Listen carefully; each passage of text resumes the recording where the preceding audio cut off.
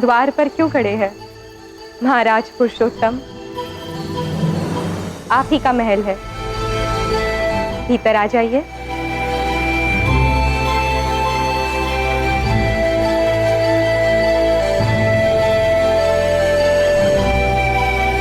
बताइए, कैसे आना हुआ?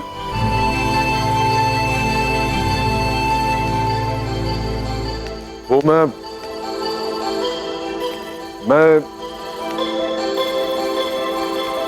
हाँ, मैं ये देखने आया था कि तुम सो रही हो या नहीं। देख लिया ना, जगी हूं, कहो। वो क्या है कि मैं तुमसे कुछ कहना चाहता हूँ लाची। अब जिसे कहने के लिए पौरवराज स्वयं इतनी रात गए यहाँ आए हैं, वो बात अवश्य ही महत्वपूर्ण होगी। तो कहिए, सुन रही हूं मैं। मेरा मतलब यह है कि मुझे ऐसा लगता है हम दोनों को युद्ध करने जाना है, या फिर आप मुझे यहाँ चुनौती देने आए हो? नहीं लाची, ये कोई युद्ध या चुनौती की बात नहीं है। मुझे ऐसा लगता है कि मेरा मतलब यह है कि दस्यु लोग और पौरव राष्ट्र को एक साथ हो जाना चाहिए, हमेशा के लिए। तो अच्छा रहेगा। अच्छा तो रहेगा ही, परंतु दस्यु लोग और पौरव राष्ट्र एक साथ ही है, एक दूसरे के विरुद्ध नहीं। हाँ, जो तुम कह रही हो वो ठीक है, लेकिन मेरा तात्पर्य यह है कि यदि तुम्हारे और मेरे बीच एक अटूट संबंध बन जाए। अटूट संबंध यानी? अटूट यानी क्या कहना चाहते हैं? जो जैसा है ठीक है, अब इसमें बदलाव क्यों? अच्छा, नहीं, वो मुझे ऐसा लगा कि क्या लगा? अरे बोलने तो लाची, मेरा तात्पर्य यह था कि शायद क्या? कि शायद जो मैं चाहता हूं वही तुम भी चाहती हो। क्या महाराज?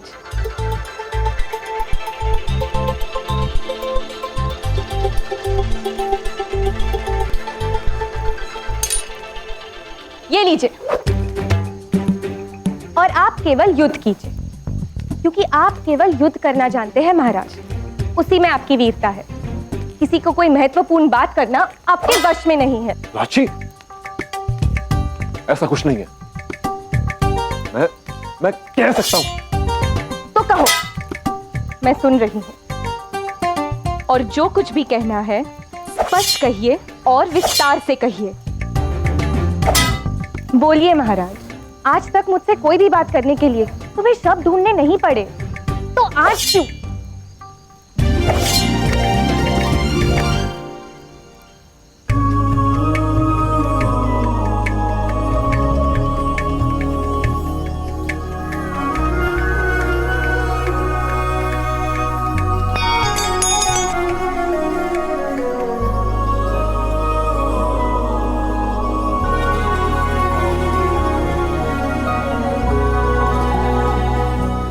आज मैं तुम्हें विस्तार से बताऊंगा लाची।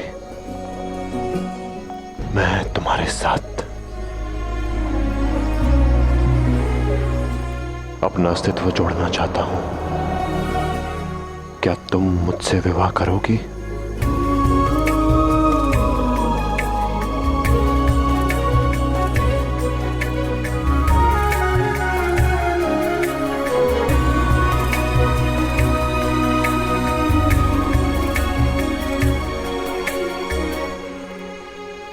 सी बात कहने के लिए इतना समय लगा दिया।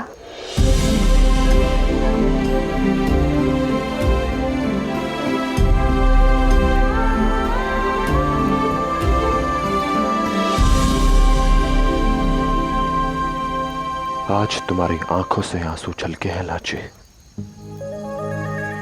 पर मैं वचन देता हूं कि मैं तुम्हारी आंखों से आंसू की एक बूंद भी नहीं करने दूंगा। वचन है मेरा।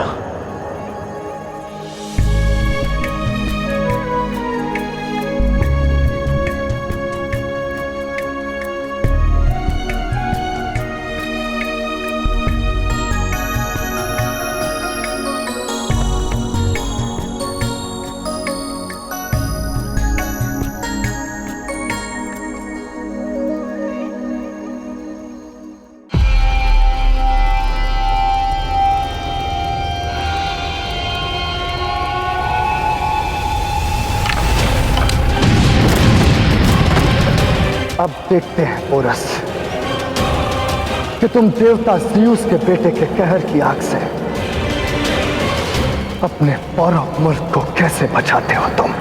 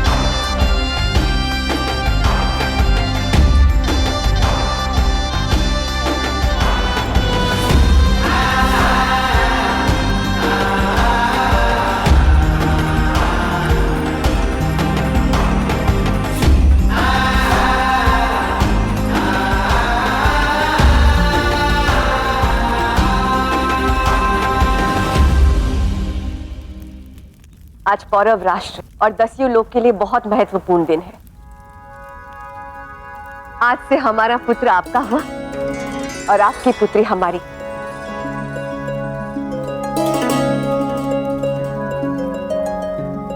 वागदान एक पवित्र रीति है। हमारे धर्म और दर्शन में वागदान एक पवित्र वचन है जो विवाह से पूर्व भावी पति पत्नी एक दूसरे को देते हैं कि वो जीवन पर्यंत एक दूसरे का सहारा बनकर खड़े रहेंगे।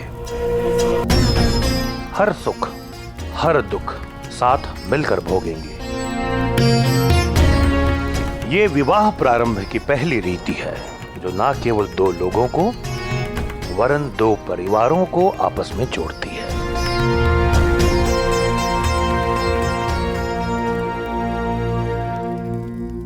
लाची, सोच लो, ये अंतिम अवसर है तुम्हारे पास। पीछे हटना चाहो तो अभी हट जाओ, अन्यथा पूरा जीवन मेरे साथ बिताना पड़ जाएगा। और कहीं मेरा मन किसी और पर आ गया तो? मुझसे प्रेम करते हो ये बात कहने के लिए तुम्हें इतने वर्ष लग गए पुरु। अब किसी और कन्या को मना पाना तुम्हारे वश में ही नहीं है। और वैसे भी एक बार मैं तुम्हारे जीवन में आ जाऊं, उसके बाद जीवन भर किसी और की ओर देखने का साहस नहीं कर पाओगे।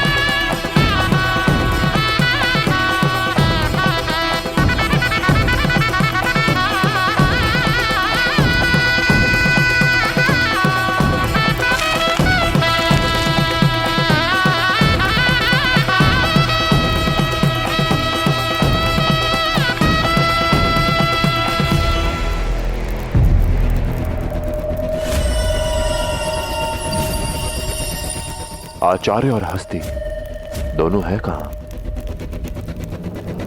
हमारे पास समय बहुत कम है, किसी तरह इस महाविनाश को रोकना होगा।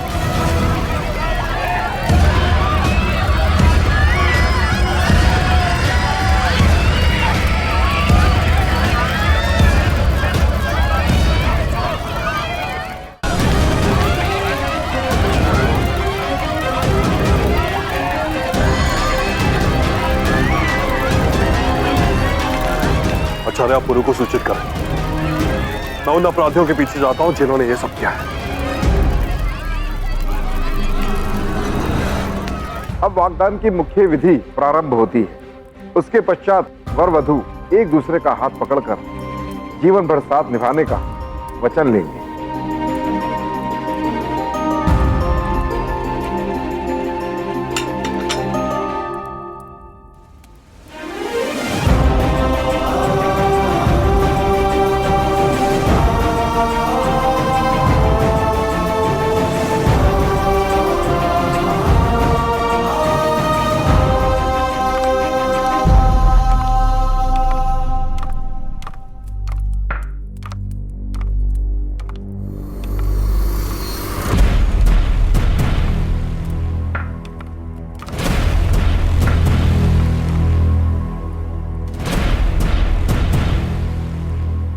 अब क्या किया उस सिकंदर ने?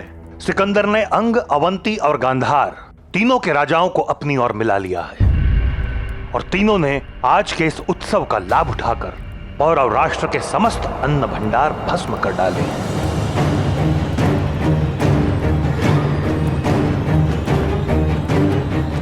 हस्ती उनके पीछे गया है। राष्ट्र से ऊपर कुछ नहीं पुरु। मुझे वचन देने से पूर्व आपने अपने राष्ट्र को वचन दिया था कि आप सदैव उसकी रक्षा करोगे। हमारा राष्ट्र हमें पुकार रहा है महाराज। चलिए।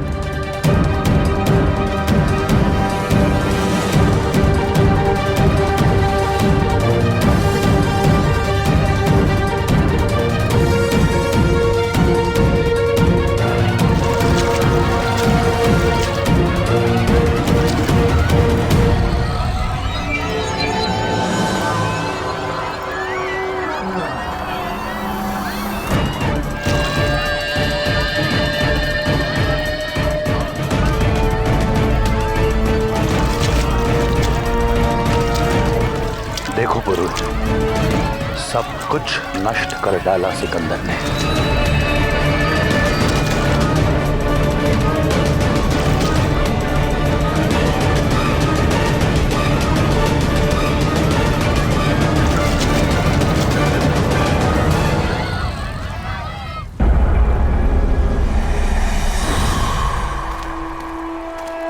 काम को अंजाम दे दिया गया हुजूर।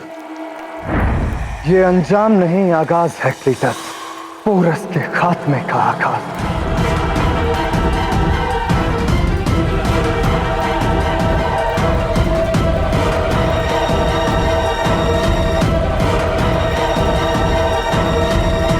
अब बहुत जल्द तुम भी इसी तरह खाक हो जाओगे पोरस।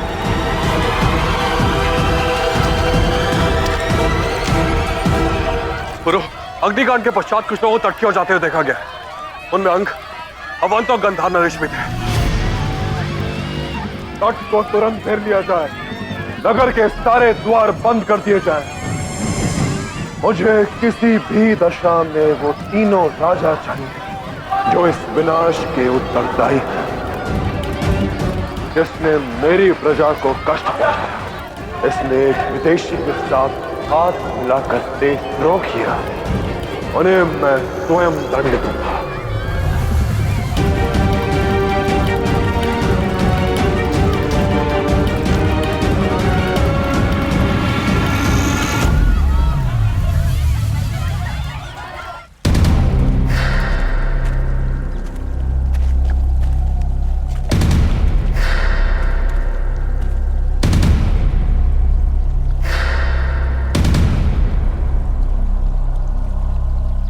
बधाई हो सम्राट अलेक्जेंडर। आपने एक बाण से 2 लक्ष्य साधे हैं। पुरु के सिंहासन पर ही नहीं, उसके निजी जीवन पर भी लक्ष्य साधा है। गुप्तचरों से सूचना मिली है कि पुरु को अपना सगाई समारोह बीच में ही छोड़ना पड़ा इस अग्निकांड के कारण। तब तो बहुत तकलीफ हुई होगी उसे। दुश्मन की तकलीफ में जो मजा है उसका नशा ही कुछ और होता है फेस्टियन।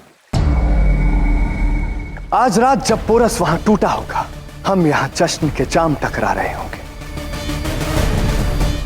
जश्न की तैयारियां करो हेफेस्टियन। मैं चाहता हूं पोरस पर हमारी पहली फतह हमेशा के लिए यादगार हो।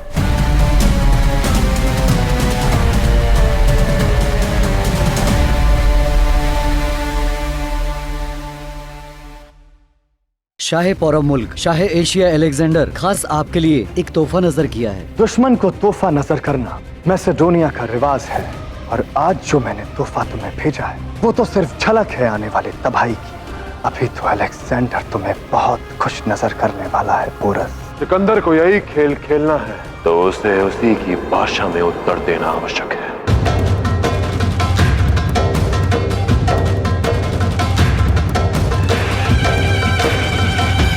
झेलम के किनारे से बिगुल बजा है फेस्टियन। पोरस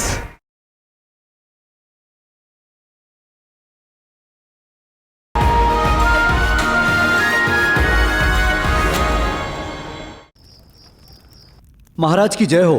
तक्षशिला से संदेशवाहक अलेक्जेंडर का संदेश लाया है। आने दिया जाए उसे।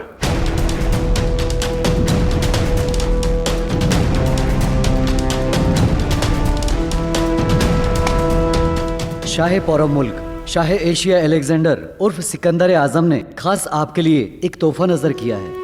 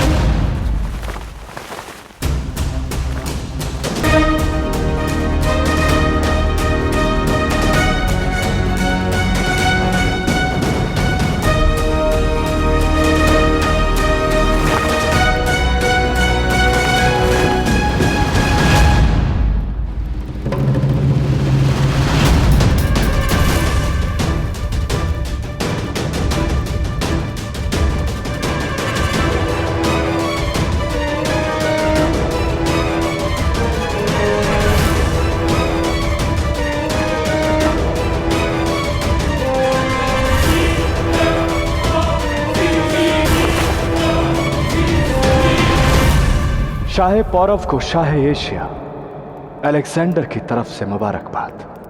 दुश्मन को तोहफा नजर करना मैसेडोनिया का रिवाज है। तुम्हारी ताजपोशी में तुम्हें कोई तोहफा नहीं दे पाया था, इसलिए अब दे रहा हूं। सुना है तुम्हारे मुल्क में सोना, चांदी,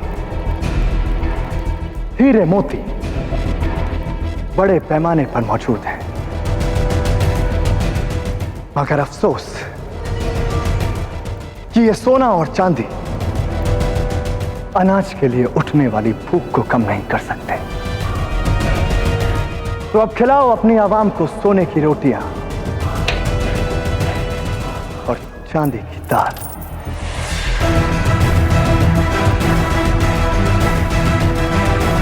और भर सको तो भरो उनका पेट। और हां, अपने अमात्य चाणक्य से कहना कि सियासी खेल खेलना सिर्फ उसे ही नहीं आता जो दुनिया जीत कर आया है, वो ये सब खेल खेल कर आया है। और आज जो मैंने तोहफा तुम्हें भेजा है वो तो सिर्फ झलक है आने वाली तबाही की। अभी तो अलेक्जेंडर तुम्हें बहुत खुश नजर करने वाला है पोरस।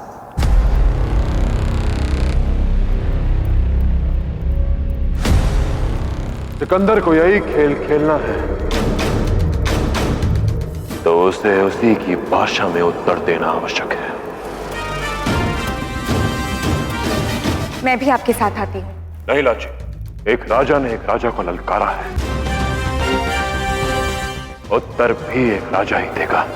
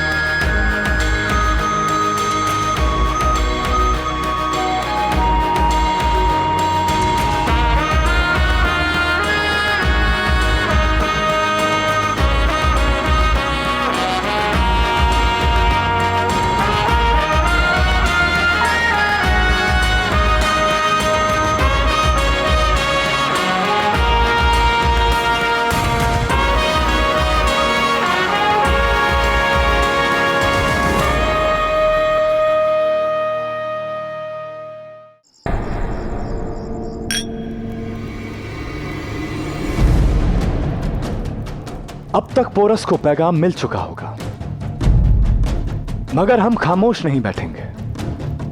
एक के बाद एक उसके सामने मुश्किलात पेश करते रहेंगे ताकि वो उसमें उलझा रहे और हम यहां पुल बना सकें।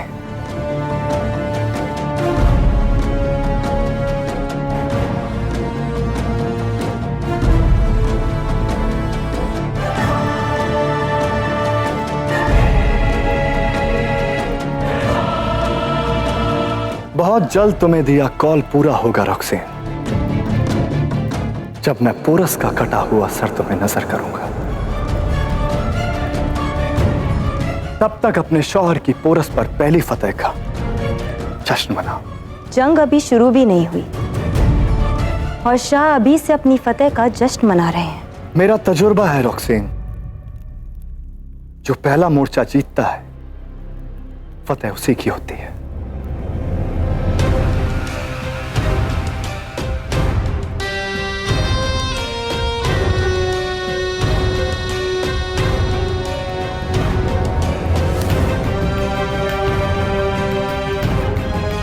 इस जश्न की एक और वजह भी है रॉक्सेन, इसीलिए इसमें शामिल होने कोई और भी आ रहा है।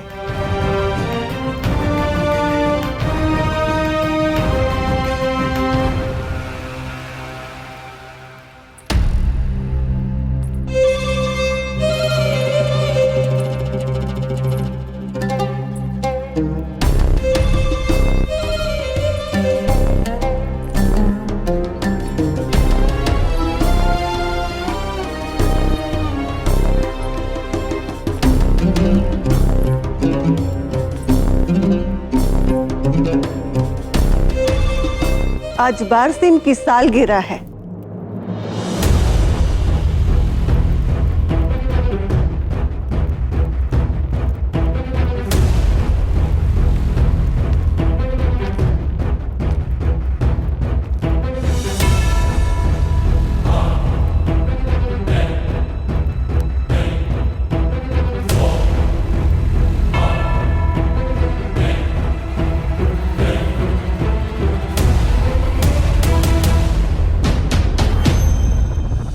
सालगिरह मुबारक हो बारसिन। इस खुशगवार मौके पर तुम हकदार हो एक आलीशान तोहफे की।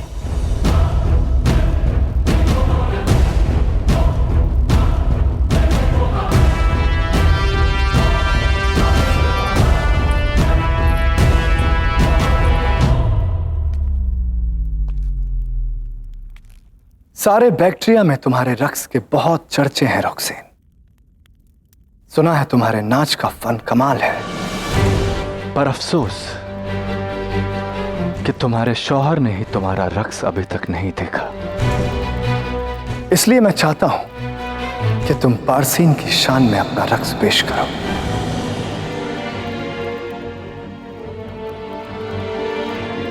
हरगिज नहीं।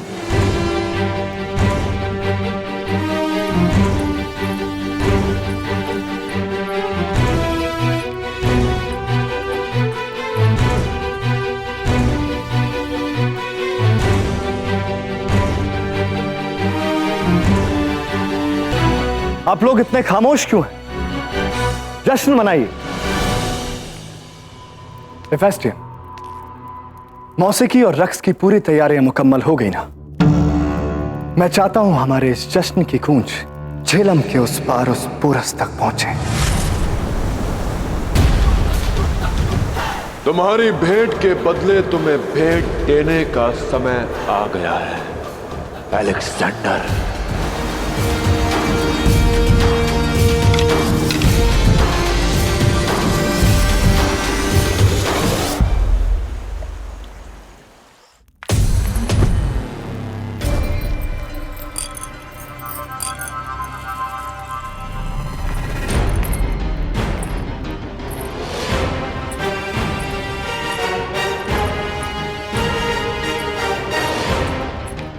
तुम्हारा शौहर भारत पर अपनी पहली फतेह का जश्न मना रहा है और तुम उसका साथ देने की बजाय यहाँ बैठी हो। अगर मेरे शाह चाहते हैं कि उनकी मलिका एक मामूली मुहाजिर फारसी की सालगिरह के जश्न में नाचे, तो ये मुमकिन नहीं। मलिका होने पर इतना गुमान ठीक नहीं रॉक्सन।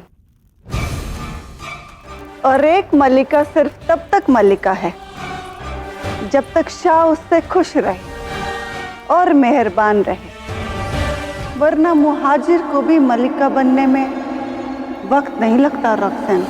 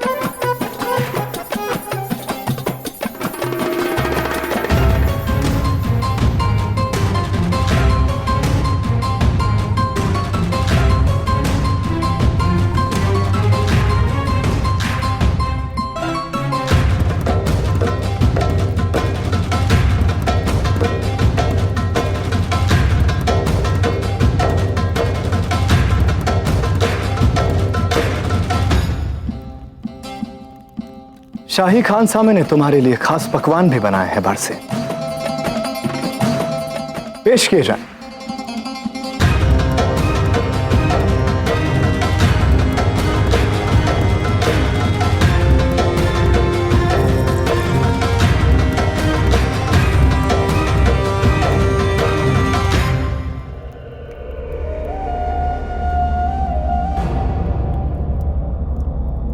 रुक क्यों गई तुम? बहुत खूब रक्स करती हो, पर ये अपना चेहरा इस नकाब के पीछे क्यों छुपाया हुआ है? क्या किसी को पहचानने के लिए नकाब उतारने की जरूरत है?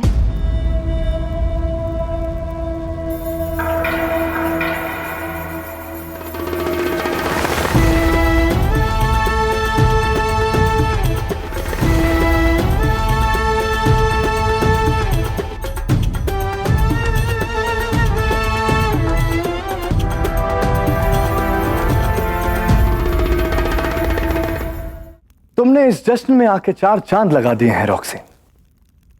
मुझे उम्मीद नहीं थी कि तुम आओगी। देर आई मगर दुरुस्त आई।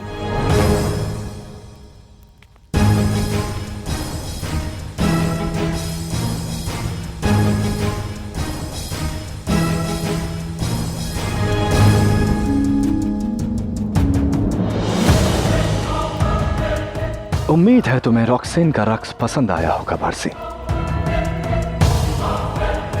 तुम्हारी सालगिरह पर मैं तुम्हें इससे अच्छा तोहफा नहीं दे सकता था।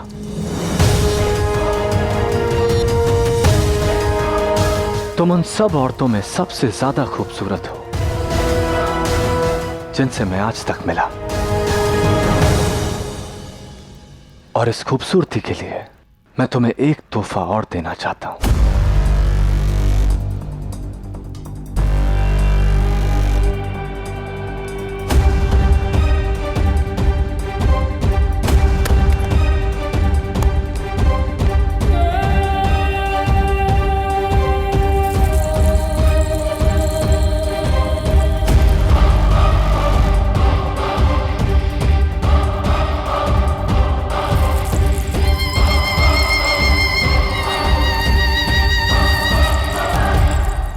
वक्त गुजर चुका है शाह, जब मुझे तोहफों में दिलचस्पी हुआ करती थी।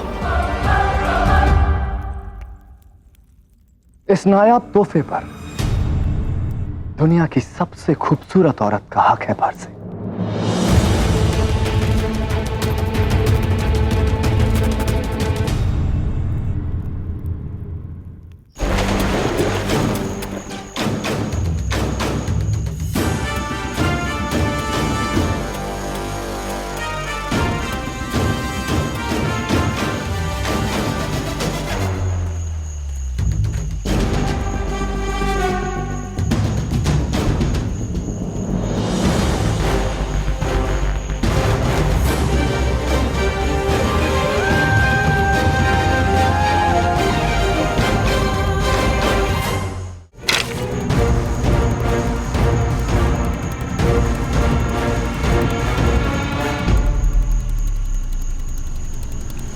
आग से खेलने का बहुत शौक है ना तुम्हें अलेक्जेंडर? अब भेंट में मैं तुम्हें आग ही दूंगा।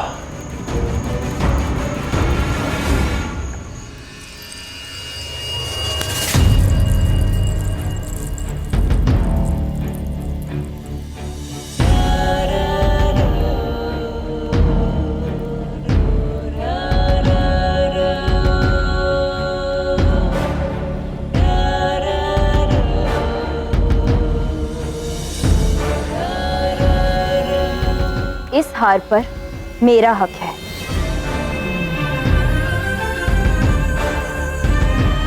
सालगिरह बेशक तुम्हारी हो बारसी, मगर शाह के तोहफे पर पहला हक उनकी मलिका का होता है, और मलिका तुम नहीं, मलिका मैं हूं। बेशक मलिका। पहनाएंगे नहीं?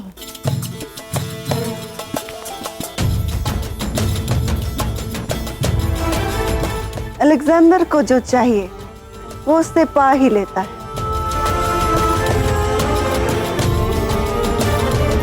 मुझे लगा तुम्हें पसंद नहीं। मेरी पसंद तो बदलती रहती है, पर मेरे हक को बदलते मैं नहीं देख सकती।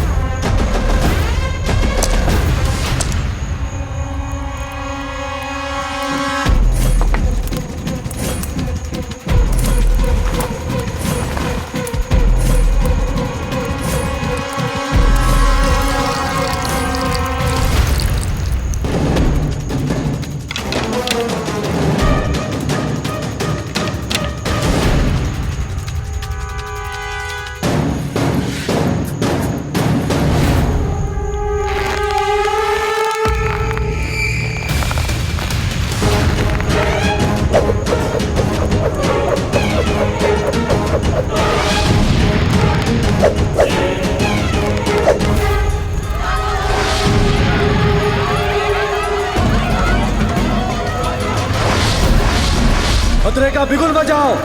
शाह को यह खबर पहुंचानी जरूरी है कि हम खतरे में हैं।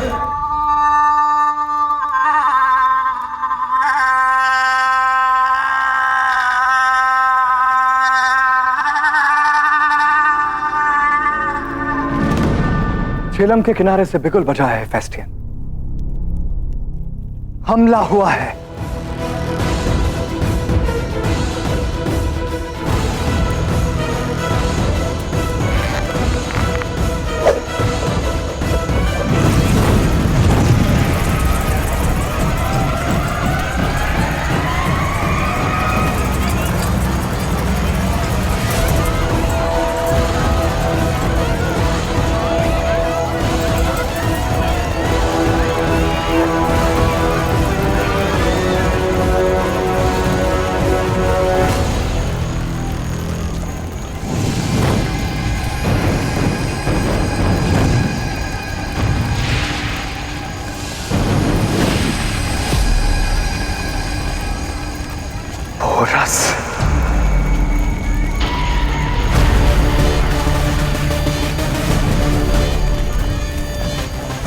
हम भारतीय एक भेंट के बदले अनेक भेंट देते हैं अलेक्जेंडर। एक भेंट तो तुम्हें मिल गई, अब दूसरी भेंट भी तुम्हें शीघ्र ही मिल जाएगी।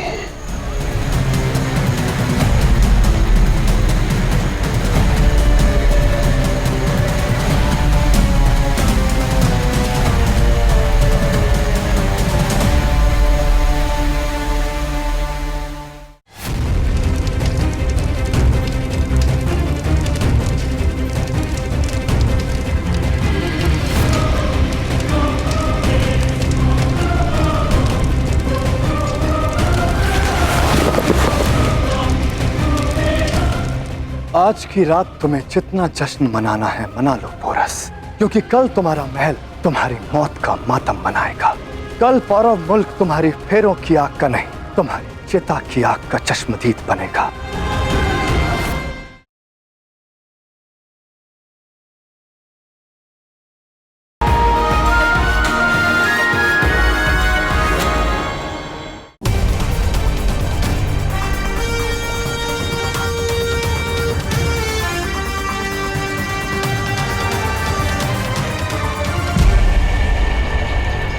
ये कैसे मुमकिन है अलेक्जेंडर? जरूर हमारे खेमों में पोरस के सिपाही घुसपैठ कर गए हैं। नहीं मलिका, ये काम पोरस के सिपाहियों ने नहीं, खुद पोरस ने किया है।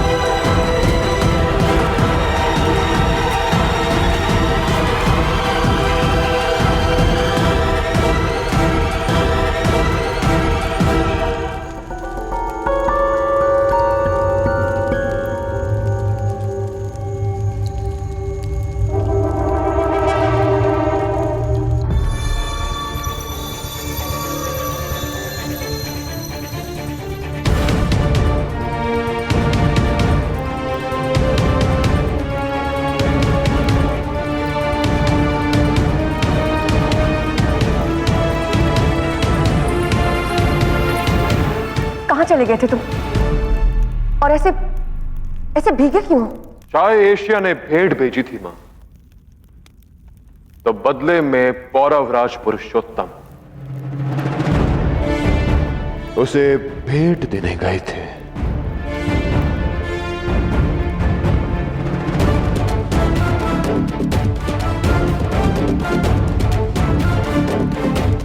अब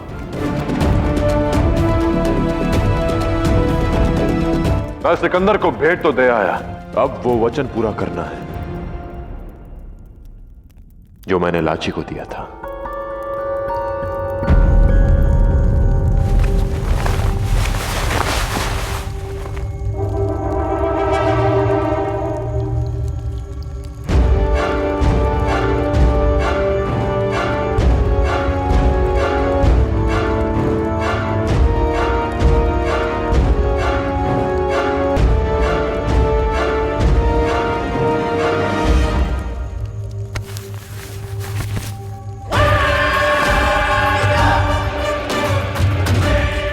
मेरे देश की परंपरा है उपहार देने वाले को खाली हाथ नहीं भेजते।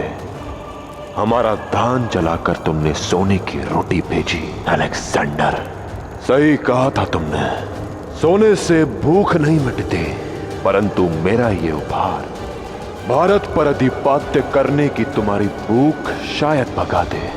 देश पर बाहर से आक्रमण हो या भीतर से, जो मेरे भारत के विरुद्ध होगा पुरु उसकी यही दशा करेगा। अपने साथ देशद्रोही अम्बिराज को सच रहने को कहना, अगली बारी उनकी है। बेशक आज तक जितने सूरमाओं से मैंने टक्कर ली है, पोरस उन सबसे ज्यादा चालाक और बहादुर है, मगर इससे उसकी किस्मत मेरे हाथों उसकी लिखी मौत को नहीं बदल सकती।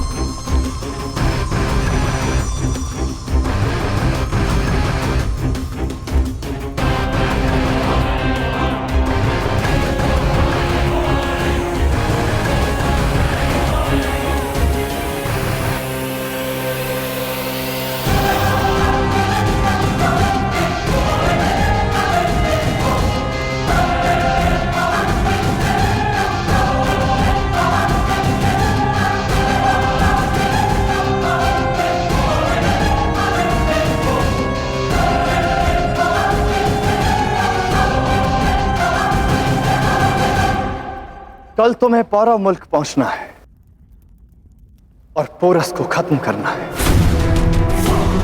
इस काम को कैसे, कब और कहां अंजाम देना है, इसकी तरकीब तुम्हें कल महल के दक्षिण दरवाजे पर मिलेगी। इस काम को तुमसे बेहतर और कोई नहीं कर सकता, क्योंकि पोरस तुम पर कभी शक नहीं करेगा।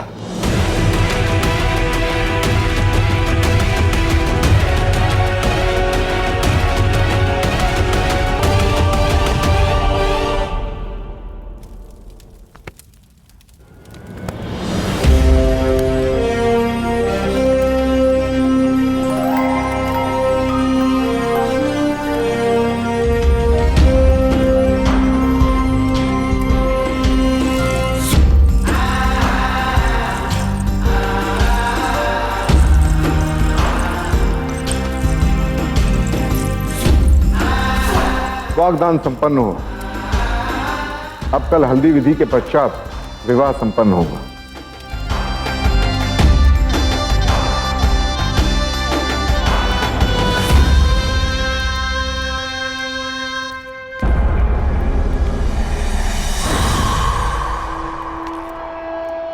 आज की रात तुम्हें जितना जश्न मनाना है मना लो पोरस, क्योंकि कल तुम्हारा महल तुम्हारी मौत का मातम मनाएगा। कल पौरव मुल्क तुम्हारी फेरों की आग का नहीं, तुम्हारी चिता की आग का चश्मदीद बनेगा।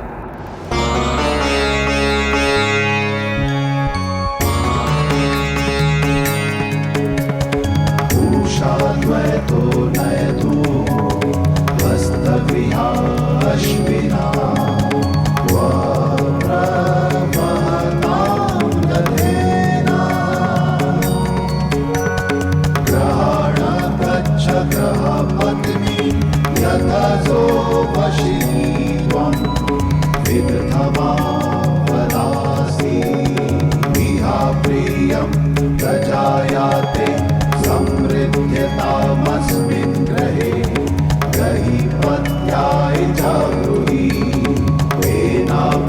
ये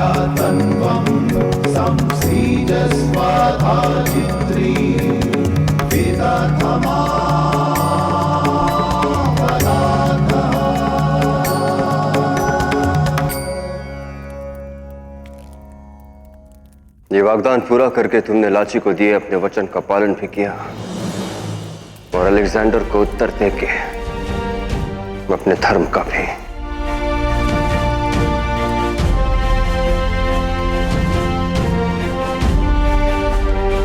तुम्हें गर्व है तुम पर पुरु।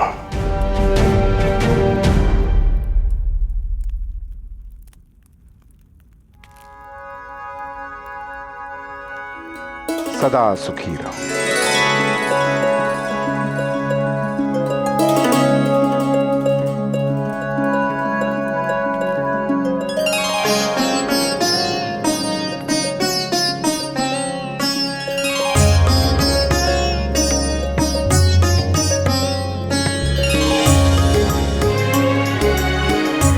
अब मुझे विश्वास हो गया है कि तुम दोनों साथ मिलकर एक ऐसी शक्ति बनोगे जिसे कोई भी चुनौती पार नहीं कर पाएगी।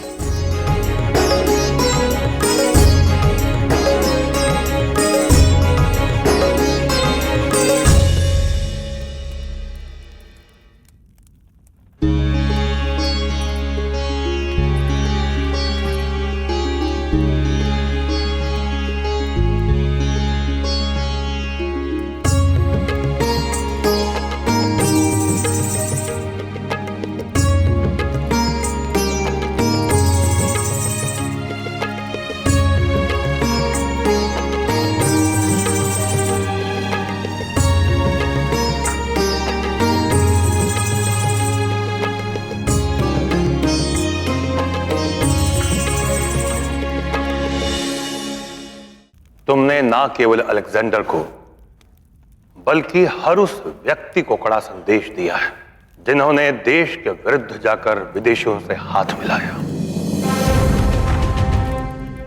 तुम्हें वहां अकेले नहीं जाना चाहिए था पुरु। यदि तुम्हें कुछ हो जाता तो मुझे अपने साथ वहां क्यों नहीं लेकर गए?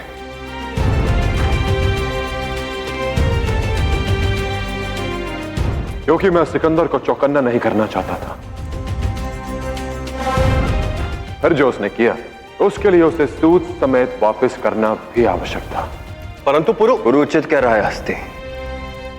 अलेक्जेंडर ने हमारे देश के लोगों को अपनी मातृभूमि के विरुद्ध खड़ा करना चाहता, पर अब वो समझ जाएगा कि पुरु के रहते किसी ने देशद्रोह किया तो वो अपनी मृत्यु को प्राप्त होगा। हस्ती, तुम जाकर उस राज्य को संभालो ताकि वहां विद्रोह की भावना ना जागे। शांति और व्यवस्था के साथ वहां की सेना को अलेक्जेंडर के विरुद्ध युद्ध के लिए सज्ज करो। उचित कह रहे हैं पिताश्री। सिंध का सिंहासन अब मेरा भाई संभालेगा, परंतु एक सेनापति के रूप में नहीं।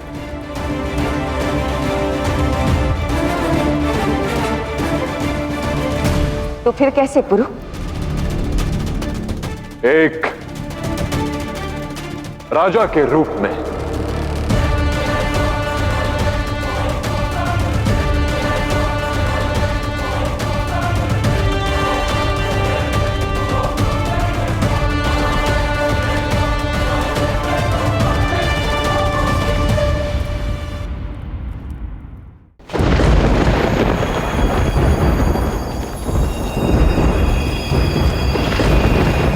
वो देखो, क्या है वहां? ये नौका तो हमारी नहीं है। परंतु पुरु मैं राजा नहीं बन सकता हूं क्योंकि मैं तुम्हारा सेनापति हूं। सेनापति विद्रोह को नियंत्रित करता है हस्ती, राजा शासन करता है। तुम पुरु के मार्गदर्शन में वहां का शासन संभालो। इससे हमारा सैन्य बल भी बढ़ेगा और हमारी अखंड भारत की सोच को भी शक्ति मिलेगी। शुभ लक्षण है पुरु। तुम अपने साथ खड़े रहने वालों को भी समृद्ध देखना चाहते हो। हम तुम्हारे इस निर्णय से सहमत हैं। एक संतान को अपनी सीख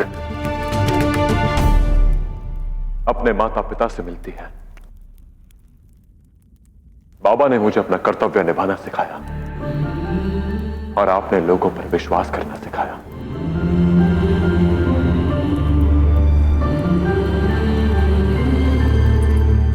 आज यदि तुम्हारे बाबा सेनापति रिपुदमन जीवित होते तो उनके दोनों पुत्रों को इस शिखर पर देखकर कितने प्रसन्न होते।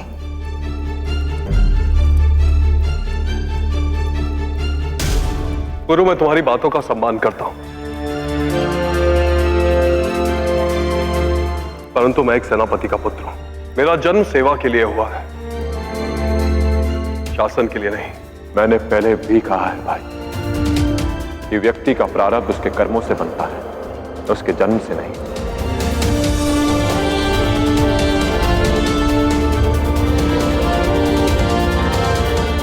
अब हम दोनों भाई मिलकर उस सिकंदर के विरुद्ध खड़े होंगे।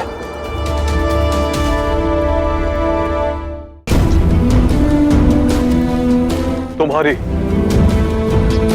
और हमारी मातृभूमि की रक्षा के लिए अगर मुझे अपने प्राण भी देने पड़े ना पुर,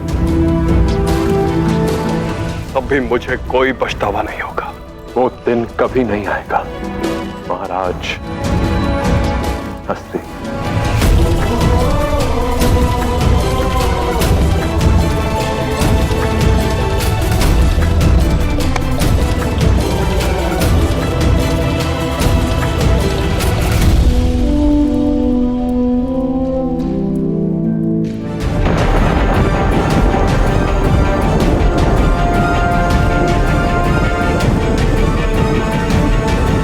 कौन है ये?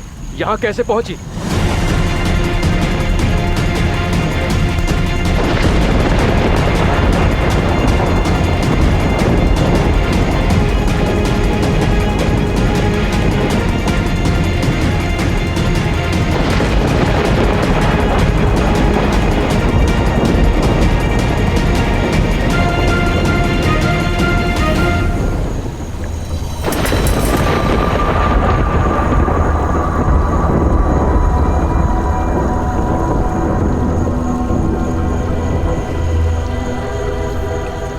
ये तो फारस की राजकुमारी है, दराइस की बेटी।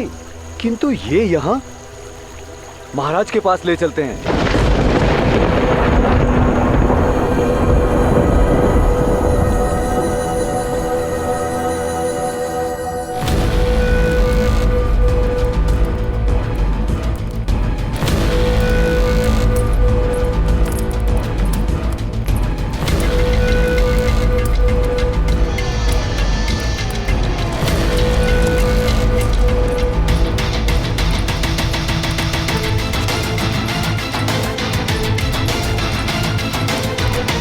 बारसिन कहाँ है अलेक्जेंडर? बारसिन तक्षशिला में कहीं नहीं है अलेक्जेंडर। तुमने उसे कहीं भेजा है ना? बेशक माँ, मैंने ही उसे तक्षशिला से दूर किया है। किसी को उससे जलन हो रही थी, इसलिए दूर कर दिया उसे।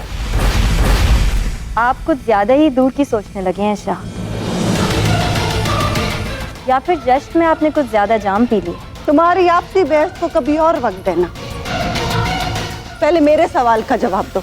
बारसिन का मामला क्या है? तुमने ऐसे ही तो बिना किसी मकसद के उसे यहाँ से नहीं भेजा। और उसका कुनबा, उसका क्या? वो लोग कहाँ हैं? मैं क्या कर रहा हूं मैं बेहतर जानता हूं मां, पर इस मुल्क पर यूनान का परचम तो लहरा कर रहेगा। तो अब मेरा बेटा मुझसे शाह बनकर बात कर रहा है। मेरी किसी भी मामले में राय नहीं, बेहतर है। शाह होता तो जवाब भी नहीं देता मां। हाँ, राय नहीं ली क्योंकि मैं आपको चौंकाना चाहता था। कल का दिन किसी के लिए जश्न का दिन है और मैं मुकम्मल करूंगा कि ये जश्न कुछ अलग तरह का हो। और अगर पोरस ने इसे इत्तेफाक समझा तो वो जलकर खाक हो जाएगा।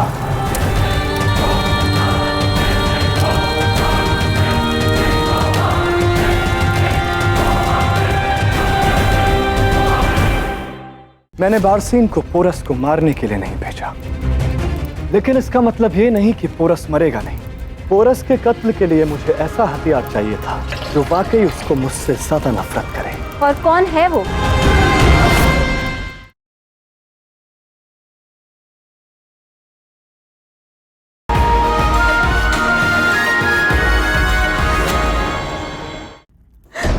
हाँ पुरु, बैक्टीरिया से यहाँ तक कैदी बनाकर लाया अलेक्जेंडर ने।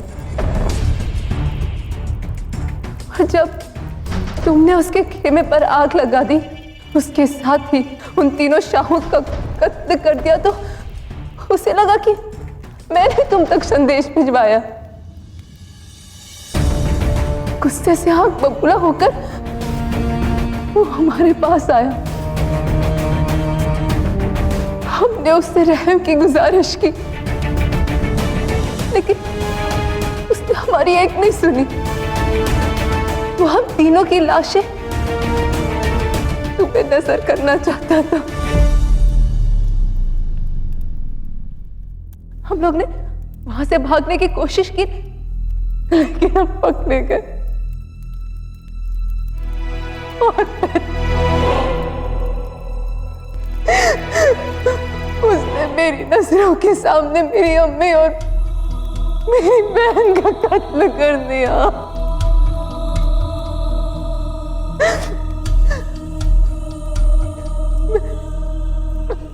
मैं किसी तरह वहां से भागी, लेकिन मुझे नहीं पता मैं यहाँ कैसे पहुंच गई। तुम यहाँ तक नाव में पहुंची बारसीन।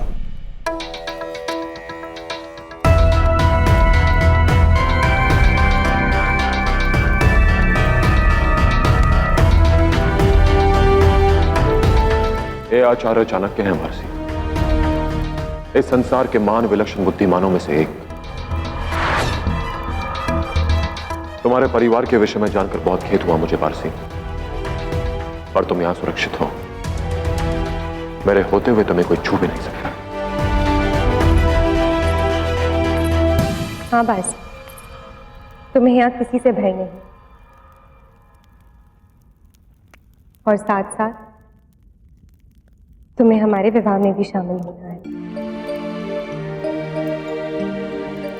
विवाह? माफ करना पुरु, लेकिन इतने पाक और मुकद्दस मौके पर मैं अपनी तकलीफ लेकर तुम्हारे सामने आ गई। नहीं बारसीन, तुम पुरु की मित्र हो, और मित्रों के आने से उत्सव की प्रसन्नता बढ़ती है। हम प्रसन्न हैं कि तुम सुरक्षित हो।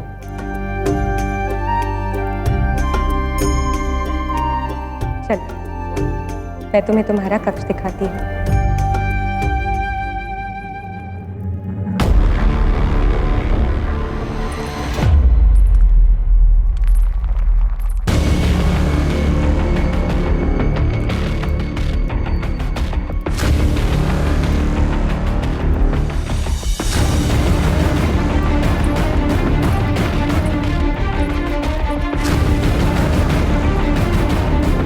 बारसीन का तक्षशिला आना, अलेक्जेंडर का उस पर आक्रमण करना, फिर उसका बचकर भागना और यहां पौरव राष्ट्र ही आना,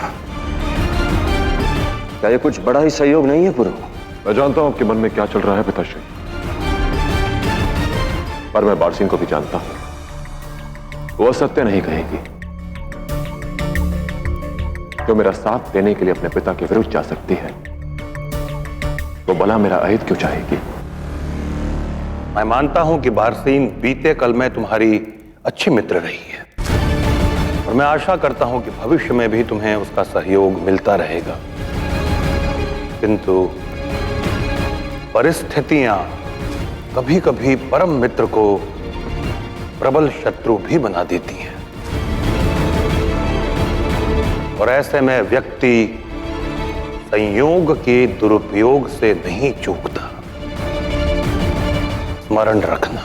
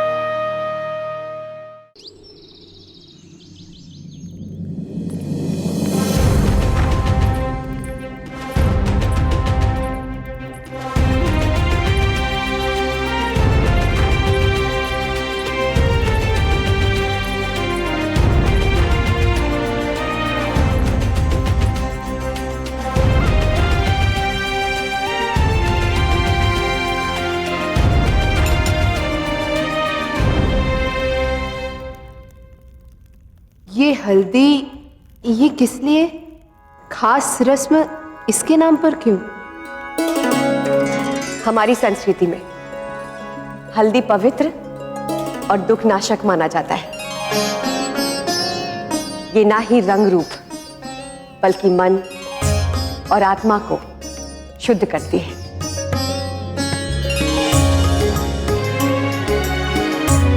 इसीलिए नवविवाहित जोड़े के शुभ आशीष और उज्जवल भविष्य के लिए हम ये रीत मनाते हैं।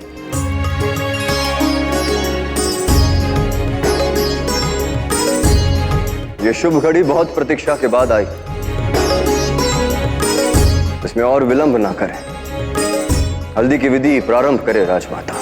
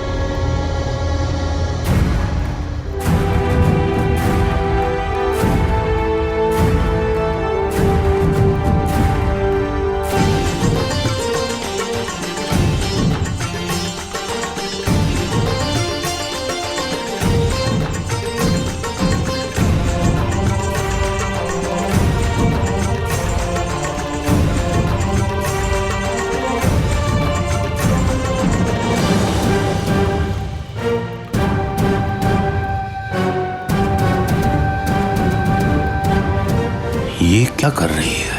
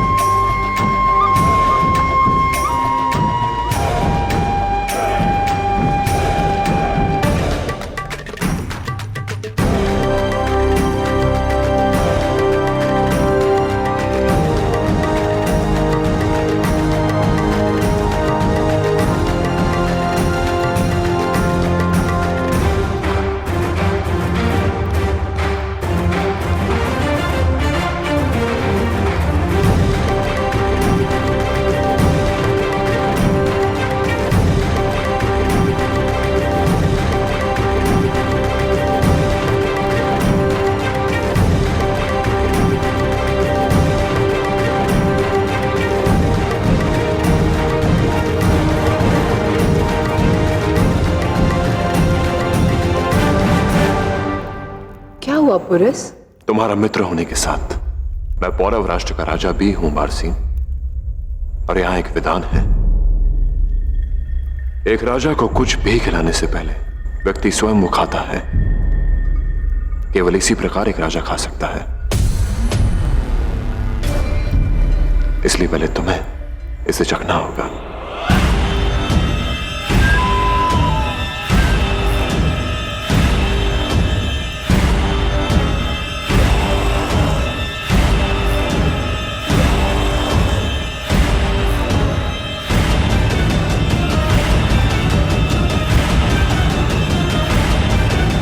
आओ बस।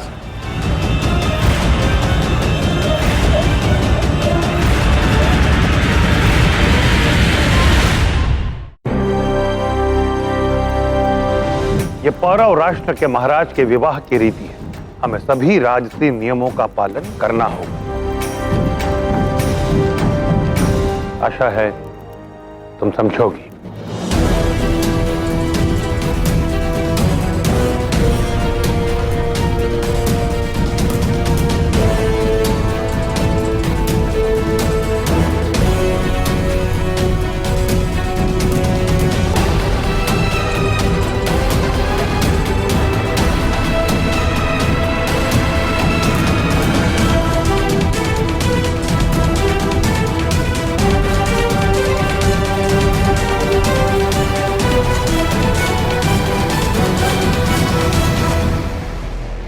अब तो मिठाई खाओगे ना पुरस?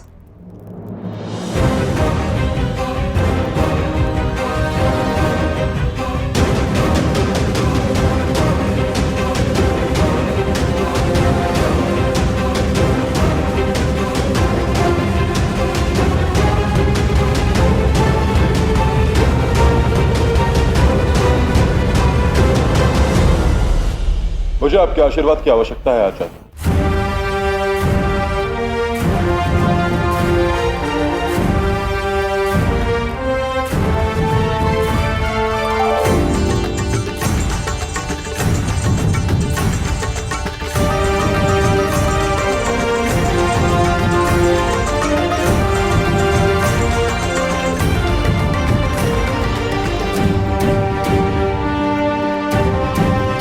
जैसा आप सोच रहे हैं वैसा कुछ भी नहीं है आचार्य। ईश्वर करे ये पवित्र हल्दी ना केवल तुम्हारे जीवन से कष्टों का अंत करे, बल्कि ये उन सभी को नष्ट कर दे जो तुम्हारे प्रति बुरा मंतव्य रखते हैं। महाराज पुरुषोत्तम, ये एक गुरु का आशीर्वाद है।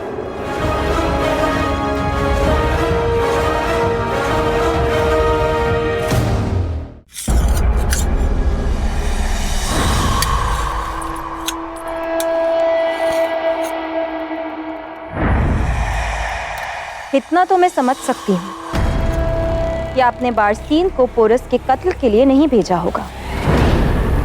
और इस यकीन की वजह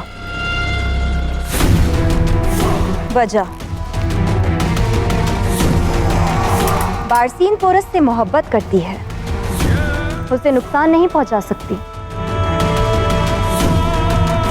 उसने अपने वालिद के खिलाफ जाकर पोरस की मदद की थी। आप अपने सबसे ताकतवर दुश्मन के लिए ऐसे कातिल को नहीं भेजेंगे जिसके हाथ वार करने से पहले कांपे।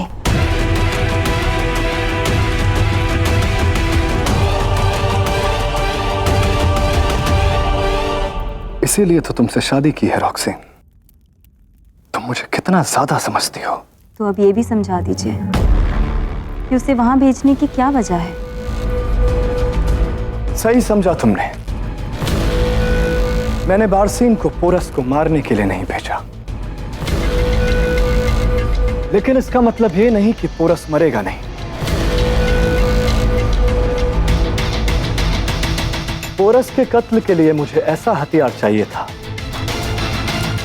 जो वाकई उसको मुझसे ज्यादा नफरत करे, जिसे पोरस का कत्ल करके कोई गिला ना हो और जो पूरी शिद्दत से पोरस पर वार कर सके। और कौन है वो?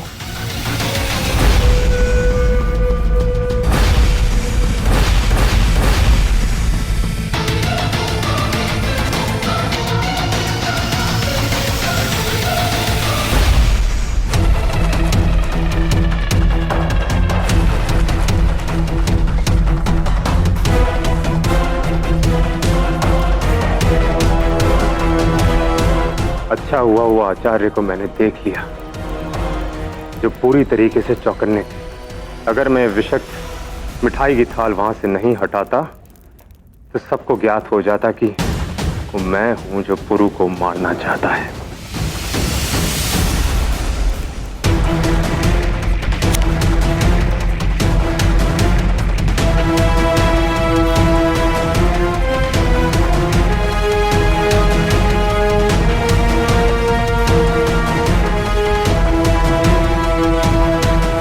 अब मरने की बारी तुम्हारी है पुरु। ये विष तुरंत तुम्हें मृत्यु की गोद में ले जाएगा और मुझ पर कोई संदेह भी नहीं करेगा। तुम यहाँ क्या कर रहे हो सुमेर?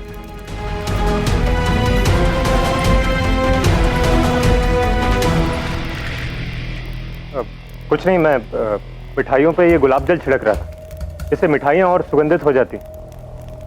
अच्छा, मैं भी तुम्हारी मदद करती हूँ। अच्छा,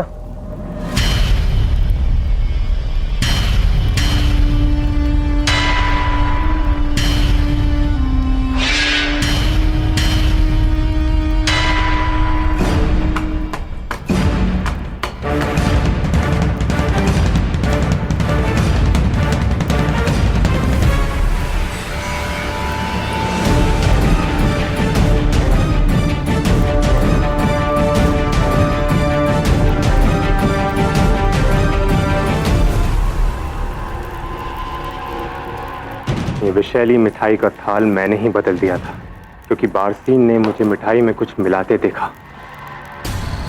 और पुरु की मृत्यु विष से हुई है, ये ज्ञात होते ही बारसीन सबके सामने मेरा नाम लेती। तुम्हें इस बार मारने का अवसर तो मेरे हाथ से छूट गया पुरु, लेकिन तुम मरोगे, क्योंकि अलेक्जेंडर की योजना के अनुसार तुम्हारी मृत्यु निश्चित है।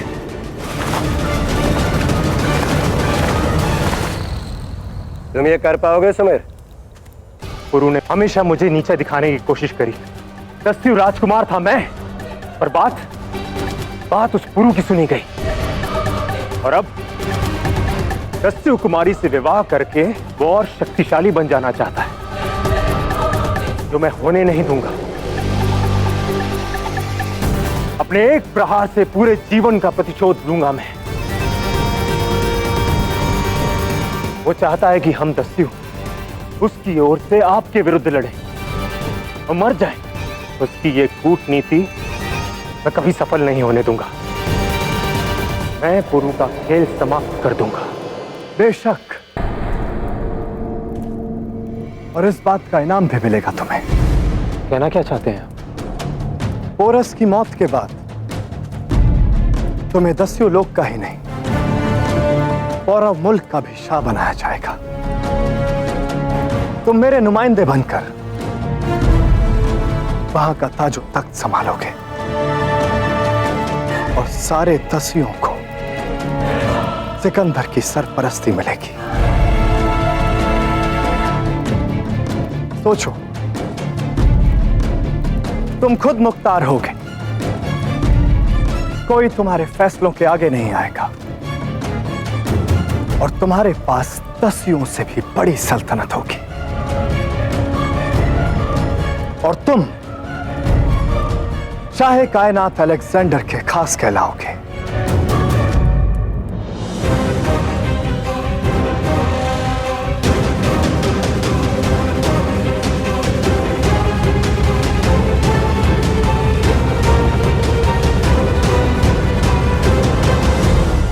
मेरी कामना है कि जीवन भर वो इसी प्रकार सुख प्राप्त कर मुस्कुराता रहे, चिंता की एक भी लकीर उसके चेहरे पर ना है। चिंता की नहीं, चिता की अग्नि है पुरु के भाग्य में हस्ती। पुरु को मरना ही होगा।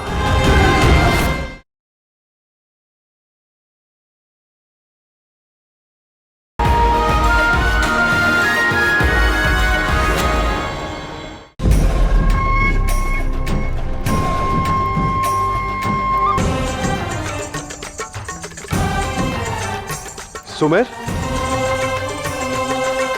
तुम यहाँ क्या कर रहे हो? आओ अपनी बहन को हल्दी लगाओ। रुको,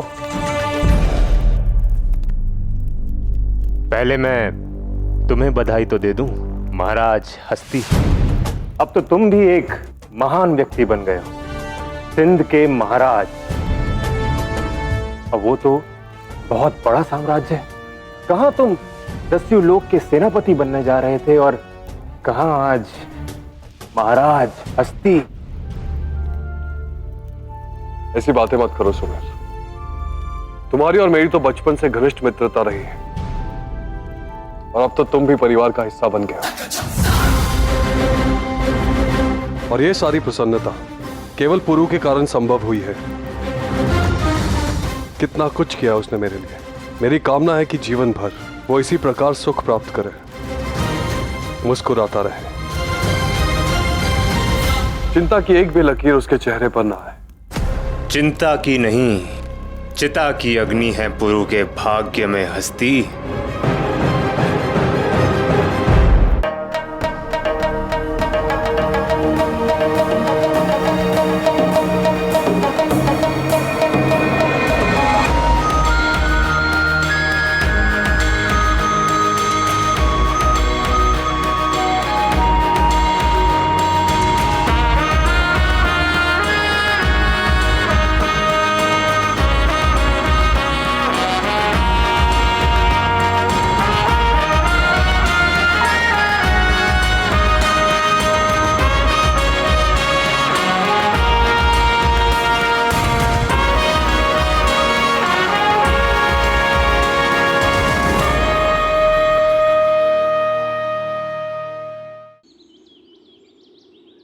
चाल बहुत खूब खेली। एक भाई को अपनी बहन के शौहर के कत्ल के लिए भेज दिया, पर क्या ऐसा हो पाएगा? बेशक मैंने सुमेर को ताकत और तख्त का ख्वाब बेचा है रॉक्सेन, और ताकत और तख्त के जुए में सारे रिश्ते नाते दांव पर लग जाते हैं। बहुत खूब, मगर एक बात समझ में नहीं आई। अगर सुमेर को पोरस के कत्ल के लिए भेजा गया है, तो फिर बारसीन को वहां भेजने का क्या सबब है? इस बात का जवाब तो मैंने अपनी मां को भी नहीं दिया रॉक्सेन। तो तुम्हें ऐसा क्यों लगा कि तुम्हें इस बात का जवाब मिलेगा? तुम्हें क्या लगता है मैं अपनी मां से ज्यादा मोहब्बत तुमसे करता हूं?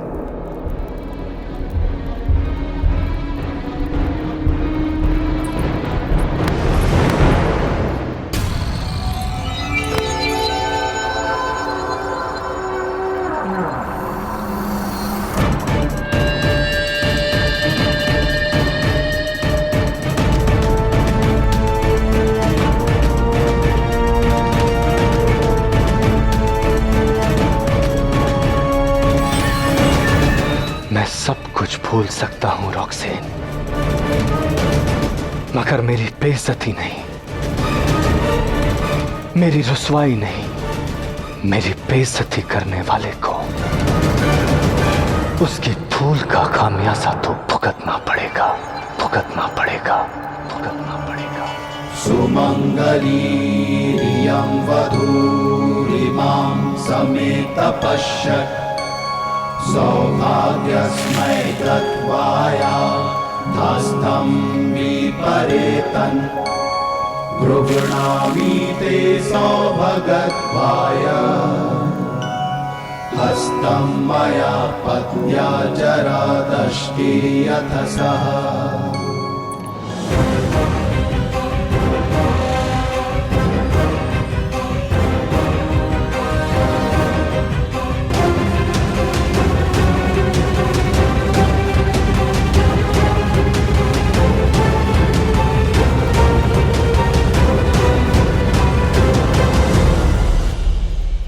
नहीं, मैं ऐसा नहीं कर सकती।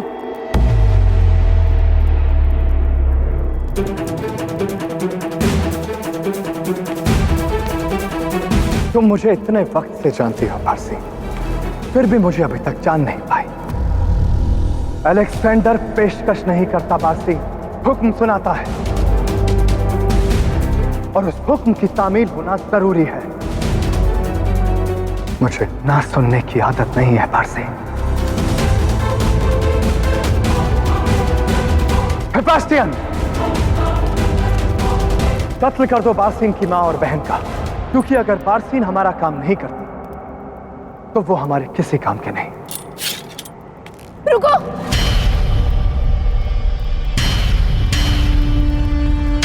तुम उन्हें क्यों मार रहे हो? कहते हैं कि माँ बाप की गलती की सजा औलाद को भुगतनी पड़ती है, पर कभी कभी औलाद की गलती की सजा माँ बाप को भी भुगतनी पड़ती है बारसीन। अगर तुम चाहती हो कि तुम्हारा खानदान जिंदा रहे तो तुम वही करोगी जो तुमसे कहा जाए।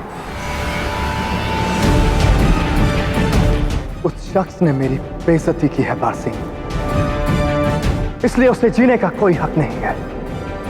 अब फैसला तुम्हारा है, ना कहकर यहां रुको और अपने खानदान का खात्मा अपनी आंखों के सामने देखो, या पौरव मुल्क जाकर वो करो जो तुमसे कहा गया है। ठीक है, मैं जाऊंगी।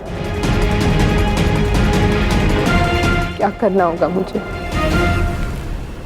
तो अब सुनो कि तुम क्या करोगी वहां।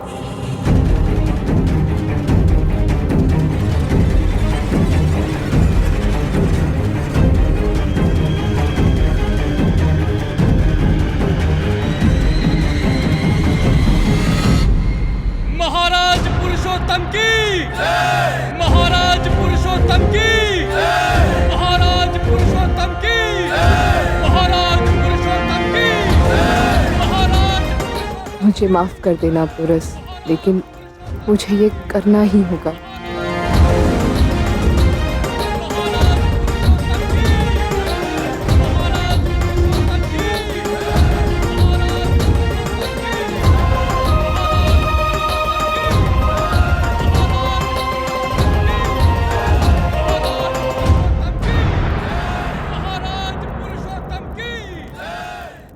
हल्दी विधि और ग्रह पूजन संपन्न हुआ। अब आज रात हम वर वधू के साथ शिवलिंग की पूजा आरंभ करेंगे। तो विवाह की वास्तविक विधि वो कब आरंभ होंगी राजगुरु जी? तनिक प्रतीक्षा करनी होगी महाराज। विवाह की सभी रस्में कल प्रातःकाल से आरंभ करेंगे। सबसे पहले दान विधि आरंभ करेंगे, जिसमें आप दोनों अपने विवाह के उपलक्ष्य में प्रजा को भोजन, वस्त्र, अन्य वस्तुएं प्रदान करें।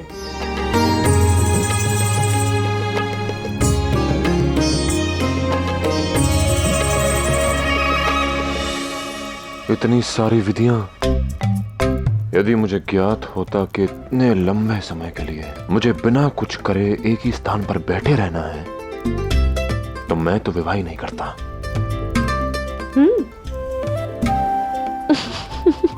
अरे तुम मुस्कुरा क्यों रही हो लाची? ठीक है तो कह रहा हूं मैं, इतने लंबे समय के लिए एक ही स्थान पर बैठे रहो बिना कुछ करे, कोई भी थक जाएगा ना। और सबको देखकर मुस्कुराते रहो, क्योंकि विवाह के दिन सबकी दृष्टि आपके ऊपर होती है।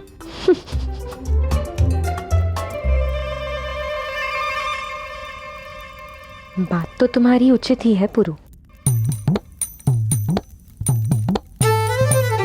चलो राजगुरु जी को कह देते हैं कि हमें ये सब विधियां नहीं निभानी और हम गंधर्व विवाह करते हैं। किसी मंदिर में जाएंगे, एक दूसरे को जयमाला पहनाएंगे और बस विवाह संपन्न।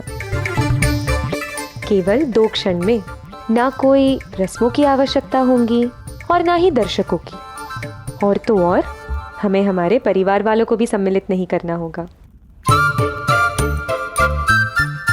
लाची, हमारा विवाह हमारे परिवारों के लिए कितना बड़ा अवसर है। हम उनसे उनकी खुशियां नहीं छीन सकते। नहीं। सोच लो पुरु, यदि परिवार को सम्मिलित किया तो विधियां भी होंगी। विवाह 2 लोगों के बीच में नहीं, 2 परिवारों के बीच में होता है लाची। और विवाह की रस्मों में हर सदस्य की अपनी महत्वता होती है। तुम ऐसा सोच।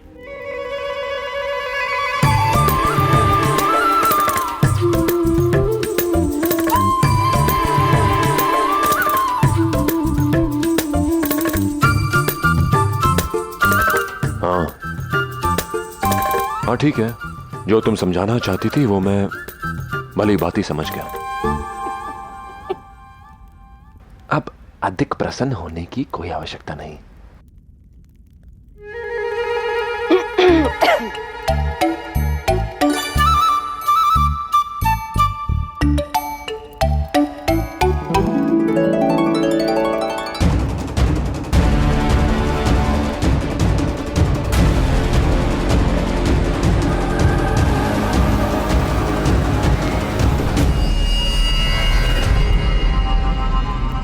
मुस्कुरा लो पुरु, जी भरकर मुस्कुरा लो, क्योंकि शीघ्र तुम्हारा ये साम्राज्य तुम्हारी मृत्यु का शोक करने वाला है।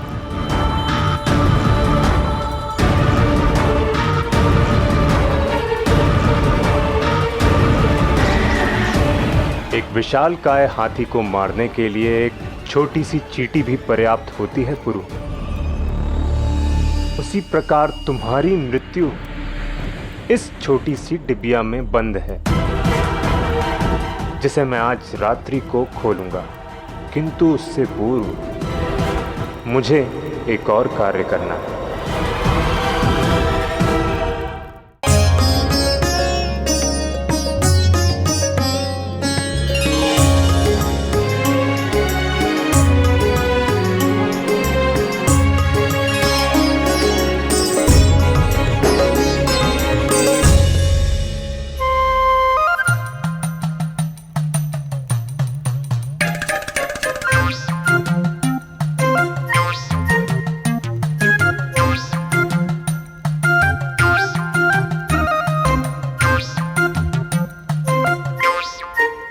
क्या हुआ आर्य? आपकी गर्दन में कोई पीड़ा है क्या, जो आप उसे बार बार घुमा रहे?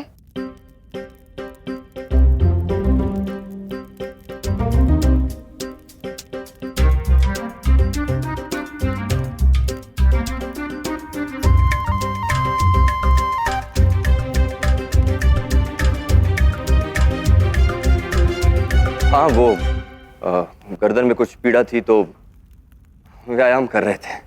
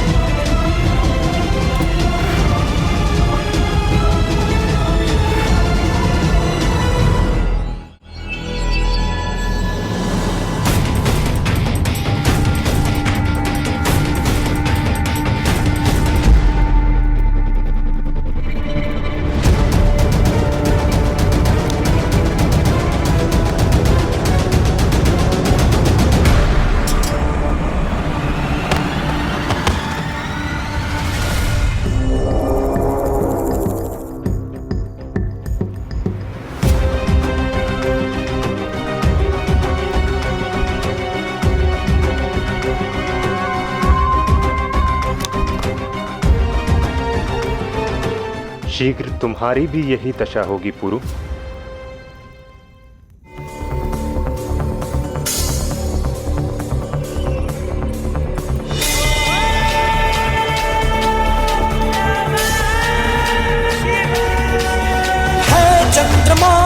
के माथे की शोभा जटाओं में गंगा बहे, है जो विनाशक तो रक्षक भी है, वो महाकाल दुनिया कहे।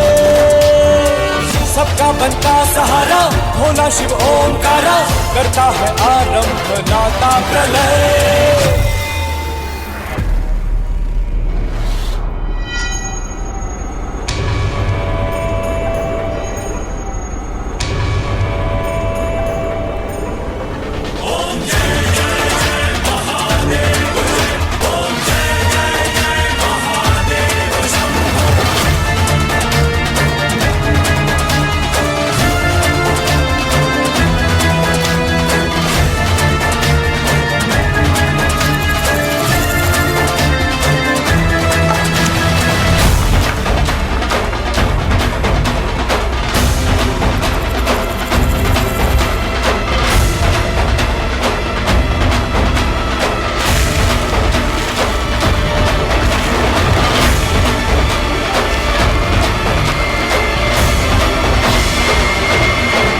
भस्म पूजा का मुहूर्त आरंभ हो गया है महाराज। तैयार होना पुरु। भस्म लगने के बाद तुम महाराज नहीं भूत दिखोगे। तो तुम्हें लगता है कि इस भूत की होने वाली पत्नी वो सुंदर दिखेगी? लाची, मैं तुम्हारे चेहरे पर ऐसी भस्म मलूंगा कि तुम एक राक्षसी लगोगी। लाची, अभी विवाह संपन्न भी नहीं हुआ और अपने पति को मारना प्रारंभ भी कर दिया तुमने। एक दस्यु ही रहोगी तुम।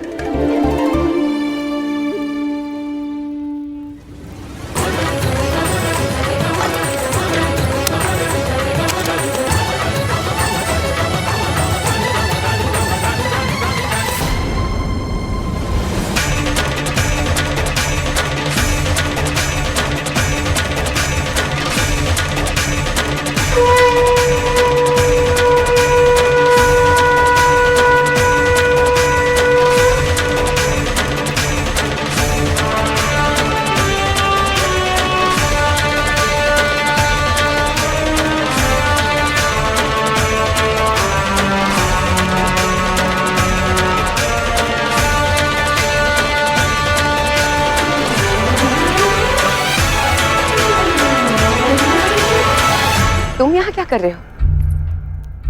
तुम लाची के भाई हो, तुम्हें तो उनके साथ होना चाहिए। हाँ राजमाता, मैं लाची का भाई हूँ, इसलिए सुनिश्चित कर रहा था कि सारे प्रबंध ठीक है या नहीं। और भस्म पूजा भी आरंभ होने वाली है, तो आहुति की सामग्री सज्ज कर रहा था। तुम्हें चिंता करने की आवश्यकता नहीं। लाओ, मुझे तो मैं लेकर जाती हूँ।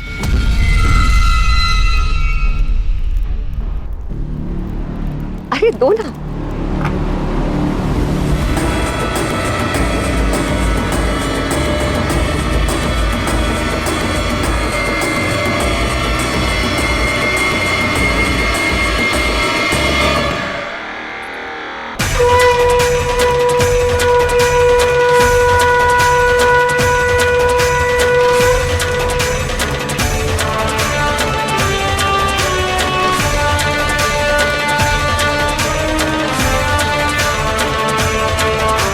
राजगुरु जी, भस्म सज्ज है, पूजा की विधि आरंभ करें।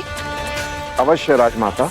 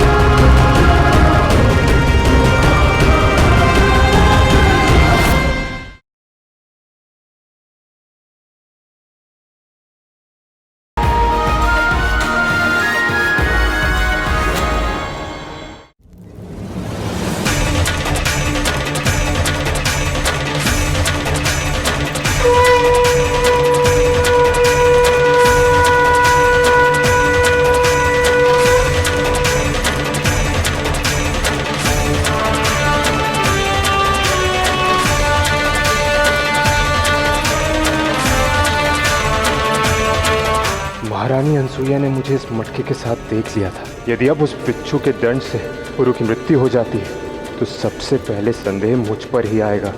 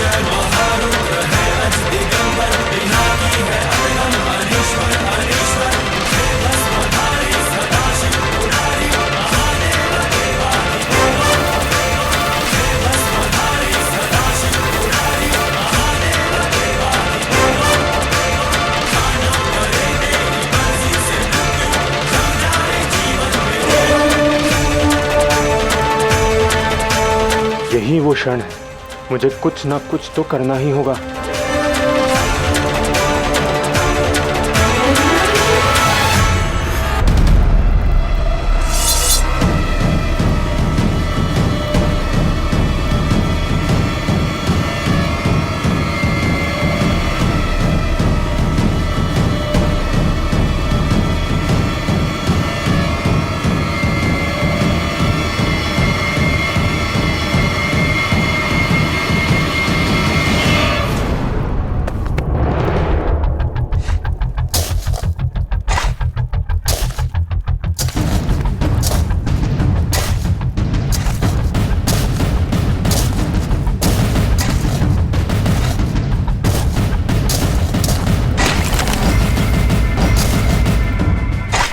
तुम्हें क्या कर रहे हो सुमेर?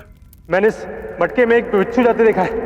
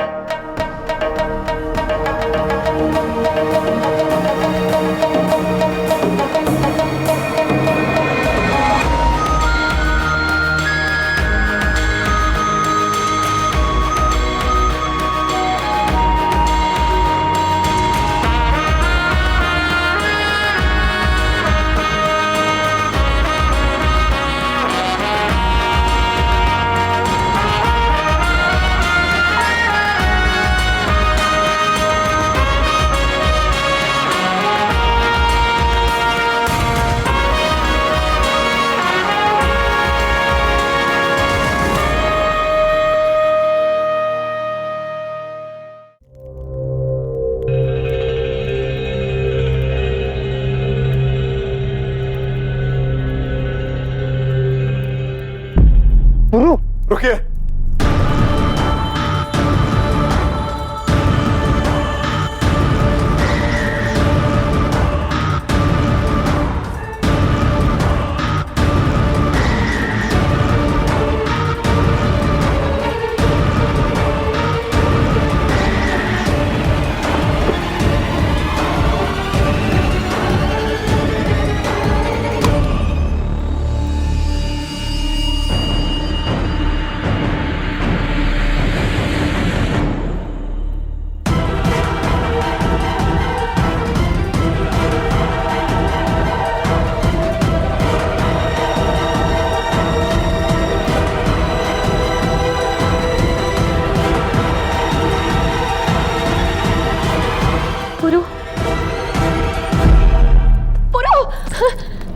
पुरु,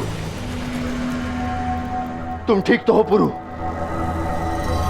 निश्चिंत रहे पिताश्री, कुछ नहीं होगा मुझे। विष काट औषधि में ले चुका हूं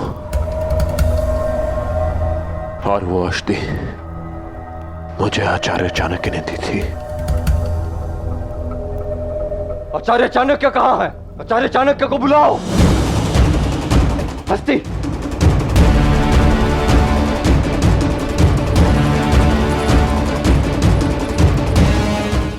चाणक्य कहाँ हो सकते हैं?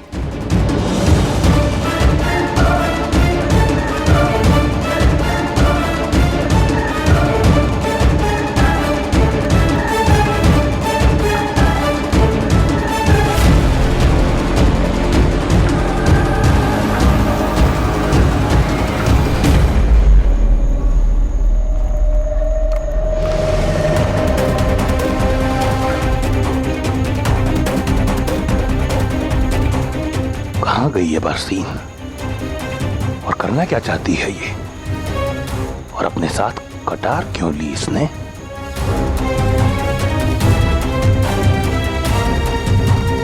वो दृष्टि से ओझल हो गई है। चिंता ना करें आचार्य, हम उसे ढूंढ लेंगे। मुझे पल पल की सूचना देते रहना।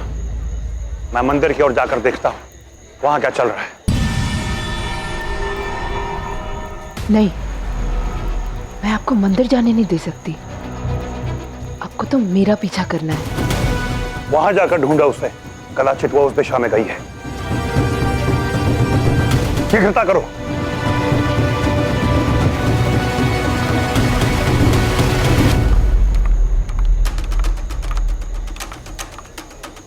अब मैं क्या करूं? मैं इन्हें मंदिर की ओर नहीं जाने दे सकती।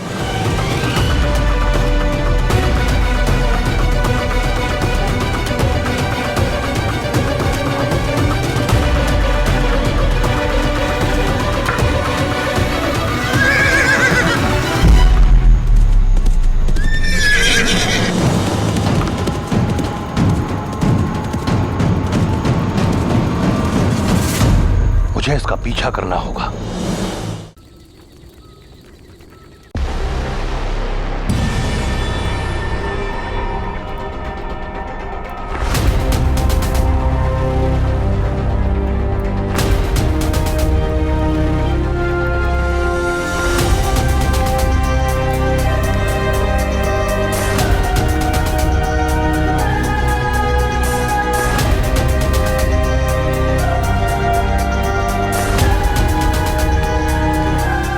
नगर के सभी द्वार बंद करवा दो जब तक महाराज पुरुषोत्तम ठीक नहीं हो जाते और हम इस घटना के तय तक नहीं पहुंचते, तब तक कोई भी यहां से नहीं जाएगा।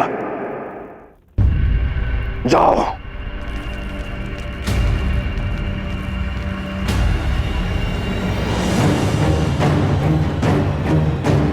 इतने विषैले बिच्छू का उसी मटके में आना जो पूजा में उपयोग होने वाला था, मात्र संयोग नहीं हो सकता। कोई है जो पुरु को मारना चाहता था।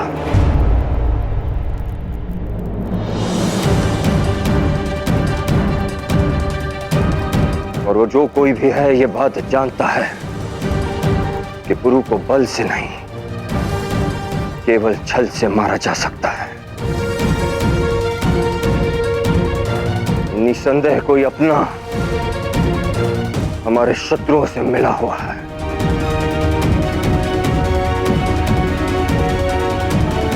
अवश्य ही वो कोई घनिष्ठ है, कोई विश्वास पात्र, अन्यथा कोई इतनी कड़ी सुरक्षा व्यवस्था भेज नहीं सकता।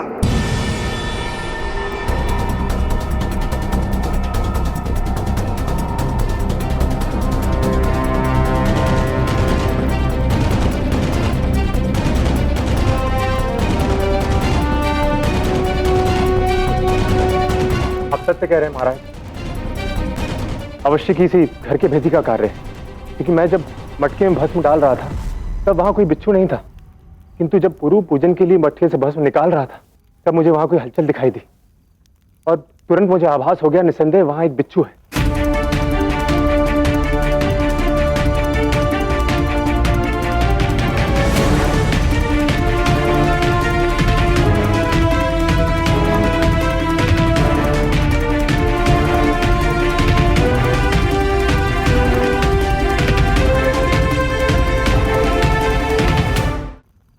क्षमा करना सुमेर, तुम पुरु की रक्षा करना चाहते थे और हम समझे कि तुम उसके प्राण लेने का प्रयास कर रहे हो। कोई बात नहीं महाराज, ऐसी स्थिति में कोई भी पिता वही करता जो आपने किया। यदि आपके स्थान पे मैं होता तो कदाचित मेरी प्रतिक्रिया भी वही होती।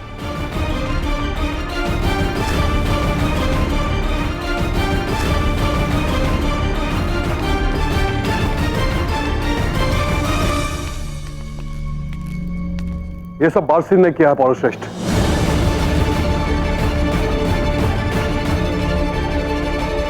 क्या? बारसीन? हाँ, मुझे विश्वास नहीं हुआ था, किंतु यह सत्य है। बारसीन ने ही पुरु के प्राण लेने का प्रयास किया और अब वो यहां से भाग गई है। वो किस दिशा में गई है? पीछा करो उसका, वो अधिक दूर नहीं गई होगी। ये तो मुझे ज्ञात नहीं। आचार्य चाणक्य और उनके शिष्य उसके पीछे गए। सैनिकों की एक टुकड़ी उनकी खोज में भेजा। अगर बारसीन ने पुरु के प्राण लेने का प्रयास किया है तो उसे क्षमा नहीं किया जाएगा।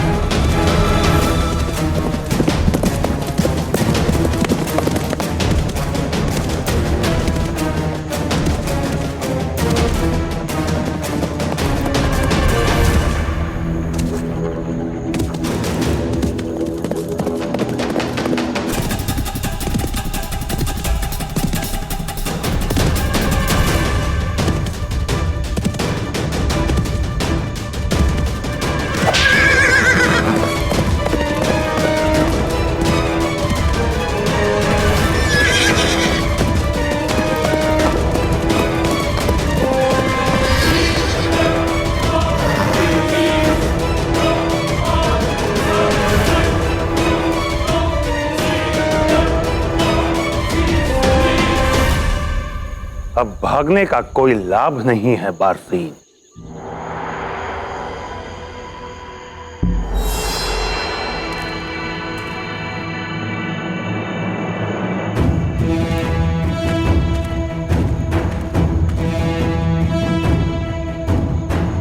मैं सत्य जान गया। तुमने पुरु को झूठ बोला कि अलेक्जेंडर ने तुम्हारे पूरे परिवार को मार डाला।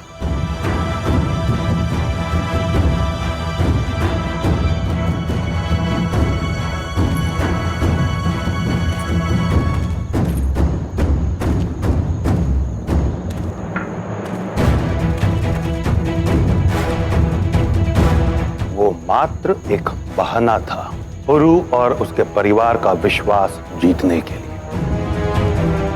तुम्हारा यहां आने का उद्देश्य कुछ और है। बताओ, क्यों आई हो यहां?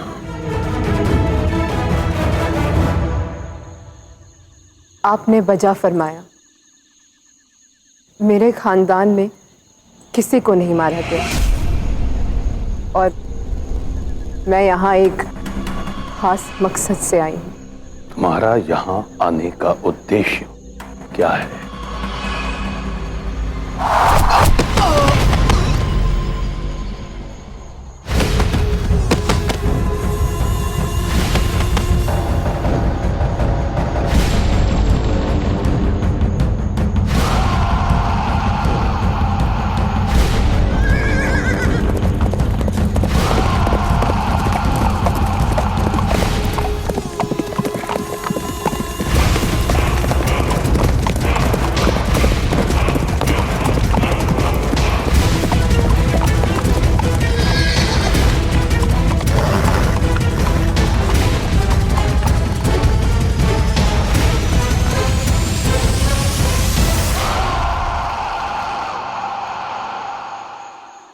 मुझे माफ कर दीजिएगा।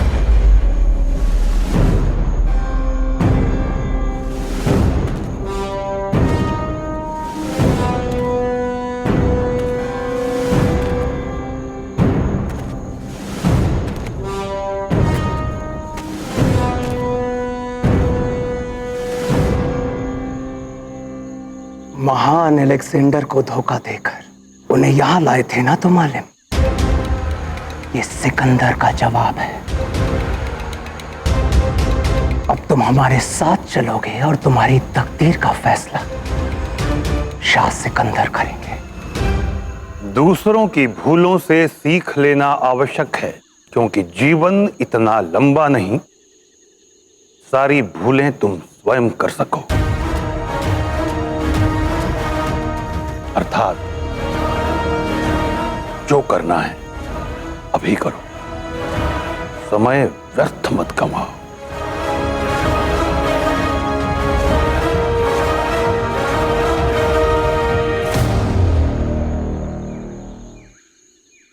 आपने मुझसे कहा था मां कि ये शख्स जिंदा नहीं बचना चाहिए, इसलिए अब मैं इस शख्स से अपना इंतकाम लूंगा और जो कुछ भी इसने मेरे साथ किया अब इसे उस सब की कीमत चुकानी पड़ेगी।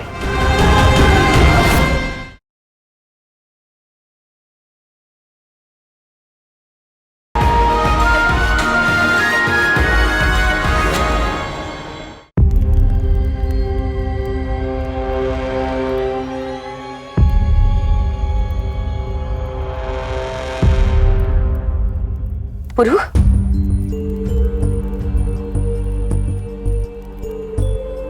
आराम से, आराम से।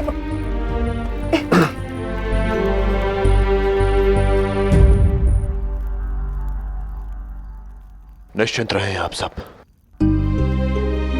ठीक हूं मैं।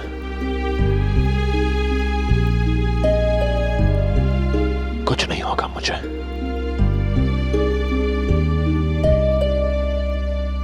हल्दी विधि के समय आचार्य को पहले ही कोई अनहोनी होने का आभास हो गया था, इसीलिए उन्होंने मुझे विषकाट औषधि दे दी थी ताकि आने वाले कोई भी संकट के लिए मैं सज रहूं। जानते हो यह षड्यंत्र किसने रचा पुरु? बारसिंह ने। तुम्हारे प्राण लेने का प्रयास करने के पश्चात वो यहां से भाग गए। आचार्य उसी के पीछे गए हैं। मुझे विश्वास नहीं कि मुझे मारने के पीछे बारसीन का हाथ है। सभी प्रमाण उसके विरुद्ध थे पुरु।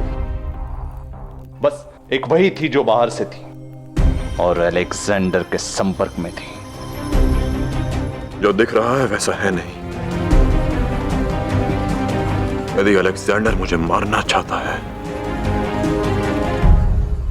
तो वो बारसीन को तो नहीं भेजेगा। यदि ये दाव अलेक्जेंडर ने चला है तो बारसीन केवल एक दिखावा है। चक्रव्यूह तो कुछ और ही रचा है उसने।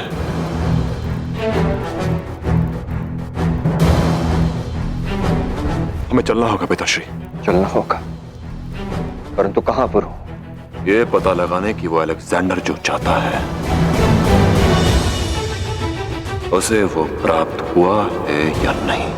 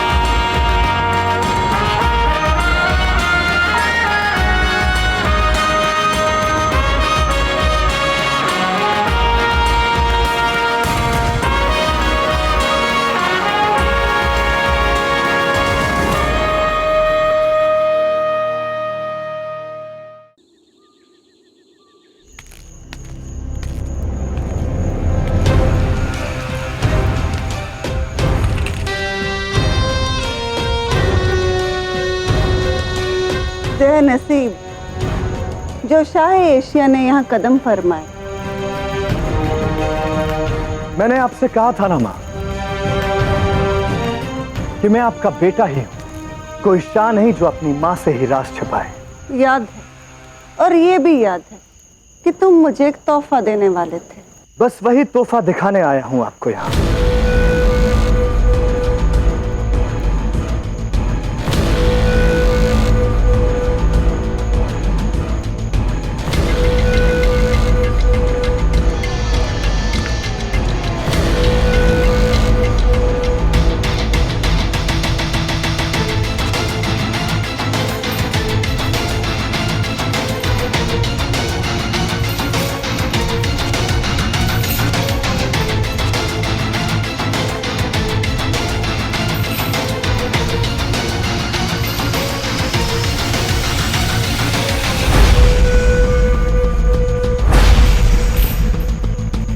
आपने मुझसे कहा था मां कि यह शख्स जिंदा नहीं बचना चाहिए, इसलिए अब मैं इस शख्स से अपना इंतकाम लूंगा और जो कुछ भी इसने मेरे साथ किया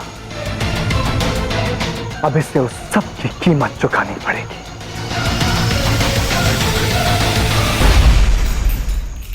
मुझे तोहफा पसंद आया।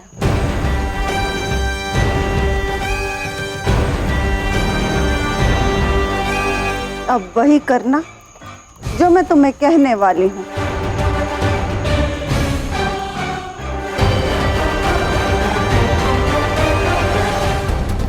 हम कारागर क्यों आए हैं पुरु? आशा है कि जो मैं सोच रहा हूं वही सत्य हो। कनिष्क? हाँ पिताश्री, यदि वो अलेक्जेंडर मेरे ही महल में मुझे मारने का दुस्साहस कर सकता है तो कनिष्क को ढूंढना उसके लिए कोई बड़ी बात नहीं।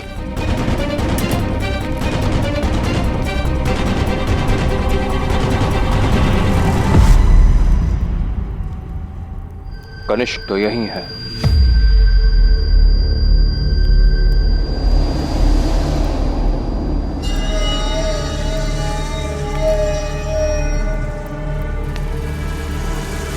मुझे संदेह है कि यहाँ कुछ तो हो रहा है।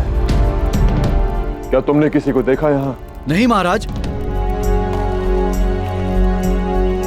पुरु, हमें नहीं लगता कि अलेक्जेंडर यहाँ पहुंच सकता है।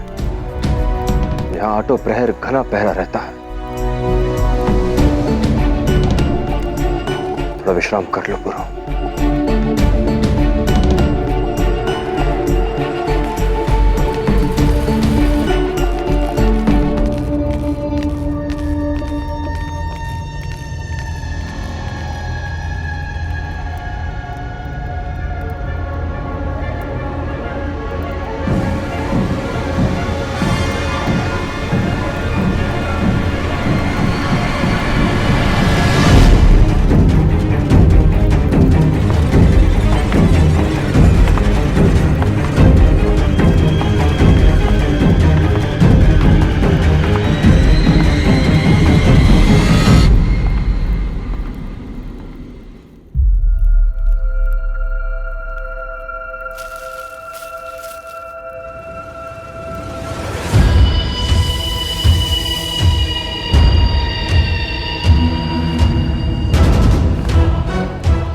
आजादी की जिंदगी चाहिए तो मेरे साथ हाथ मिलाओ।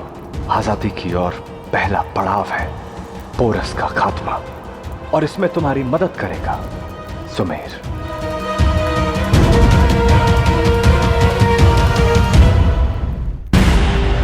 पुरु के अंत के लिए मैं किसी के साथ भी मित्रता कर सकता हूं अलेक्जेंडर।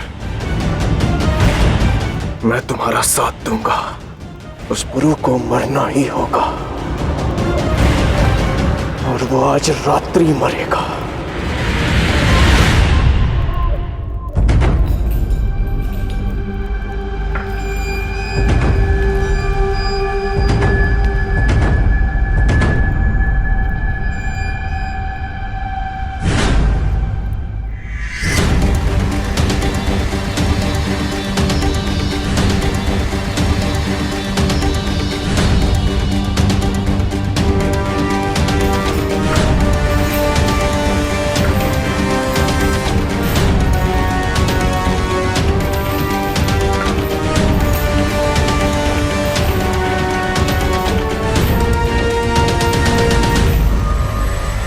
आप इसी दशा के पात्र हैं चाणक्य।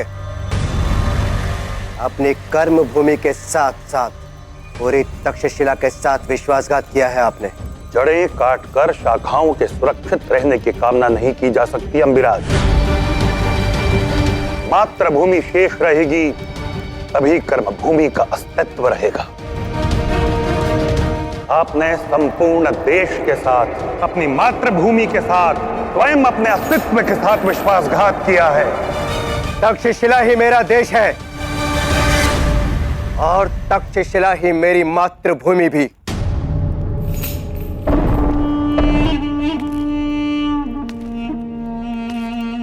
गुरु की संगति का प्रभाव देखिए, वो भी मुझे देशद्रोही कहता है और आप भी। और अब आपकी दशा भी वही है जो उस पुरु की होने वाली है। संगति की बात आपने बहुत उचित कही तक्षशिला नरेश। अच्छी संगत होना बहुत महत्वपूर्ण, किंतु कुछ लोग बहुत समझाने के पश्चात भी बुरी संगत से उबर नहीं पाते। उदाहरणतया आप। बस चाणक्य,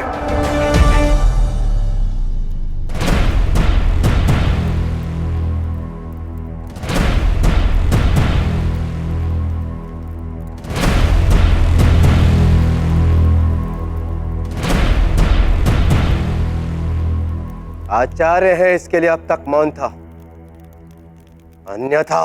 खुशामदीद आलिम चाणक्य। खुशामदीद।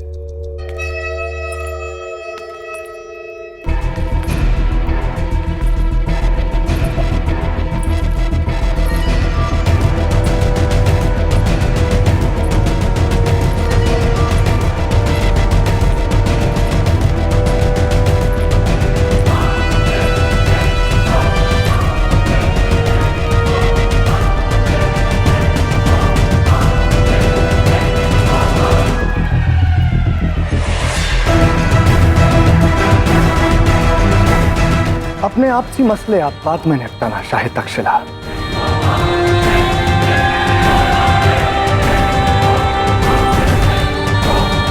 आज बारी मेरी है।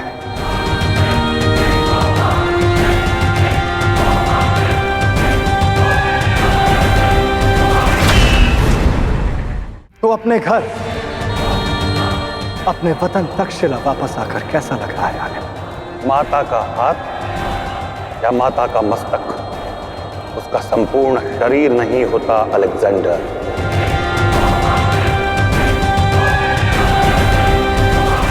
हाँ, मैं तक्षशिला में पला बढ़ा अवश्य हूं, किंतु तक्षशिला हो या पौरव राष्ट्र, अंग, बंग, कलिंग या मगध, अयोध्या, मथुरा, माया, काशी, कांची, अवंती, संपूर्ण भारतवर्ष मेरा घर है अलेक्जेंडर।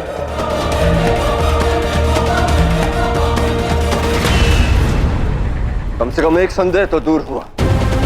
कनिष्क कभी भी बंदी गृह में ही है। हाँ पिताश्री, पर अब हमें आचार्य को ढूंढना ही होगा। बारसिन के पीछे गए उन्हें बहुत समय बीत चुका है और अब तक उनके विषय में कोई समाचार नहीं है हमारे पास। कहीं ऐसा ना हो कि वो किसी संकट में हो। हमने उन्हें ढूंढने के लिए हस्ती और सुमिर को भेजा है पुरु।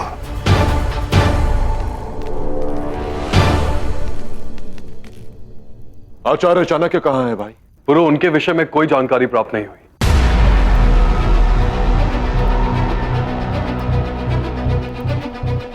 उन्हें ढूंढने में स्वयं जाऊंगा। रस्सी जल गई मगर बल नहीं गया तुम्हारा आलिम। मेरे बेटे की कैद में होने के बावजूद भी इसकी हिमाकत तो देखो। सर उठाकर ऊंची आवाज में बात कर रहा है हमसे।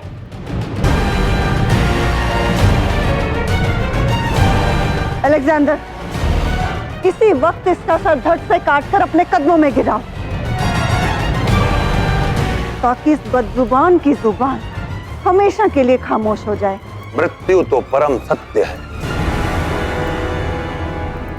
धरा पर प्रत्येक मर्त्य है। हम भारतवंशी मृत्यु से भयभीत नहीं होते महारानी, क्योंकि मृत्यु हमारे लिए मोक्ष है। और यदि मृत्यु राष्ट्र हित में हो, वो तो नया प्रारंभ है। अपने ही लोगों के सामने मृत्यु को प्राप्त होना मेरे लिए सौभाग्य की बात होगी। जीते जी जिन लोगों के मन में देशभक्ति नहीं जगा पाया,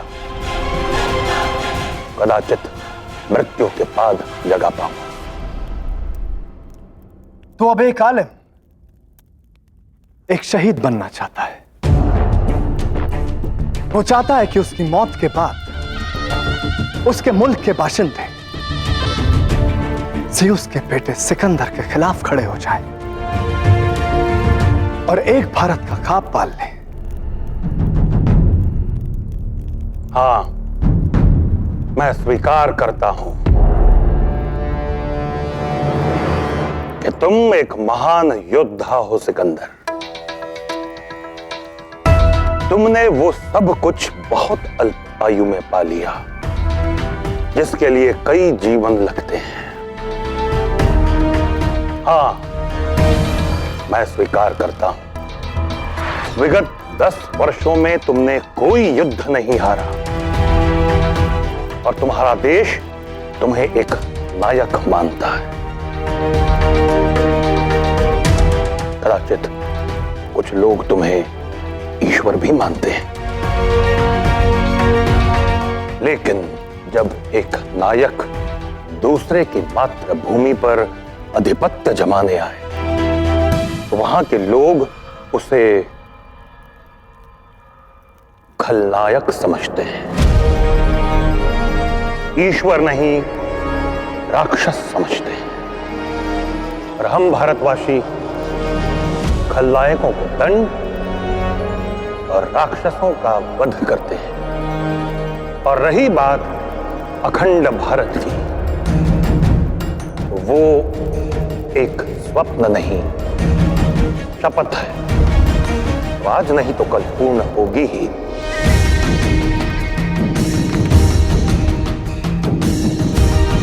और जब भारत एक होगा, तुम्हें यहां से खदेड़ दिया जाएगा।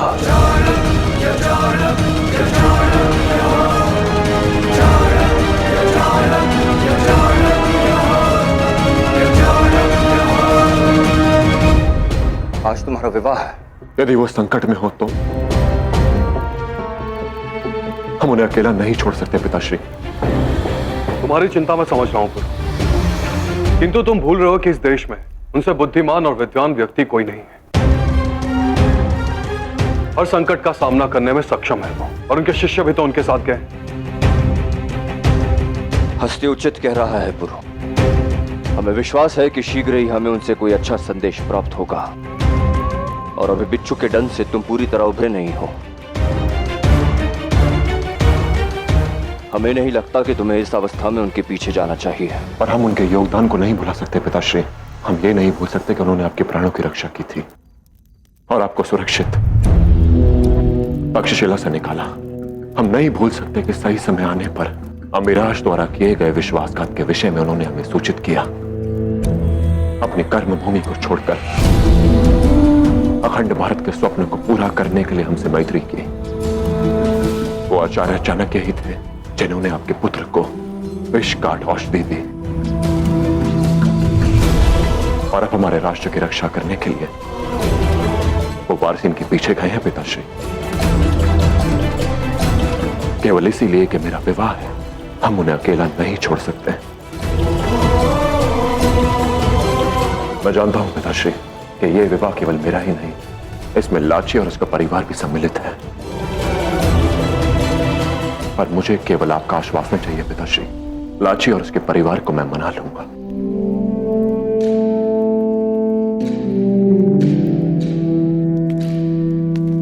रुको पुरु,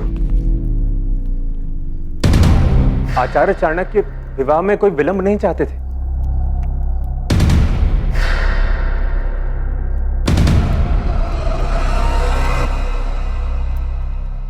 वो चाहते थे कि विवाह की विधि में कोई विघ्न ना आए। मैं जब उन्हें ढूंढने गया तो उनके गुप्तचर ने उनका संदेश दिया।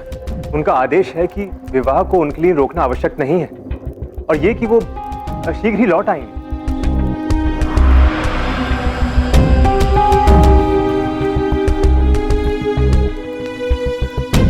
तुम्हें विश्वास है कि गुप्तचर की सूचना उचित है? हाँ पुरु, आचार्य के गुप्तचर उनसे छल नहीं कर सकते। और अगर तुम्हें संदेह है तो मैं उस गुप्तचर को अभी बुलाता हूं। कोई आवश्यकता नहीं सुमे।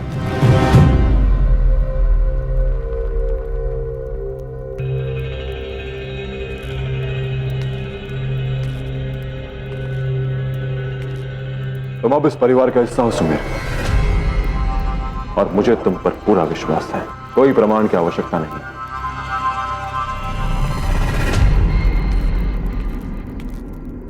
हम तुम्हारी चिंता समझते हैं पुरु, परंतु यदि वो बारसिंह के पीछे गए हैं तो अवश्य उनके पास कोई योजना होगी। हमारा सुझाव है कि विवाह में तुम्हें कोई विलंब करने की आवश्यकता नहीं है।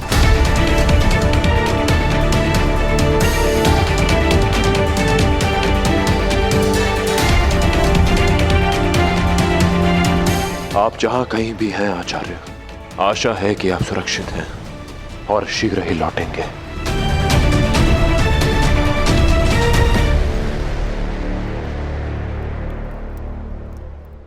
दुनिया के शाह और मलिकाए मैसेडोनिया से बदसलूकी की सजा मैं तुम्हें दूंगा इसी वक्त।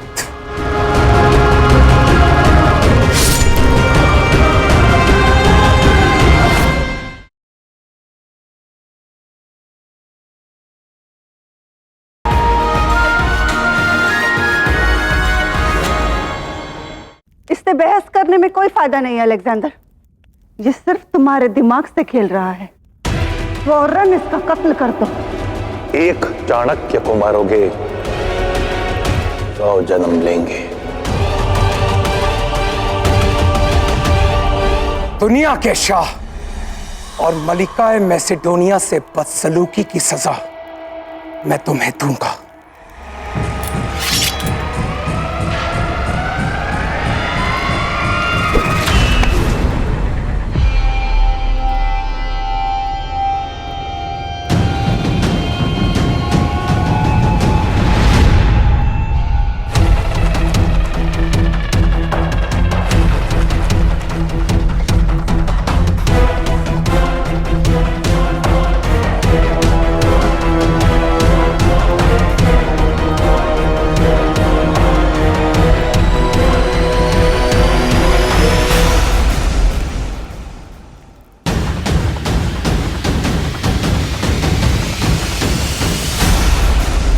जज्बातों में मत बहो अलेक्जेंडर।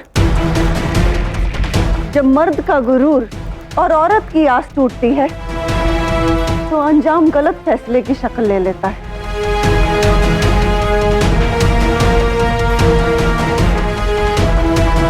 मेरे इस फैसले की वजह के पीछे का मकसद आप जल जाएंगी मां।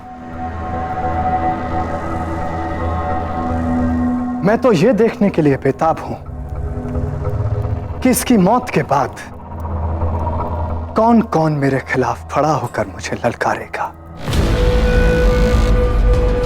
तुमने कहा कि पूरा भारत तुम्हारा वतन है, तो अब तुम्हारी मौत इस पूरे मुल्क के लिए एक मिसाल बनेगी, एक सबक बनेगी कि अलेक्जेंडर से उलझना वाजिब नहीं है। तुम्हारी मौत का मंजर इतना भयानक होगा जो ना किसी ने देखा होगा और ना किसी ने सुना होगा, जिसके बारे में सोचने से पहले लोग खौफ से कांपेंगे और जिसकी बात करने से पहले लोगों की जुबान पर लकवा मार जाएगा।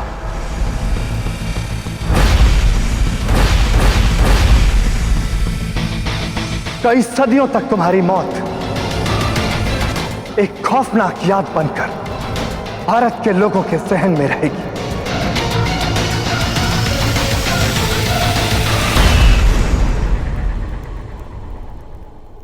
लेकिन एक बात, तुम्हारे हुक्मरान पोरस को तुम्हारी मौत के बारे में कुछ पता नहीं चल पाएगा। बेशक, क्योंकि कुछ जानने के लिए उस शख्स का जिंदा रहना जरूरी है। और पोरस, उसकी मौत तो उसके सर पर तुमसे पहले नाच रही है।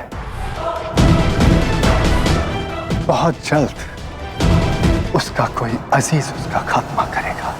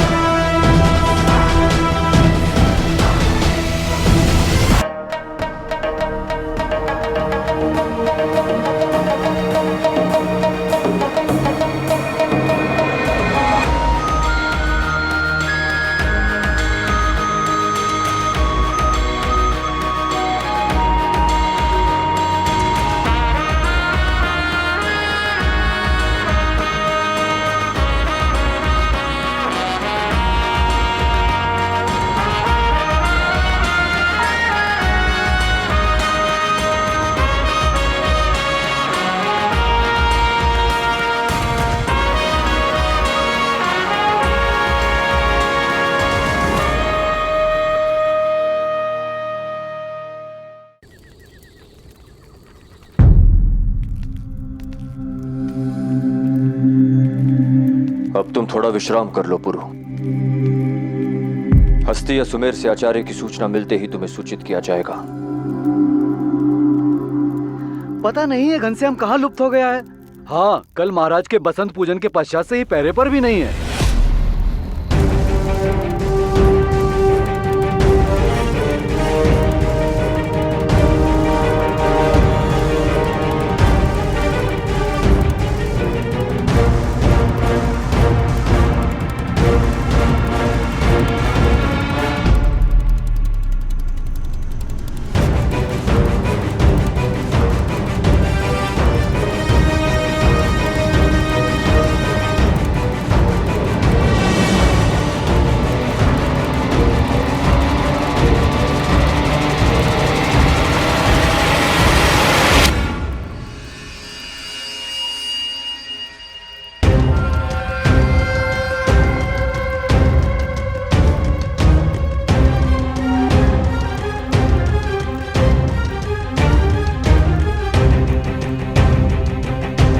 कनिष्क यहाँ नहीं है और इस सैनिक को विष दिया गया है।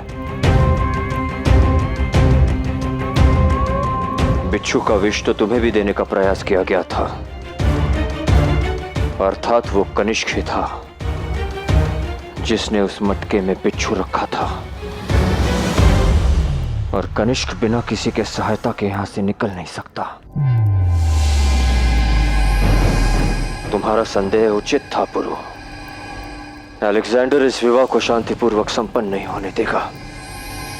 कनिष्क फिर से कोई अनिष्ट करेगा। यह विवाह संपन्न होकर ही रहेगा। नहीं पुरु,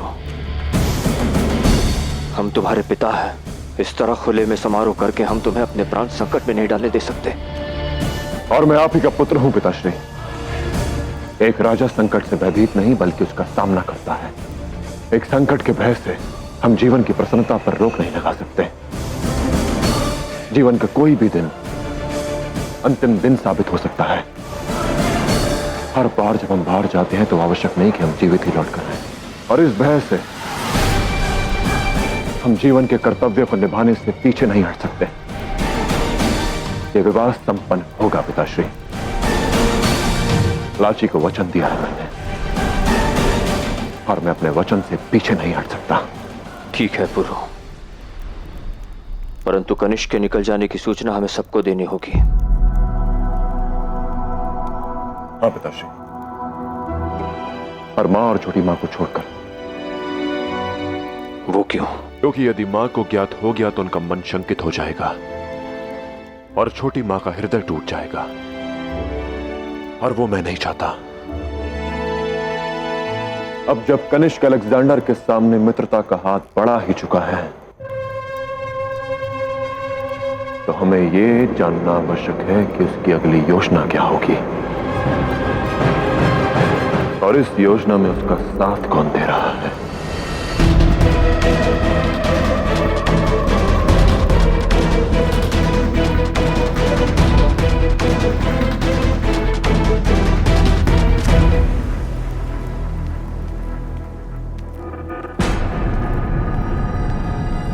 पुरुष बिच्छू के प्रहार से बच कैसे गया?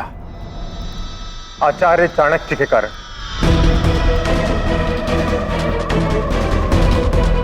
उसने पुरु को विष की काट पहले ही दे रखी थी। चाणक्य, हर बार मेरे मार का कांटा बन जाता है ये ब्राह्मण। अब केवल एक कांटा नहीं, कई है। पारसीन का भागना, बिच्छू का दंड और आचार्य चाणक्य का लुप्त हो जाना, एक के बाद एक इतनी घटनाओं ने उन सभी को सतर्क कर दिया है। अब तुम ही बताओ, कैसे मारे हम उस पुरु को? क्योंकि विवाह की विधि प्रारंभ होने में अधिक समय शेष नहीं है। ये विवाह का उत्सव ही हमारी सहायता करेगा। किंतु कैसे? सुरक्षा और भी कड़ी होगी। केवल हम दोनों ये कार्य कैसे कर पाएंगे? किसने कहा कि हम केवल दो ही हैं?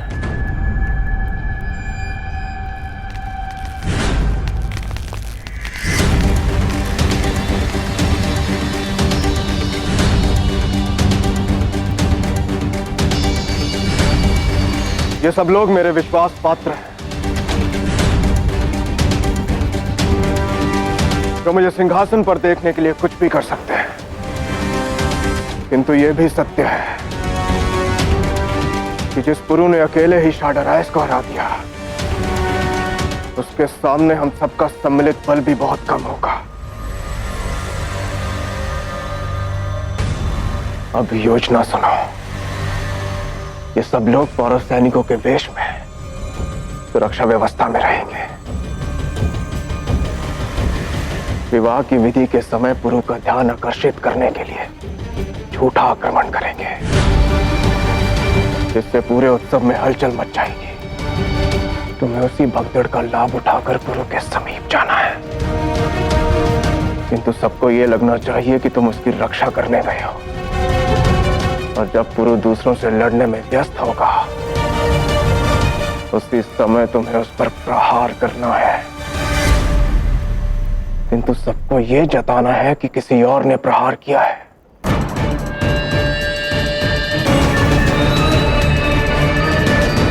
मृत्यु के लिए सज्ज हो जाओ पुरु, और मैं राजा बनने के लिए सज्ज होता हूं।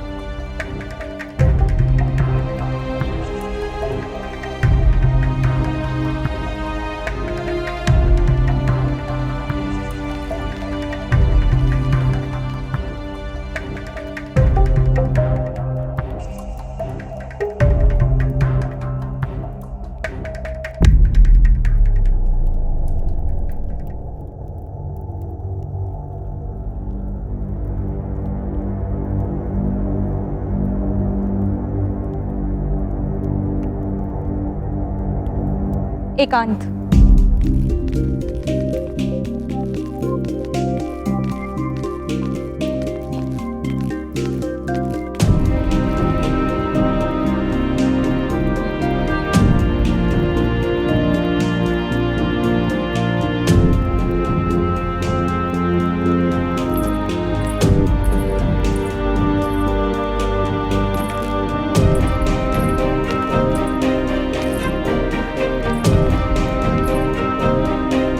क्या हुआ पुरु?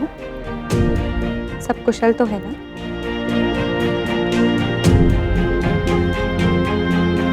मैं जानता हूं कि आज का दिन तुम्हारे लिए कितना महत्वपूर्ण है लाची, और तुम कब से इस दिन की प्रतीक्षा कर रही थी।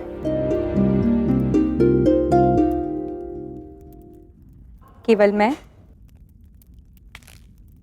हम दोनों।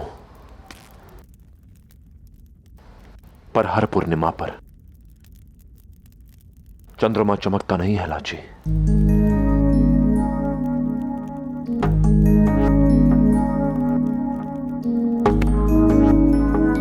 कभी कभी उस पर ग्रहण भी लग जाता है।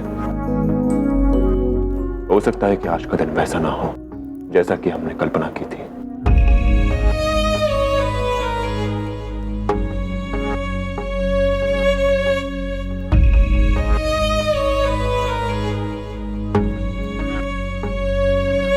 ये तो मैं तब भी जान गई थी जब पारसी ने तुम पर बिच्छू का डंच दिया था।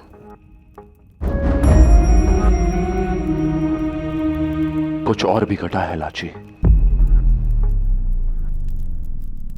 और वही बताने मैं यहां आया हूं।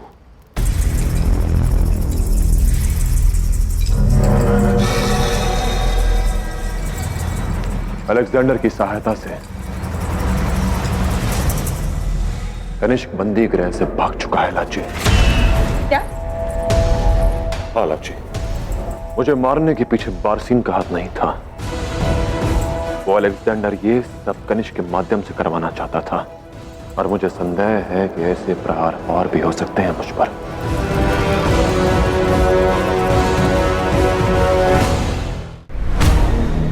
तुम लोग पुरु को चारों दिशाओं से घेर लेना। उसके निकट सुमेर भी होगा। वो अवसर मिलते ही अपना कार्य कर देगा और पुरु को मार डालेगा।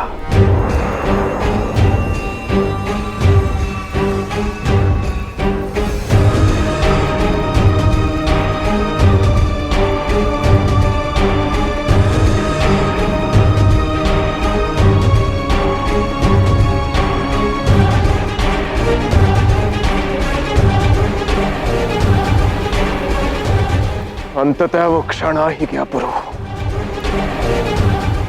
आज मैं तुम्हें अपनी आंखों के सामने मरता हुआ देखूंगा।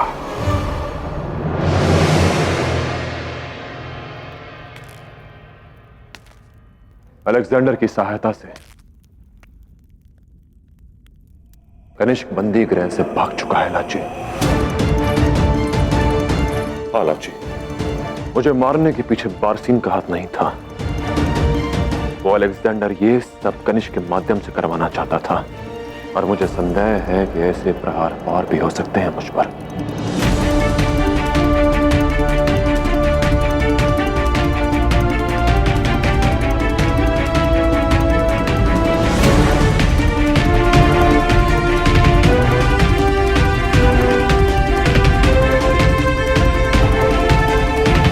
तो तुम यहाँ दस्यु कुमारी को भयभीत करने आए हो?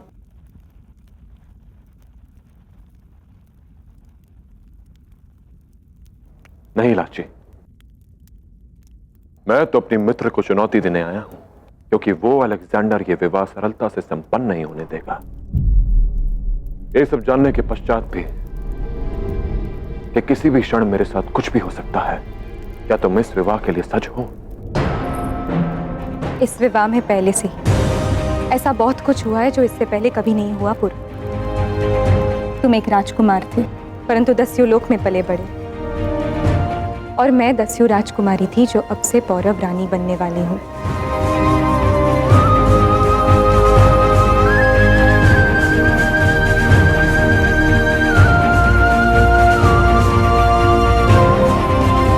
वचन दिया था महाराज, पूरा तो करना होगा।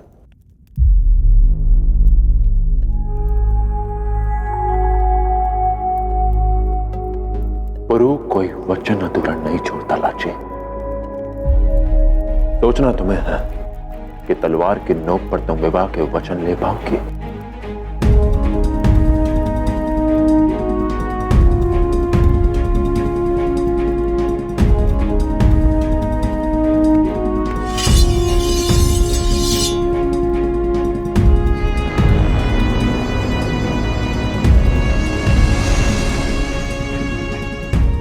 पौरवराज पुरुषोत्तम सच है।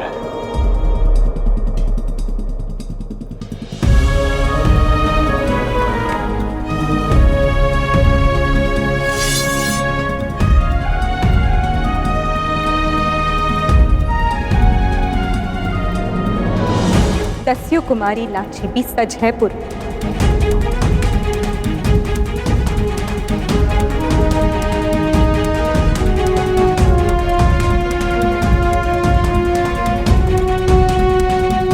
आज तक हम एक दूसरे को चुनौती देते आए हैं पुरु, पर अब किसी ने हमारे विवाह को चुनौती दी है, तो तलवार की नोक पर ही सही ये विवाह तो होकर रहेगा।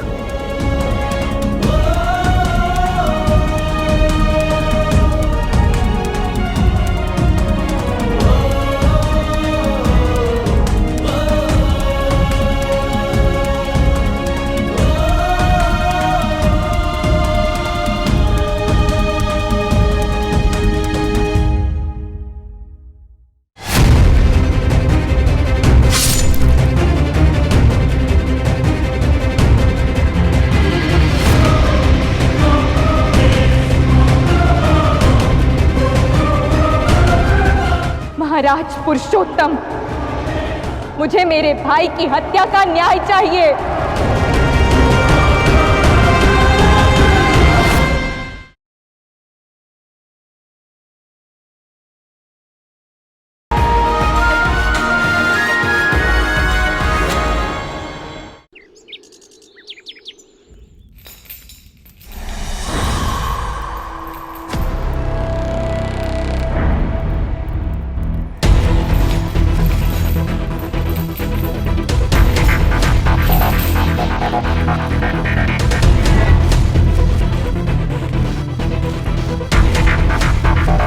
मैं अच्छी तरह से वाकिफ हूं कैस्पियन कि तुम इस वक्त क्या सोच रहे हो, पर हर घोड़े को एक ही लगाम से काबू नहीं किया जा सकता।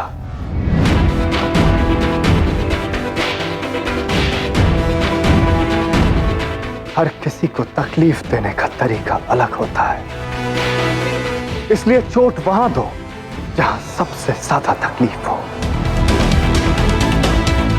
तो उसकी तकलीफ दिखाई भी देगी और उसकी चीख सुनाई भी देगी।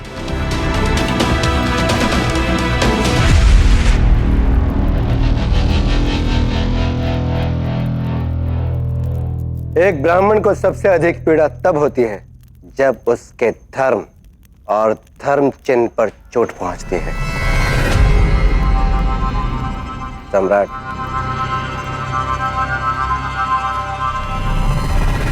लो आलिम, तुम्हारे राजा ने ही तुम्हारी कमजोरी बता दी।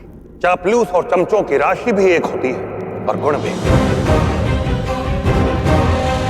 चमचा जिस पात्र में रहता है उस पात्र को खाली करता है, और चापलूस जिसकी शरण में रहता है उसे खोखला करता है।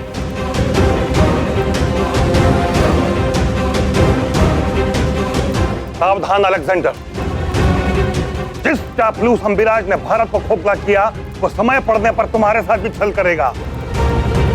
सावधान चाणक्य!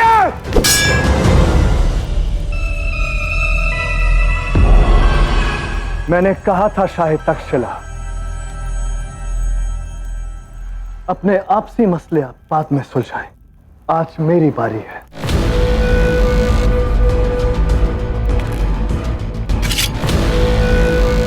अभी मुझे सिर्फ ये बताओ कि क्या है एक ब्राह्मण का धर्म और क्या है उसकी पाक निशानी। पहला,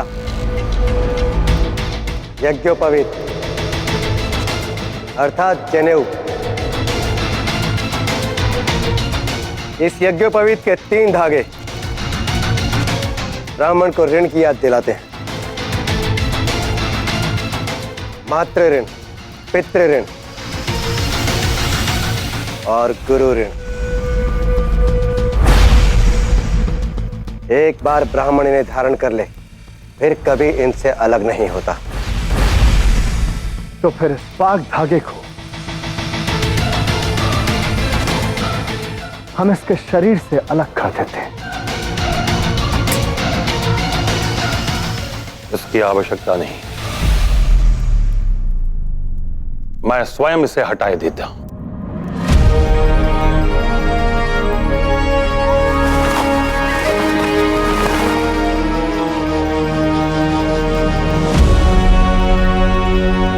ऋण चाहे जो भी हो, माता का, पिता का, गुरु का या समाज का, देश, मातृभूमि के ऋण से बड़ा कभी नहीं हो सकता। मातृभूमि के प्रेम के लिए ये त्याग तो बहुत छोटा त्याग है। उद्गार अनुभव सदा सर्वदा है अटल सत्यवाक्य हो, चाणक्य चाणक्य चाणक्य हो, चाणक्य चाणक्य चाणक्य हो, चाणक्य चाणक्य चाणक्य हो, चाणक्य चाणक्य चाणक्य हो।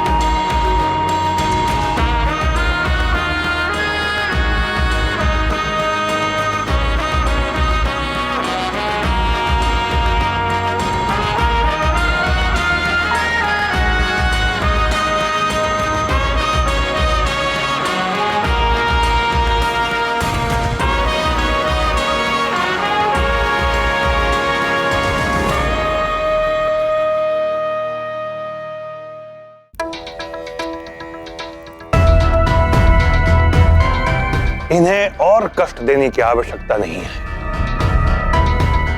एक गुरु हमेशा ज्ञान प्रदान करने को तत्पर रहता है।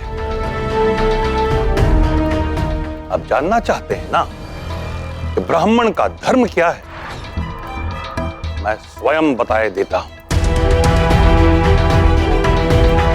ये माला जिसमें 108 मनके हैं, ब्राह्मण के लिए बहुत सम्माननीय है, परंतु मातृभूमि के सम्मान से बढ़कर नहीं।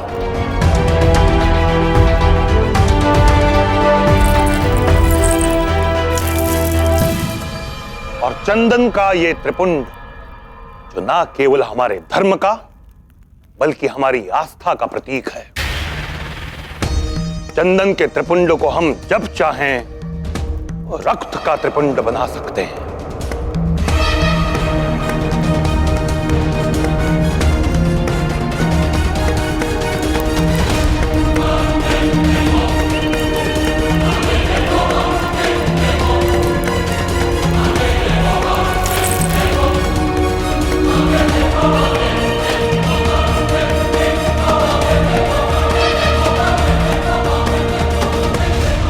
क्योंकि देश प्रेम से बड़ा कोई धर्म नहीं, मातृभूमि की रक्षा से पवित्र कोई कर्म नहीं, और देश को स्वतंत्र बनाए रखने की इच्छा से बड़ी कोई आस्था नहीं। आज जो रक्त मेरे मस्तक पर लगा है, कल वो मेरी मातृभूमि के लाल तुम्हारी हार का प्रतीक बनाकर तुम यवनों के माथे पर लगाएंगे।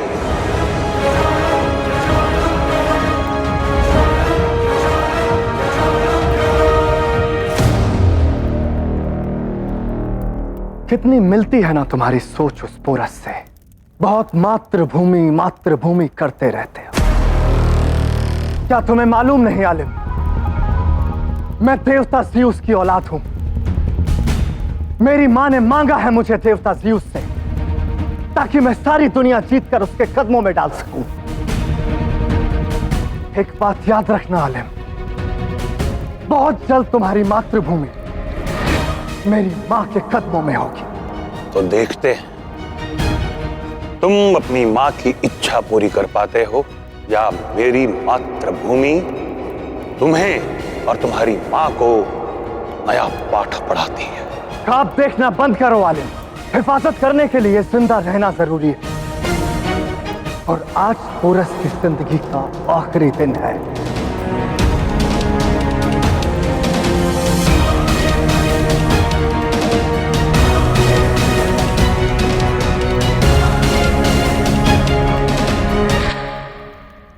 महाराज पुरुषोत्तम की, महाराज पुरुषोत्तम की। यही वो क्षण है अनुसुईया, जिसकी प्रतीक्षा हमने इतने लंबे समय से की है।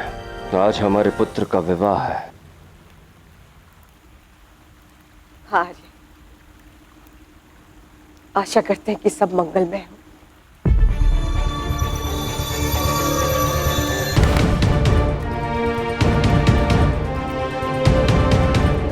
कनिष्क यहाँ नहीं है और इस सैनिक को विष दिया गया है।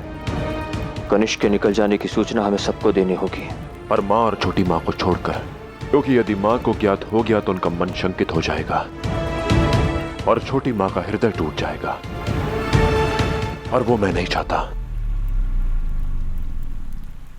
विश्वास रखो, कुछ अमंगलमय नहीं होगा। ये समय चिंता करने का नहीं, आनंद मनाने का है। सैनिकों, सावधान! राज सम्मान! महाराज पुरुषोत्तम की, महाराज पुरुषोत्तम की, महाराज पुरुषोत्तम की, महाराज पुरुषोत्तम की, महाराज पुरुषोत्तम की, महाराज पुरुषोत्तम की, महाराज पुरुषोत्तम की, महाराज पुरुषोत्तम की।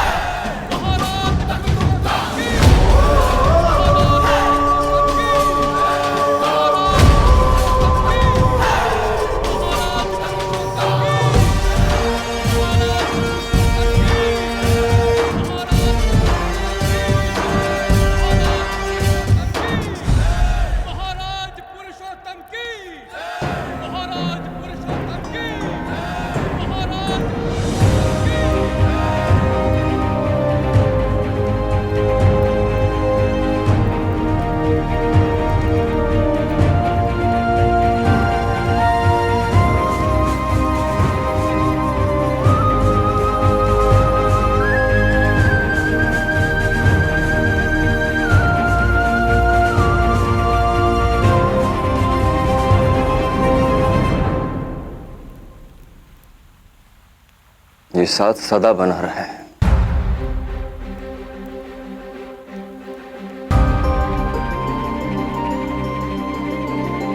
तुम्हारे प्यार और विश्वास के बीच कोई बाधा ना है।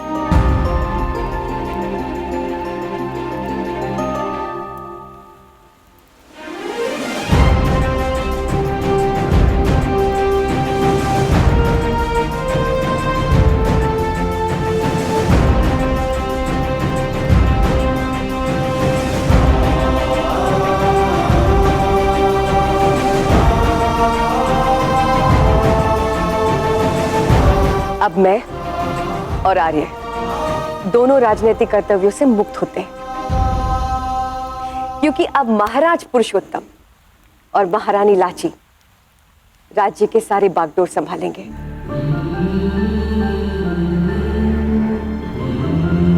गुरु, सदा सत्य के मार्ग पर चलना, और हाँ, इस मार्ग पर कभी कभी संबंध भी दांव पर लगेंगे,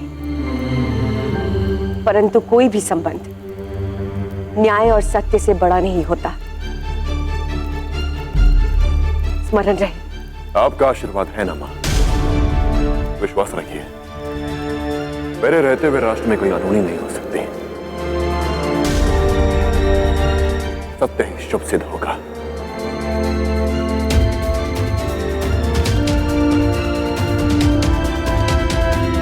आज पौरव राष्ट्र के इतिहास का एक महत्वपूर्ण और स्वर्णिम दिन है, क्योंकि आज हमारे राज्य को नई महारानी मिलेगी।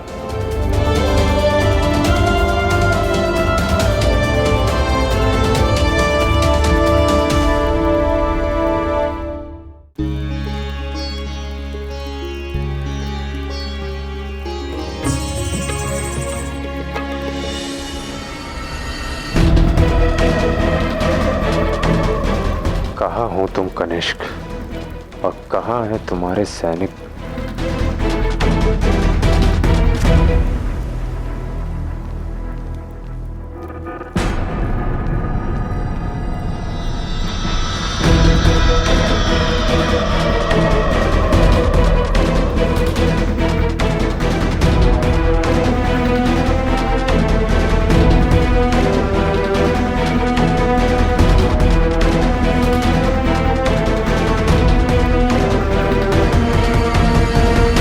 हमें इन सैनिकों के चक्रव्यूह को भेदना होगा, और वो भी बिना किसी संदेह के।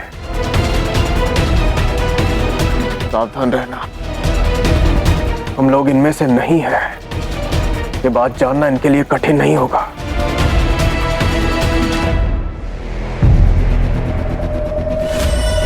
कन्या को मंडप में बुलाइए। माँ, लाची को मैं लेके आता हूँ।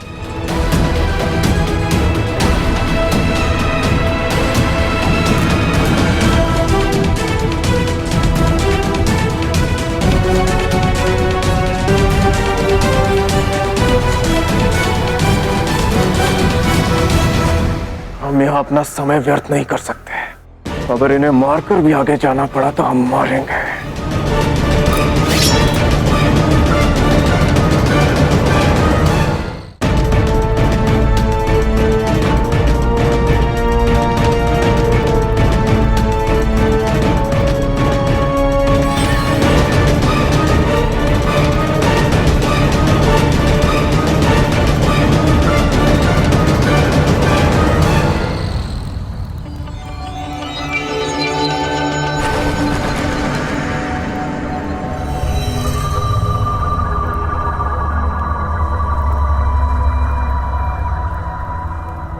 ये क्या करने जा रहे थे तुम? यदि कोई यहां मर जाता तो सब सावधान हो जाते। हम अपने लक्ष्य पूरा नहीं कर पाते। मुझे लगा था उत्सव में प्रवेश करने की कोई योजना है तुम्हारे पास। खैर, तुम लोग यहीं रुको। तुम सबको भीतर ले जाने का प्रबंध मैं करता हूं।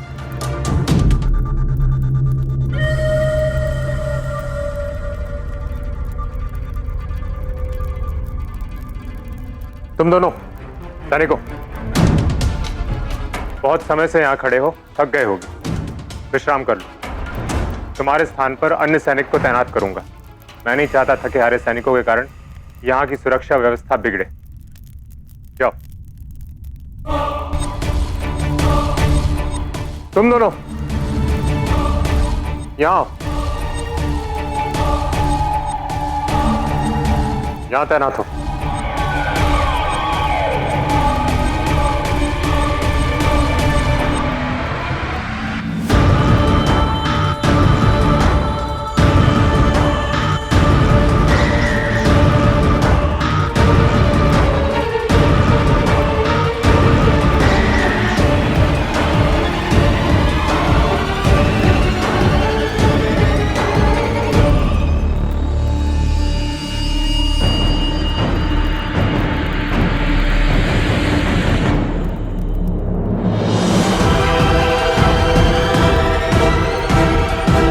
आर्य, मैं देखकर आती हूँ कि इतना समय क्यों लग रहा है।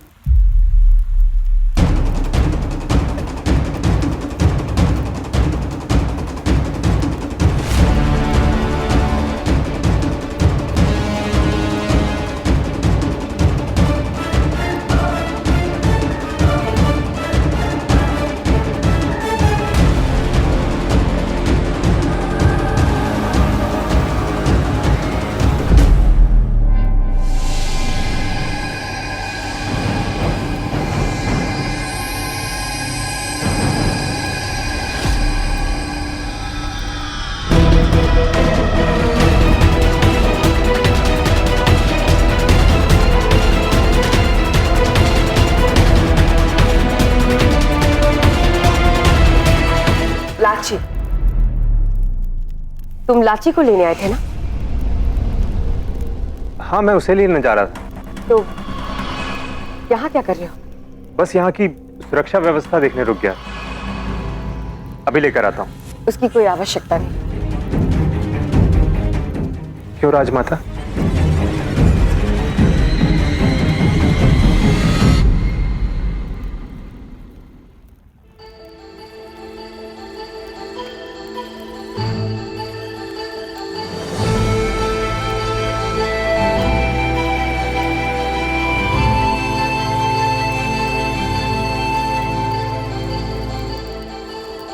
संयम रखो पुरु। लाची बस आती ही होगी। जी मतलब नहीं पिताश्री, मैं तो बस यूं ही देख रहा था।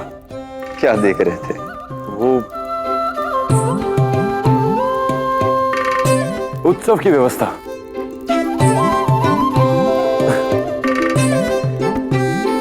वो देखो, लाची आ गई।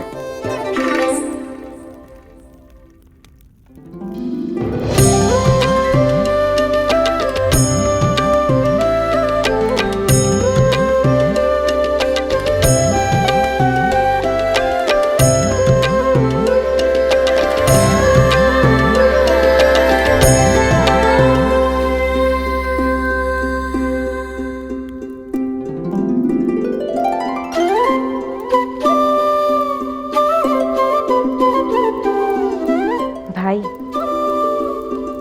बचपन से लेकर आज तक तुमने पुरु से झगड़ा किया है। आशा है कि अब तुम दोनों का झगड़ा समाप्त हो जाएगा। हाँ लाची, इस विवाह के पश्चात झगड़े की सारी जड़ ही समाप्त हो जाएगी।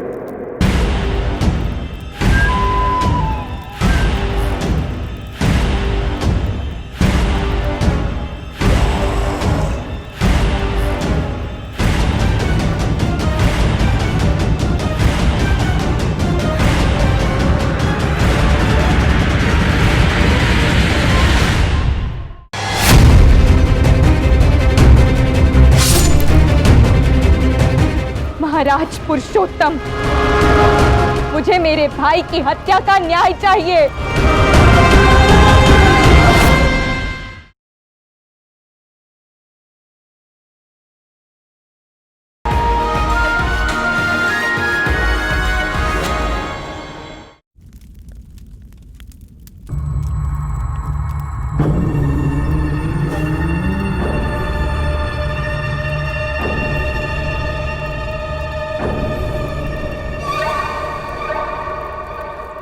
चलिए।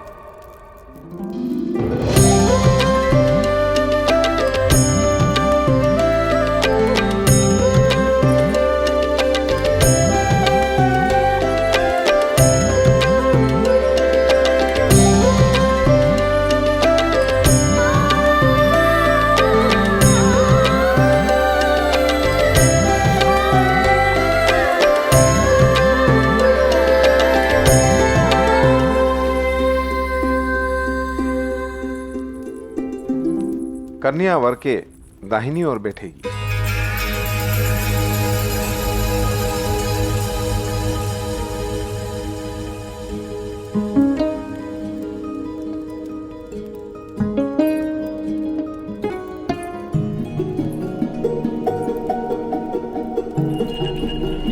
महाराज, विवाह की विधि के लिए हमको हवन कुंड की ओर देखना होगा,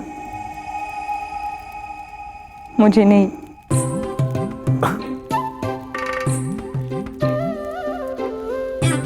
अब क्या करूं लाची, पहला विवाह है मेरा, पर लगता है कि तुम्हें विवाह और इन विधियों का अनुभव बहुत है। क्यों? क्या केवल राजा एक से अधिक विवाह कर सकते हैं, रानियां नहीं?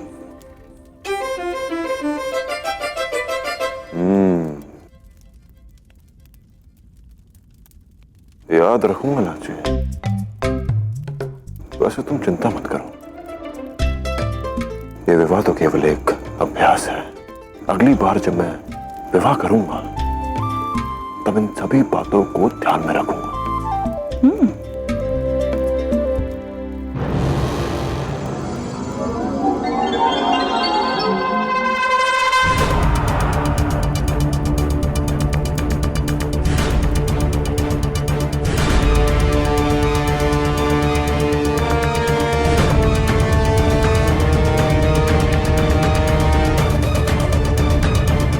तुमने मुझसे मेरा सब कुछ छीन लिया पुरु।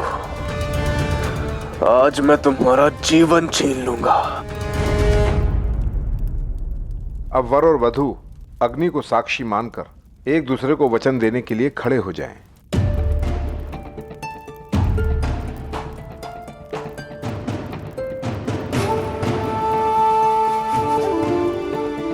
पुरु, विवाह करने जा रहे हो, युद्ध लड़ने नहीं जो तलवार लेकर खड़े हो। रखो उसे। विवाह तो संसार का सबसे बड़ा युद्ध है मां। सज रहना आवश्यक है।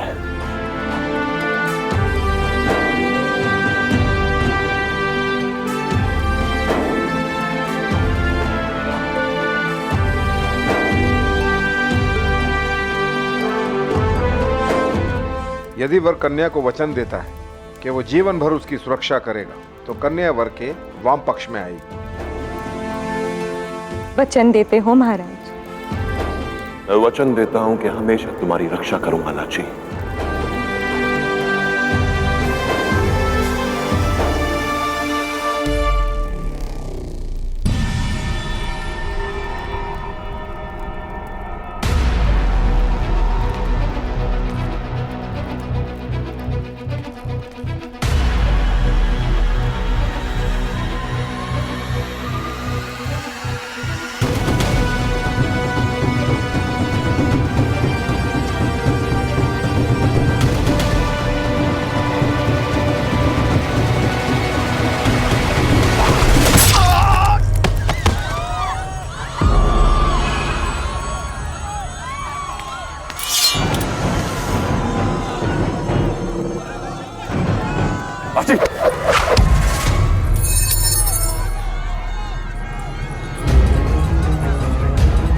वचन का आरंभ ठीक से हुआ ना लाची।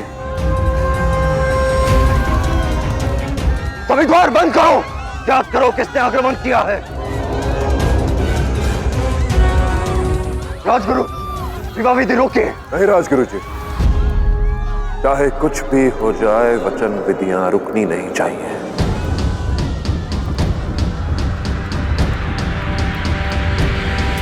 ये विवाह संपन्न होकर ही रहेगा।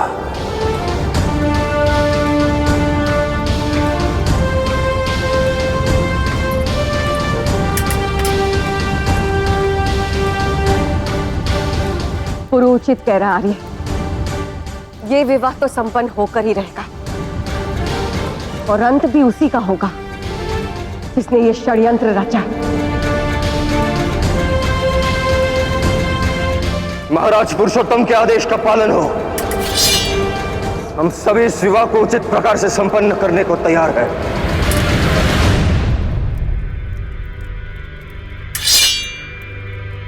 तैयार।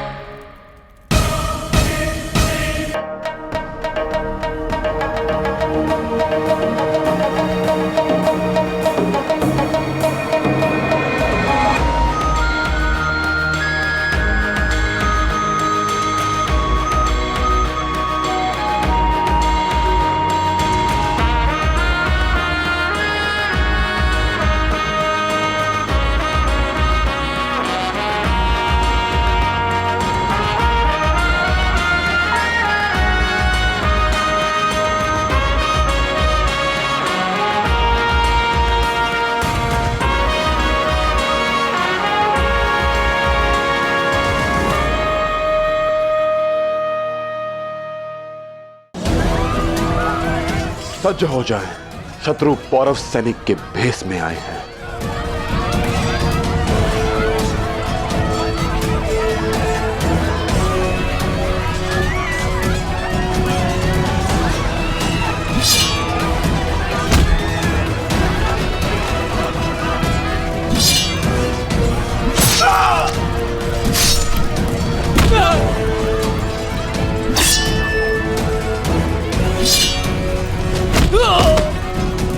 मैं वचन देता हूं कि धर्म, कर्म और वचन से तो मैं अपनी अर्धांगिनी मानूंगा। उसे भांति रक्षा करूंगा जैसे एक अंग दूसरे अंग की करता है।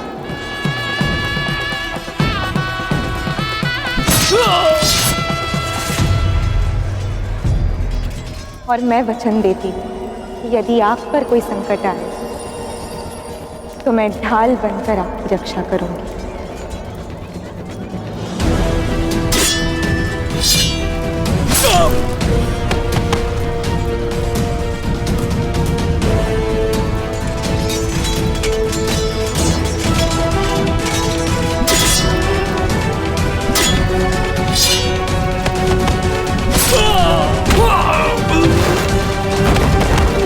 वचन देता हूं तुम्हारा साथ कभी नहीं छोड़ूंगा। जीवन के हर शुभ कार्य में, हर यात्रा में तुम्हारे साथ खड़ा रहूंगा।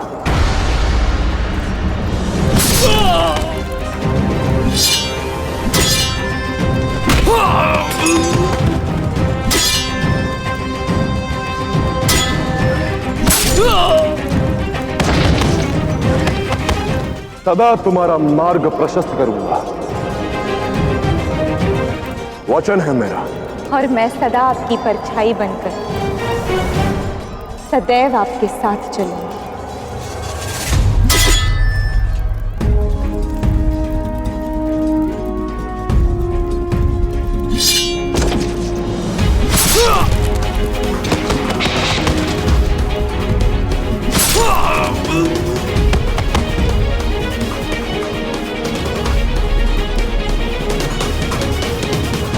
हम वचन लेते हैं जीवन साथी बनकर, मन, वचन और कर्म से एक दूसरे के होकर रहेंगे। धर्म, अर्थ, काम, मोक्ष एक साथ मिलकर पुरुषार्थ करेंगे।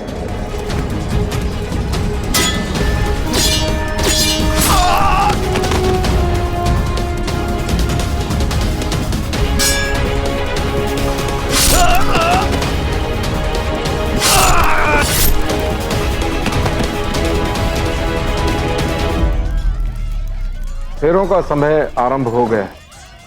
अब अग्नि को साक्षी मानकर वर वधू फेरे लेंगे। पहला फेरा धर्म का।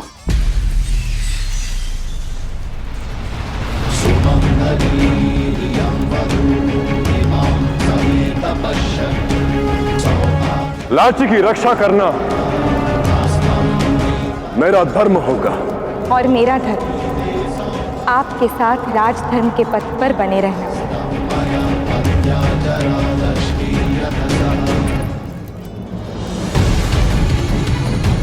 दूसरा फेरा अर्थ का। अपने जीवन में सत्य के मार्ग पर चलकर अर्थोपार्जन करूंगा। लाची को हमेशा प्रसन्न रखूंगा।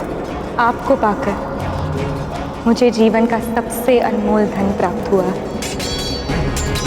मैं वचन देती हूँ कि हर संभव प्रयास के साथ मैं आपको और अधिक धनी बनाऊंगी।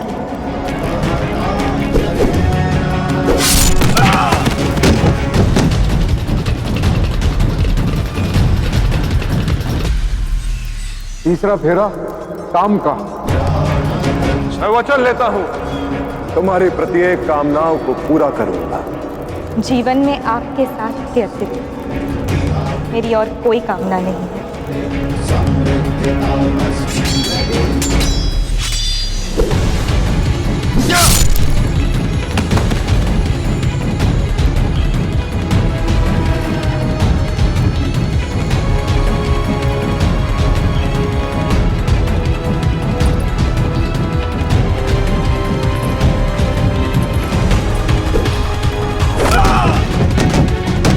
अंतिम फेरा मोक्ष का।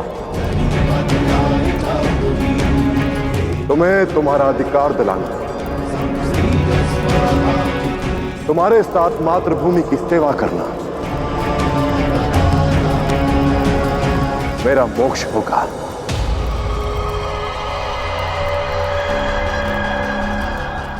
मोक्ष नहीं, सिर्फ मृत्यु मिलेगी तुम्हें अपुरू।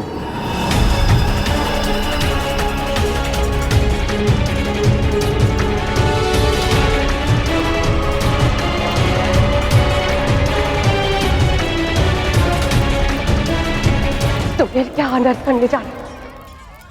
अब ये विवाह संपन्न हुआ।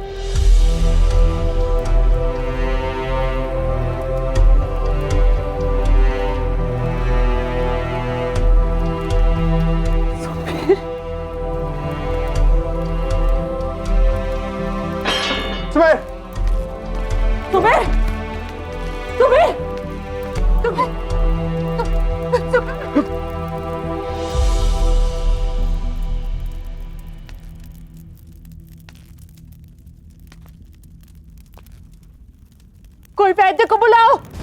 तुम्हें कुछ नहीं होगा। सुना नहीं किसी ने? वैद्य को बुलाओ।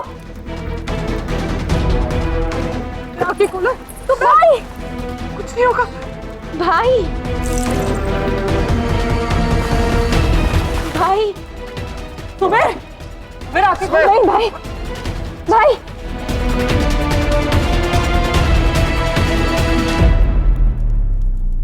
भाई भाई भाई भाई भाई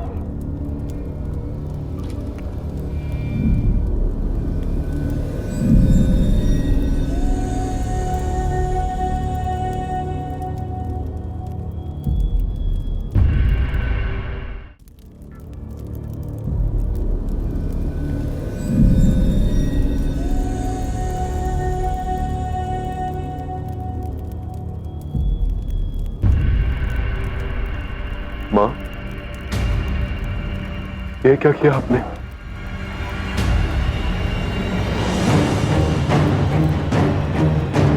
ये तुम्हें मारना चाहता था पुरु।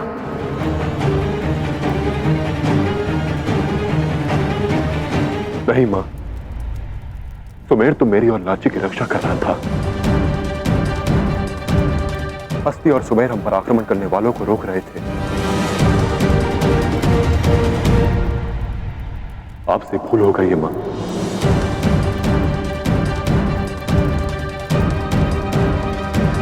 नहीं पुरु, भूल मुझसे नहीं हुई है। तुम्हें तुम्हारी सुरक्षा के लिए नहीं आया था, अपितु वो तुम पर आक्रमण करने आया था पुरु। मैंने स्वयं अपनी आंखों से देखा है। वो शस्त्र लेकर तुम्हारी ओर बढ़ रहा था, तुम पर प्रहार करने के लिए। बस महारानी,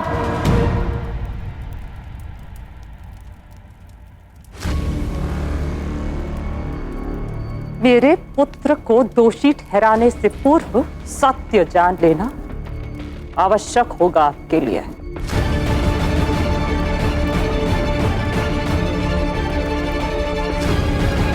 पुरु को मेरा पुत्र सुमेर नहीं, आपका सौतेला पुत्र कनिष्क मारना चाहता था।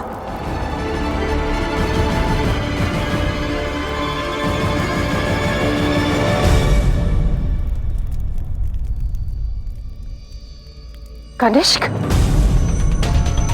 हाँ मां,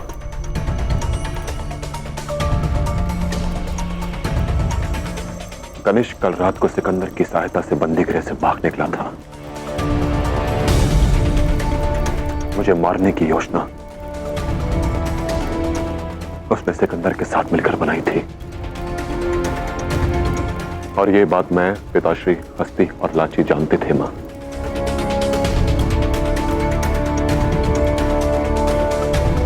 और मेरे ही कहने पर किसी ने आपको और छोटी मां को इस बात से सूचित नहीं किया, क्योंकि मैं नहीं चाहता था कि व्यर्थ में आपका मन चिंतित हो जाए। जिन लोगों ने हम पर आक्रमण किया वो कनिष्क के लोग थे मां।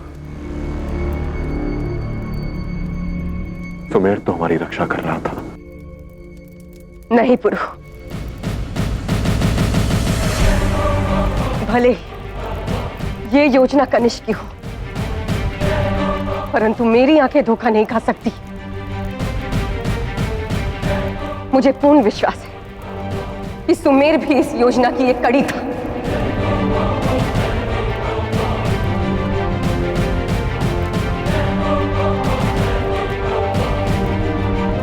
मुझे सुमेर पर तब संदेह हुआ जब विवाह की विधि के समय मैंने उसे कई बार किसी को संकेत देते हुए देखा, और जब वो लाची को भी लेने गया तब भी मैंने उसका पीछा किया, और उस समय भी उसका व्यवहार संदिग्ध और विचित्र था। लाची, तुम लाची को लेने आए थे ना? हाँ, मैं उसे लेने जा रहा था। और मेरा संदेह विश्वास में तब बदला जब वो तुम पर प्रहार करने आ रहा था।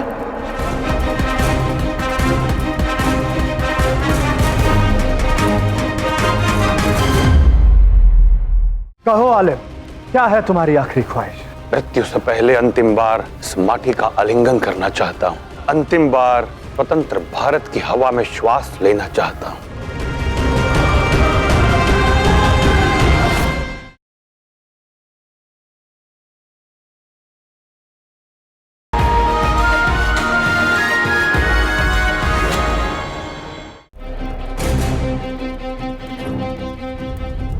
मैंने आपके पुत्र को नहीं मारा और ना ही लाची के भाई को मारा। मैंने एक देशद्रोही को मारा है जो पौरव राष्ट्र के महाराज पुरुषोत्तम की हत्या करने आया था। कभी कभी हमारा आंखों देखा भी हमें छल जाता है महारानी। वर्षों पहले मैंने भी एक इंसान को पौरव राष्ट्र से एक बालक को चुराकर भागते हुए देखा था। तुम एक पौरव सैनिक हो, फिर भी पौरव सैनिकों के विरुद्ध लड़ रहे थे। तुमने अपने ही देश से द्रोह किया है, परिणाम स्वयं भुगतो। देशद्रोह विद्रोह में अंतर होता है। हम आपके शिवदत्त ने महारानी अनसुईया की जान ली और मैंने विद्रोह किया। क्या आपकी नजर में ये देशद्रोह है? दिखने में वो भी देशद्रोही लगा, और उस समय यदि मैंने उसे मरने छोड़ दिया होता ना, तो आप समझ सकती हैं कि उसका परिणाम क्या होता। आज ये भारत का रक्षक पुरु हमारे सामने यहां खड़ा ना होता।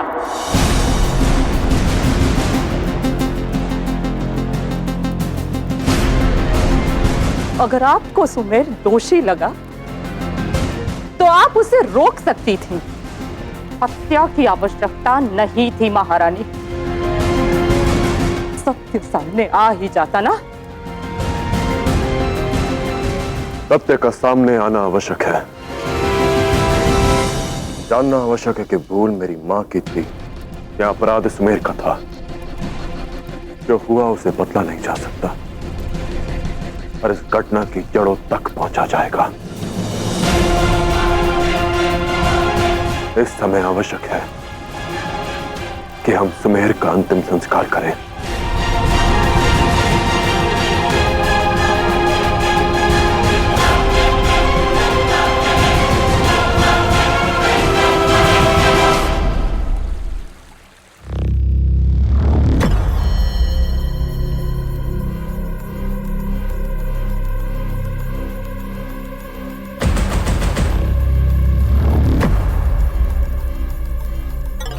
मैं अब भी आपको पोरस को मारने में मदद कर सकता हूँ। भले ही पुरु को मारने की योजना सफल हो गई हो, किंतु हम फिर से प्रयास करेंगे।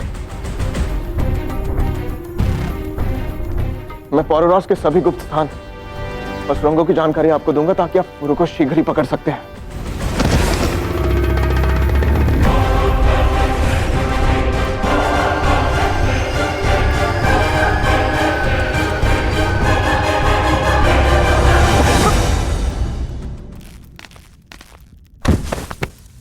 तुम्हें लगता है पोरस तक पहुंचने का रास्ता जानने के लिए मुझे तुम्हारी जरूरत है? ये मत भूलो कि वो मैं था जिसने तक्षशिला में बैठे होने के बावजूद भी तुम्हें उस कैद से आजाद करवाया, जिसका मकसद था तुम सुमेर के साथ मिलकर पोरस को खत्म करो।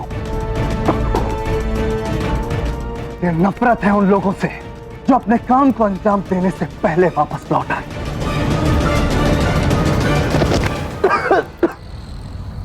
कैद खाने में डाल दो इसे। इसके साथ क्या करना है बाद में तय करेंगे।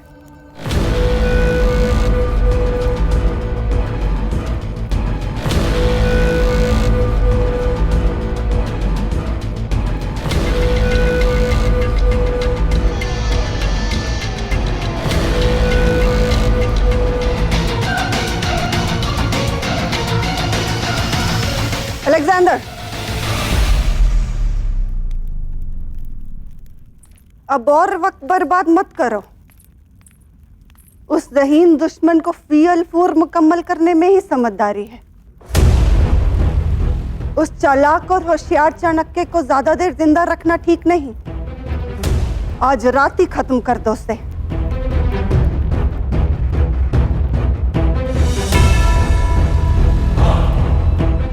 आप मेरी मां हैं और आपकी नसीहत की कद्र करता हूं मैं। चाणक्य मरेगा, जरूर मरेगा, पर आज रात नहीं।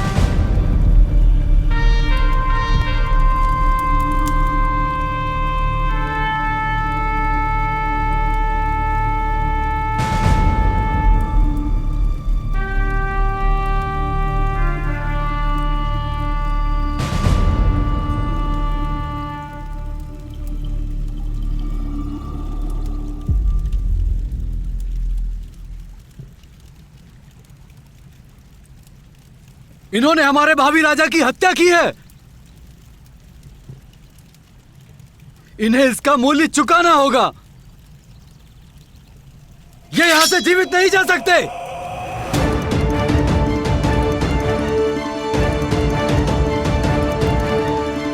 दस्यु रानी, आप आदेश कीजिए, हम इसी क्षण इन्हें समाप्त कर देंगे।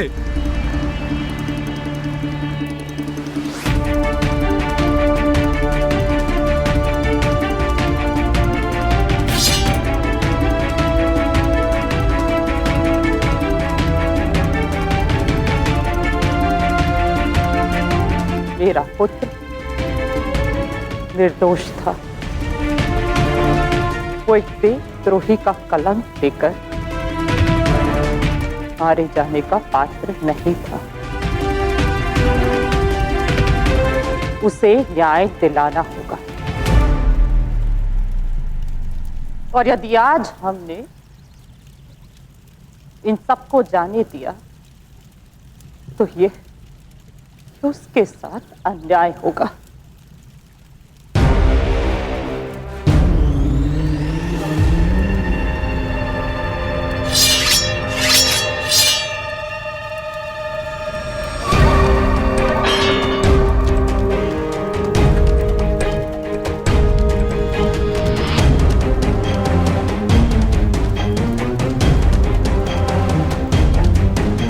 यहां रुकना उचित नहीं है पुरु। हमें तुरंत यहां से निकल जाना होगा। चलो। नहीं पिताश्री, विवाह समारोह में जो कुछ भी हुआ वो अनुचित था।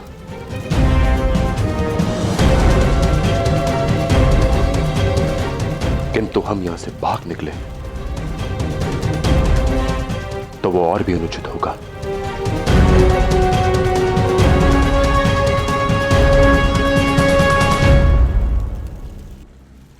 तुम्हारी सुरक्षा करना भी आवश्यक है पुरु। तुम पौरव राष्ट्र के राजा हो, और तुम्हारी रक्षा करने के लिए हम किसी का भी रक्त बहा सकते हैं।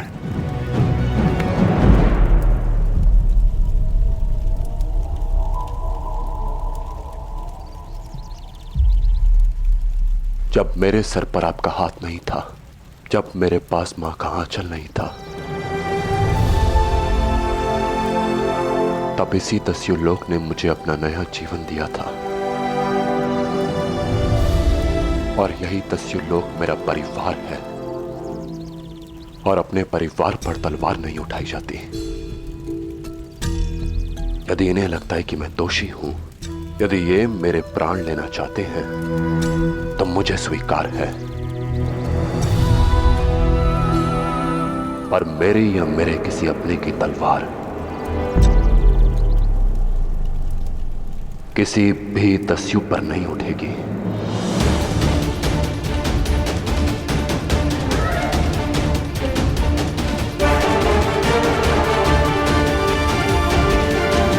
कभी सोचा नहीं था कि मेरे सामने ये भी दिन आएगा। आप मेरे लिए मेरी मां से कम नहीं है दस्यु रानी। आपने मेरी हर भूल को क्षमा किया, मुझे अवसर दिए। यदि ये दस्यु पुरु आज पौरवराज पुरुषोत्तम है, तो उसका श्रेय आपको भी जाता है दस्यु रानी।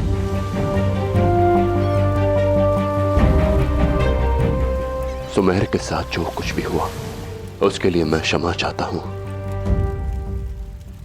आप जो भी दंड मुझे देना चाहती हैं, मुझे स्वीकार होगा।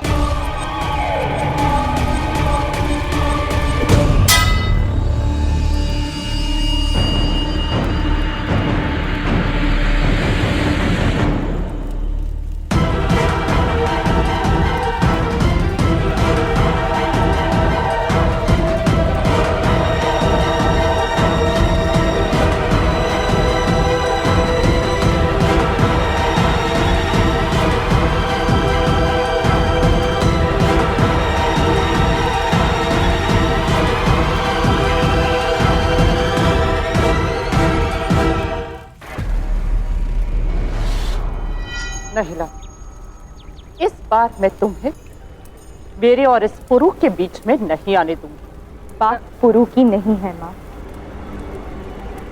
बात न्याय की है। पौरव महारानी दस्यु महारानी को ये अन्याय नहीं करने देगी।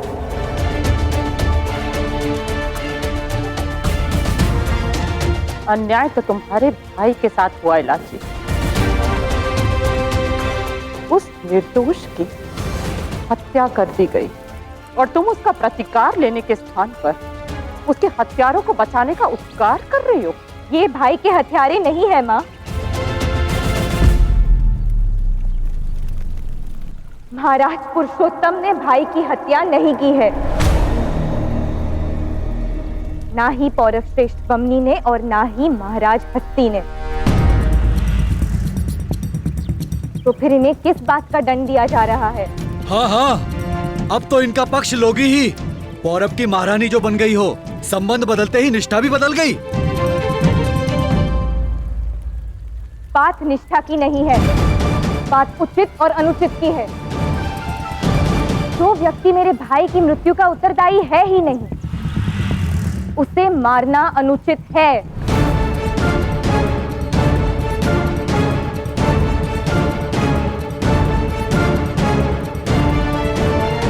महाराज पुरुषोत्तम भी आप सबके विरुद्ध शस्त्र उठा सकते थे,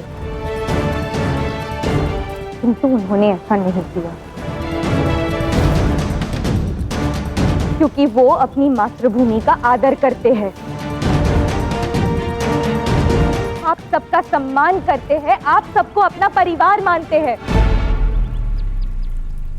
किंतु यदि आप उन्हें उस अपराध का दंड देंगे जो उन्होंने किया ही नहीं है, तो मैं पौरव महारानी लाची आप सबके विरुद्ध खड़ी रहूंगी। महाराज पुरुषोत्तम की ढाल बनके।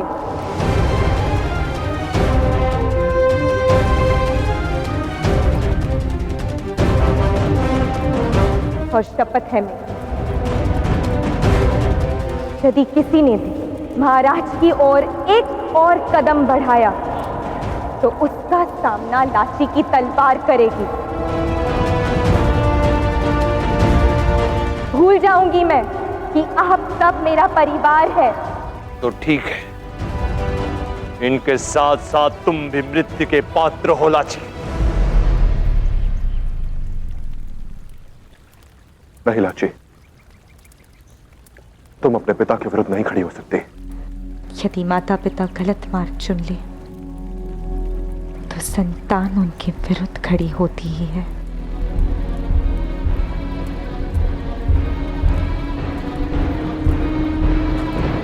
रुक जाइए दस्युराज।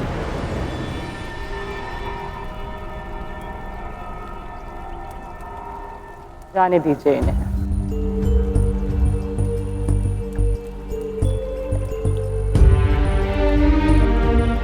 ये तुम क्या कह रहे हो मानंदनी?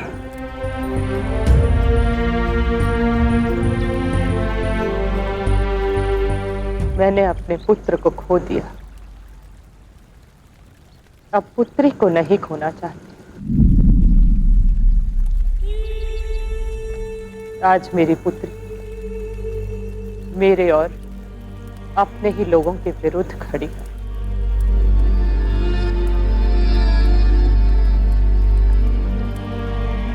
परिस्थितियां इससे भी अधिक विकट हो, उससे अच्छा है कि शांति से मेरे बेटे को मुखाग्नि दी जाए।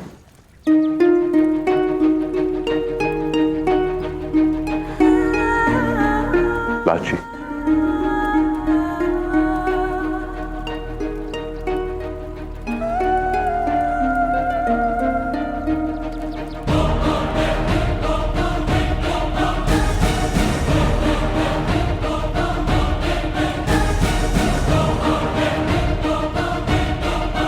तुम जाओ पुरु, यही सबके लिए उचित होगा।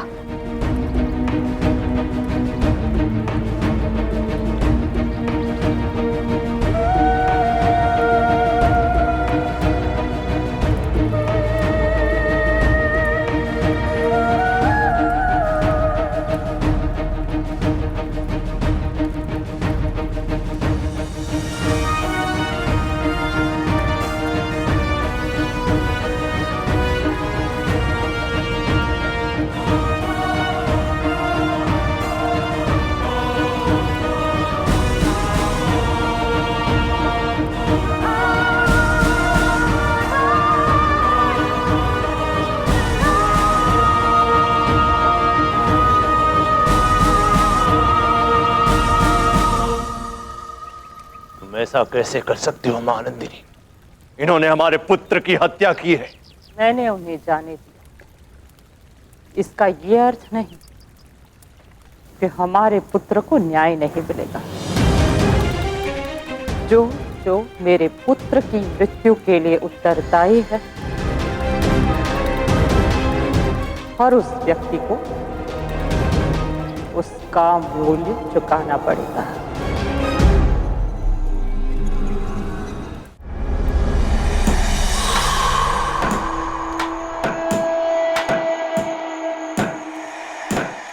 आपके हुक्म के मुताबिक सारी तैयारियां हो चुकी हैं शाह। तो मैं बेशक देखना चाहूंगा।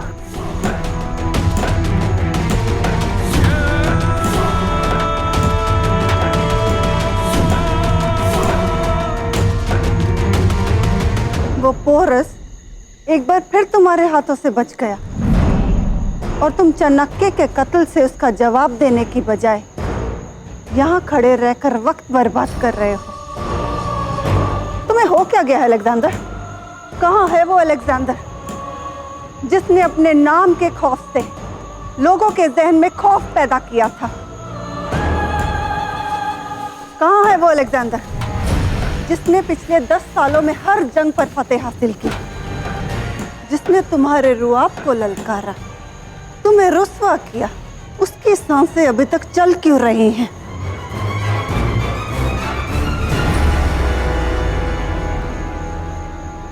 क्योंकि मैं चाहता हूं कि जब चाणक्य की सांसें थमे तो ना सिर्फ पोरस बल्कि पूरे भारत के लोगों के दिल खौफ से थम जाए।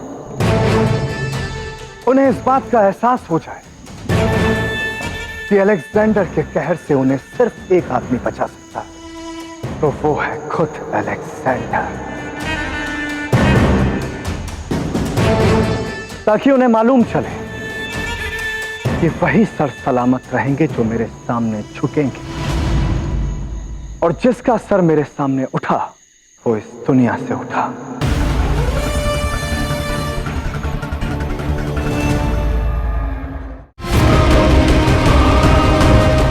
रुक जाओ लाची, तुम्हें घर में प्रवेश करने की अनुमति नहीं है लाची।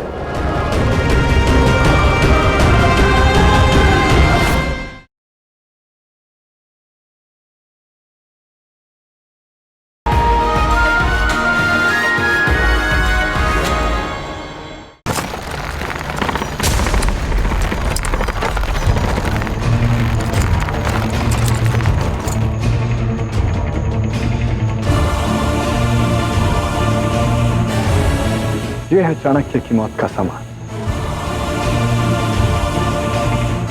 दुनिया ने इससे ज्यादा खौफनाक मौत आज तक नहीं देखी होगी।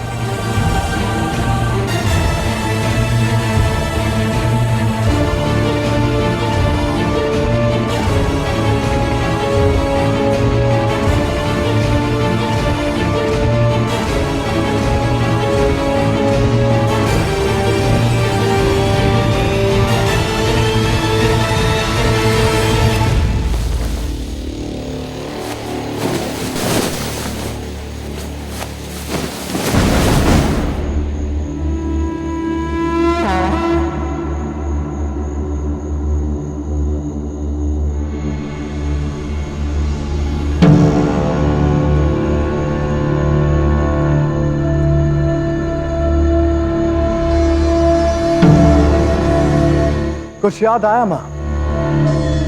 आपके बेटे को जिसने ललकारा था उसकी मौत कुछ उसी तरह होनी चाहिए जैसी आपको पसंद हो। रहम मलिक रहम। कल चाणक्य की मौत एक मिसाल बनेगी और उसकी आखिरी चीखें सदियों तक पूरे भारत को सुनाई देगी।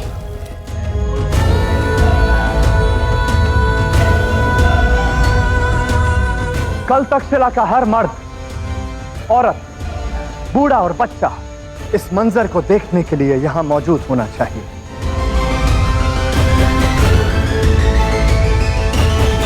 जो मेरा नाम मिटाने चला था, अब मैं उसका नामो निशान मिटा दूंगा। बेशक पोरस मेरे वार से बच गया हो, लेकिन कल चाणक्य की मौत से मैं उसकी हिम्मत और हौसला तोड़ दूंगा।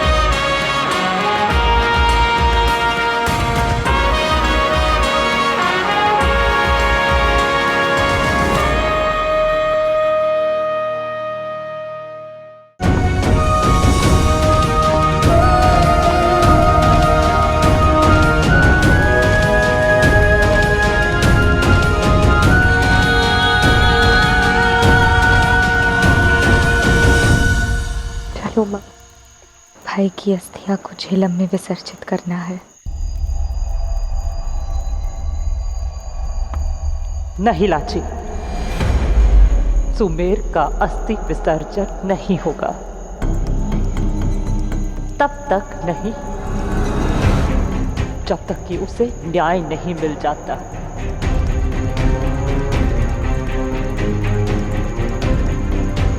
ये अस्थि कलश यहीं रहेगा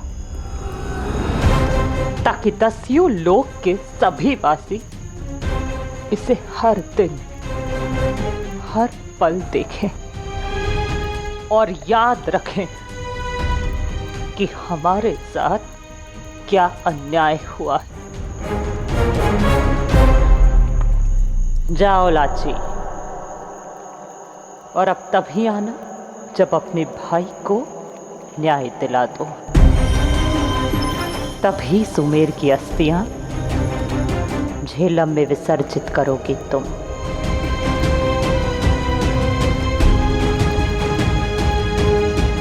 तब तक ना तुम्हें इस कलश को छूने की अनुमति है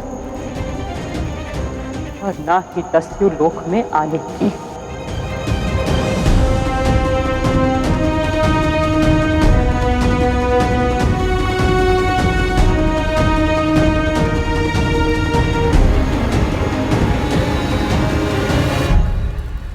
जो भी हुआ वो उचित नहीं हुआ। उन्हें विश्वास दिलाना होगा कि सुमेर वास्तव में पुरु की हत्या करना चाहता था।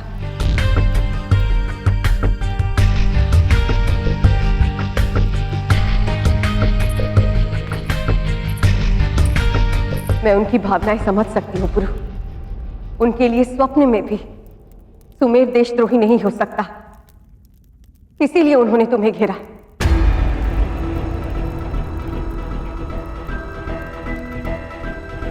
परंतु सत्य यह है पुरु कि सुमेर वास्तव में देशद्रोही था। मैंने स्वयं अपनी आंखों से देखा है।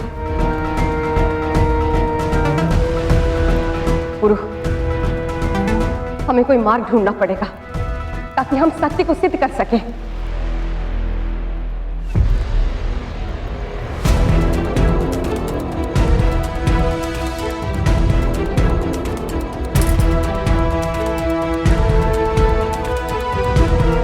जाओ लाची, और अब तभी आना जब अपने भाई को न्याय दिला दो, तभी सुमेर की अस्थियां झेलम में विसर्जित करोगे तुम।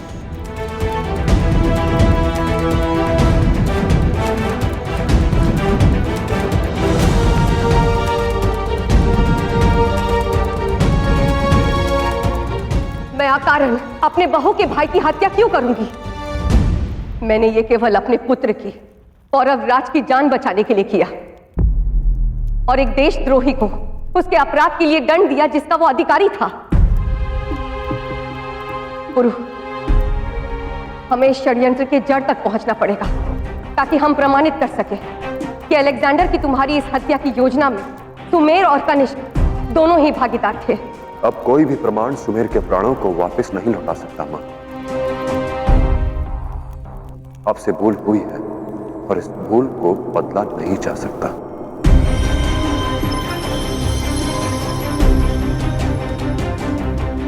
मुझसे कोई भूल नहीं हुई है पुरु।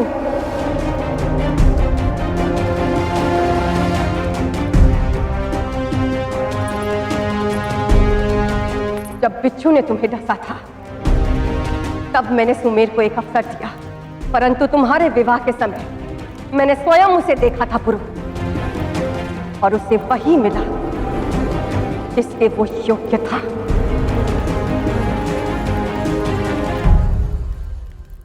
और यदि फिर भी किसी को यह लगता है कि मैं दोषी हूं, तो मुझे उससे कोई अंतर नहीं पड़ता, क्योंकि मैं जानती और मेरी आत्मा जानती है कि मुझे सुमेर की हत्या से कोई खेद नहीं है।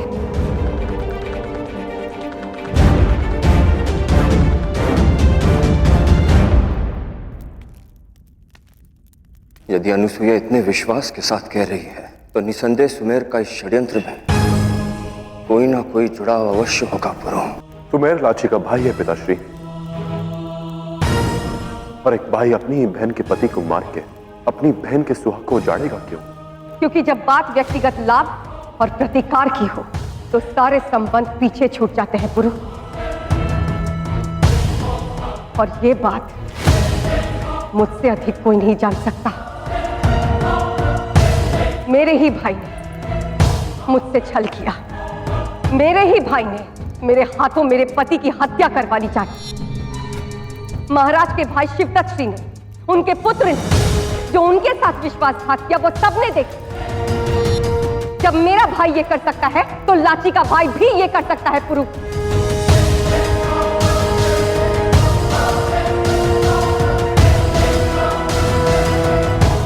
महाराज की जय हो।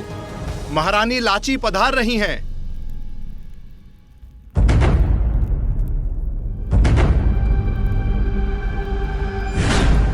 रुक जाओ लाची।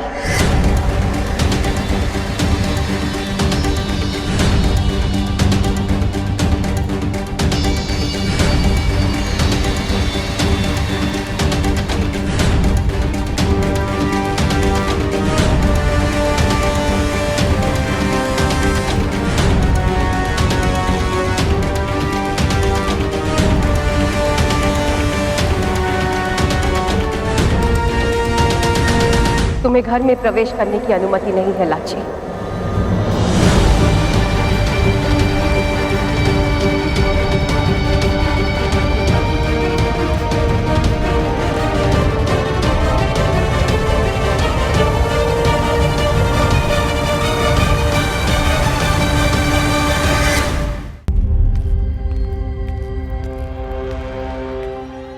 ये आप क्या कह रही हैं मां? लाशी मेरी पत्नी है, आप उसको अपने ही घर में आने से कैसे रोक सकती हैं? वही तो पुरु,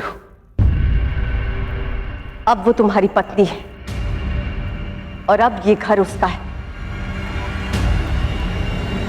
इसीलिए मैं उसे घर में आने से रोक रही हूं।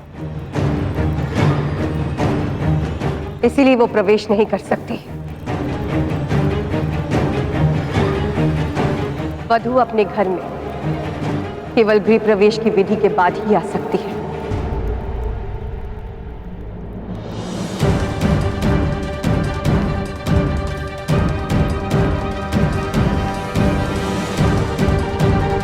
जो कुछ भी हुआ, क्या उसके पश्चात इस विधि की आवश्यकता है? हाँ, आवश्यकता है आर्य। कुलवधू लक्ष्मी का रूप होती है और नए घर में उसका स्वागत पूरे सम्मान और आदर से होना चाहिए।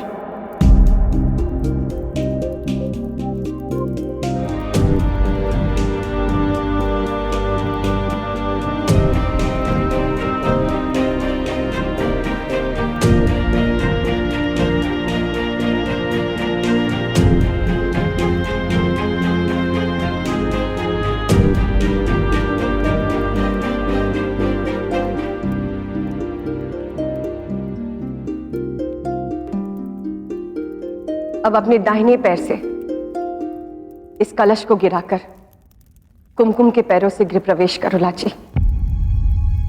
मान्यता ये है कि घर की लक्ष्मी अपने कुमकुम भाग्य से घर में प्रवेश करे और सदा के लिए अपने घर में बनी रहे। दाम्पत्य, उनका घर और उनका भविष्य सदा धन और धान्य से परिपूर्ण रहे।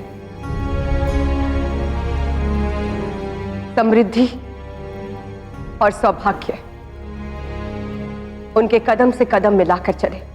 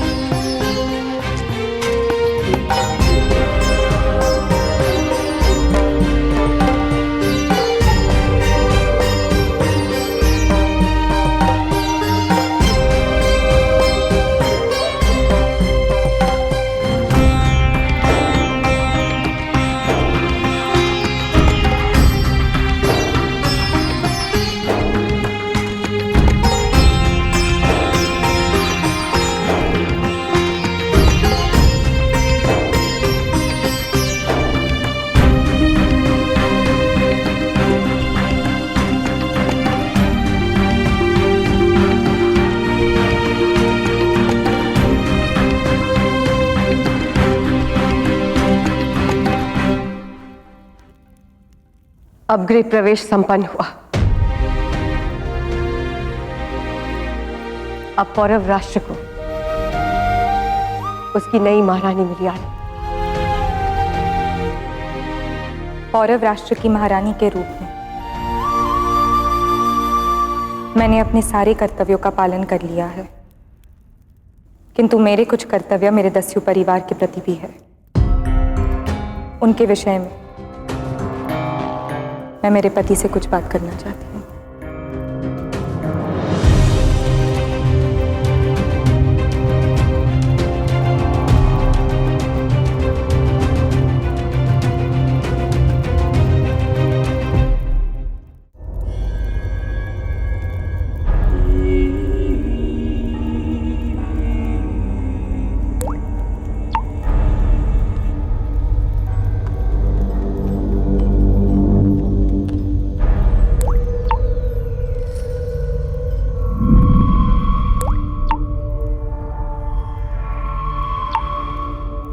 बड़ा गुरूर था ना तुम्हें अपने दिमाग पर। अब देखते हैं कब तक इस पर काबू रख पाओगे।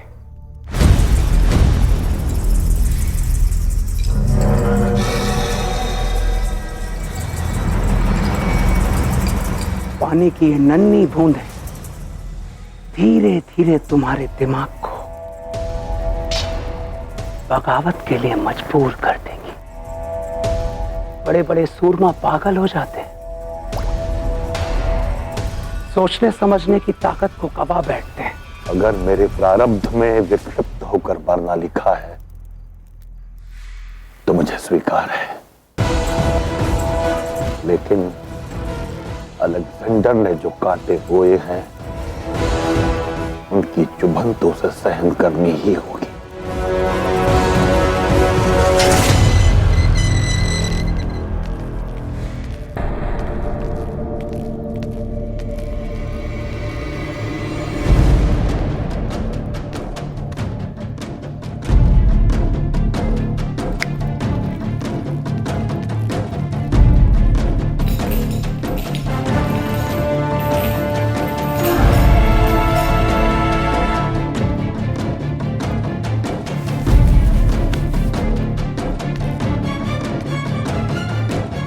मैं तुम्हारे लिए एक तोहफा लेकर आया हूं।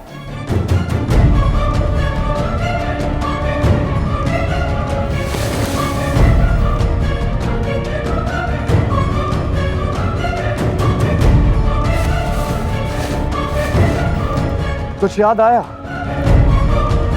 ये तोहफा देते वक्त तुमने मुझसे क्या कहा था? वस्त्र यदि अपनी इच्छा से बुना हुआ हो तो उसे फाड़ना नहीं पड़ता। बस उचित धागे को खींचिए और वस्त्र फिर से आपके सामने धागा बनकर उपस्थित होगा, जिसे फिर आप मन चाहे रूप में बुन सकते हैं।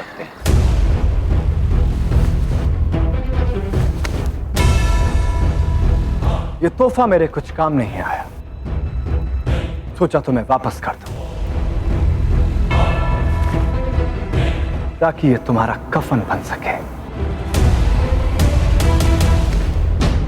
मैं चाहता था कि तुम अपनी जिंदगी के आखिरी पलों में ये याद करो कि कैसे मैं तुम्हारे मुल्क पर कब्जा करूंगा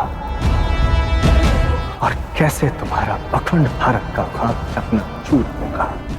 अखंड भारत एक प्रण है जो पूर्ण होगा, चाहे मैं रहूं या ना रहूं।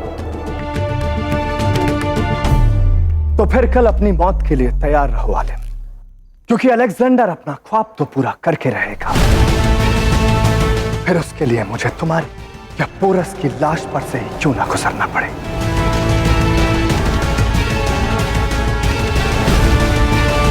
जो इस तुच्छ शिक्षक की अंतिम इच्छा को पूरी नहीं कर सकता, वो संपूर्ण भारत पर अपने आधिपत्य के स्वप्न को क्या पूरा करेगा? खामोश, बदतमीज! नहीं फैस्टियन,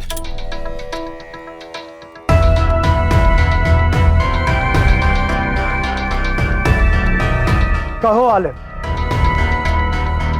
क्या है तुम्हारी आखिरी ख्वाहिश?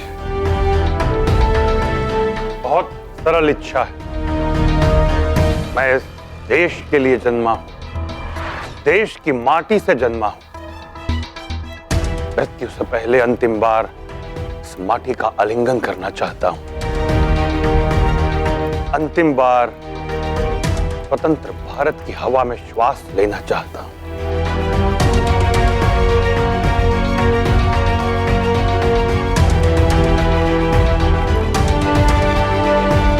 तुम्हारी ख्वाहिश जरूर पूरी होगी आलिम।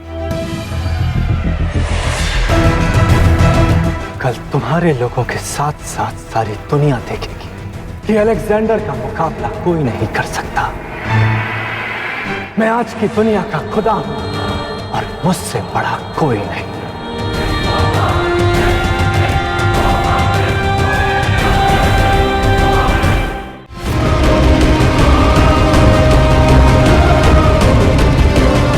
आज सिर्फ तक्षशिला ही नहीं, पूरी दुनिया ऐसी मौत देखेगी जैसी उन्होंने कभी नहीं देखी हो।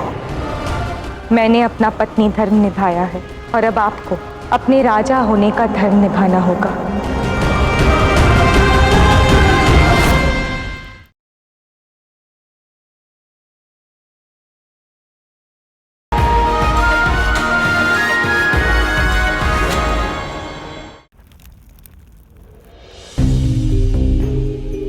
इसी कक्ष में आपने मुझे सचेत किया था कि हमारे विवाह में कुछ भी हो सकता है, और तब मैंने कहा था कि चाहे जो कुछ भी हो जाए हम इस विवाह के मार्ग पर एक साथ चलेंगे। नहीं जानती थी मैं तब कि हमारे भेरों की अग्नि के साथ मेरे भाई की चिता जलेगी।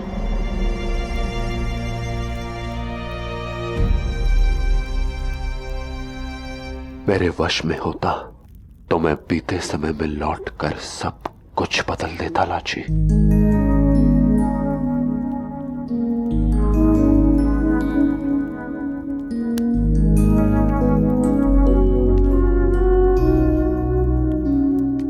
क्योंकि मैं तुम्हें इस पीड़ा में नहीं देख सकता लाची, किंतु मैं प्रसन्न हूं कि तुम मेरे पास वापस आ गई। मुझे विश्वास है लाची कि हम दोनों मिलकर इन सभी बाधाओं को पार कर लेंगे और अपने संबंध को एक नया मार्ग देंगे। तुम्हारे समर्थन से मैं इस बुरे समय को परास्त कर दूंगा और ये पुरु का वचन है।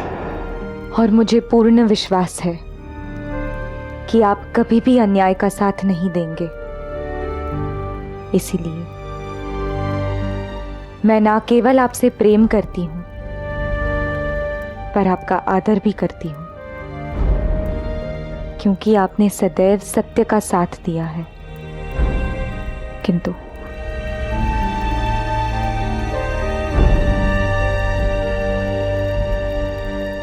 मेरे यहां आने का उद्देश्य कुछ और है। भाई की अस्थियां को अब तक झेलम में विसर्जित नहीं किया है पुरु, और जब तक मैं उसे न्याय नहीं दूंगी तब तक ना ही भाई की आत्मा को शांति होगी और ना ही दस्युलोक का रोष। तुम कहना क्या चाहती हो लाची? यही कि विवाह के समय हमने 4 फेरे लिए थे और अब समय आ गया है कि हम अपने पहले फेरे का सम्मान करें, धर्म का। मैंने अपना पत्नी धर्म निभाया है और अब आपको अपने राजा होने का धर्म निभाना होगा।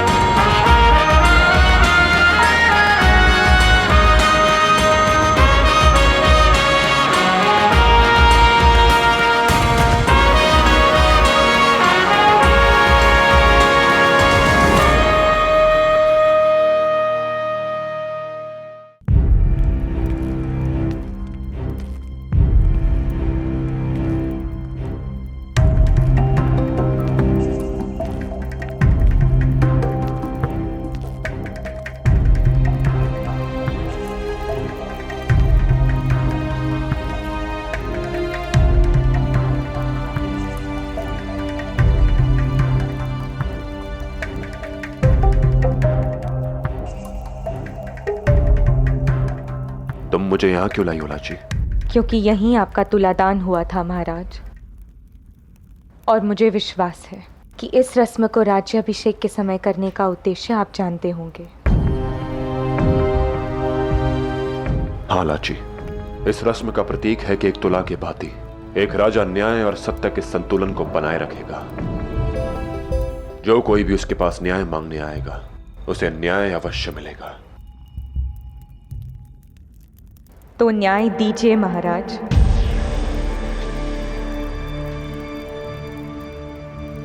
एक बहन अपने भाई की हत्या का न्याय मांग रही है।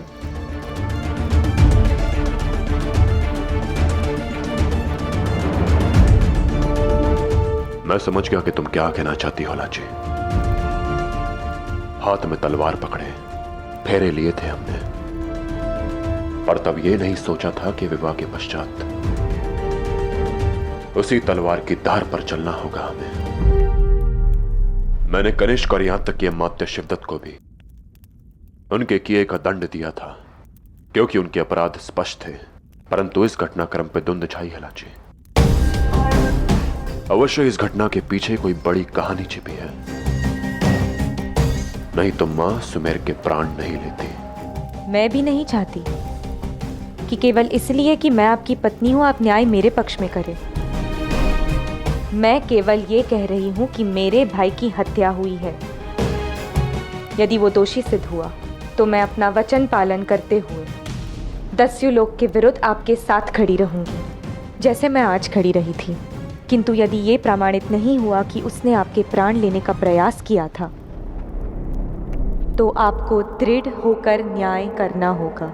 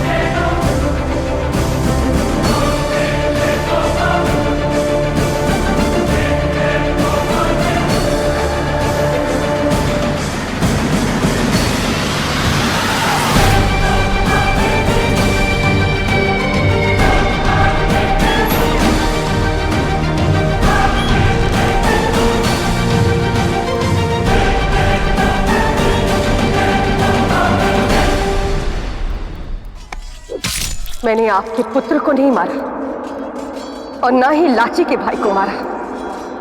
मैंने एक देशद्रोही को मारा है जो पौरव राष्ट्र के महाराज पुरुषोत्तम की हत्या करने आया था। मेरे ही भाई ने मुझसे छल किया। मेरे ही भाई ने मेरे हाथों मेरे पति की हत्या करवानी चाहिए। जब मेरा भाई ये कर सकता है तो लाची का भाई भी ये कर सकता है। पुरु, मेरे भाई की हत्या हुई है। यदि वो दोषी सिद्ध हुआ तो मैं अपना वचन पालन करते हुए दस्युलोक के विरुद्ध आपके साथ खड़ी रहूंगी। किंतु यदि ये प्रमाणित नहीं हुआ कि उसने आपके प्राण लेने का प्रयास किया था तो आपको दृढ़ होकर न्याय करना होगा।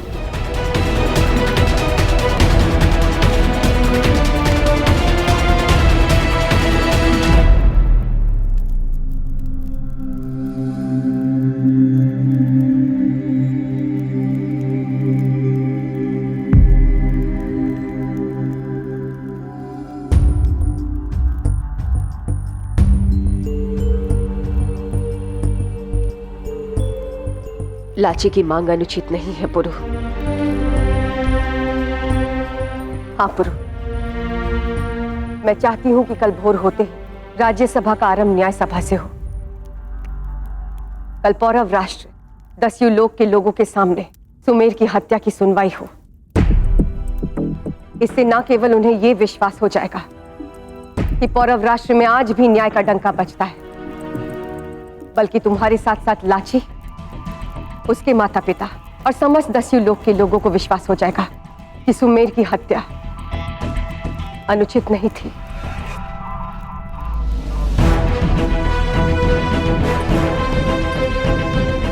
किसी दुविधा में मत पड़ो पुत्र।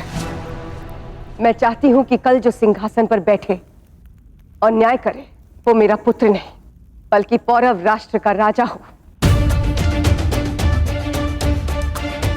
और हर राजा का धर्म है न्याय करना। पुरु, मैंने पहले भी यही कहा था और अब भी ये कहूंगी कि सत्य और धर्म के सामने कोई संबंध बड़ा नहीं होता।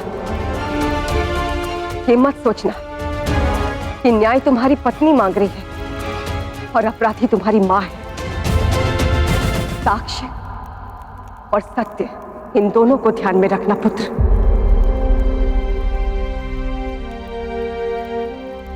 कल तुम्हें स्वयं को इस तुला के समान समझना होगा जो भावनाओं से नहीं भार से संतुलित होती है।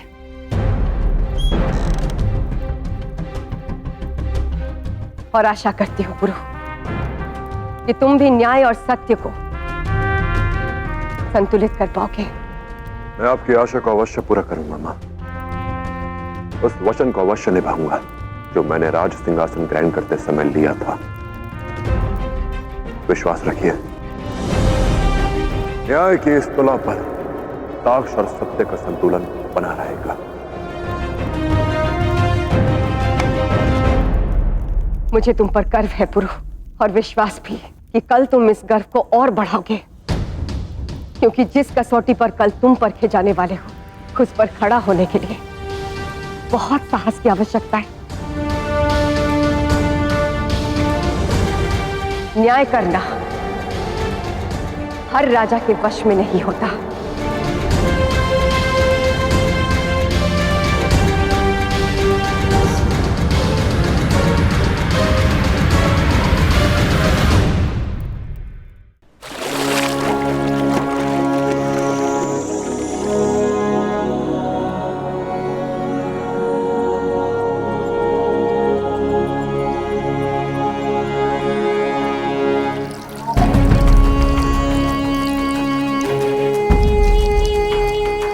पता नहीं भारत के लोग मरने से पहले इतनी इबादत क्यों करते हैं। अगर इतना ही आसान होता तो सबको जन्नत नसीब होती। वो ये सब जन्नत की ख्वाहिश में नहीं कर रहा मां। इसकी सोच थोड़ी अलग है। मौत से पहले अपनी वतन की माटी से जुड़ना चाहता है ये।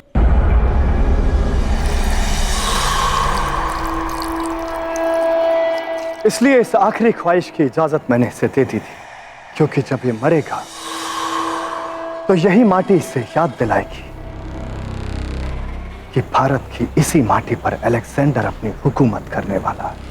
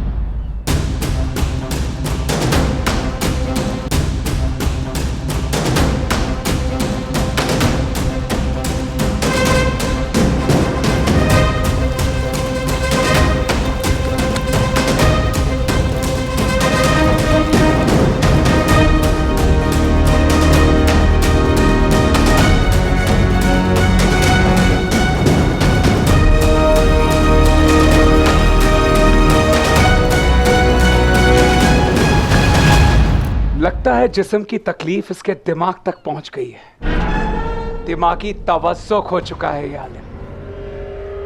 बेहतर है, जिसे अपने दिमाग पर इतना गुरूर था, अब वो अपने लोगों के सामने ही पागलों की मौत मरेगा,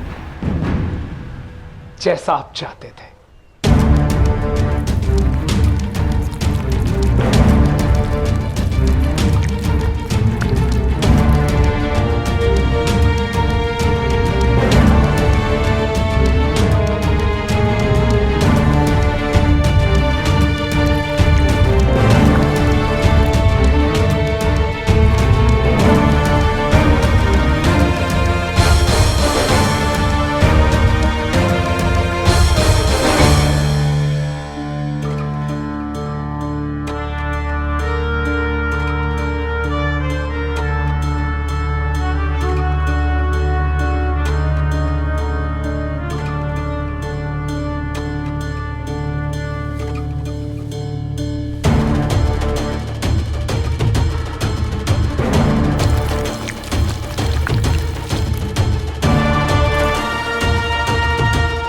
क्या कर रहा है ये?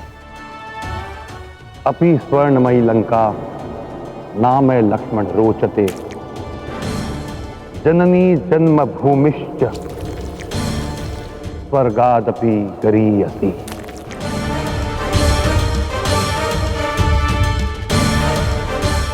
भगवान राम ने लक्ष्मण से कहा कि सोने की लंका भी उनका ध्यान अयोध्या की मिट्टी से हटा नहीं सकती, क्योंकि जन्म देने वाली मां और मातृभूमि की मिट्टी स्वर्ग से भी महान होती है।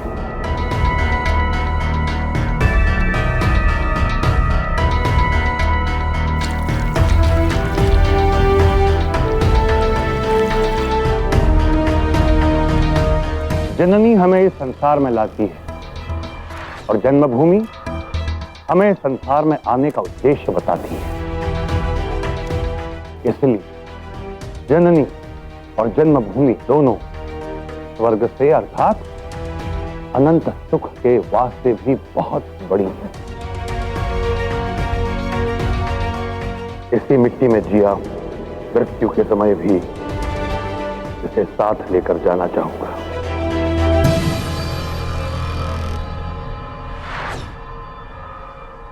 मेरी अंतिम इच्छा पूर्ण करने के लिए बहुत बहुत धन्यवाद सम्राट। अब मैं सज्ज हूं।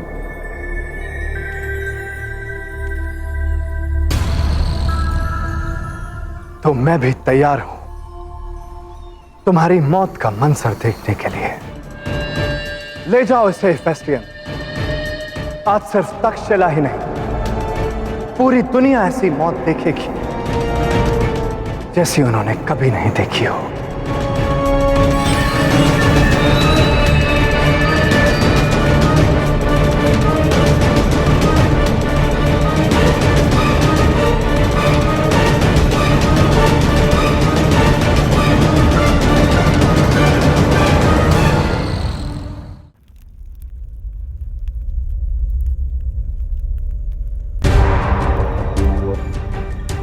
समय आ गया है पुरो।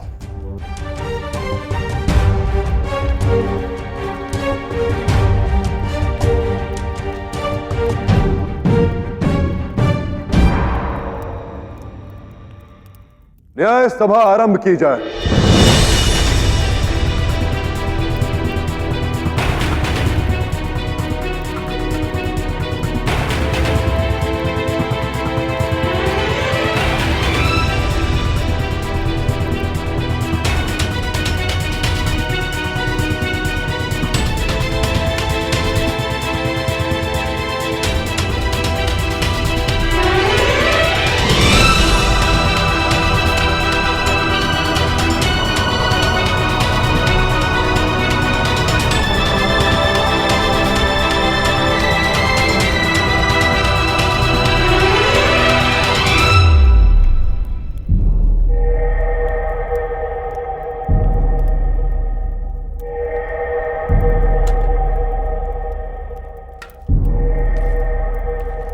इस न्याय सभा का आह्वान महारानी लाची की मांग पर हुआ है और राजमाता अनुसुईया को दस्यु राजकुमार सुमेर का प्यारा मानती है।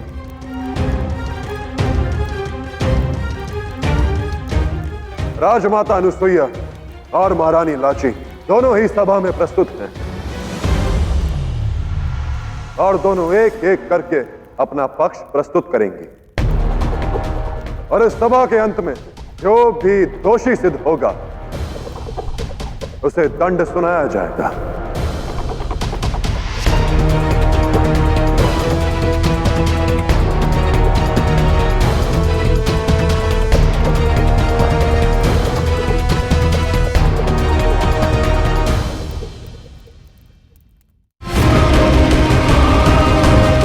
अलविदा आलिम, अफसोस रहेगा कि तुम मेरी ओर क्यों नहीं थे। क्या सुमेर के विरुद्ध आपके पास कोई प्रमाण है राजमाता? नहीं।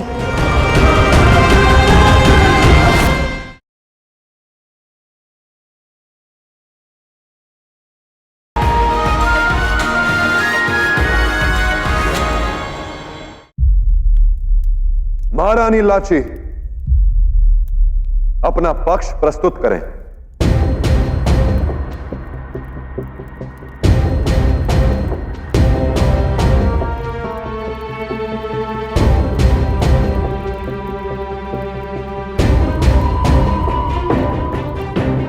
महाराज, मेरे भाई दस्यु कुमार सुमेर को देशद्रोही समझकर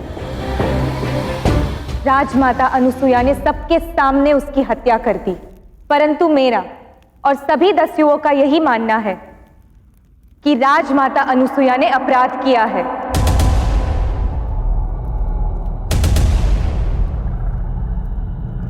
क्योंकि आप स्वयं जानते हैं कि वो आपका सौतेला भाई कनिष्क था जिसने अलेक्जेंडर के साथ मिलकर आपकी हत्या करने का षड्यंत्र रचा था और मेरा भाई आपको उस आक्रमण से बचाने का प्रयास कर रहा था।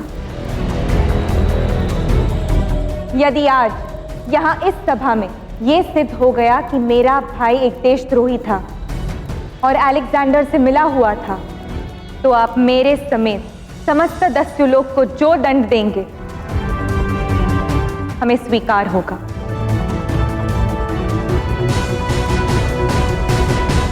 किंतु ये सिद्ध करने वाले समस्त साक्ष्य सबके सामने प्रस्तुत होने चाहिए।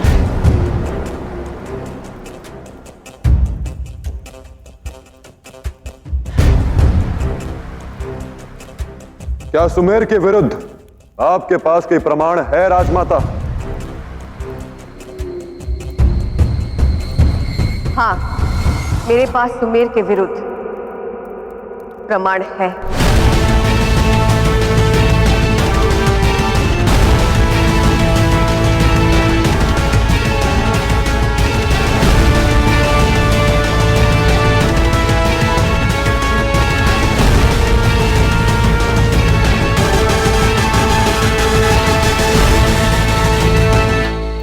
सिर्फ तक्षशिला ही नहीं,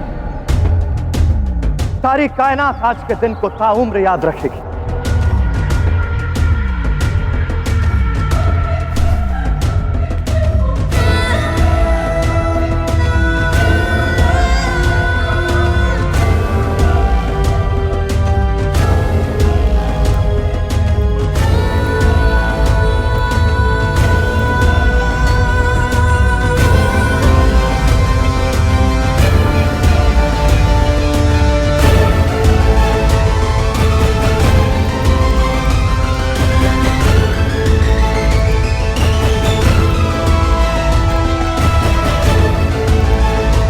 आचार्य चाणक्य को अपनी कर्म भूमि में ऐसी भयानक मृत्यु प्राप्त होगी, ऐसा स्वप्न में भी नहीं सोचा था।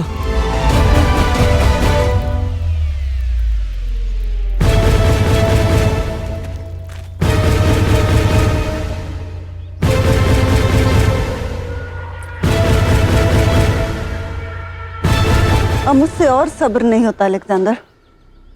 मैं उस पल को जल्द से जल्द देखना चाहती हूँ जब उस चाणक्य का गुरूर अपने ही लोगों के सामने टूटकर बिखर जाएगा। वो पल जल्द आएगा मां, और उस पल को सारा भारत कभी नहीं भुला पाएगा।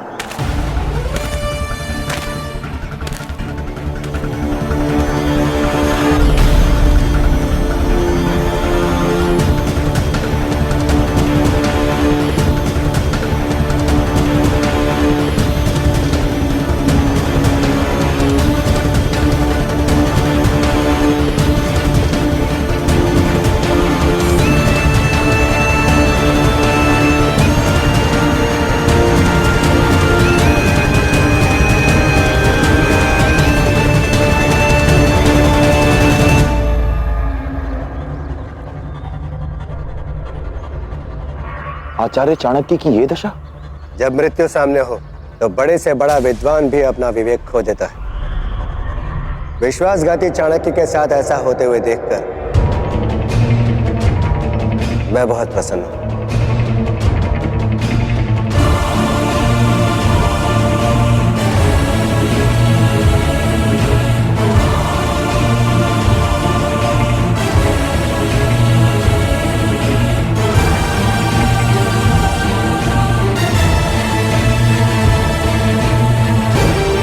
कीचड़ से सना हुआ तुम्हारा मुख देखकर प्रतीत होता है कि अंततः तुमने स्वीकार कर ही लिया कि अखंड भारत का तुम्हारा स्वप्न कभी पूरा नहीं होगा। भविष्य के गर्भ में क्या छिपा है किसे पता? तक्षशिला नरेश, भविष्य तो बहती पवन है, कब अपनी दिशा बदल दे कौन जाने। हवाएं अपना रुख बदल सकती है आलम, मगर तुम्हारी मौत वो यकीनन तुमसे अपना रुख नहीं बदलेगी।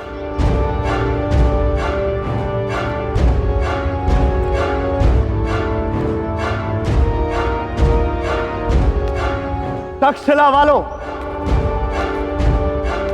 तुम आज इस सीख के चश्मदीद बनोगे कि अलेक्जेंडर के खिलाफ जाने वालों का हश्र क्या होगा। तुम लोगों के लिए चाणक्य दुनिया के बेहद चातुर दिमागों में से एक, पर आज तुम देखोगे कि अलेक्जेंडर की ताकत के सामने हर दिमाग और हर सोच अपने घुटने टेक देती है।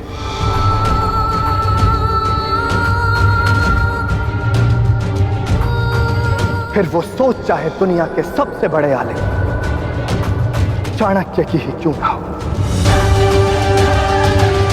आज सिर्फ चाणक्य ही नहीं, हर वो सोच खाक होगी जिसने कभी अलेक्जेंडर के खिलाफ जाने का सोचा है।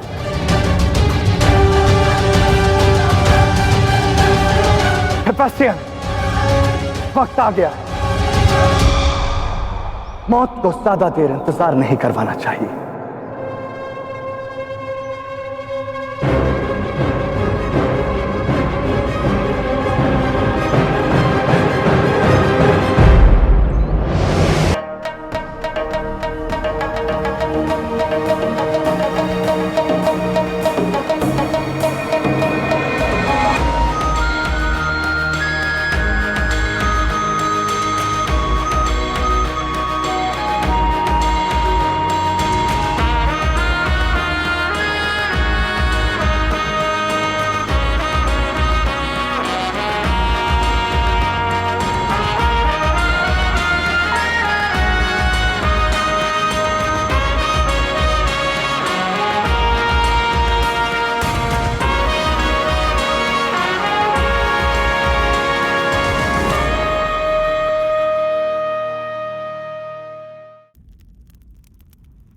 सुमेर के देशद्रोही होने का क्या प्रमाण है आपके पास राजमाता? भस्म की विधि के ठीक पहले मैंने सुमेर को भस्म कलश लेते हुए देखा था।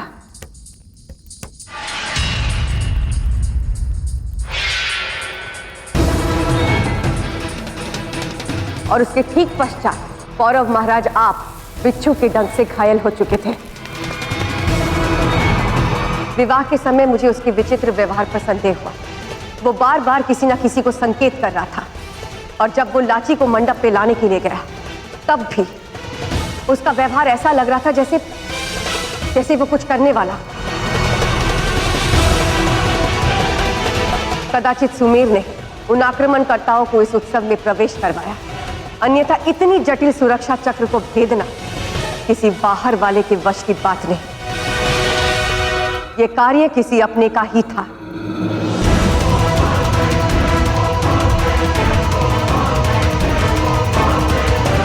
और इसका सबसे बड़ा प्रमाण मैं हूं,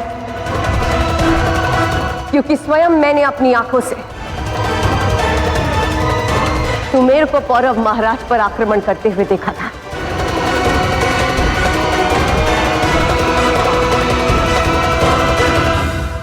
एक बार उसका प्रहार असफल हुआ और दूसरी बार मैंने उसे रोकने के लिए उस पर प्रहार किया।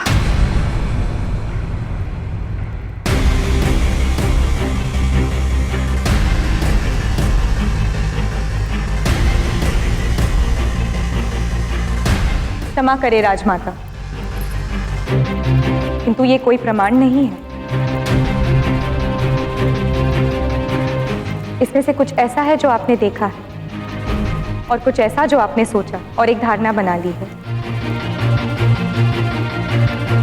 यदि आपके अतिरिक्त भी किसी और ने ये घटनाएं देखी हो, तभी ये तथ्य प्रमाण माने जा सकते हैं। महारानी लाची उचित कह रही है राजमाता।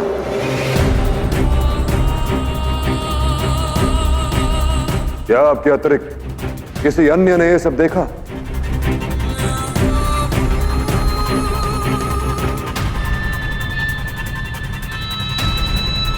नहीं, और यदि केवल मेरे वचन मुझे निरपराध सिद्ध करने के लिए पर्याप्त नहीं, तो आप मुझे सुमेर की हत्या का जो भी दंड देना चाहें, मुझे स्वीकार है पौरव नरेश।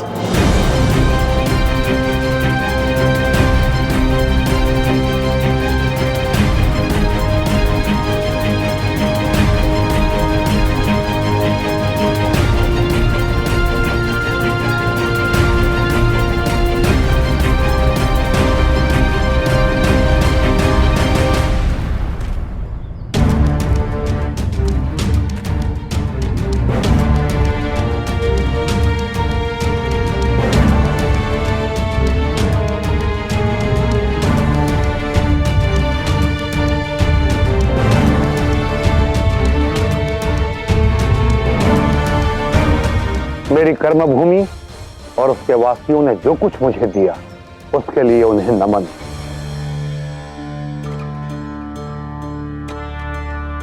और बहुत धन्यवाद। अब मुझे आज्ञा दीजिए।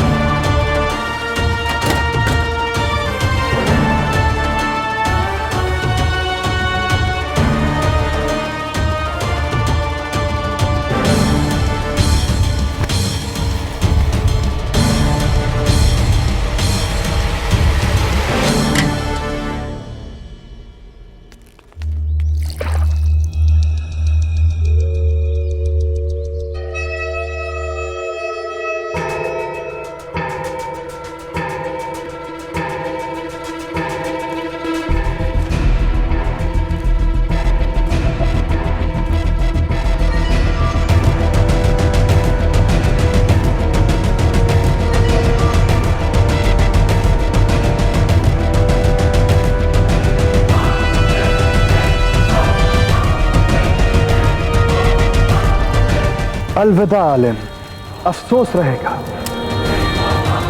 कि तुम मेरी ओर क्यों नहीं थे।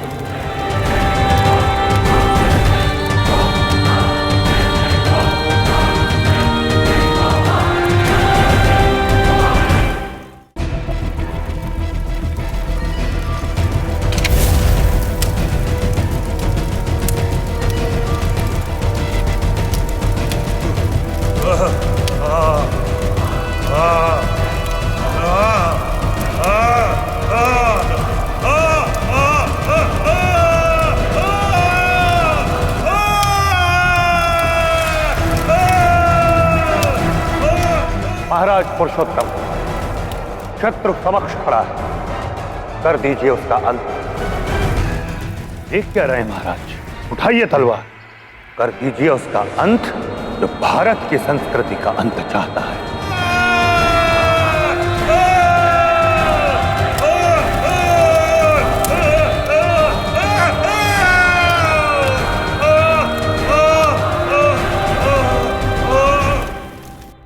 महाराज, राजमाता अनुसुईया ने स्वयं स्वीकार कर लिया है कि मेरा भाई देशद्रोही है। ये सिद्ध करने के लिए उनके पास कोई ठोस प्रमाण नहीं है। उसे अपना पक्ष रखने का अवसर दिए बिना ही उसकी हत्या की गई। अब जब आपने दोनों पक्षों को सुन लिया है, विनती है कि आप न्याय करें।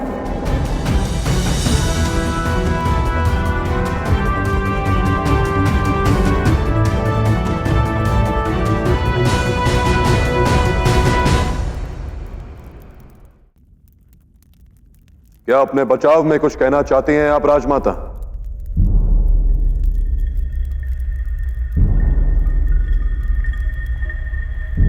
मैंने अपनी आंखों में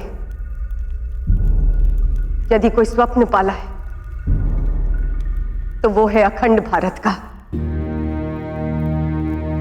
आज तक मैंने जो भी निर्णय लिए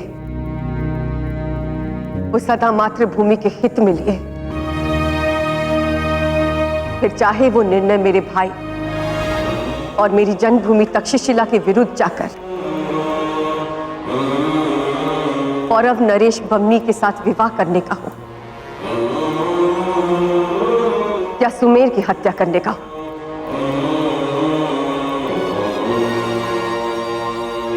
मैं स्वीकारती हूं कि मेरे पास सुमेर को देशद्रोही प्रमाणित करने के लिए पर्याप्त प्रमाण नहीं है,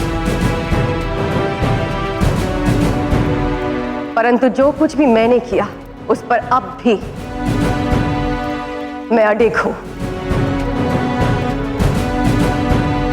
और मुझे पूर्ण विश्वास है कि एक ना एक दिन सत्य सबके सामने अवश्य आएगा। किंतु आज इस क्षण यदि पौरव महाराज पुरुषोत्तम को लगता है कि मैं दोषी हूं तो सुमेर की हत्या करने का जो भी दंड मैं उसे स्वीकारती हूं। न्याय कीजिए महाराज, मैं सच हूं।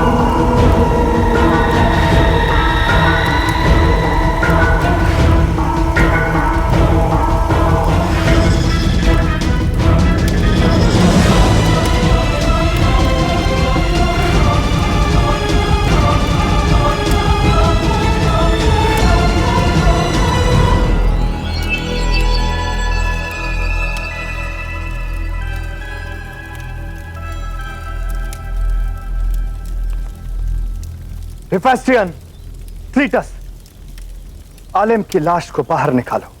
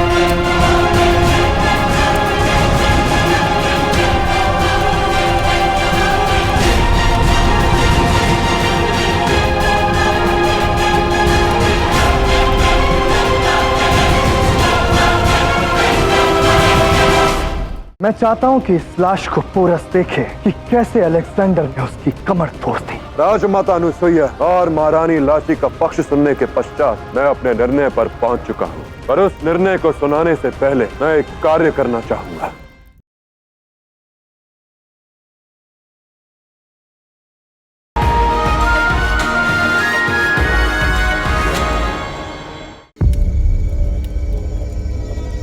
राजवेद, सुनिश्चित कीजिए कि ये अब मृत है या नहीं।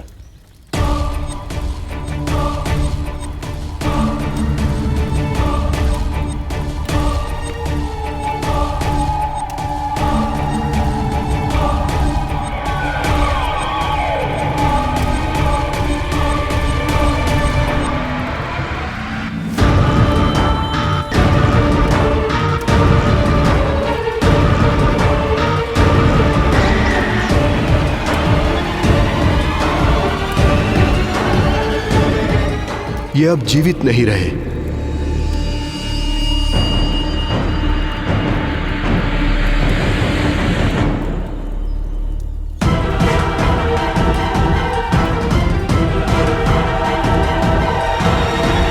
इसकी लाश को छावनी के पास नुमाइश के लिए रखो, ताकि तक्षशिला वाले भी अपनी आंखों से देखें कि अलेक्जेंडर के खिलाफ जाने का अंजाम क्या होता है।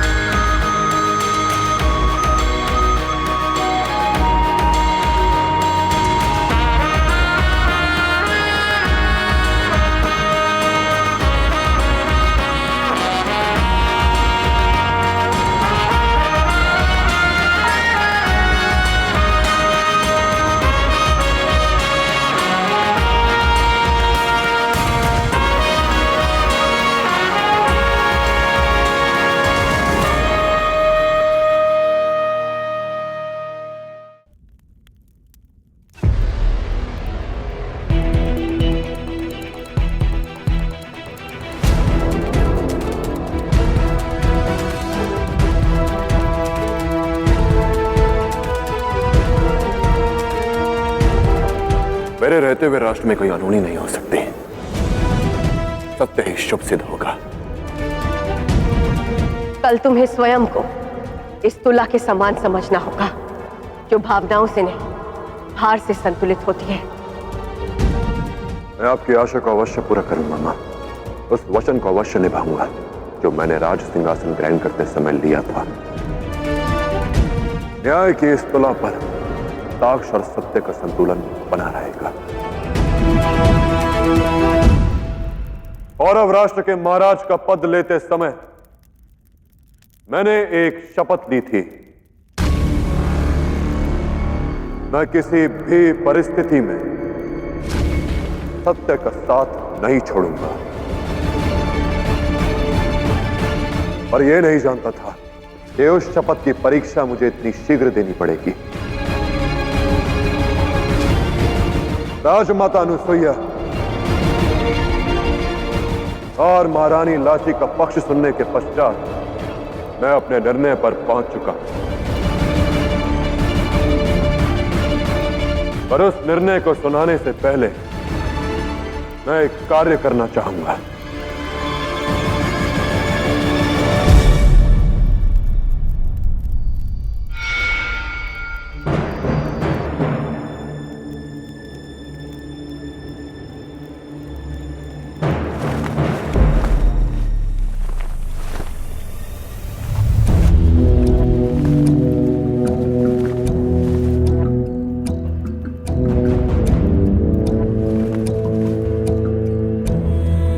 ये पगड़ी राज्याभिषेक के समय मुझे महाराज बमनी ने सौंपी थी। कौरव नरेश की यह पगड़ी सत्य, न्याय और धर्म का प्रतीक है। इस पगड़ी को धारण करने के पश्चात कोई भी व्यक्ति न्याय सुनाते समय पक्षपात नहीं कर सकता। और मेरे सामने एक और मेरी मां है, एक और मेरी पत्नी। इसीलिए पौरव नरेश की इस पगड़ी का मान बनाए रखने के लिए कुछ समय के लिए मैं इसे उतार रहा हूं।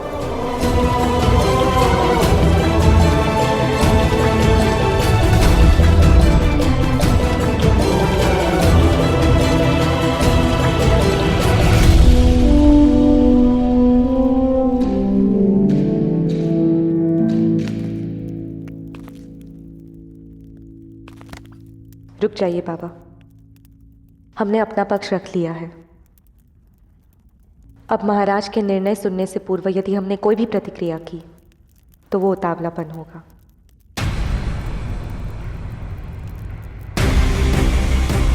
अब एक बेटा अपना तर्क प्रस्तुत करेगा, सभी के पक्ष सुनने के पश्चात यह तो स्पष्ट है कि सुमेर की हत्या मेरी मां के हाथों हुई। यह सत्य है कि पौरव राष्ट्र के संविधान के अनुसार एक राजा की आज्ञा के बिना किसी पर भी शस्त्र उठाना निषेध है।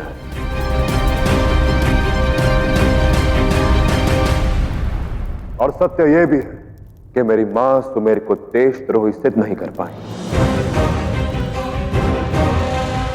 इस घटना से लाची और उनका परिवार अधिक आहत हुआ और न्याय की अपेक्षा में वो इस सभा में आए हैं।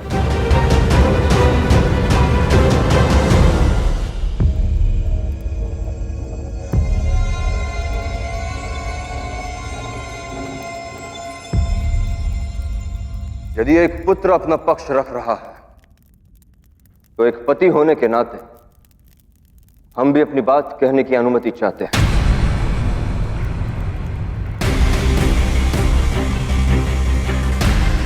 आज तक अनुसुईया ने जो कुछ भी किया कौरव राष्ट्र के हित में किया।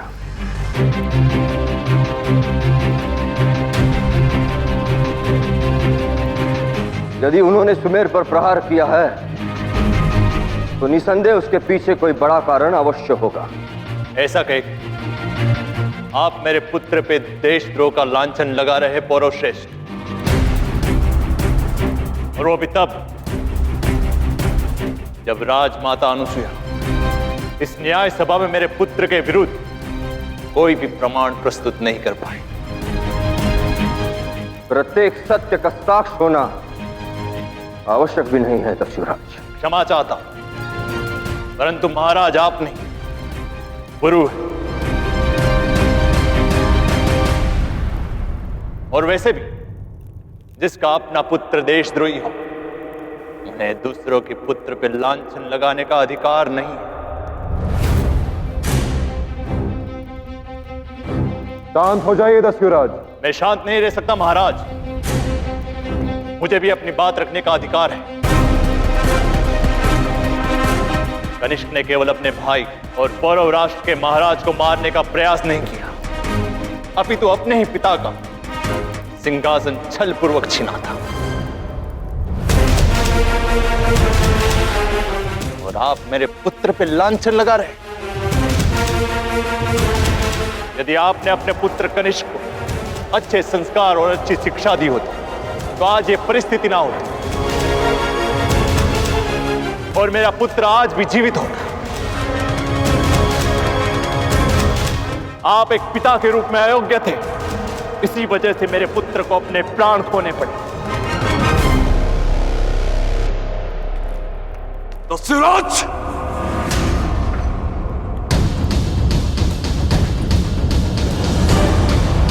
बस।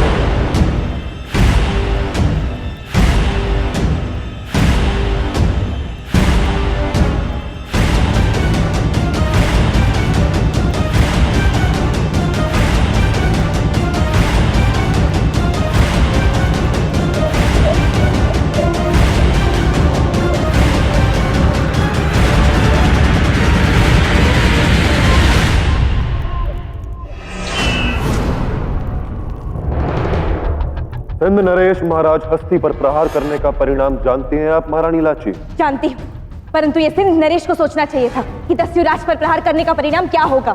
यदि मैंने आपका प्रहार रोका नहीं होता तो महाराज हस्ती अब तक जीवित नहीं होते। और यदि मैंने महाराज हस्ती का प्रहार नहीं रोका होता तो मेरे बाबा जीवित नहीं होते। क्या प्रहार करने से पहले आपने मेरी अनुमति ली? अनुमति लेने का समय नहीं था। यदि अनुमति लेती तो मेरे बाबा के प्राण चले जाते। ठीक यही मेरी माँ ने भी किया था मेरे प्राणों की रक्षा करने के लिए।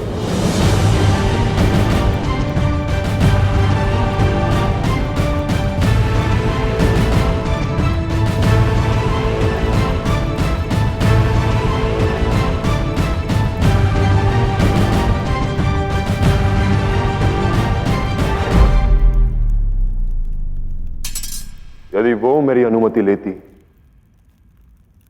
तो सुमेर मेरे प्राण ले चुका होता।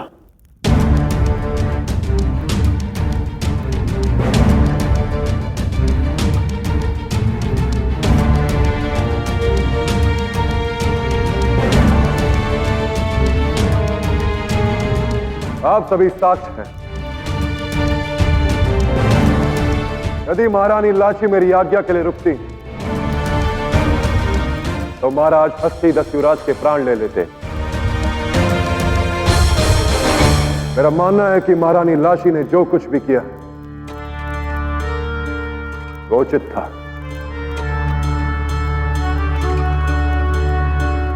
तो क्या मेरी मां ने जो किया वो अनुचित था?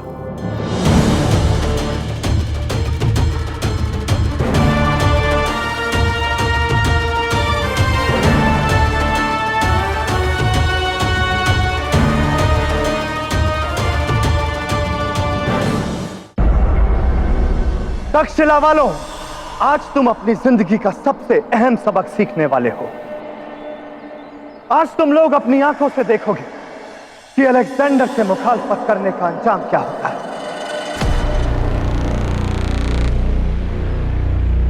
ले आओ चाणक्य की लाश, ताकि ये सब लोग उस शख्स का अंजाम देख सके जो ये सोचता था कि उसकी मौत इस मुल्क के लिए एक मिसाल बनेगी।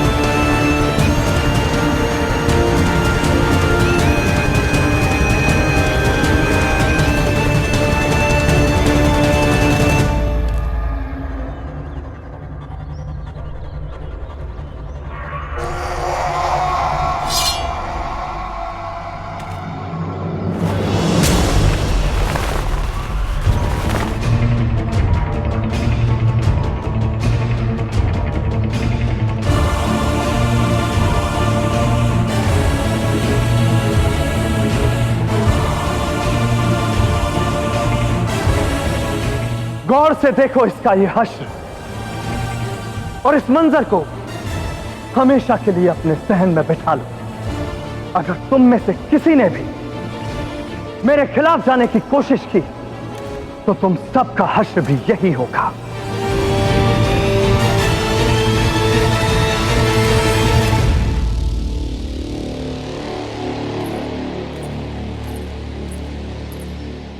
शाबाश अलेक्जेंडर, मुझे फक्र है तुम पर।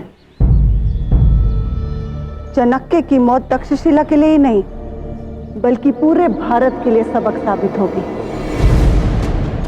ये सिर्फ एक शख्स नहीं था मां, ये एक सोच थी, इस मुल्क भारत की सोच। और ये सोच थी कि ये लोग मेरे खिलाफ जंग करके मुझसे अपने मुल्क को बचा लेंगे। इसलिए मैंने इस शख्स को ही नहीं,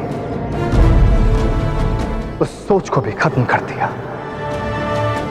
और अब वो वक्त दूर नहीं मां जब ये पूरा मुल्क मेरी सोच से चलेगा और ये सोने की चिड़िया भारत मेरी मुट्ठी में होगा।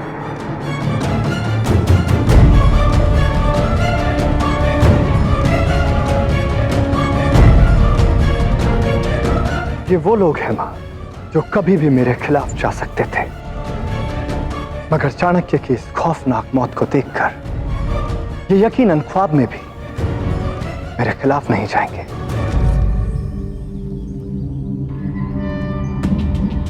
खौफ का हथियार कुछ ऐसा ही होता है मां, जहां जिंदगी की सलामती ही खौफ की हुकूमत को बहाल रखती है। अब तुम इस लाश के साथ क्या करने वाले हो? मैं चाहता हूं कि इस लाश को पोरस देखे और तिलमिलाए कि कैसे अलेक्जेंडर ने उसकी कमर तोड़ दी। जहां इस लाश को देखते उसका मेरे खिलाफ लड़ने का हौसला खत्म हो जाए।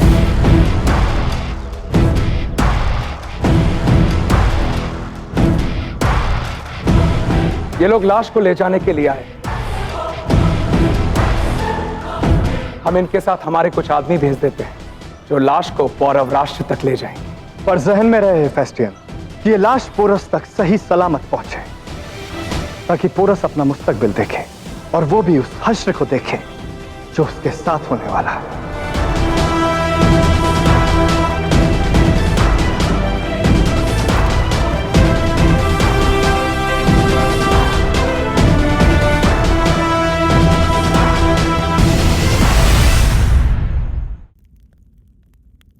मैं मां को बचाने का प्रयास नहीं कर रहा लाची, मैं तो केवल उस स्थिति को दर्शाने का प्रयास कर रहा हूं जिसमें कोई भी वही करता जो मेरी मां ने किया था।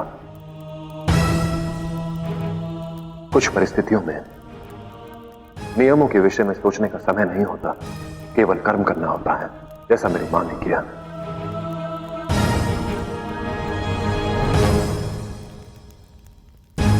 सुमेर अब तक एक देशद्रोही सिद्ध नहीं हुआ है क्योंकि उसके विरुद्ध हमारे पास कोई प्रमाण नहीं। पर केवल प्रमाण न होने के कारण हम ये नहीं मान सकते कि वो निर्दोष है।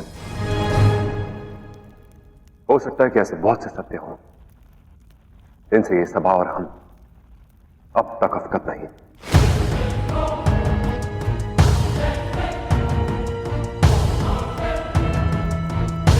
मेरा मंतव्य केवल यह है कि इस सभा में केवल न्याय हो।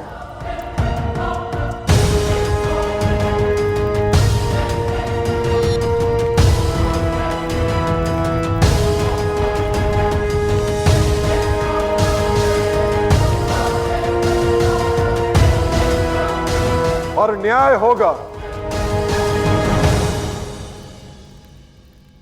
परंतु निर्णय कोई और सुनाएगा।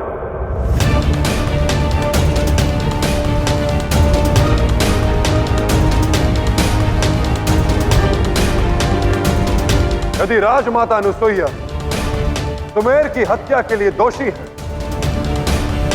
तो उन्हें उस अपराध के लिए क्या दंड मिलना चाहिए, यह निर्धारित।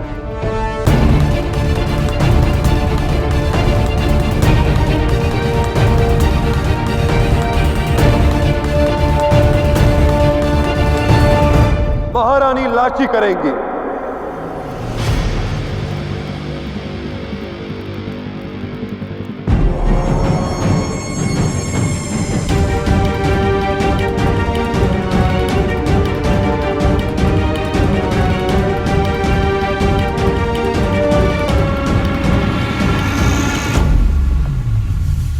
किंतु महाराज। हाँ लाची, पौरव राष्ट्र के संविधान में स्पष्ट है कि निष्पक्ष न्याय के लिए एक राजा न्याय का अधिकार किसी और को भी सौंप सकता है।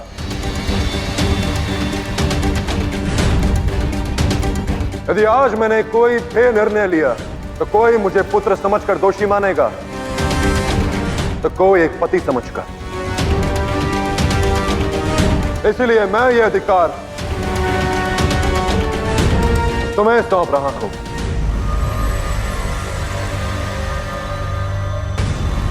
यदि तुम ये मानती हो कि राजमाता अनुसुईया तुम्हारे भाई की दोषी हैं, तो उन्हें उस अपराध के लिए क्या दंड मिलना चाहिए, यह तुम निर्धारित करोगे। और तुम्हारा जो भी निर्णय होगा वो पूरी सभा स्वीकार करेगी।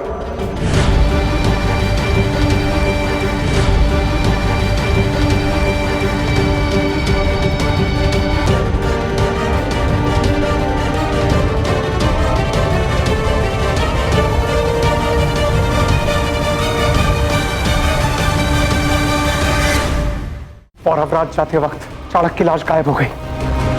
मैं राजमाता अनुसुईया को 7 दिन का समय देती, और यदि उन 7 दिनों के बाद वो स्वयं का पक्ष सिद्ध नहीं कर पाई तो उन्हें दस्यु कुमार सुमेर के अपराध में दोषी माना जाएगा।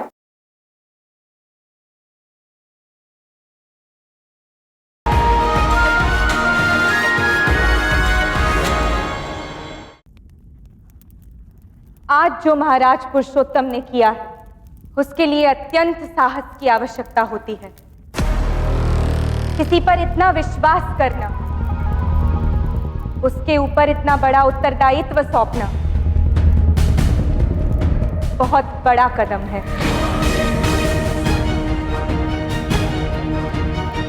और इसीलिए मैं पहले महाराज पुरुषोत्तम का धन्यवाद करती हूं और आशा करती हूं कि मैं उनके इस असीम विश्वास पर खरी उतरूं। और अब मैं अपने निर्णय की घोषणा करने वाली हूं। और जैसा कि महाराज पुरुषोत्तम ने कहा, वही अंतिम निर्णय होगा। स्वयं महाराज पुरुषोत्तम ने यह स्वीकार किया है कि राजमाता अनुसुईया द्वारा दस्युलोक के भावी राजा सुमेर की हत्या हुई है। उन्होंने यह भी स्वीकार किया है कि इस हत्या से पूर्व राजमाता ने उनकी अनुमति नहीं ली थी। और यह भी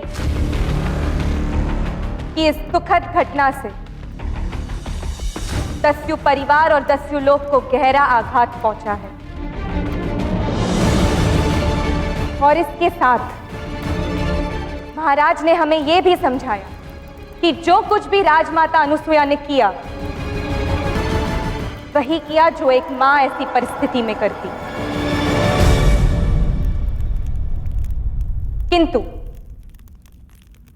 इस तर्क से यह प्रमाणित नहीं होता कि सुमेर एक देशद्रोही था।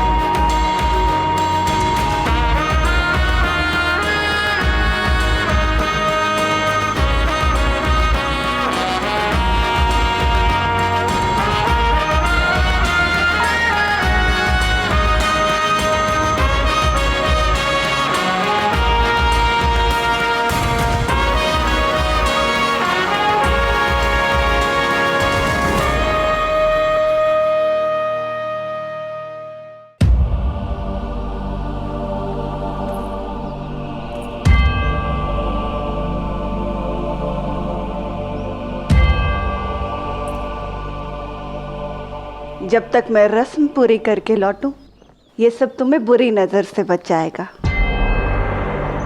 मेरी हिफाजत और सलामती के लिए आपको तक्षशिला से दूर जाकर ये टोटके करने की क्या जरूरत है माँ? मेरा बुरा करने की हिमाकत कोई सोच भी नहीं सकता, यहां तक कि वो पोरस भी नहीं। अपनी औलाद के लिए माँ का प्यार तुम नहीं समझोगे अलेक्जेंडर। मैं जो कर रही हूँ वो मुझे करने दो। ठीक है माँ।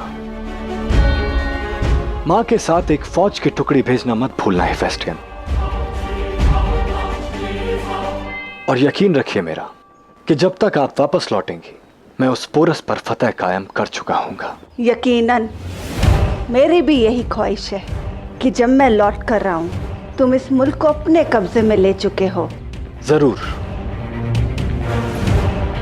मेरी गैर मौजूदगी में अलेक्जेंडर का ख्याल रखना रॉक्सन।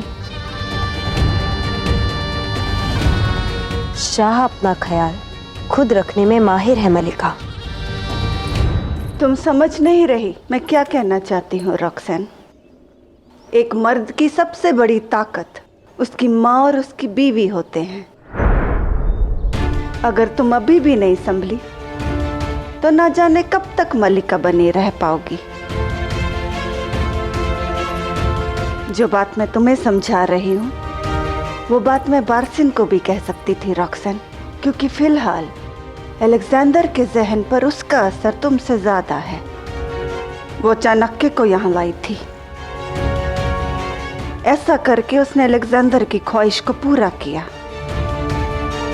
कहीं ऐसा ना हो कि मैं लौट कर आऊं और यहाँ कुछ और हो जाए।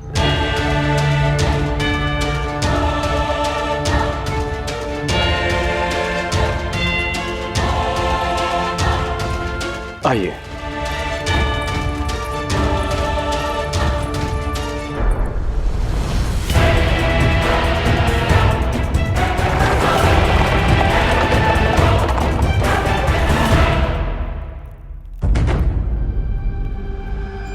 और अब अपना निर्णय सुनाने से पूर्व एक और सत्य है जिसे मुझे स्वीकार करना आवश्यक है, और वो ये है कि कदाचित ऐसी बहुत सारी बातें हैं जिन्हें हम में से कोई नहीं जानता, और बिना पूर्ण जांच पड़ताल के कोई भी निर्णय लेना या राजमाता अनुसुईया को दोषी ठहराना अन्याय होगा।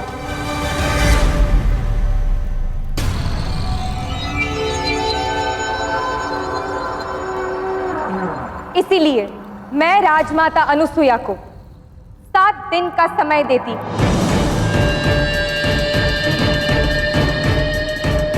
कि वो स्वयं को निरपराध सिद्ध करे या दस्यु कुमार सुमेर को देशद्रोही।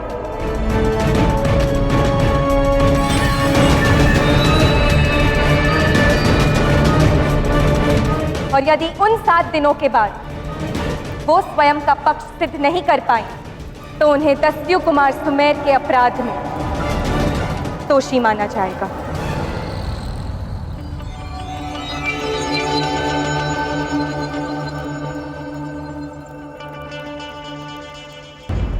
और उस दिन महाराज पुरुषोत्तम स्वयं दंड देंगे।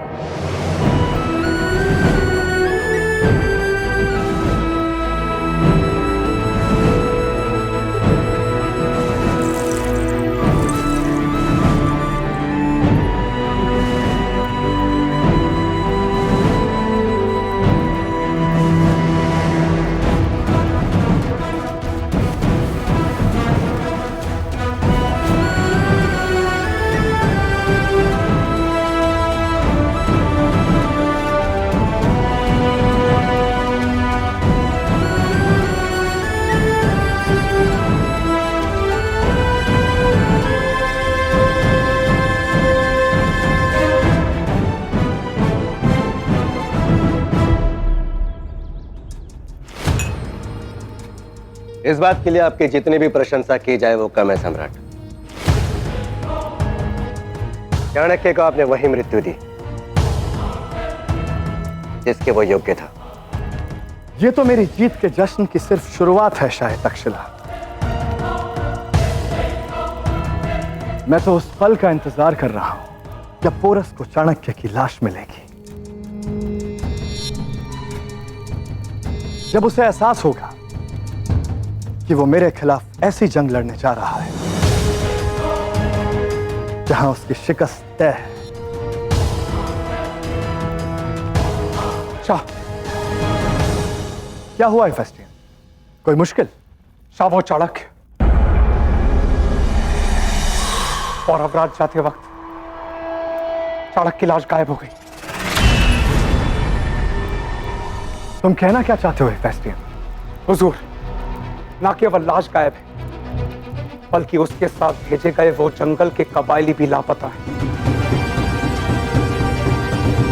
और उसके साथ भेजे गए हमारे सिपाहियों का भी ना कोई सुराग है और ना कोई खबर। ये कैसे संभव है? अब क्या शव स्वयं कहीं चला जाएगा? मुझे देखना होगा, कुछ तो गड़बड़ है। रुको, मैं खुद उस जगह जाना चाहूंगा। किस जगह? उसी जगह जहां से ये कहानी शुरू हुई थी। झेलम के किनारे, जहां मैं उस आलिम को उसकी मौत से पहले लेकर गया था, उसकी आखिरी ख्वाहिश पूरी करने।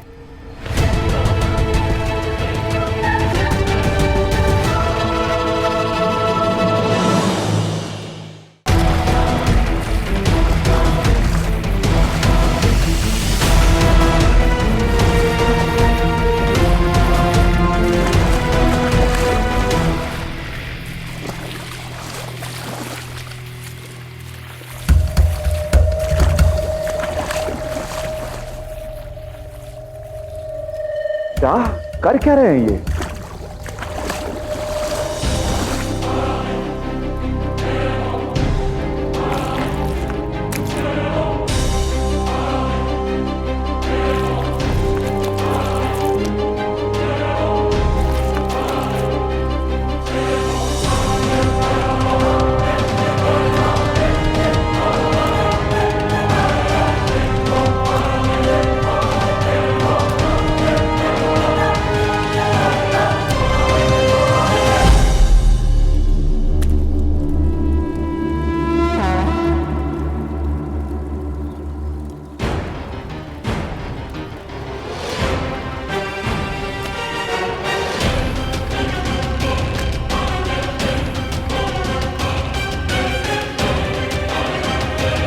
इसी मिट्टी में जिया मृत्यु के समय भी इसे साथ लेकर जाना चाहूंगा।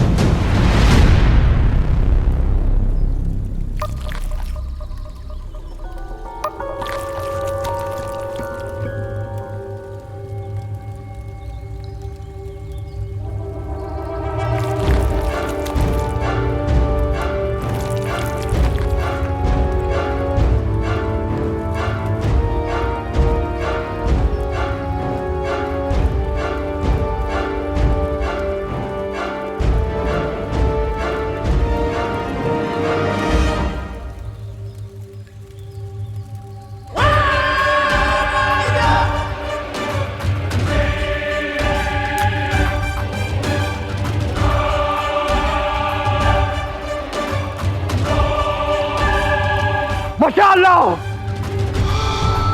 और मेरे जिस्म में आग लगा दो। बिल्कुल नहीं।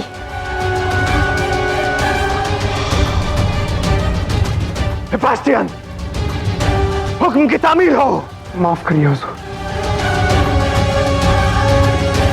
और मैं ये नहीं कर सकता।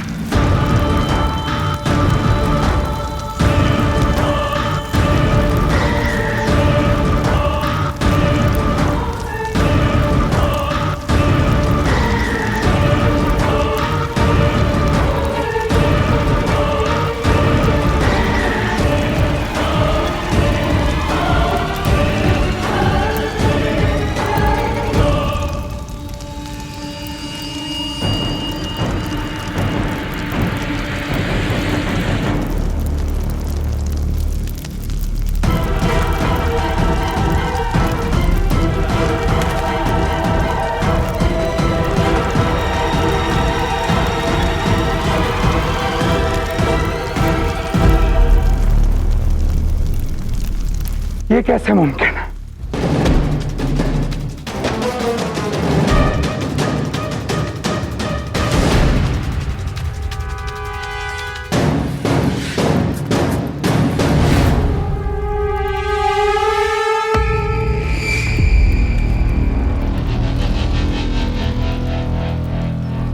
ये कोई साधारण मिट्टी नहीं है, इसमें आधा धातु मिला है जो अग्नि प्रतिरोधी होता है।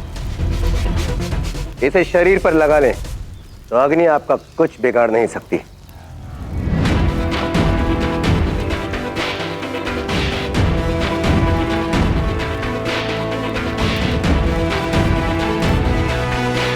तो इसीलिए उस सालिम ने अपनी आखिरी ख्वाहिश अपनी मिट्टी से चुनना रखा था, ताकि वो जले नहीं।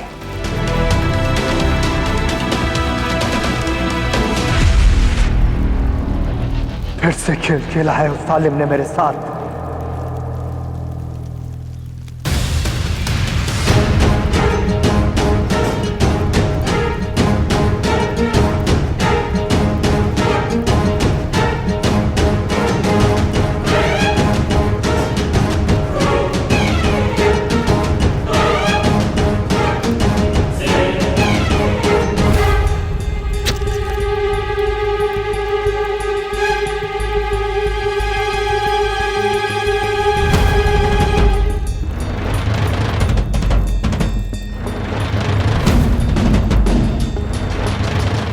तीर तो फौज का नहीं है, जंगल में बनाया गया है।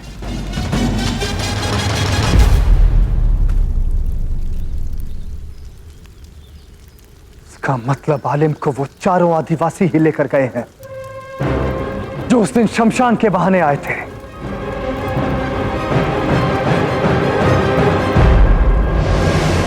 चाणक्य! चाणक्य! चाणक्य!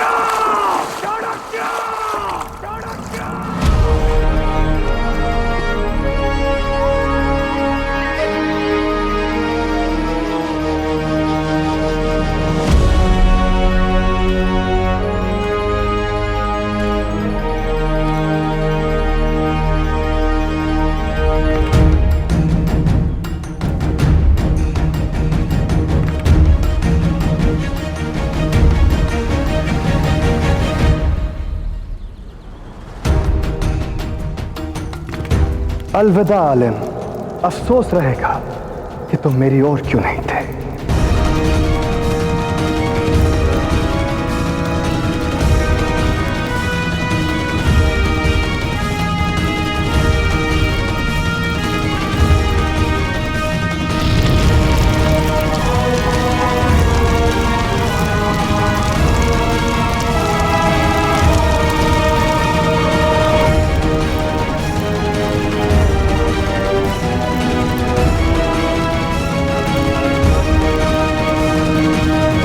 अभी भी बहुत कुछ ऐसा है हमारी संस्कृति और हमारे देश के विषय में जिसका ज्ञान तुम्हें नहीं अलेक्जेंडर।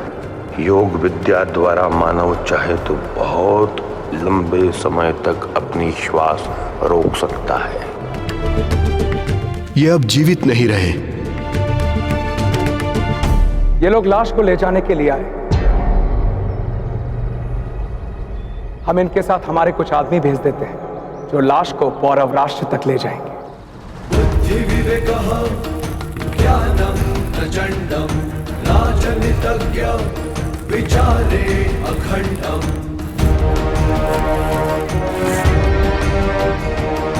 गुणे गुण निधानम रणनीति चतुरम मनैः मंत्रणाच प्रबल पटम प्रकाशम।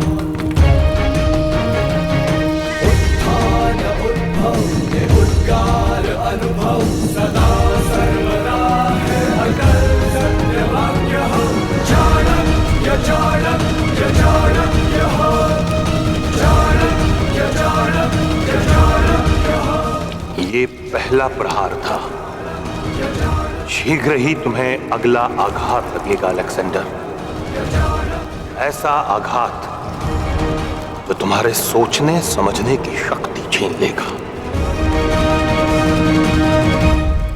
उस शख्स की अकल काबिल तारीफ है और इस चाल के बाद तो मैं भी उसकी अकल का मुरीद हो गया हूं।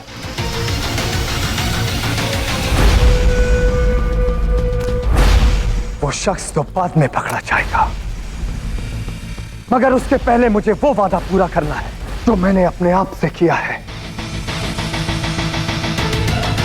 पोरस को उसका तोहफा भेजना है मुझे।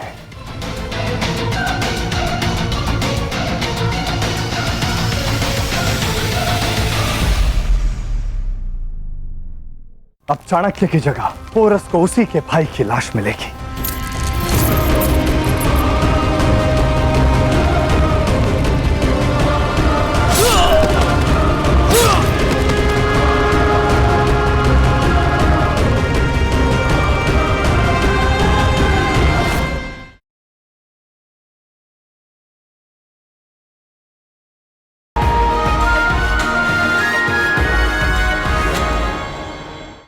जिस प्रकार तुमने आज की परिस्थिति को संभाला, एक राजा और एक पिता दोनों के रूप में हमें तुम पर गर्व है।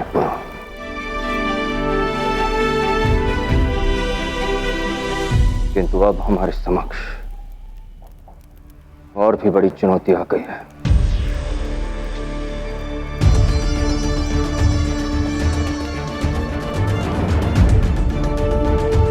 विश्वास रखिए मां, 7 दिनों के भीतर आपका बेटा सत्य को सामने ले ही आएगा।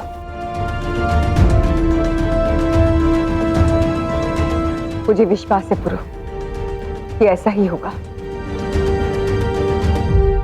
परंतु जिस तरह से तुमने और लाची ने अपना संयम रखकर भावनाओं और कर्तव्यों के बीच में जो संतुलन बनाकर रखा, उससे यह विश्वास और भी दृढ़ हो गया कि तुम दोनों न्याय के लिए मार्ग ढूंढ ही लोगे। बस चिंता इस बात की है कि न जाने लाची को अपने ही लोगों के किस प्रकार के व्यवहार का सामना करना पड़ा होगा, और वो भी इस न्याय के पश्चात। न्याय? क्या सुमेर इसी न्याय के योग्य था लाची? लोग न्याय नहीं कर पाते क्योंकि कभी उनके पास अवसर नहीं होता, तो कभी अधिकार।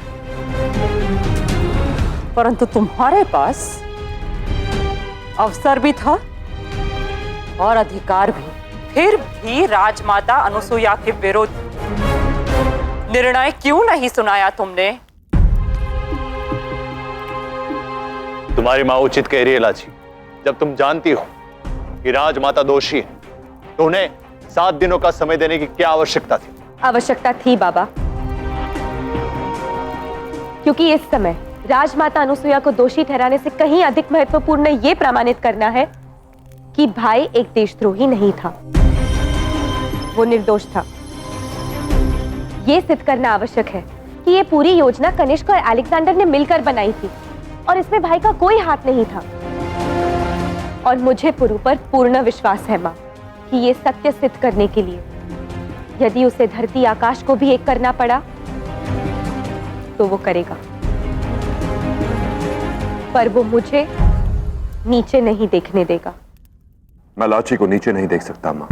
उसे विश्वास है कि मैं सत्य को सामने ले ही आऊंगा, और मुझे भी यह विश्वास है कि यदि सुमेर दोषी सिद्ध हुआ तो न्याय करने में लाची मेरा पूरा साथ देगी।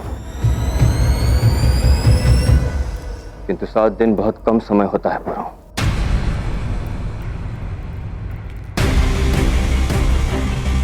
हमें तुरंत प्रभाव से इस कार्य में लगना होगा।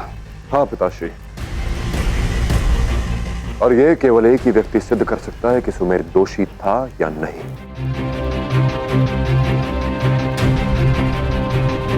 कनिष्क, अब वही हमें सत्य की ओर ले जाएगा।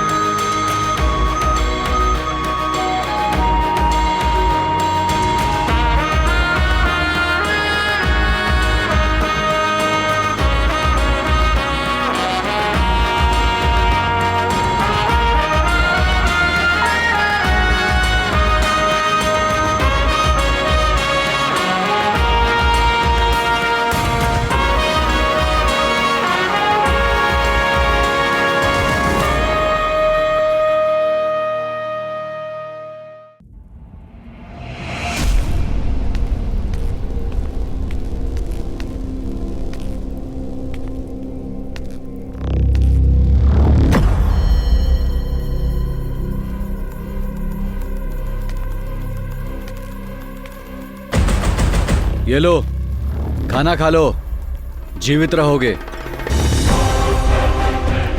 ये लो।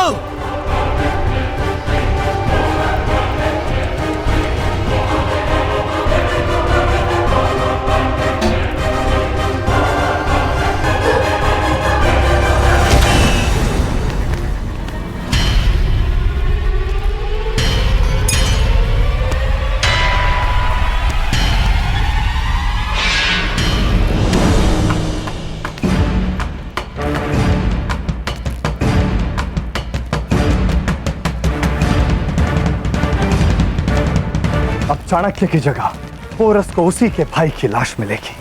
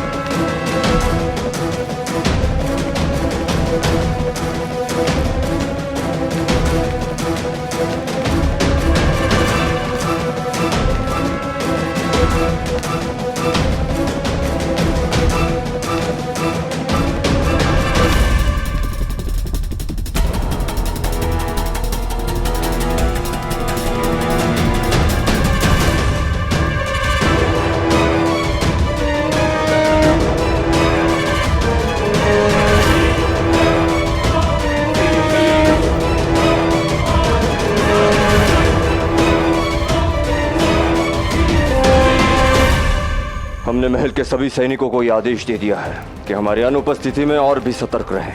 महाराज के आदेशानुसार सभी बंदरगाह बंद कर दिए गए। नगर में आने जाने वाले सभी रास्तों पर सुरक्षा व्यवस्था बढ़ा दी गई है। ना कोई बाहर जाएगा और ना कोई भीतर आएगा। मैं पहले ही अपने सभी गुप्तचरों को सूचित कर चुका हूं कि किसी के पास भी कनिष्क की कोई भी सूचना हो तो मुझे बताएं।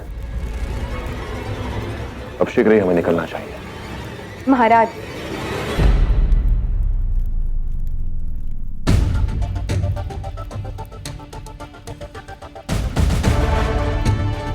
हम बाहर तुम्हारी प्रतीक्षा करेंगे।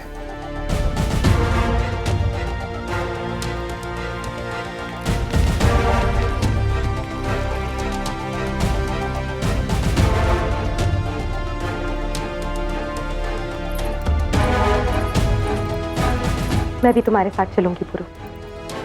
मेरे अपने लोग मेरे इस निर्णय को अनुचित समझते हैं, लेकिन मैं जानती हूँ कि मैंने जो कुछ भी किया है सही किया है। अब मैं तुम्हारे साथ चलूंगी और हम दोनों मिलकर सत्य तक पहुंचेंगे। नहीं लाची, तुम्हारी अधिक आवश्यकता यहां है क्योंकि दस्यु लोक और पौरव राष्ट्र के मध्य एक लौता सेतु केवल तुम ही हो, और हमारी अनुपस्थिति में यहां के हालात और भी बिगड़ सकते हैं। मैं हमारे परिवारों को हर कष्ट में नहीं देख सकता।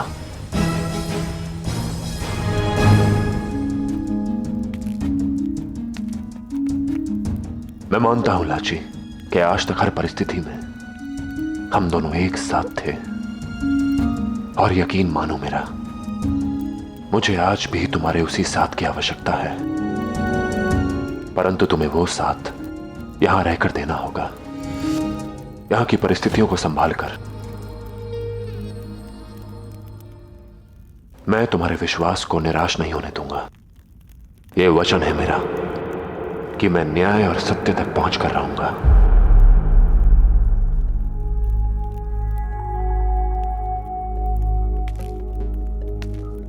पुरु, शीघ्र लौटना और सुरक्षित भी।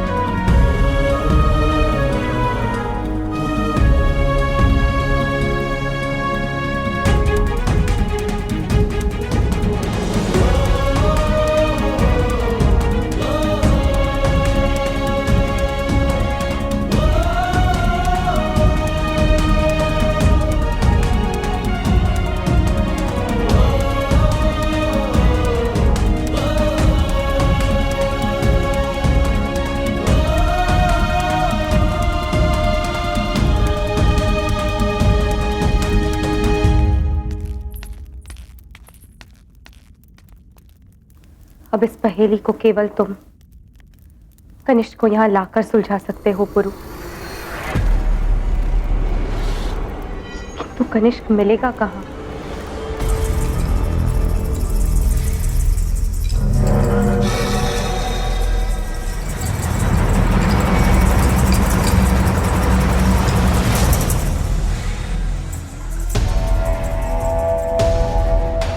तुम्हें क्या लगा तुम यहां से बच के भाग जाओगे? सच तो यह है कि तुम बाहर आए हो मरने के लिए। अब तुम मुझे मृत्यु के डर से भयभीत नहीं कर सकते अलेक्जेंडर। मुझे अपनी गलती का आभास हो चुका है।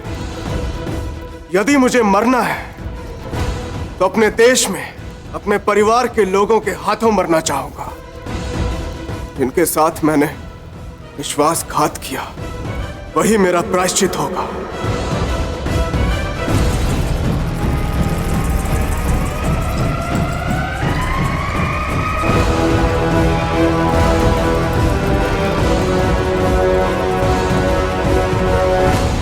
तुम्हें तुम्हारे मुल्क पहुंचाने ही तो आया हूं मैं, पर जिंदा नहीं, मुर्दा। तुम्हारी लाश पोरस के लिए मेरी तरफ से एक तोहफा होगी। मत भूलो, मैं महाराज पुरुषोत्तम का भाई और महाराज बमनी का पुत्र हूं,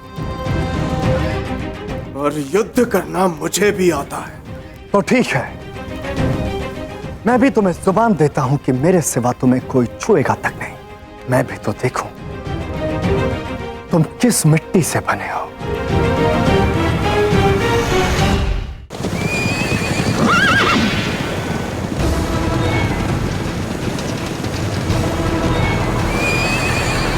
यदि मेरा अनुमान सही है तो पौरव राष्ट्र से भागने के पश्चात केवल एक ही स्थान है जहां कनिष्क शरण ले सकता है।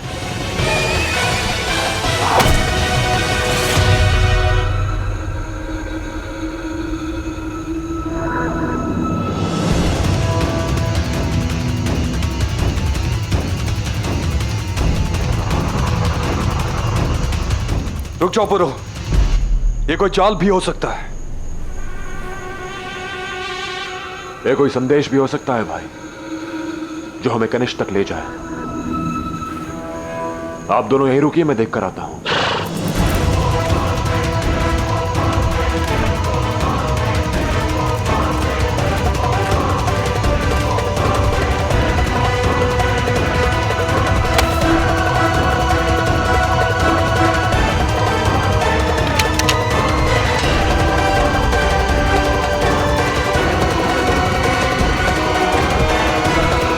संदेश हमारे किसी गुप्तचर का ही है। मेरा अनुमान सही था, कनिष्क इस समय तक्षशिला में है। अब क्या करें पुरो? अलेक्जेंडर और अम्बिराज की सैनिक हर दिशा में घात लगाए बैठे होंगे। हम तक्षशिला में प्रवेश लेंगे कैसे? हम वहां भेष बदल कर जाएंगे हस्ती, और उस संदेश के अनुसार वो गुप्तचर हमें तक्षशिला की सीमा पर मिलेगा, और वहीं वो हमें आगे की जानकारी भी देगा।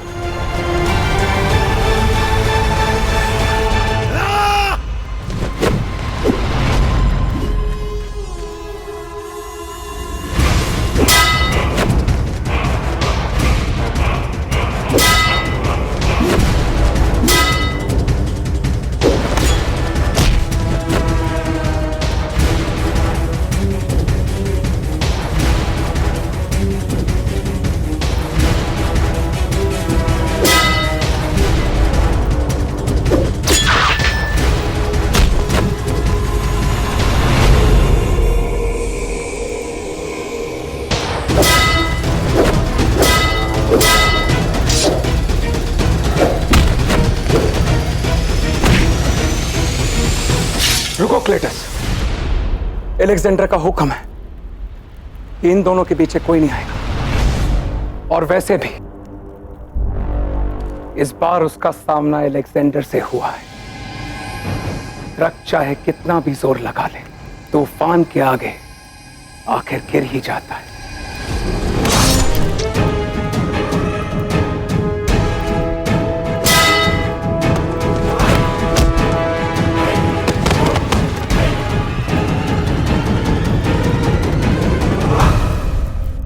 मुकाबले के लिए ललकारने से पहले तुम्हें यह याद रखना चाहिए कि तुम्हारा मुकाबला है किसके साथ।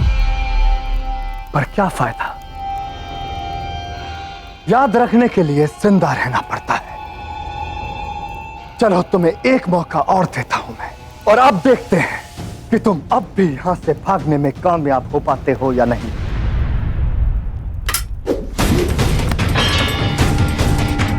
तलवार उठाओ।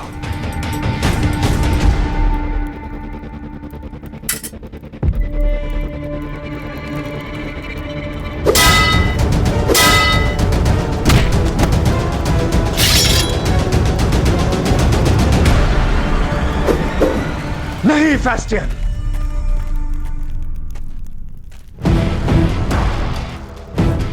जाने दो इसे। अब तो वाकई इसे मेरे अलावा और कोई नहीं छुएगा।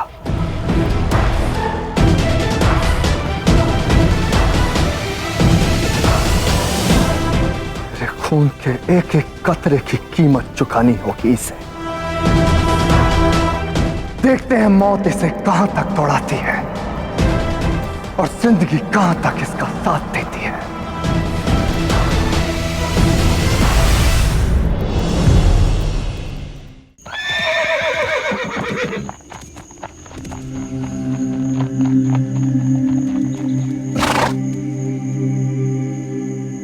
बोरण तक हम तक्षशिला नहीं पहुंच पाएंगे बुरो।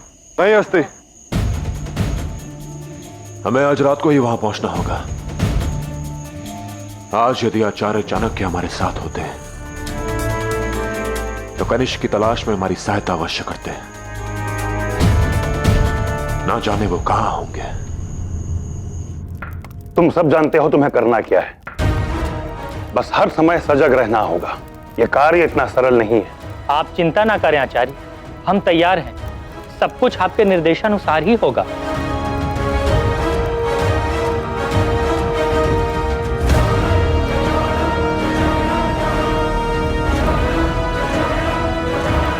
भारत की सोच को ललकारा था तुमने, अब एक बार पुनः तुम देखोगे कि एक भारतीय की बुद्धि कितनी बलशाली होती है।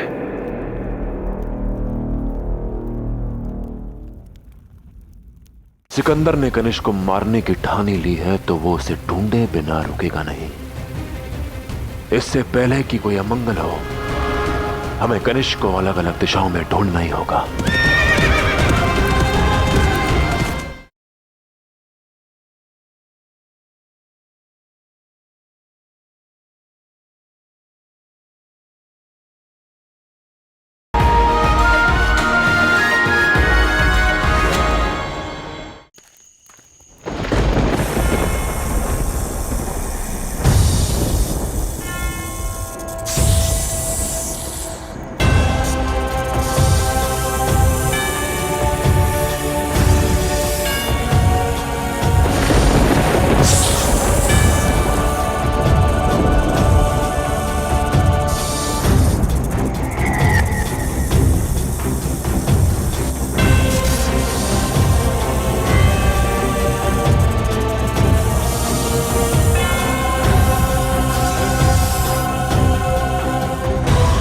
डरो मत, ये सिर्फ उन्हें नुकसान पहुंचाते हैं जिनका बुरा मैं चाहती हूँ।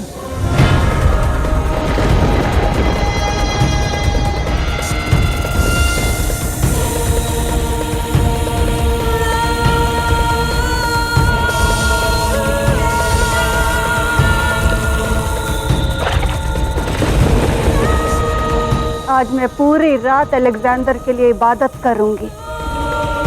ख्याल रहे, मेरी इबादत में किसी भी तरह की खलल नहीं होनी चाहिए।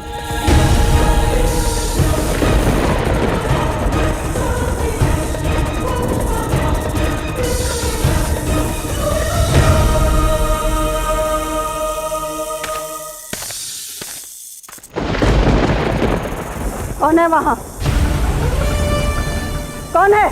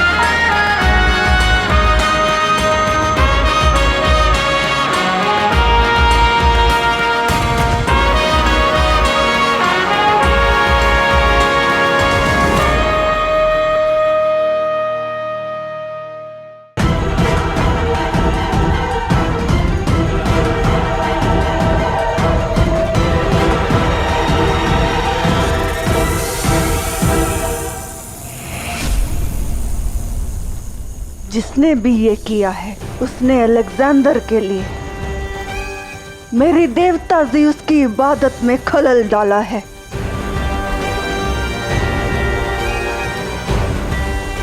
जिसने मेरी इबादत को नापाक किया उसे मरना होगा।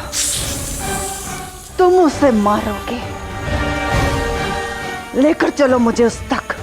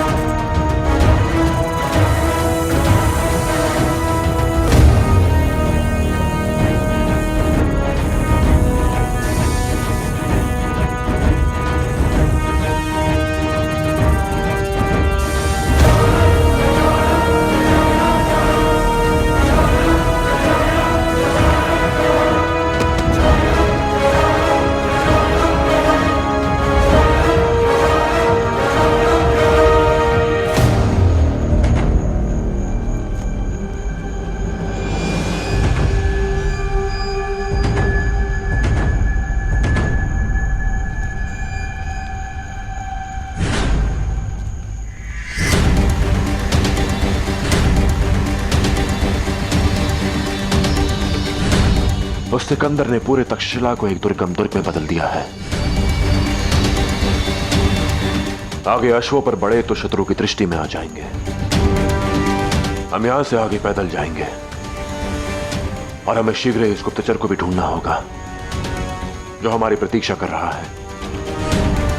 उसने अवश्य हमारे लिए कोई संकेत, कोई संदेश छोड़ा होगा।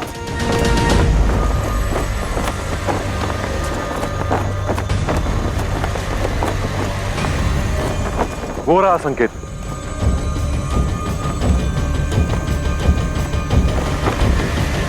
आइए उस ओर।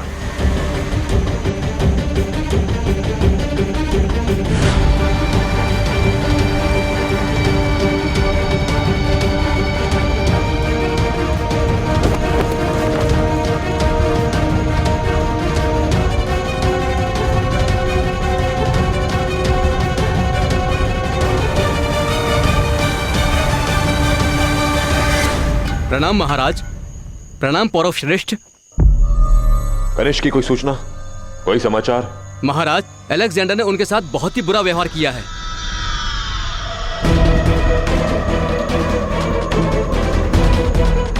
मुझे नफरत है उन लोगों से जो अपने काम को अंजाम देने से पहले वापस लौट आए। कैद खाने में डाल दो इसे।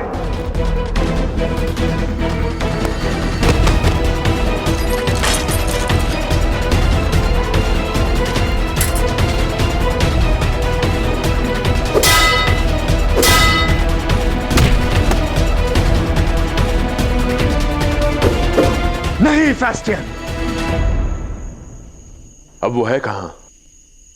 उसके विषय में कोई सूचना? वो जंगल मार्ग से होते हुए पौरव राष्ट्र की ओर निकला है, किंतु अलेक्जेंडर ने अपने सैनिकों का जाल पूरे जंगल में बिछा रखा है। इससे पहले कि वो सिकंदर के हाथों लगे, हमें कनिष्क को ढूंढना ही होगा।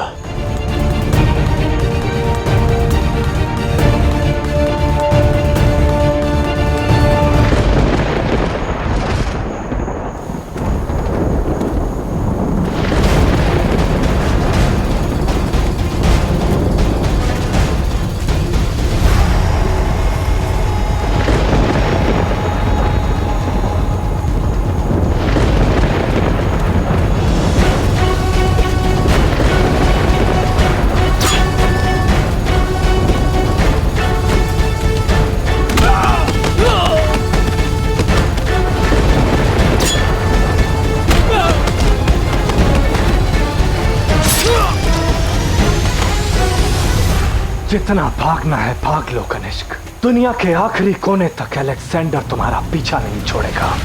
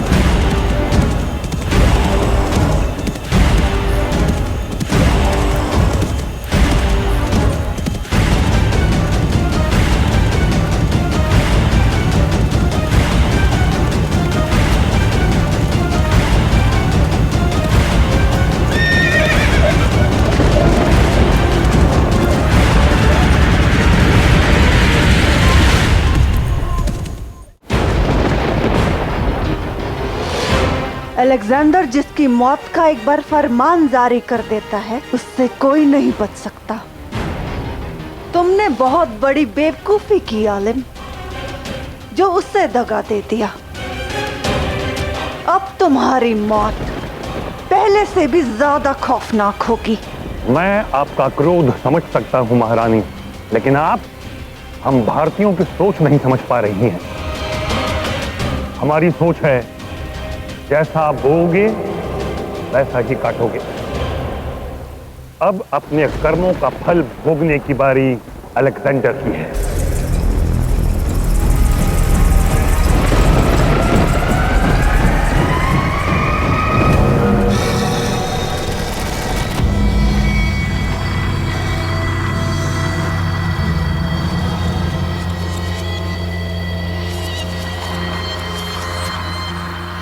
अब उससे भी बड़ी बेवकूफी, जो ओलंपिया को कैद करने का ख्वाब देख रहे हो। मैं ज़्यूस की सबसे अजीज हूँ और उसकी पनाह में हूँ।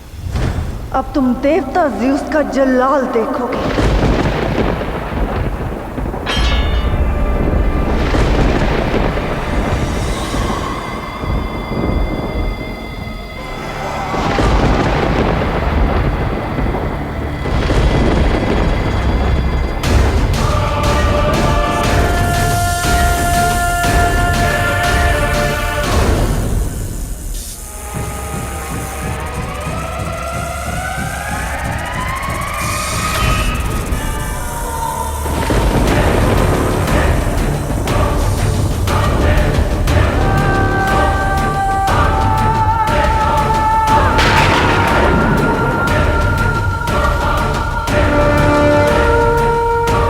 अब तुम ही नहीं, तुम्हारे ये तमाम शागिर्द एक दर्दनाक मौत मरेंगे।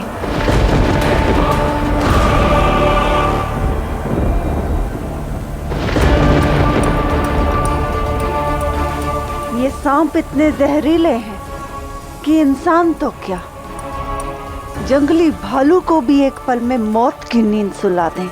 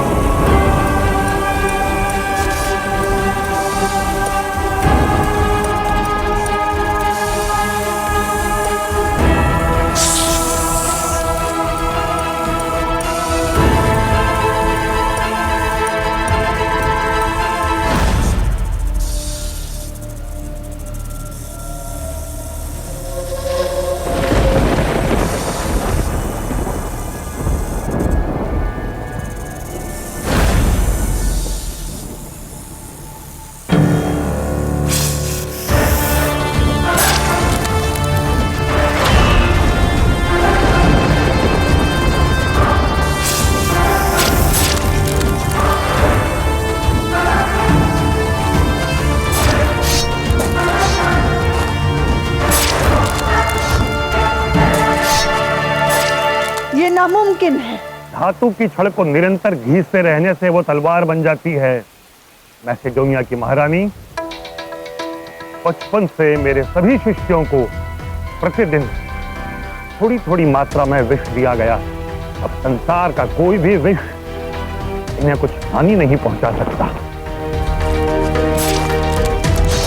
क्या कहा था आपने? जलाल, अपने देवता ज़ियस का कोई और जलाल दिखाना चाहेंगी महारानी?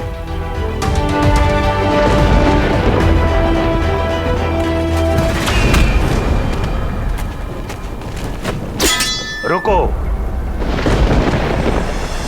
यदि महारानी मेरी हत्या करना चाहती हैं तो उन्हें एक अवसर देना चाहिए। आगे बढ़िए महारानी।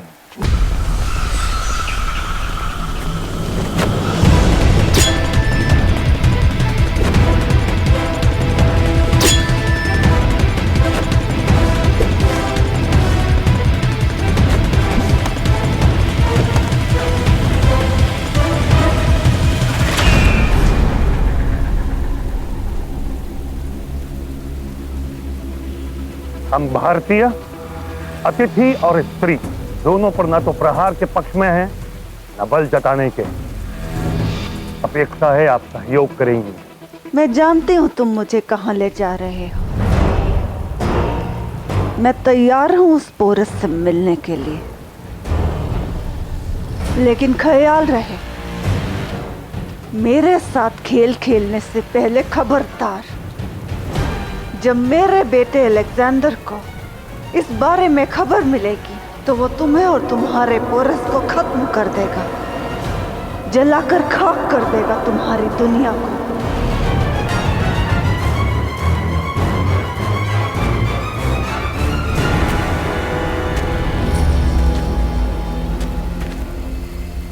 मुझे क्या करना है मैं भली भांति जानता हूं, लेकिन आपकी भूमिका कितनी महत्वपूर्ण है यह आपको पौरव राष्ट्र जाने के पश्चात पता चलेगा।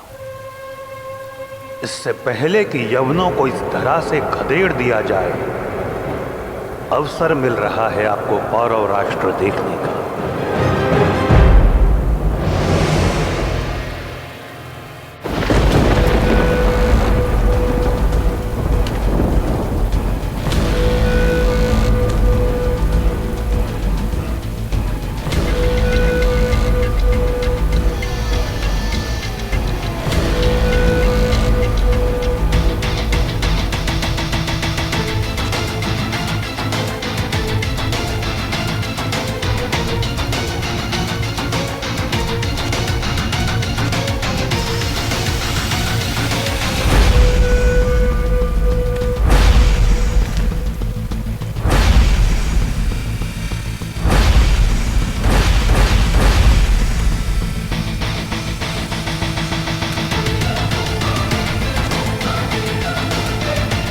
यदि सिकंदर ने कनिष्क को मारने की ठानी ली है तो वो उसे ढूंढे बिना रुकेगा नहीं। इससे पहले कि कोई अमंगल हो, हमें कनिष्क को अलग अलग दिशाओं में ढूंढना ही होगा।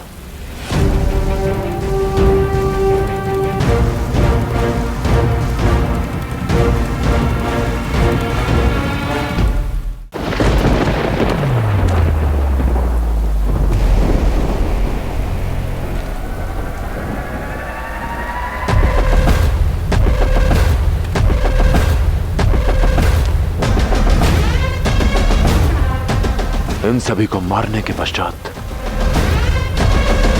कनिष्क गया कहां होगा?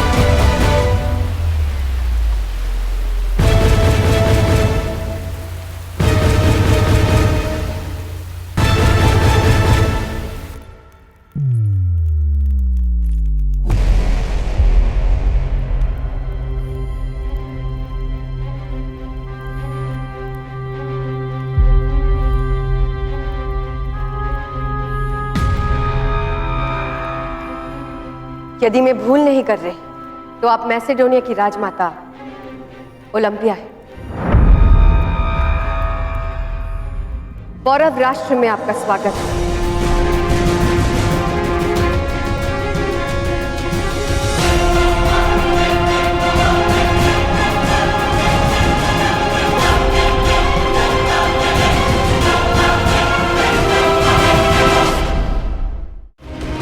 मैं चाहता हूं कि अपने जिस्म से खून के एक एक कतरे को बहते हुए महसूस करो। तुम अपनी आखिरी सांस के लिए तड़पो।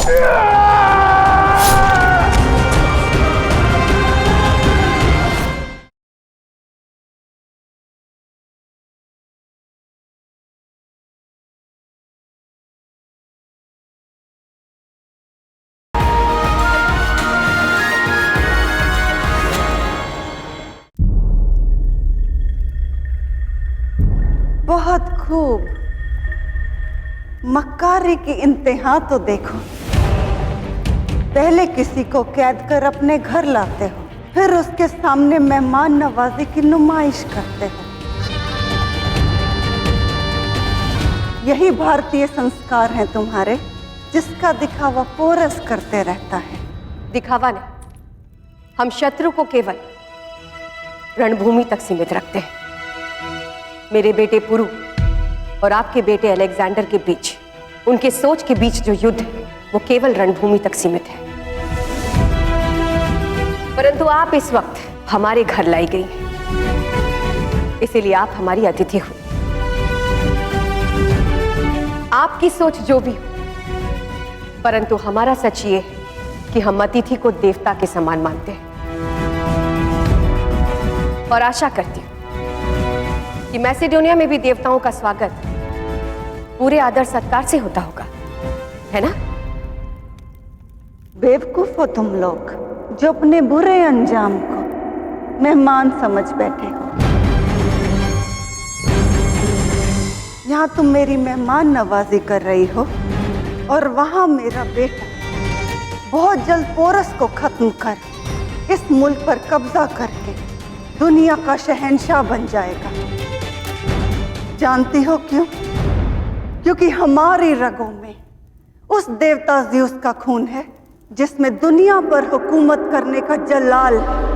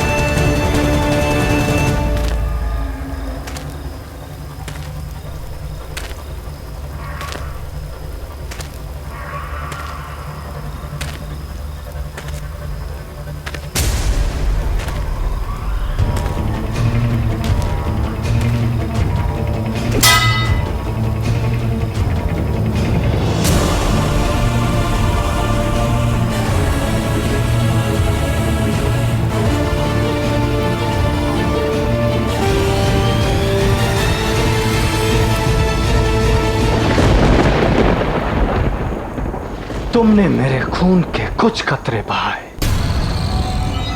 अब मैं तुम्हारे जिस्म में खून का एक कतरा भी नहीं रहने दूंगा।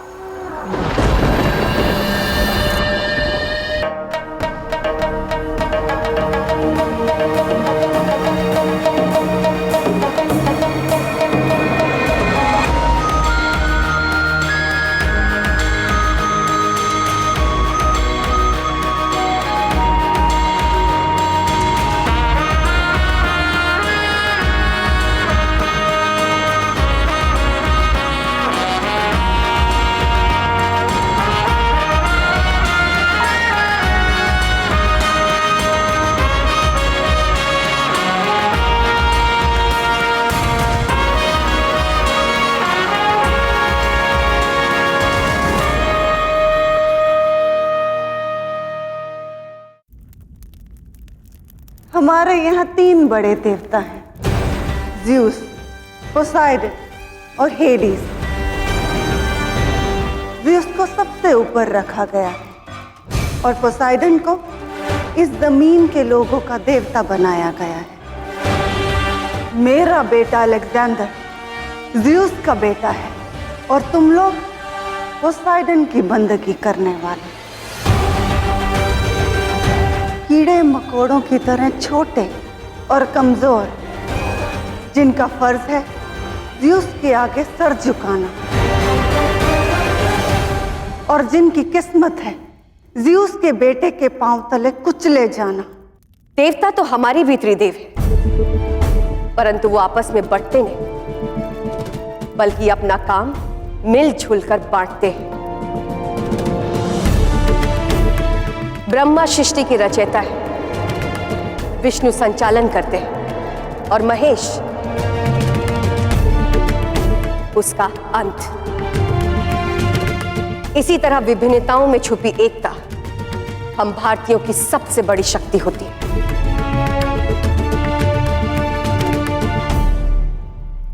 ये बड़े बड़े फलसफे सिर्फ तुम लोगों की कमजोरी को छिपाने के पर्दे हैं बस। सच तो ये है कि तुम लोग जहलम की धार के पीछे छिप कर बैठे हो, इस इंतजार में कि एक दिन हम यहाँ से लौट जाएंगे। ताकत और जलाल वो होता है जो हमने दिखाया। आज मैसेडोनिया की सरहद काफी आगे तक बढ़ चुकी है। इजिप्ट, बेबीलोन और फारस हिंदू कुश की सरहद में है, और कल भारत भी इस सरहद का एक हिस्सा होगा। बहादुरी अपनी सरहद में सिमटे रहना नहीं, बहादुरी अपने इरादों को हकीकत बनाने के लिए की गई सालों तक की मेहनत में है। 10 सालों से मैसेडोनिया की फौज अपने घर से, अपने वतन से दूर हर मुश्किल को चीरते हुए आगे बढ़ रही है, सिर्फ इसलिए ताकि इस मुल्क पर अपना कब्जा जमा सके। तुम लोग जंग की मुखालत करके मोहब्बत के फसाने इसलिए बयां करते हो क्योंकि तुम लोग बुज़दिल हो, खौफज़दा। किसी दूसरे मुल्क को जीतकर उस पर हुकूमत करना तुम्हारे खून में ही नहीं है।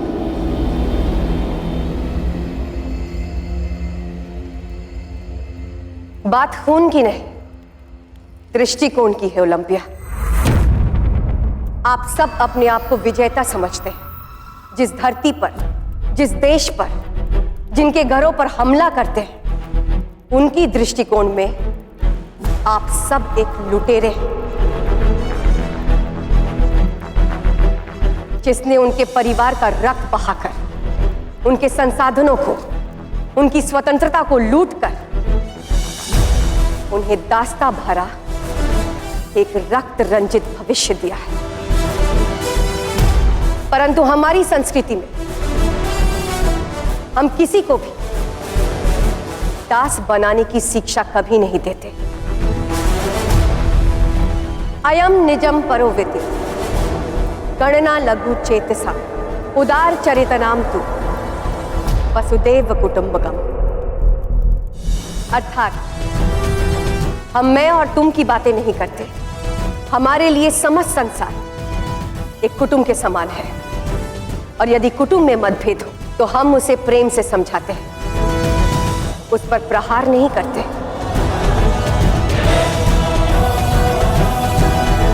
और ऐसा भी नहीं कि हम युद्ध से भयभीत हैं, किंतु हमें अपने आप के लिए शस्त्र उठाने की आवश्यकता ही नहीं पड़ती। और यदि हमने अपनों पर शस्त्र उठा लिया तो हमारे अपने हमारी ढाल बन जाते हैं। परंतु यदि कारण शुद्ध हो तो हमें लहू बहाने में कोई आपत्ति नहीं। आज भी अपनी मातृभूमि की रक्षा करने के लिए प्रत्येक भारतीय शस्त्र उठा सकता है। आपने कहा कि 10 साल से यहां पहुंचने के लिए हर बाधा से लड़ते चले आए। कुछ तो है भारत में जो मैसेडोनिया में नहीं, पारस में नहीं, मिस्र में नहीं, और वो जो भी है वो स्वर्ण या धन नहीं, हमारी सोच है, हमारी संस्कृति है, जो ना कभी मिटी है और ना कभी मिटेगी।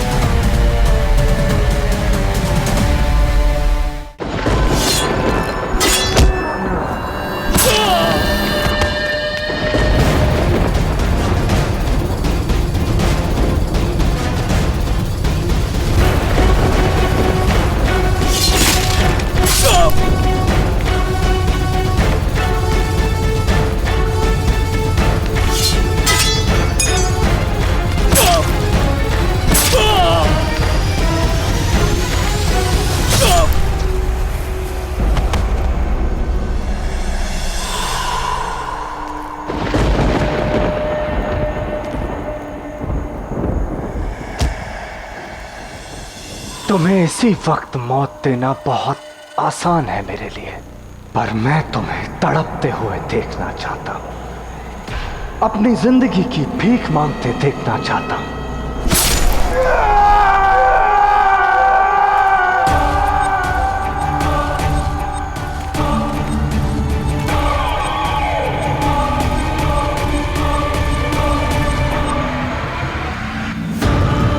मैं चाहता हूं कि अपने जिस्म से खून के एक एक कतरे को बहते हुए महसूस करो। तुम अपनी आखिरी सांस के लिए तड़पो।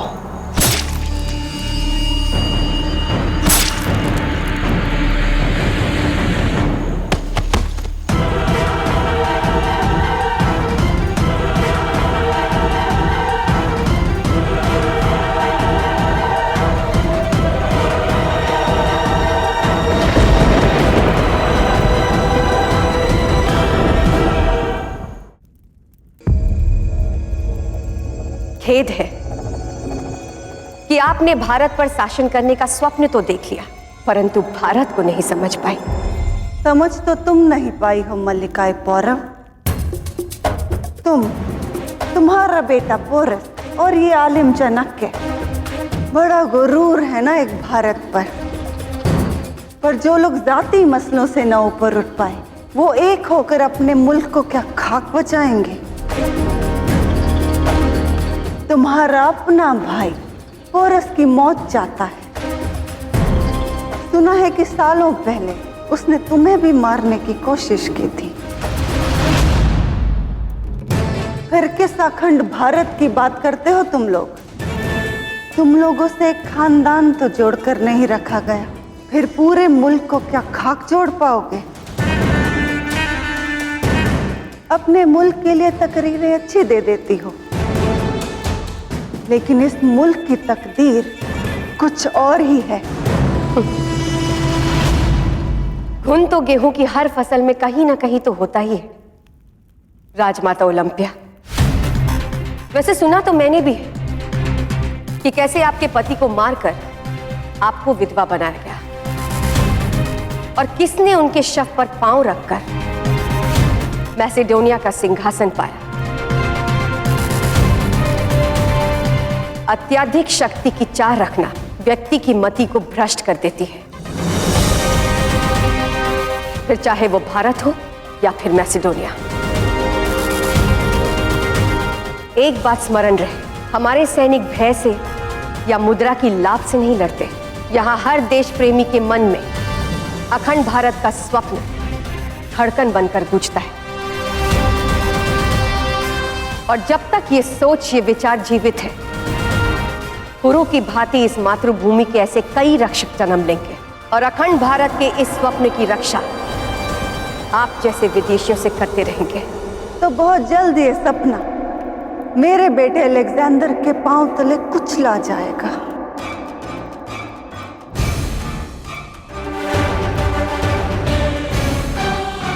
तुम खुद अपनी आंखों से देखोगी कि कैसे अलेक्जेंडर पोरस की लाश पार करके इस तख्त पर बैठेगा।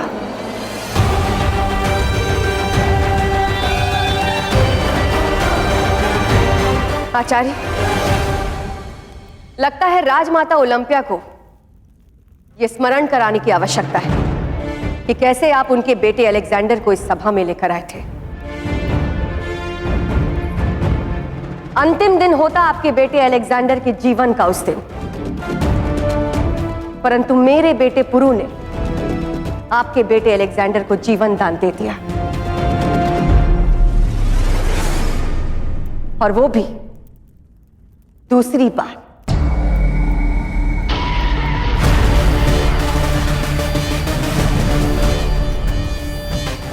वो बहुत बड़ी गलती की पोरस ने, जिसका खामियाजा पूरा भारत भुगतेगा।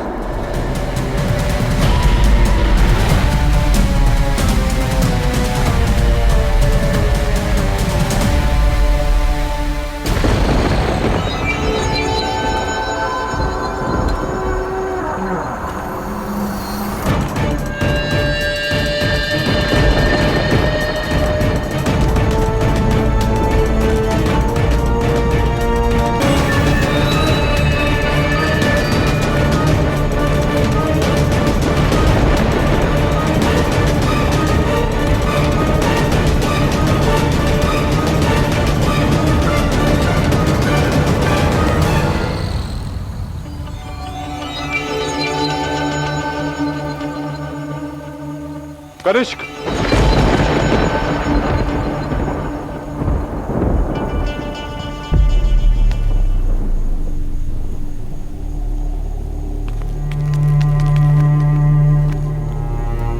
कनिष्क, आंखें खोलो पुत्र।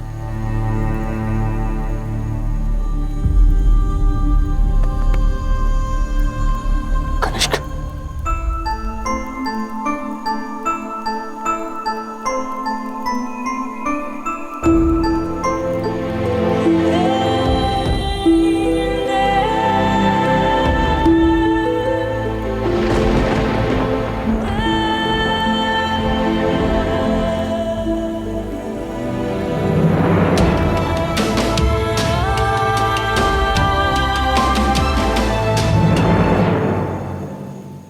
घोड़ों और फौज को तैयार करो हेफेस्टियस। मैं आज रात ही झेलम पार करके उन पौरवों पर हमला करना चाहता हूँ। मेरे पास एक ऐसी योजना है जो पूरे घटनाक्रम को और अधिक रोचक बना देगी।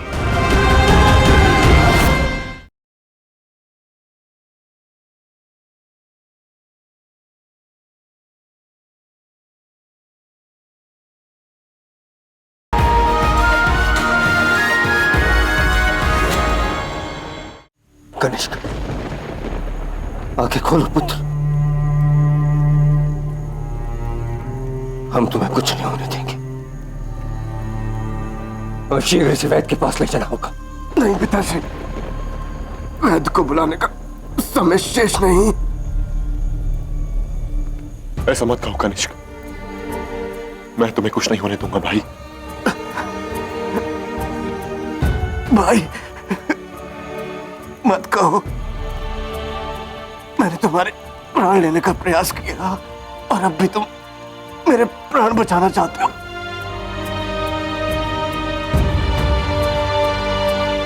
हाँ पिताश्री, ये जानना आपके लिए बहुत आवश्यक है। पुरु के विवाह के उत्सव वाले दिन मैंने उसके प्राण लेने का प्रयास किया। ये मेरी और सुमेर की योजना थी।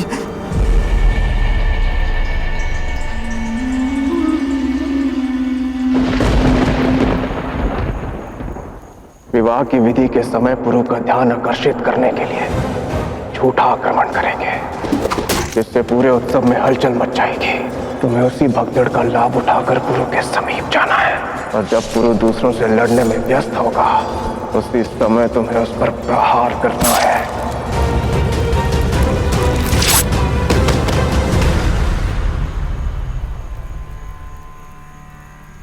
पिताश्री, मैं आपका पुत्र बनने का पात्र नहीं था, मैं उसका पात्र था जो अलेक्जेंडर ने मेरे साथ किया। जो पुत्र अपने पिता की गर्दन पर तलवार रख के शत्रुओं से हाथ मिलाए, उसकी मृत्यु शत्रु के हाथों ही उचित है।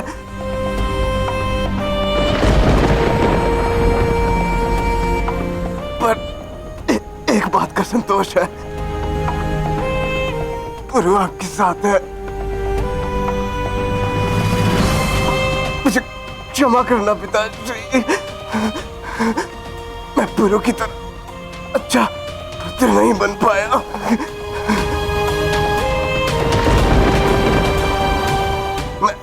मैंने आपको, माँ को, महाराज असूया को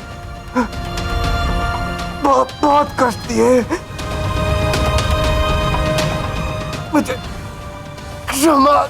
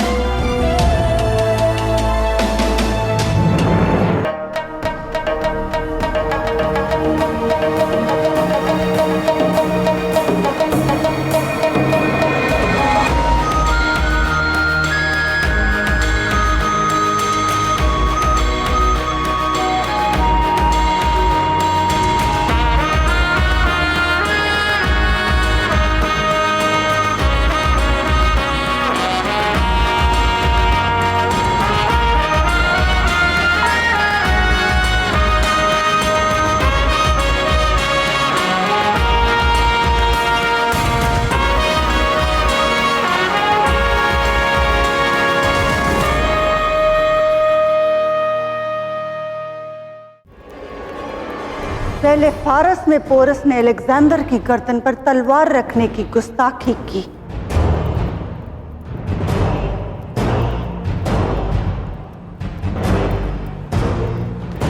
और अब ये बेवकूफ आलिम मुझे यहाँ अगवा करके ले आया।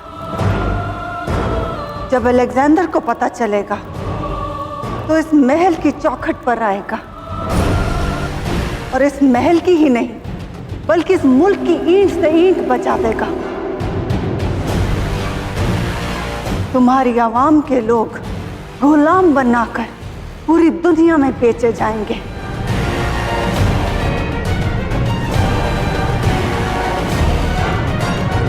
और जब गुलामी के बोझ तले झुके कंधों पर जुल्म का चाबुक बरसता है, तो बहते खून के साथ अखंड भारत का सपना भी बह जाएगा। इंतजार करना, मेरा बेटा आ रहा है, देवता ज़्यूस के जलाल की आग के साथ। हर आग के लिए पानी एक ही होता है ओलंपिया, और यदि तुम्हारे बेटे अलेक्जेंडर को ज्यूस की आग का आशीर्वाद है तो मेरे बेटे पुरु के पास मां झेलम का आशीर्वाद है। और मां झेलम में इतना जल है कि एक नहीं ऐसे सैकड़ों सिकंदरों की आग ठंडी करते हैं। बहुत पहले एक व्यापारी व्यापार के बहाने हमारी मातृभूमि पर अधिकार जमाने की मंशा लेकर आया था।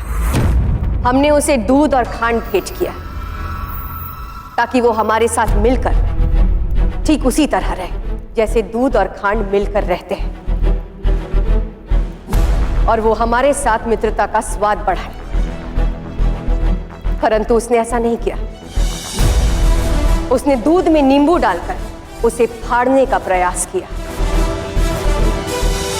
हमारे लोगों को विभाजित करके उन पर शासन करने की योजना बनाई। जानती हैं उसके साथ क्या हुआ? मेरे पुत्र पुरु ने उसकी वो दशा की कि वो भारत तो पा ना सका, उल्टा अपने देश पारस से हाथ धो बैठा।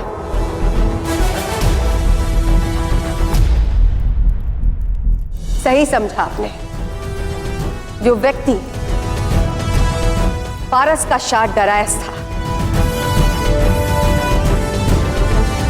जो कोई भी मेरी मातृभूमि पे कुदृष्टि डालेगा, मेरा रक्षक बेटा पुरु उसकी दृष्टि छीन लेगा, फिर चाहे वो व्यक्ति फारस का शाह डरायस हो या फिर मैसिडोनिया का शाह सिकंदर। आशा है कि आप मेरे इस सुझाव को स्मरण रखेंगे।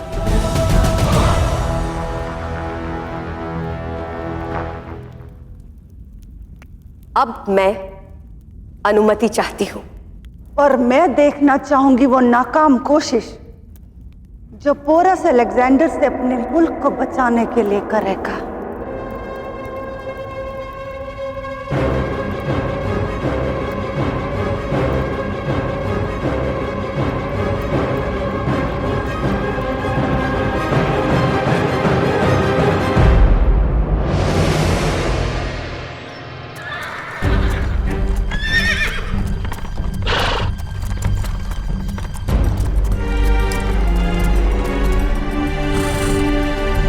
सभी को सूचित कर दो भाई कि आपातकालीन सभा के लिए सभागृह में एकत्रित हो जाए।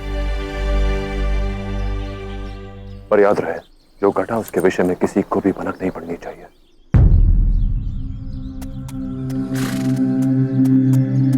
हम गए थे कि कनिष्क सबके सामने अपना और सुमेर का अपराध स्वीकार करें, किंतु अब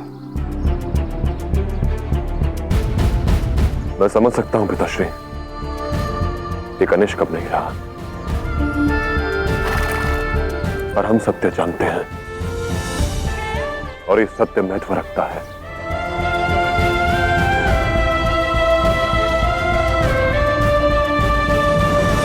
तुम कुछ बता क्यों नहीं रहे हो हस्ती? ऐसा क्या हुआ कि आपातकालीन ये सभा बुलानी पड़ी? कुछ कहो हस्ती। सावधान, पौरव नरेश पधार रहे हैं।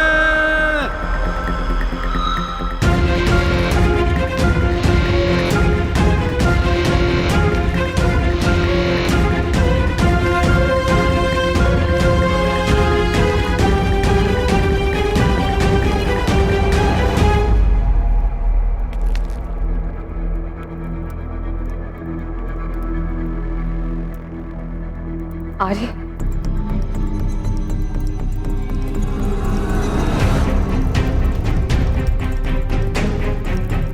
इस आपातकालीन सभा को बुलाने का कारण क्या है पौरवराज?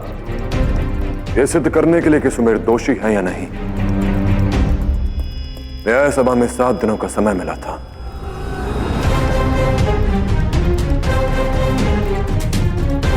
और मुझे प्रमाण मिल गए हैं।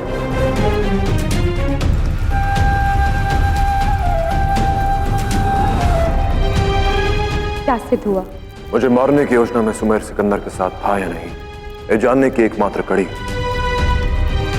कनिष्क था। हमें सूचना मिली कि कनिष्क तक्षशिला में शरण ले रहा है। इसलिए उसे ढूंढने मैं, पिताश्री और हस्ती वहां पहुंचे। हमने उसे ढूंढ भी लिया और क्या पोरो? क्या कहा कनिष्क ने?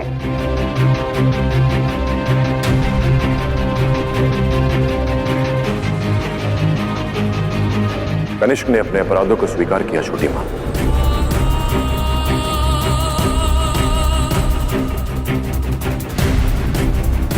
और उसने यह भी स्वीकार किया कि अलेक्जेंडर के आदेश पर उसने और सुमेर ने मुझे मारने का प्रयास किया था।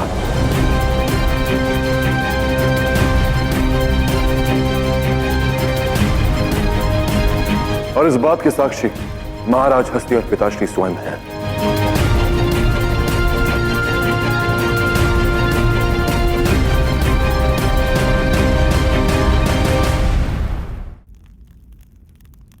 अद्भुत, कितना सरल न्याय है ना। तुम्हें कनिष्क की सूचना मिली, वो तुम्हें तक्षशिला में मिल भी गया, उसने अपना अपराध भी स्वीकार कर लिया।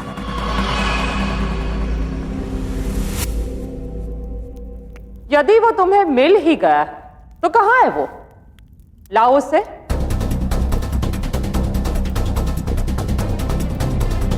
इस न्याय सभा में प्रस्तुत करो, ताकि सिर्फ पौरव श्रेष्ठ और सेनापति ही नहीं, हम भी इस प्रमाण के साक्षी बने।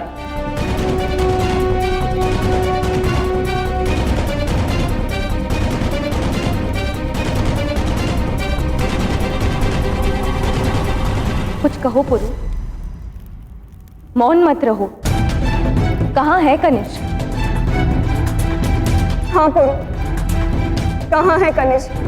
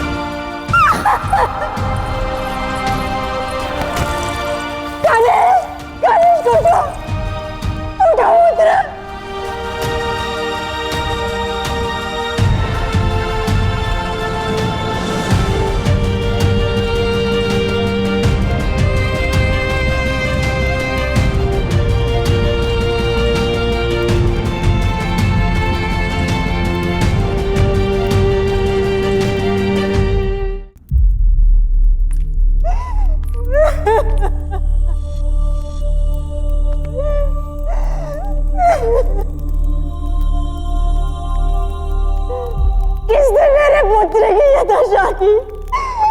किसने की? अलेक्जेंडर ने। जब कनिष्क तक्षशिला से भागने का प्रयास कर रहा था, तब उस सिकंदर ने कनिष्क पे वार किया। और जब तक हम कनिष्क के पास पहुंचे, वो अपनी अंतिम सांसें ले रहा था। परंतु मरने से पहले उसने स्वीकार किया कि अलेक्जेंडर की योजना में सुमेर भी उसके साथ था। यह सत्य सिद्ध करने के लिए मेरे पास कोई प्रमाण नहीं, किंतु यही सत्य है।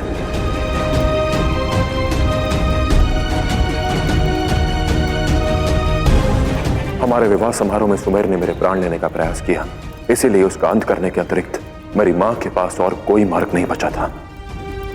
हाँ लाची, इस विवाह के पश्चात झगड़े की सारी जड़ ही समाप्त हो जाएगी। मेरी मां ने कोई भूल नहीं की है।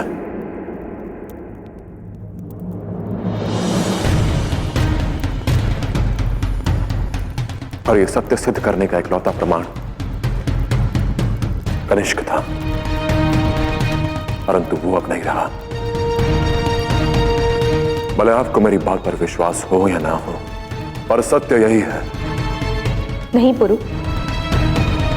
मेरे लिए तुम्हारा बोला एक एक शब्द प्रमाण के समान। इससे अतिरिक्त मुझे और कोई प्रमाण की आवश्यकता नहीं।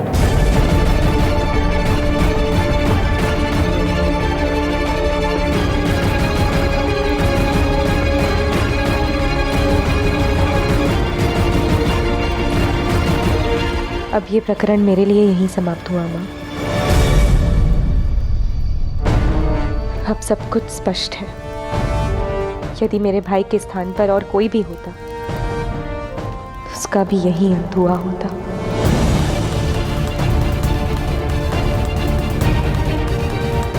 मेरे लिए आप दोषी नहीं हैं।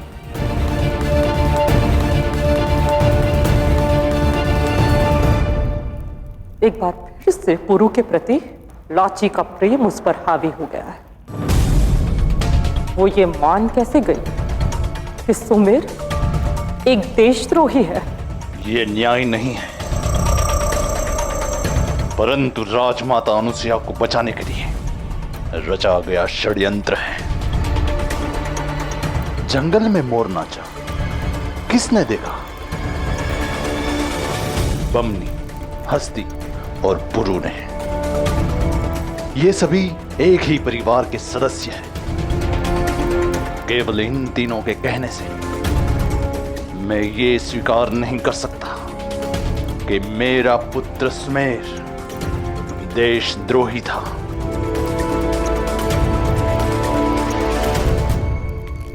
मैं इसे सत्य नहीं मानता।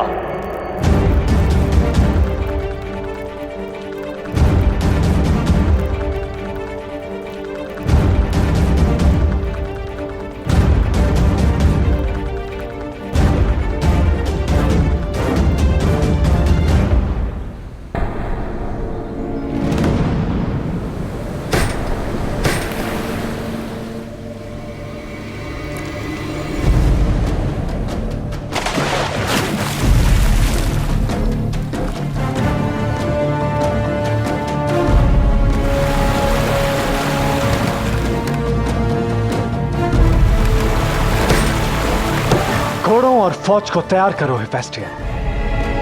मैं आजमाना चाहूंगा कि यह पुल हमारी फौज का वजन उठा भी पाएगा या नहीं। मैं आज रात ही झेलम पार करके उन पौरवों पर हमला करना चाहता हूं और पोरस को मौत के घाट उतारने से पहले उसे अपनी मां के कदमों में झुकाना चाहता हूं।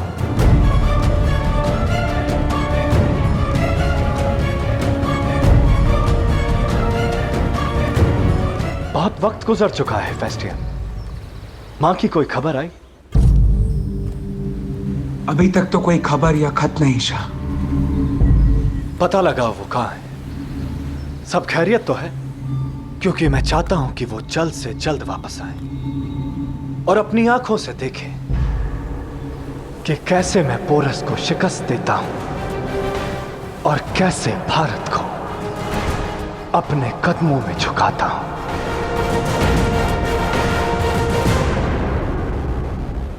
सुमेर को अपराधी सिद्ध कर न केवल उनका परंतु सारे 10 युवासियों का अपमान किया गया है। हम इसी क्षण 10 लोग लौट रहे और लाची भी हमारे साथ आ रही है, क्योंकि ये विवाह हमारे लिए मान्य नहीं।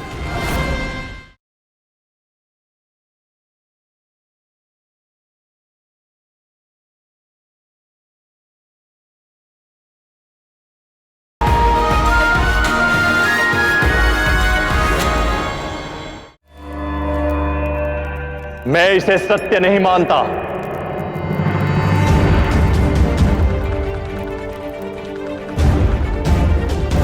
पुरु सत्य कह रहा है।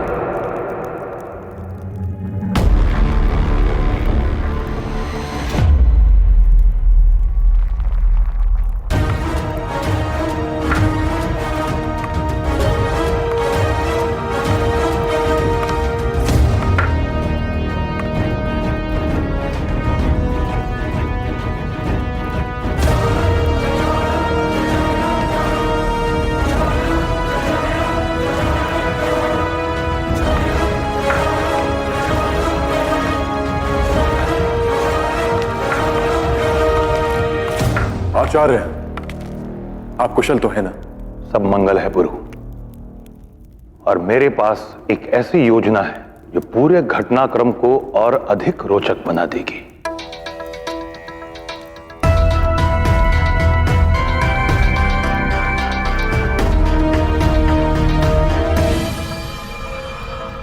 हाँ, यह सत्य है कि कनिष्क ने सुमेर के साथ मिलकर पुरु को उसी के विवाहोत्सव में मारने की योजना बनाई थी।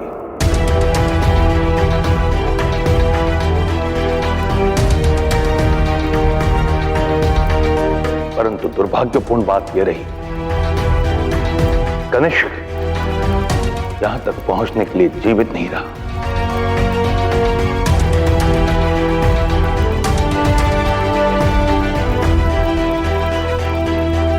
सत्य को प्रमाण की बैसाखियों की आवश्यकता नहीं होती आचार्य। सत्य तो स्वयं अपने पैरों पर खड़ा हो जाता है।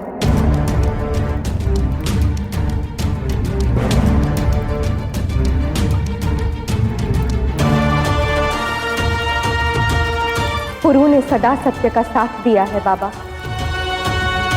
ये वही पुरु है जो भाई के प्राण बचाने के लिए स्वयं पौरव राष्ट्र जाकर अकेले सारी सेना से भिड़ गया था। ये वही पुरु है जिसने अपने भाई कनिष्क को कारागार में डाल दिया था क्योंकि वो एक देशद्रोही था।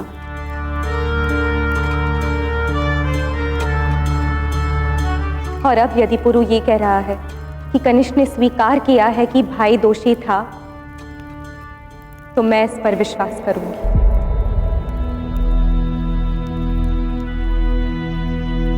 क्योंकि वैसे भी मरता हुआ व्यक्ति झूठ नहीं बोलता बाबा।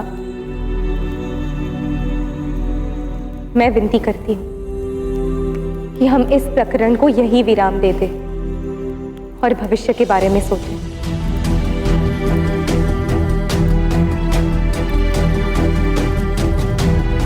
इन घटनाओं से वैसे भी हमारे परिवार बहुत चिंतित हुए हैं।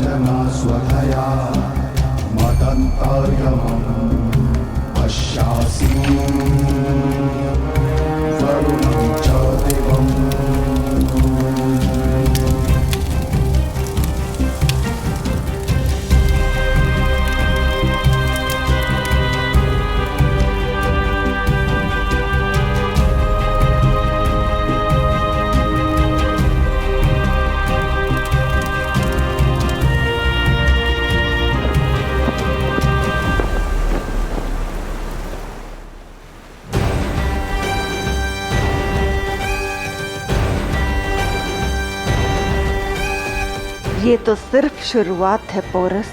अभी तो और भी लाशें होंगी इस चिता पर, तुम्हारे खानदान के लोगों की, तुम्हारे अजीज लोगों की, और आखिर में तुम्हारी लाश होगी जब मेरा बेटा अलेक्जेंडर तुम्हें अपने हाथों से मौत देगा।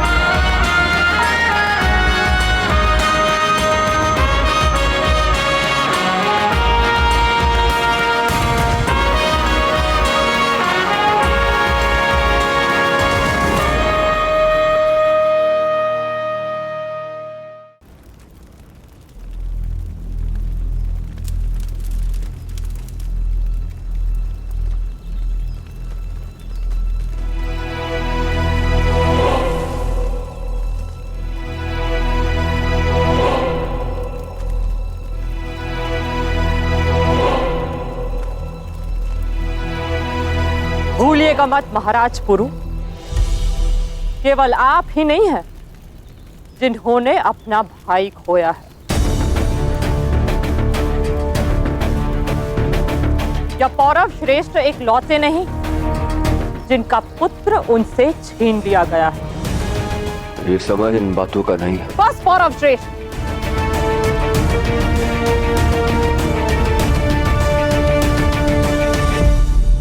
कभी समय मांगते हैं और कभी कहते हैं कि ये समय नहीं।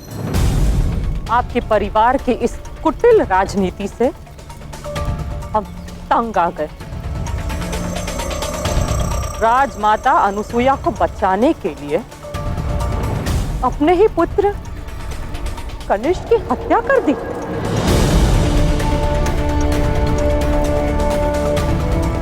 और फिर इस घृणित कर्म को छुपाने के लिए भावुकता का स्वांग रचा रहे।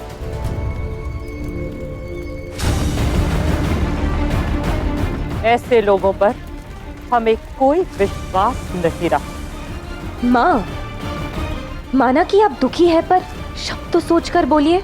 नहीं लाची, आज तुम बीच में नहीं बोलोगी।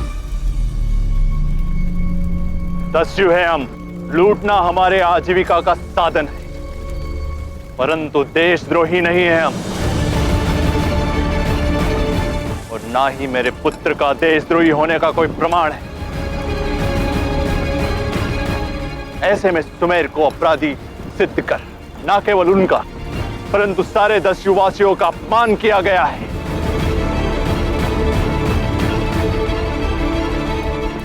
एक संबंध को जुड़े रहने के लिए उनके मध्य सम्मान की डोर जुड़ी रहना अति आवश्यक है, जो आज टूट गई है। अब से हमारा पौरव राष्ट्र से, उनके वासियों से कोई संबंध नहीं है।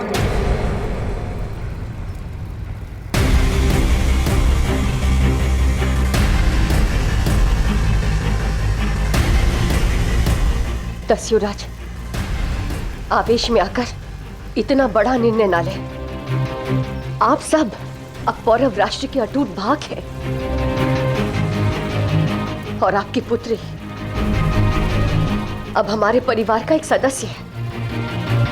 जिस परिवार ने मेरे परिवार के होने वाले मुखिया को छीन लिया, उससे कोई संबंध नहीं रख सकते हम इसी क्षण दस्यु लोग लौट रहे और लाची भी हमारे साथ आ रही, क्योंकि ये विवाह हमारे लिए मान्य नहीं।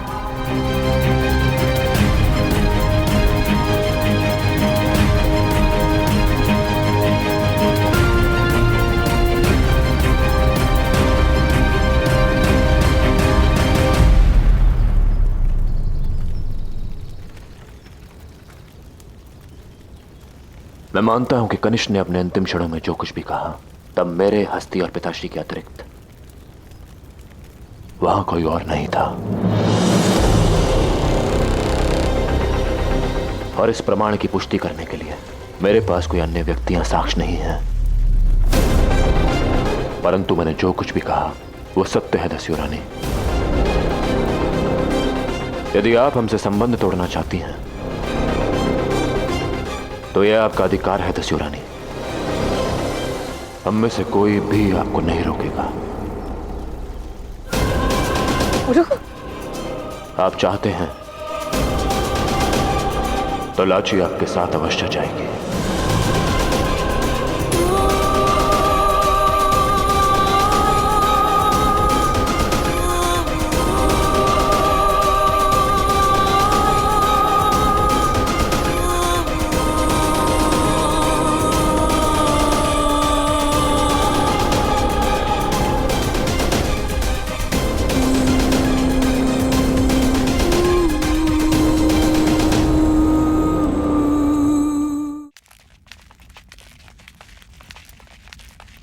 भोजन ग्रहण कर लीजिए।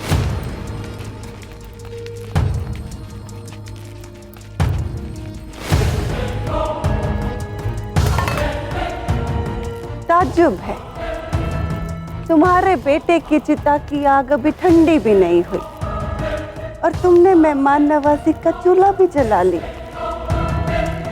उसी के लिए रास्ता लाई हो जिसके बेटे ने तुम्हारे बेटे की जान ली। अब ये मत कहना कि तुम्हारे यहाँ ये रस्म है कि बेटे की मौत के बाद पहला खाना दुश्मन को खिलाया जाता है।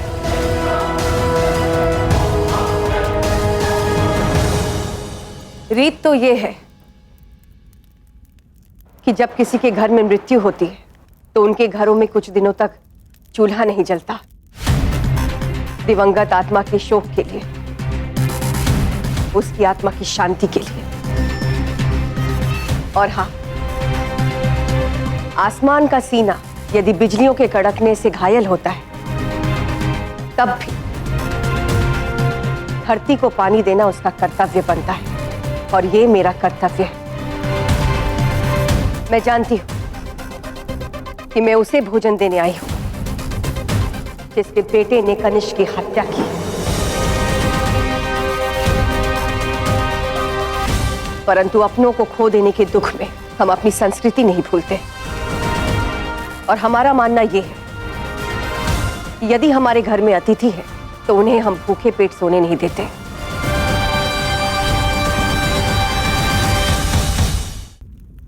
वाकई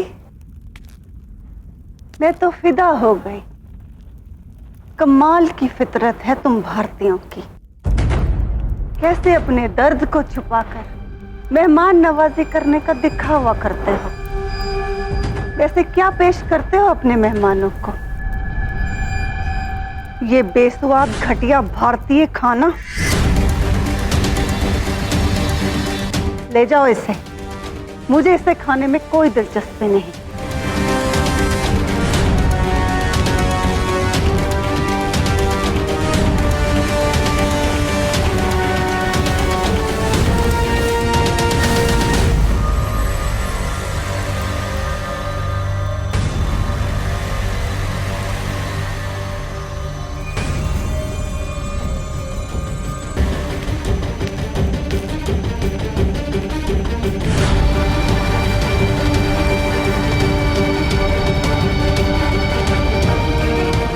ये भी हमारी रीत है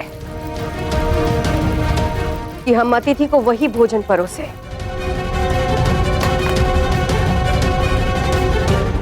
जिसे खाकर उसे तृप्ति मिले और संतुष्ट होकर अपने घर को जाए।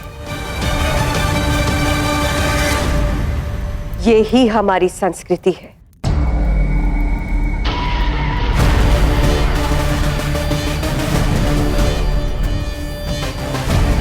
ये बेकार के ढकोसले करना बंद करो। तुम्हारा ये रिवाज, रस्में और ये नाम की तहजीब अलेक्जेंडर के पंजों से तुम्हें नहीं बचा सकते।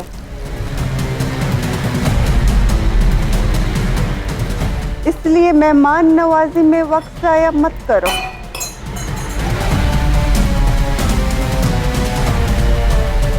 एक बेटा तुम खो चुकी हो और दूसरे के पास वक्त कम है। जितनी कोशिश कर सकती हो कर लो, वरना मेरा बेटा झेलम की धार को पोरस के खून से लाल कर देगा। उसी झेलम की शपथ ली है। मेरे बेटे पुरु ने ये अलेक्जेंडर झेलम पार करके हमारी मातृभूमि पर कभी अधिकार नहीं जमा पाएगा, क्योंकि मेरा बेटा पुरु ना कोई शपथ और ना ही कोई काम अधूरा छोड़ता है। इसीलिए प्रतीक्षा कीजिए उस क्षण जिस दिन दुनिया जीतने वाले सिकंदर को मेरा बेटा पुरु खाली हाथ लौटाएगा।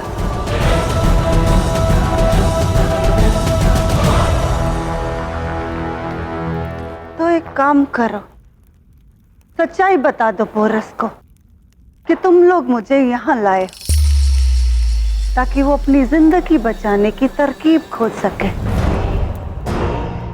क्योंकि अब ज्यादा वक्त नहीं है। जब अलेक्जेंडर को पता चल जाएगा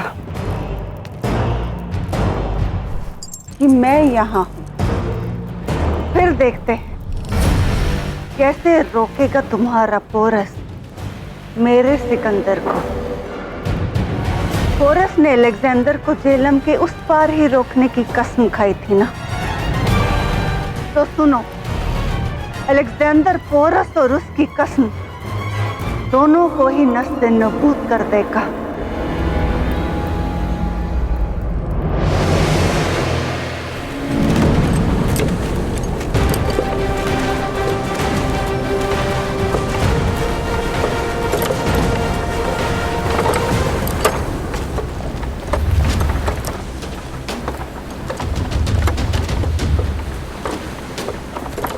यही एक रास्ता है जिसके जरिए मैं अपनी पूरी फौज के साथ जल्द से जल्द पौरव मुल्क पर कूच कर सकता हूं।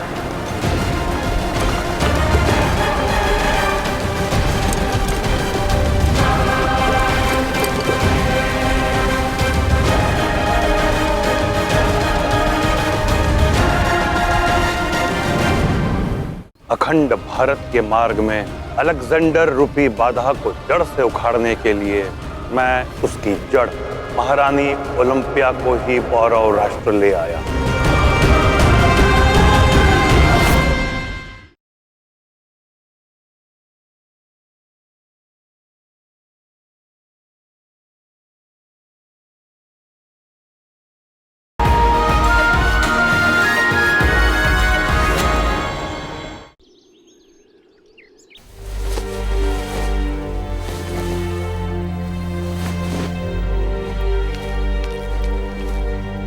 पुरु,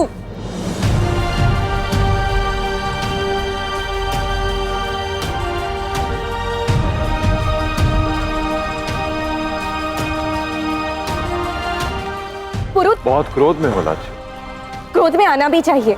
मेरी ओर से इतना बड़ा निर्णय कैसे ले लिया तुमने पुरु, और वो भी बिना मुझे पूछे। हम दोनों ने एक दूसरे को वचन दिया था पुरु कि हर परिस्थिति में हम एक दूसरे के साथ रहकर कोई ना कोई मार्ग निकाल ही लेंगे। तो कैसे तुमने मुझे स्वयं से दूर करने का निर्णय ले लिया पुरु? कैसे तय कर लिया कि मैं दस्युलोक चली जाऊंगी?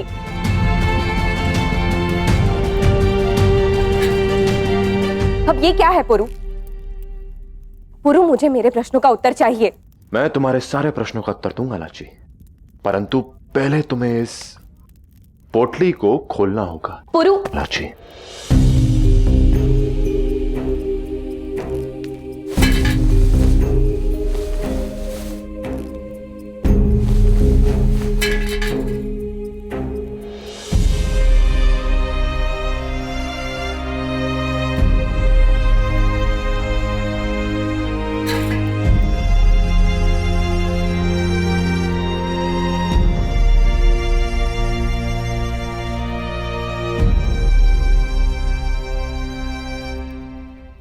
ये सुमेर की वस्तुएं हैं लाची,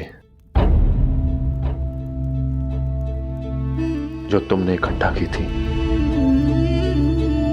भाई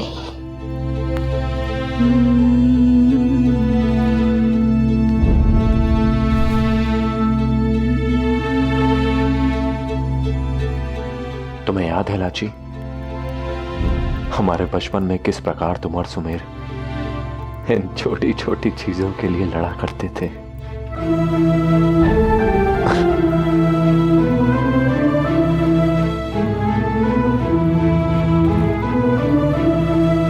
तुम्हारे पास तो सुमेर की ये यादें हैं लाची, किंतु ये पर्याप्त नहीं। सुमेर की याद के आंसू जो तुम्हारे माता पिता की आंखों से बह रहे हैं, उन आंसुओं को यदि प्रसन्नता में बदलना है तो वो तुम कर सकती हो, केवल तुम। एक माता पिता ने अभी अभी अपने बेटे को खोया है लाची, उन्हें इस समय तुम्हारी अधिक आवश्यकता है। तुम उनके साथ रहोगी तो उनका घाव शीघ्र ही भर जाएगा। तुम ऐसा करोगी तो मेरे मन का भार हल्का हो जाएगा लाची। गुरु, जो हुआ उसमें तुम्हारा कोई दोष था ही नहीं। हर व्यक्ति अपने कर्मों का फल स्वयं भुगतता है। भले ही माँ बाबा को तुम पर विश्वास ना हो, पर मुझे तुम पर पूर्ण विश्वास है पुरु। फिर कैसे तुम मुझे दस्युलोक भेज सकते हो?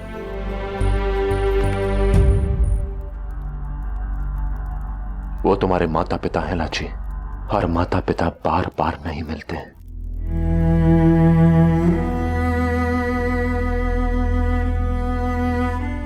अपने माता पिता से दूरी सही है मैंने।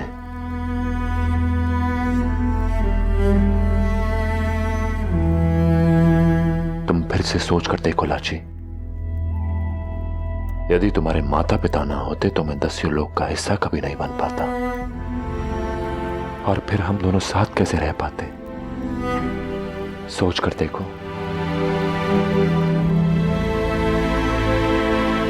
इस समय उनकी पीड़ा हमारी पीड़ा से कहीं अधिक है, और उसका निवारण करना भी आवश्यक है, उनके लिए और हमारे परिवारों के लिए भी। और तुम, क्या होगा तुम्हारा मेरे बिन? मैं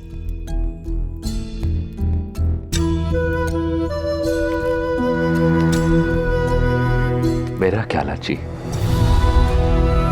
मैं तो यहीं रहूंगा।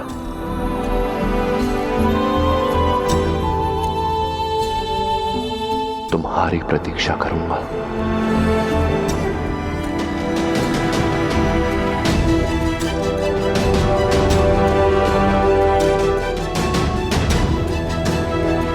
और मुझे पूरा विश्वास है लाची,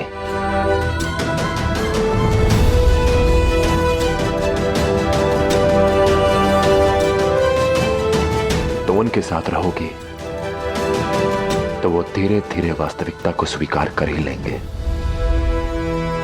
और समय के साथ उनका घाव भी भर जाएगा, और सब कुछ पहले जैसा कुशल हो जाएगा।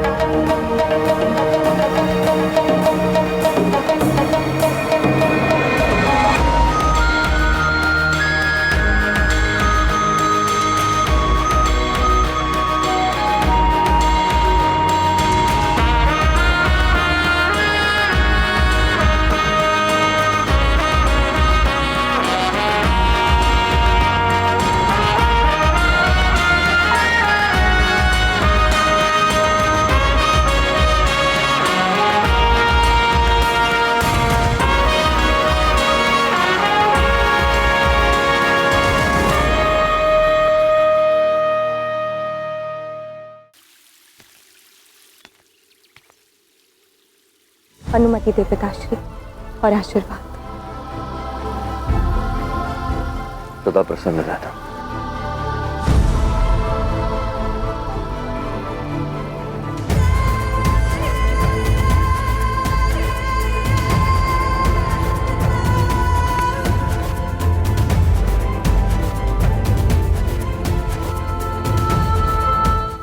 सिकंदरा।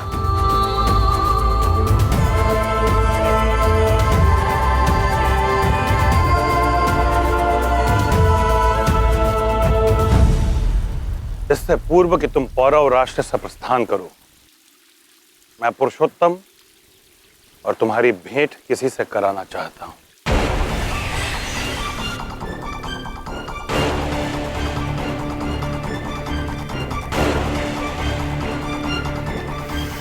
वो कौन है जिससे आप हमारी भेंट करवाना चाहते हैं आचार्य? धरती पर उगे किसी अवरोधी वृक्ष को यदि मार्ग से हटाना तो कभी कभी उसकी शाखाओं पर प्रहार ना करके उसकी जड़ों पर वार करके उसे जड़ से उखाड़ना ही एकमात्र उपाय होता है।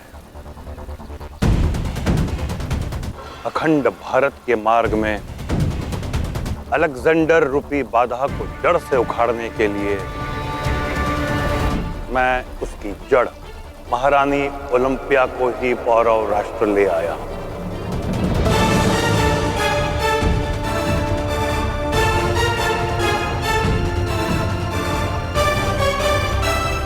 मुझे शीघ्र उनके पास लेकर चलिए।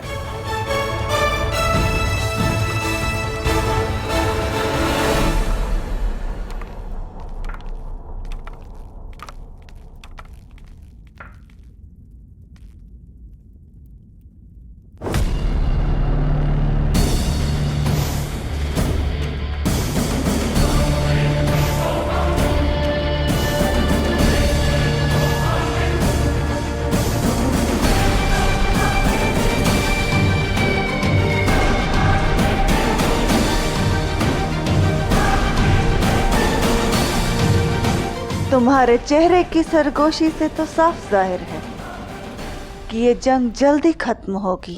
उचित कह रही हैं आप महारानी। ये युद्ध शीघ्र ही समाप्त हो जाएगा, परंतु इसका परिणाम वो नहीं होगा जो आप चाहती हैं। मैंने देवता ज़्यूस से ऐसी औलाद मांगी थी जो सारी दुनिया लाकर मेरे कदमों में डाल दे। भले ही तारीख मिट जाए पर उसका नाम न मिटे। बचपन से ही मैंने उसे भारत पर कब्जा करने का ख्वाब दिखाया है। अलेक्जेंडर मुकद्दर का वो सिकंदर है जो पूरी दुनिया पे हुकूमत करने के लिए पैदा हुआ है। पूरब से पश्चिम तक दुनिया के हर कोने में उसी की हुकूमत होगी। अब ये ख्वाब चंद कदमों की दूरी पर है। वो दिन दूर नहीं जब भारत उसकी मुट्ठी में होगा।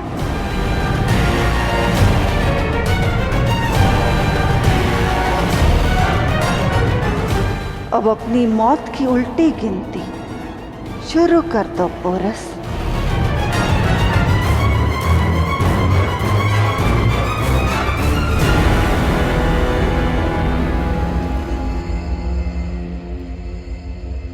मैं समझ सकता हूं कि मुझ पर आपका यह क्रोध नहीं,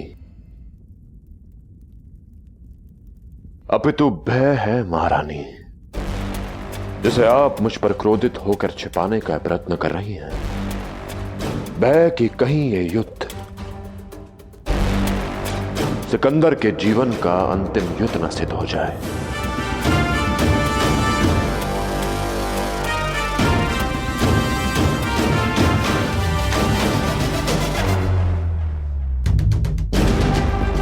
मैं स्पष्ट रूप से आपकी आंखों में मेरे लिए उस भय को देख सकता हूं जो आपके क्रोध के पीछे का कारण है।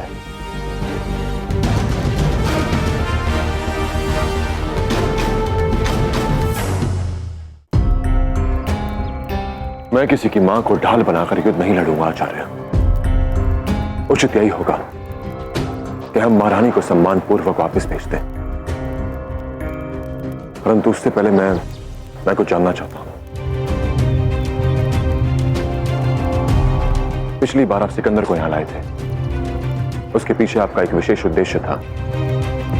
इस बार आप उसकी मां को यहां लाए हैं, उनको यहां लाने के पीछे आपका उद्देश्य क्या है, मैं जानना चाहता हूं। मैं बताती हूं पोरस। कि ये ढोंगी मुझे यहाँ क्यों लेकर आया है।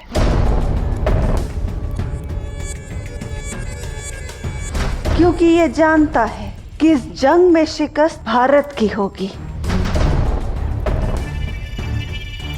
और मैं ये जानती हूँ कि तुम कितनी भी बहादुरी की चादर ओढ़ लो, संस्कारों के पुलिंदे बयान कर लो, तुम मेरे बेटे से हारने से डरते हो। तुम भी इस चाणक्य की तरह बुज़दिल हो, इसीलिए फारस में मेरे बेटे की गर्दन पर तलवार रखकर वहां से बुज़दिलों की तरह भाग गए थे। और तक्षशिला में तो इतना डर गए कि पुल उड़ाकर अपनी ही मौत का नाटक करना पड़ा।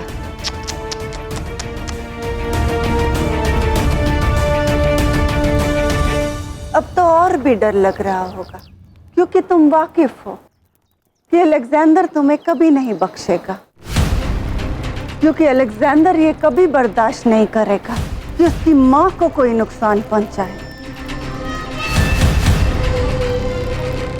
अगर हिम्मत है तो मुझे यह रख कर दिखाओ, सब समझ में आ जाएगा। मेरे बेटे अलेक्जेंडर के ताप के सामने तुम्हारी औकात क्या है।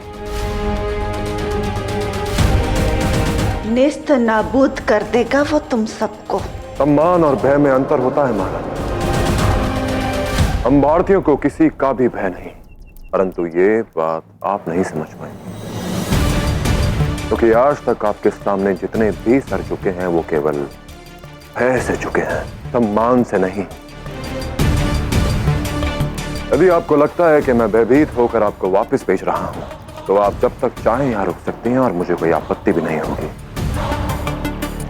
और जिस दिन आपको इस बात का भान हो जाएगा कि हम भारतीय भयभीत नहीं अपितु शत्रु का सामना करके उसको सीमा से खदेड़ सकते हैं, तो उस दिन यदि आप वापस जाना चाहें तो कह दीजिएगा, मैं स्वयं आपको आपके बेटे के पास छोड़कर आऊं।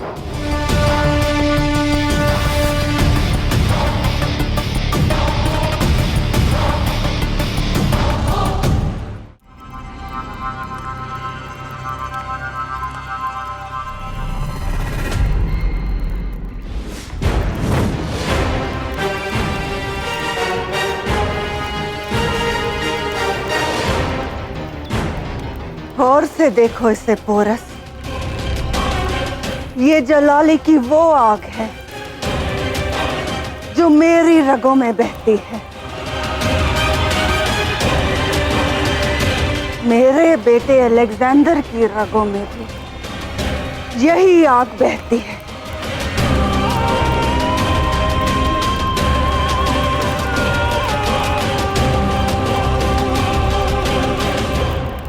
और अब तो मैं खुद यहाँ रुक कर देखना चाहूंगी, तुम्हारी आंखों में वो डर जो तुम्हें मेरी आंखों में दिखाई देता है। फिर तय रहा कि आप यहीं रुकेंगी। अच्छा होगा कि आपकी सारी गलतफहमियां दूर हो जाए। अगर तुम्हें लगता है कि मैं तुम्हारे और दस्यु लोग के बीच हुई गलतफहमी को दूर करूंगी कि तुम्हारे कत्ल की साजिश में कौन शामिल था, तो भूल जाओ। दस्युओं को समझाने या समझने के लिए मुझे आपकी सहायता की कोई आवश्यकता नहीं महारानी। उनके बीच मैंने अपना पूरा जीवन बिताया है। अब उनको यदि मुझ पर विश्वास नहीं तो शत्रु की मां पर वो विश्वास कैसे करेंगे, ये आप स्वयं सोच कर देखिए।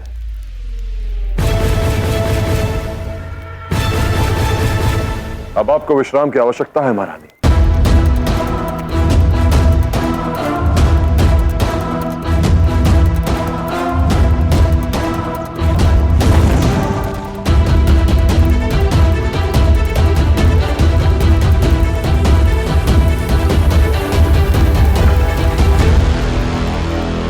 आशा करता हूं पुरुषोत्तम कि तुमने अब तक यह अनुमान लगा लिया होगा मैं महारानी ओलंपिया को यहां क्यों लेकर आया।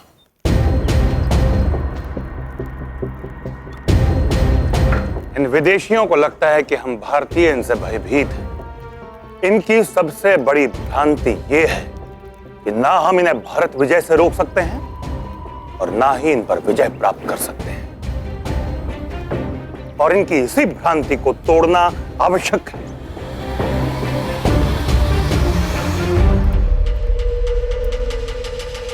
स्मरण रखना पुरु, कोई भी युद्ध दिमाग में पहले लड़ा जाता है, रणभूमि में बाद में। शत्रु को यदि अपने शत्रु के कठोर इरादों के बारे में ज्ञात हो जाए तो उसका बल आधा रह जाता है।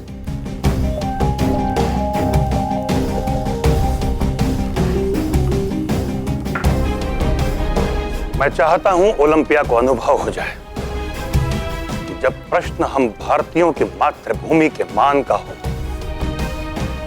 हम सर्वस्व लुटा देते हैं, अपने प्राण भी।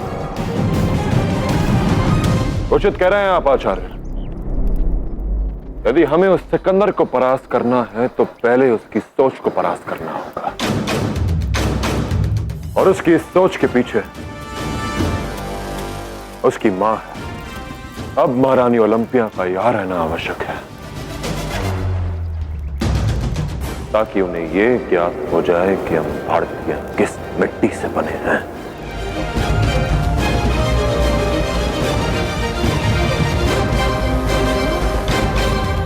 पर हमें इस बात को ध्यान में रखना होगा कि किसी को भी इस बात का भान ना हो कि महारानी ओलंपिया यहां पर है।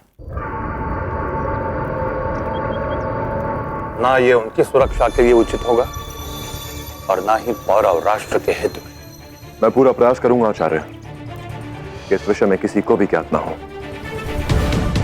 किंतु यह बात कि सिकंदर की मां यहां है, यह बात अधिक समय के लिए छिपाई नहीं जा सकती, क्योंकि यदि हमारे गुप्तचर वहां हैं तो हो सकता है कि उनके यहां हो, और हमें उस क्षण के लिए सज रहना होगा जब वो सिकंदर पर प्रहार करेगा।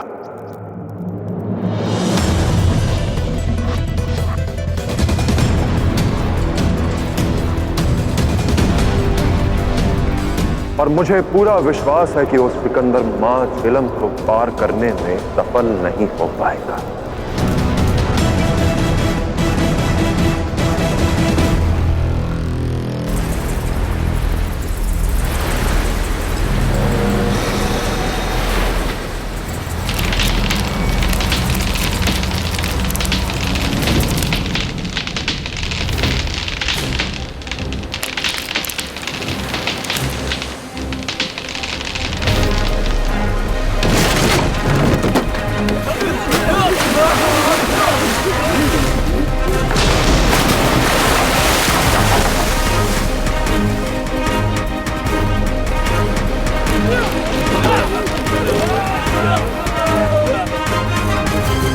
पुल हमें जल्द से जल्द बनाना होगा।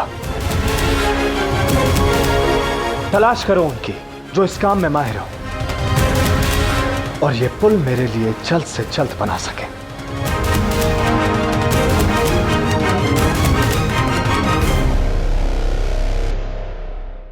अगर सुमेर की मौत का इंतकाम चाहते हो तो मेरे साथ हाथ मिलाओ। मेरा वादा है कि पोरस की मां अनुसुईया मैं तुम्हें सौंप दूंगा।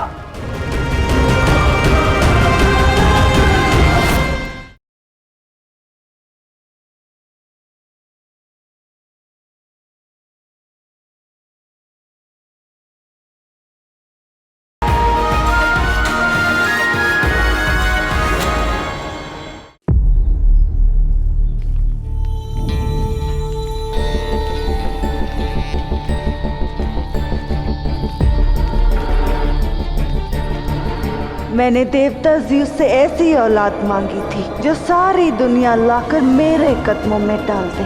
बचपन से ही मैंने उससे भारत पर कब्जा करने का ख्वाब दिखाया है।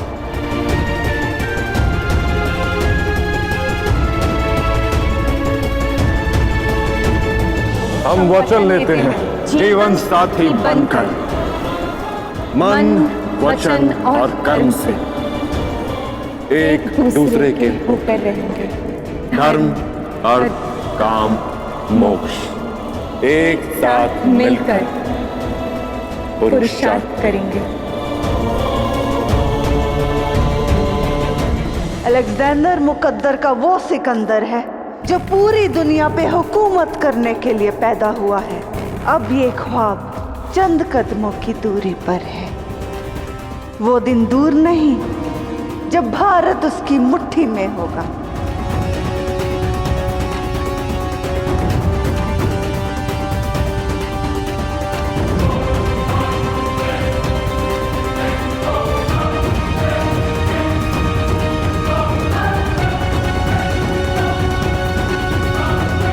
माँ, बाबा, मैं आपसे कुछ कहना चाहती हूँ। एक पिता होने के नाते आप दुखी है क्योंकि आपने आपके पुत्र को खोया है। एक बहन होने के नाते मैं भी दुखी हूँ। एक पत्नी होने के नाते मुझे सदैव अपने पति का साथ देना चाहिए, किंतु पिता पुत्री से बढ़कर और कोई संबंध नहीं होता।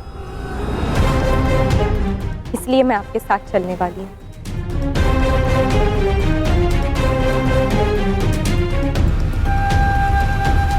किंतु आज प्रश्न पति पत्नी या पिता पुत्री के संबंध का नहीं है।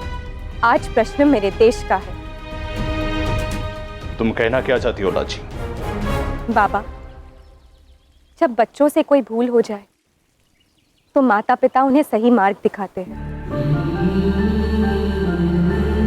पर कभी कभी ये कर्तव्य संतानों का भी होता है कि यदि माता पिता भ्रमित हो जाए तो उन्हें सही राह दिखाए।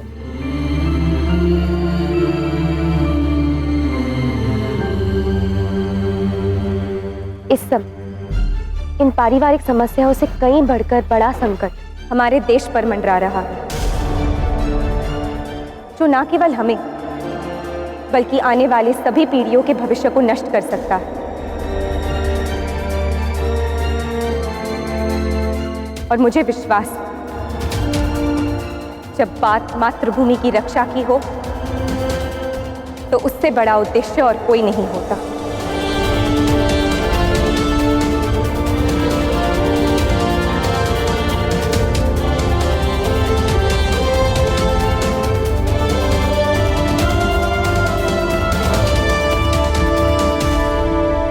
बाबा, आपको ऐसा लग रहा होगा कि मैं फिर से पुरु का पक्ष ले रही हूँ, किंतु ऐसा नहीं है।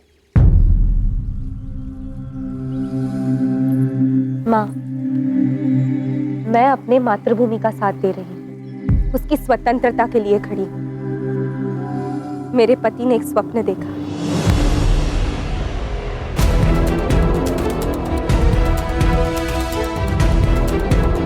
और इस समय जब शत्रु द्वार पर घात लगाए बैठा हो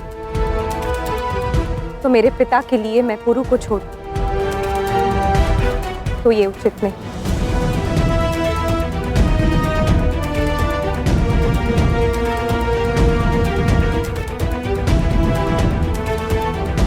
बाबा, मैं केवल पुरु का साथ इसलिए नहीं दे रही क्योंकि वो मेरा पति है, बल्कि इसीलिए क्योंकि पुरु ने सदैव सारे संबंधों से ऊपर अपनी मातृभूमि को माना है।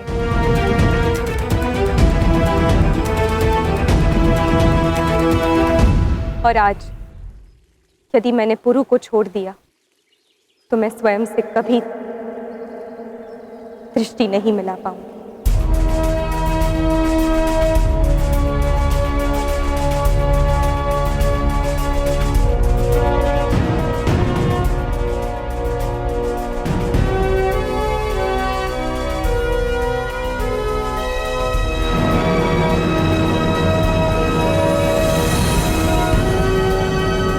मातृभूमि के रक्षा के पथ पर हर पल हर कदम आप मुझे स्वयं के साथ खड़ी पाओगे।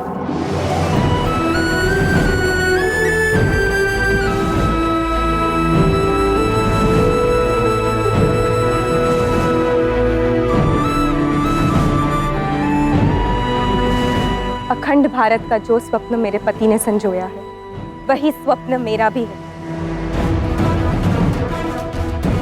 और मैं हमारे इस स्वप्न को खोने नहीं दूंगी।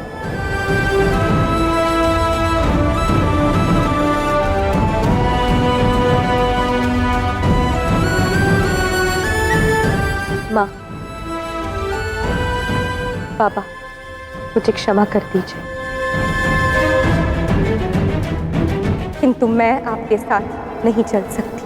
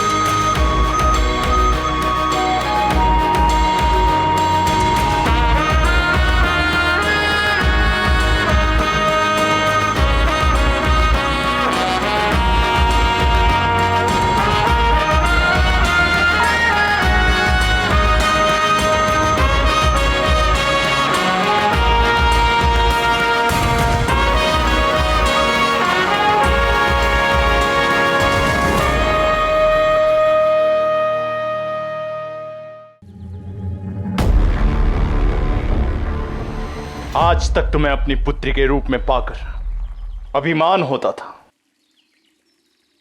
परंतु अब नहीं। यदि यही तुम्हारा निर्णय है तो ठीक है।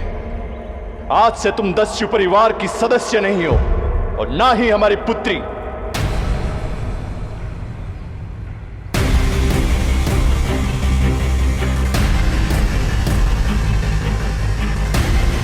मुझे लगा था कि तुम अपने भाई के लिए हमें न्याय दिलाओगी, किंतु अब न केवल मेरा पुत्र अपितु मेरी पुत्री भी मर चुकी है। मान लो कि हमने तुम्हारा श्राद्ध कर दिया।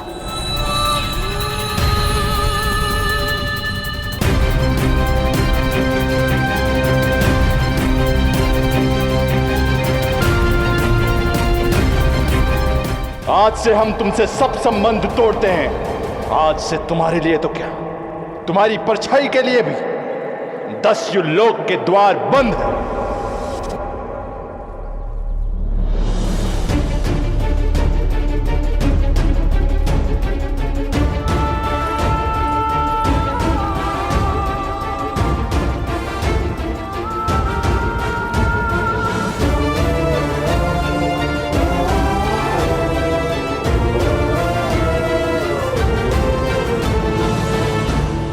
ये भारतीय भी कितने पेचीदा होते हैं, कितने जज्बाती।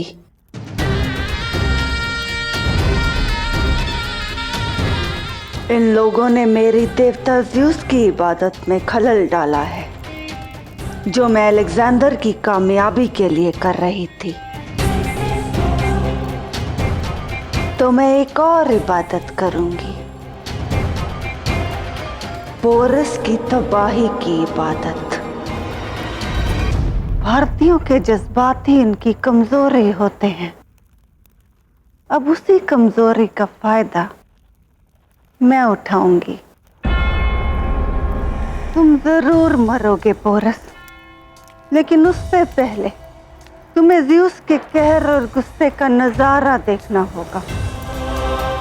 तुम्हारी भी वही हालत होगी जो अरेडियस की हुई थी, क्योंकि उसने अलेक्जेंडर की कामयाबी में दखल डालने की गलती की थी।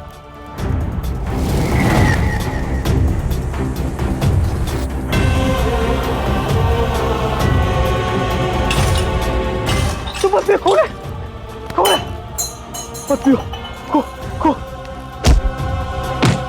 अब तुम्हें एहसास होगा कि ज़्यूस की खिदमतदार ओलंपिया मौत से पहले तुम्हें कैसे तोड़ देगी।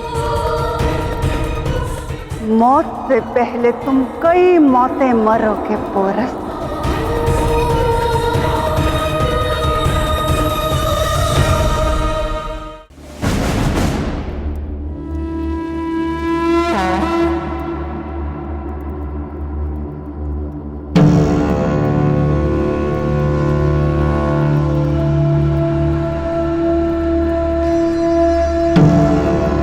आपको जुबान देता हूं हुजूर, हम ये पुल जल्द से जल्द बना लेंगे। मुझे खोखली जुबान नहीं क्लीटस, पुख्ता काम चाहिए। किसी काम के नहीं है हमारे कारीगर, एक मामूली सा पुल तक नहीं बना सकते। वो पुल किसने बनाया था? जो पोरस ने उड़ाया था। स्वयं पुरु ने।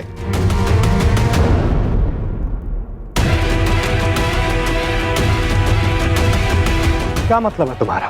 झेलम के तीव्र प्रवाह पर सेतु बनाना सरल नहीं, और वो भी ऐसा सेतु जो पूरी सेना का बोझ उठा सके। पर उसे पुल बनाना कहां से आया? 10वीं लोक में पला है वो। जल और उसकी नियति अच्छी तरह से जानता है वो। उसने ये सब 10वीं लोक में ही सीखा होगा। एक बार फिर से दोहराना, तुमने क्या कहा? गुरु दस्यु वंश में पला बड़ा है। वो दस्यु जो जल में कहां से आते हैं और कहां खो जाते हैं कोई नहीं जानता। बचपन में ही जल के प्रचंड बहाव में खेलते हैं वो। जल की प्रत्येक विद्या में पारंगत होते हैं वो, चाहे वो जल में श्वास रोकना हो या जल के ऊपर लकड़ी। उन्होंने तो पूरा 10वीं लोक ही जल प्रवाह के ऊपर बनाया हुआ है।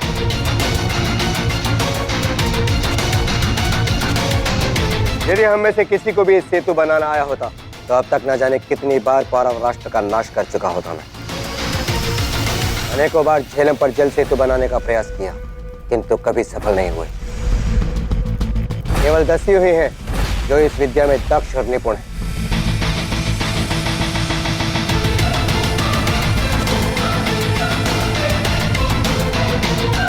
और ये 10 रहते कहां हैं?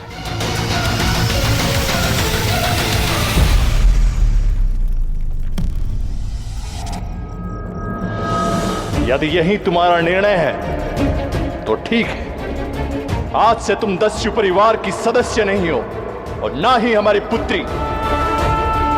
मुझे लगा था कि तुम अपने भाई के लिए हमें न्याय दिलाओगी, किंतु अब न केवल मेरा पुत्र अपितु मेरी पुत्री भी मर चुकी है।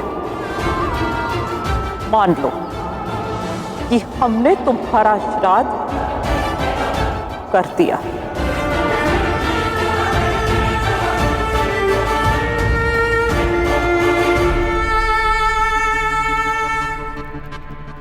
एक संतान के लिए सबसे अधिक पीड़ा देने वाला पल वो होता है जब उसके माता पिता उसका साथ छोड़ देते हैं।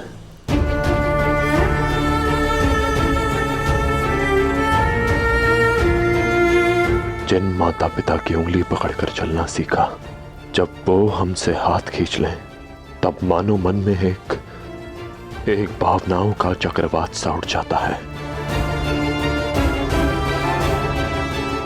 जिनकी बोली से हमने बोलना सीखा,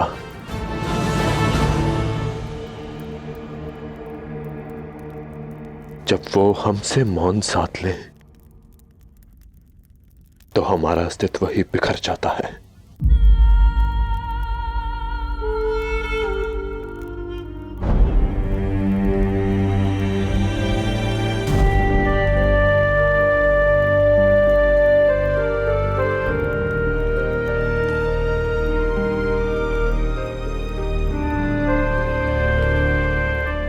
मेरी दशा भी यही हुई जब प्रथा मां ने मुझसे अपना नाता तोड़ दिया।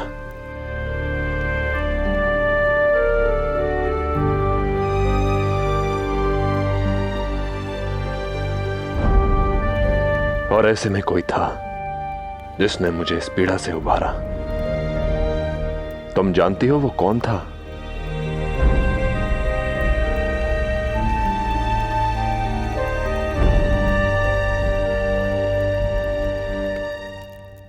वो तुम थी लाची, मेरा सबसे बड़ा सहारा। जब भी दुख के बादलों ने मुझे घेरा, तुम्हारी मुस्कान की रोशनी ने उन दुख के बादलों को हटाया और मुझे मुस्कान दी।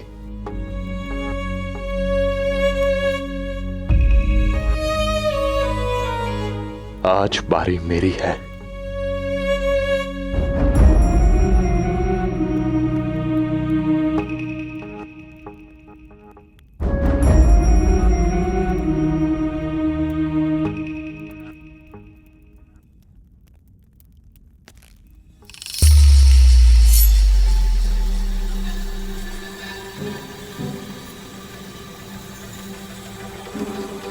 अब तुम्हें एहसास होगा पोरस कि तुमने मुझे यहाँ रखकर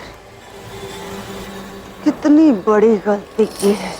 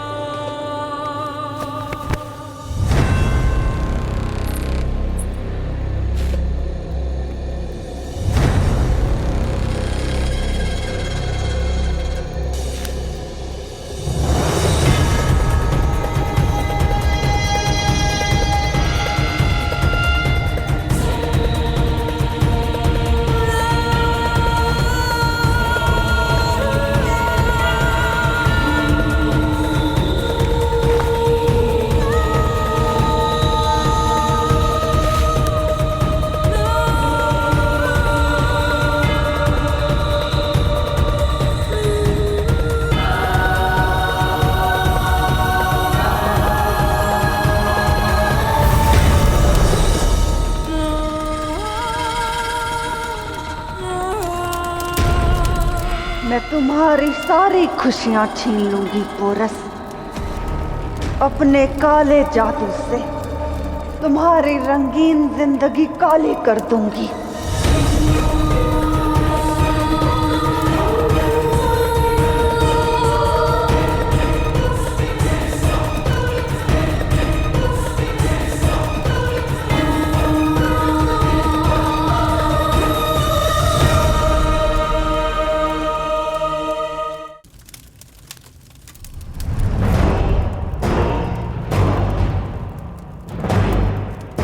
इस रस्म के लिए मुझे तुम्हारा लहू चाहिए और अब तुम खुद आओगे मुझे अपना लहू देने के लिए।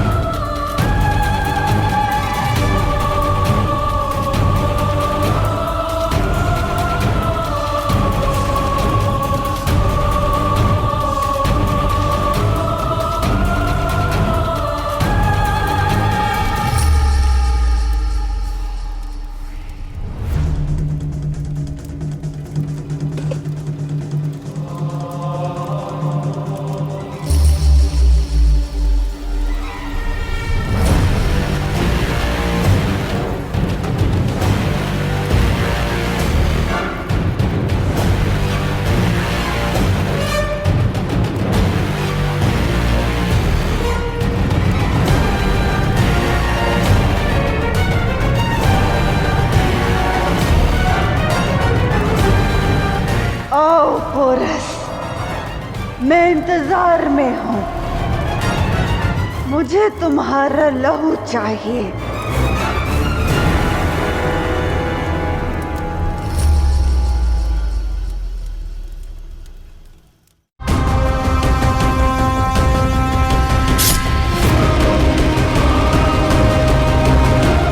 तुम्हारी जिंदगी की उल्टी गिनती शुरू पोरस। अब मौत तुमसे ज्यादा दूर नहीं।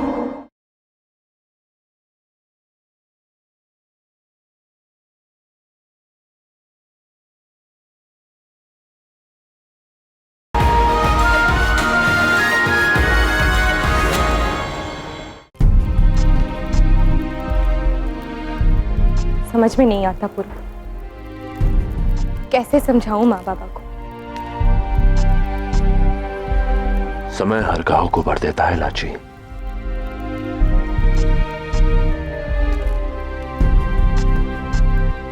आज नहीं तो कल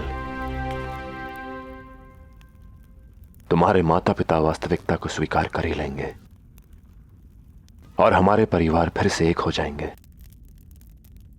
किंतु अब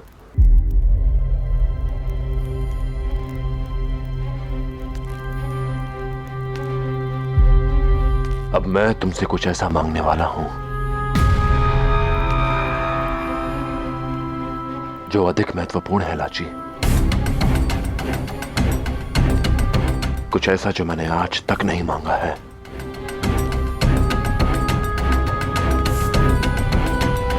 क्या पुरु?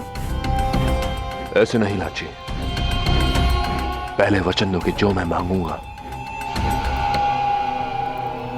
वो तुम मुझे अवश्य दोगी।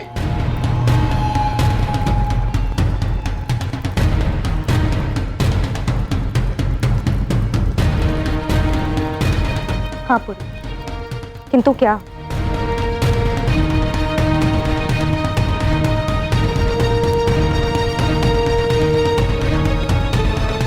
भले ही उसके लिए तुम्हें मुझसे दूर जाना पड़ जाए।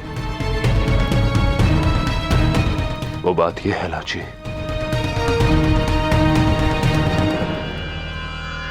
कि सुबह से मैंने कुछ खाया नहीं है। बहुत भूख लगी है मुझे। कुछ खाने को मिलेगा?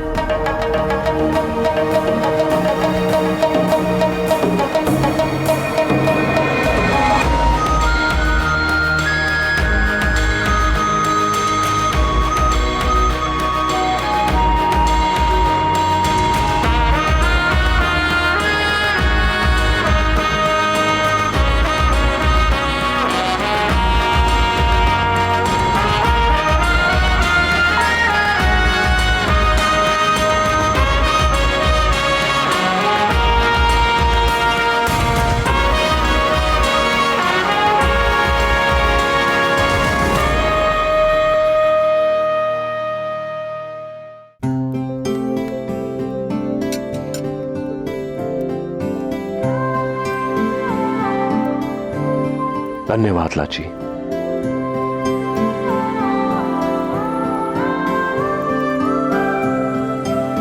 भोजन आरंभ करो पुरु, मैं पानी लेकर आती हूँ।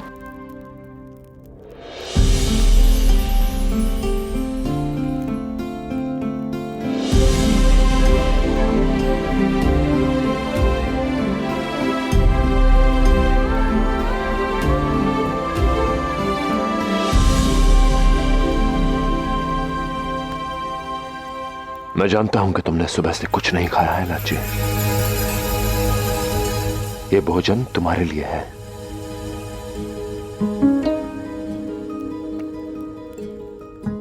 पुरु,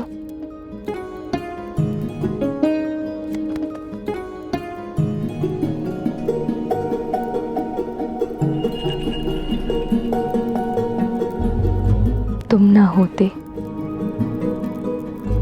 तो मेरा क्या होता पुरु? क्या होता?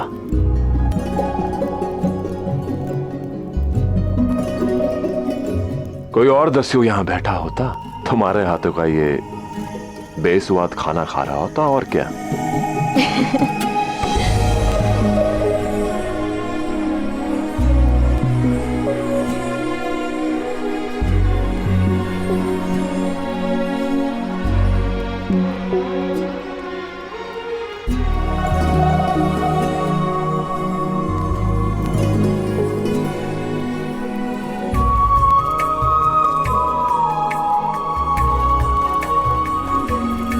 अरे धुआं कहां से आ रहा है? जल्दी चलो उस तरफ। ये शोर कैसा पुरु? लगता है कुछ हुआ है वहां।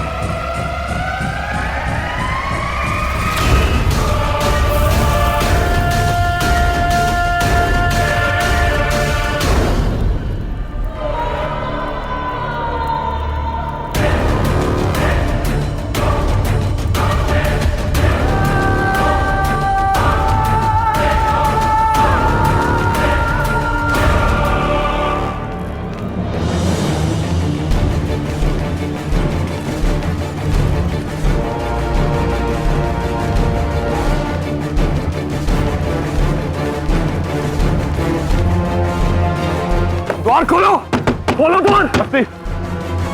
क्या हुआ यहाँ?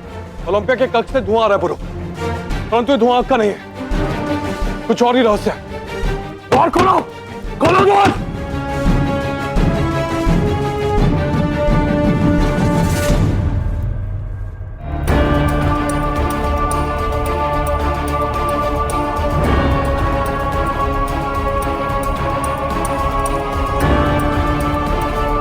आना ही था तुम्हें बोरस, मुझे अपना लहू देने के लिए। जैसे ही मेरे काले जादू की रस्म खत्म होगी, अलेक्जेंडर को तुम पर फतेह पाने से कोई नहीं रोक पाएगा।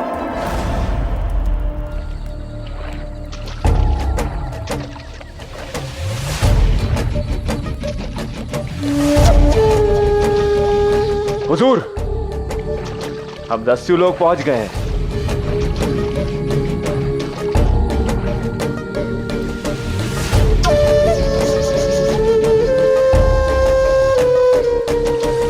तो ये है दस्यु लोक की दुनिया।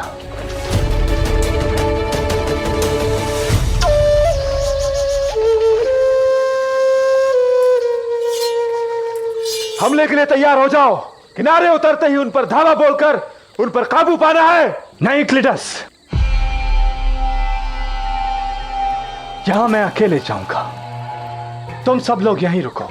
मगर ये जगह अनजान है, तो यहाँ के लोग भी जंगली हैं। वहां कई तरह के खतरे हो सकते हैं।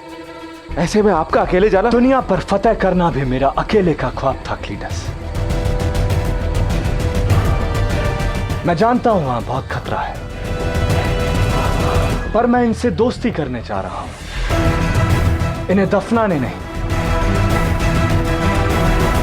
मेरे पीछे कोई नहीं आएगा, बस नजर मुस्तैद रखो।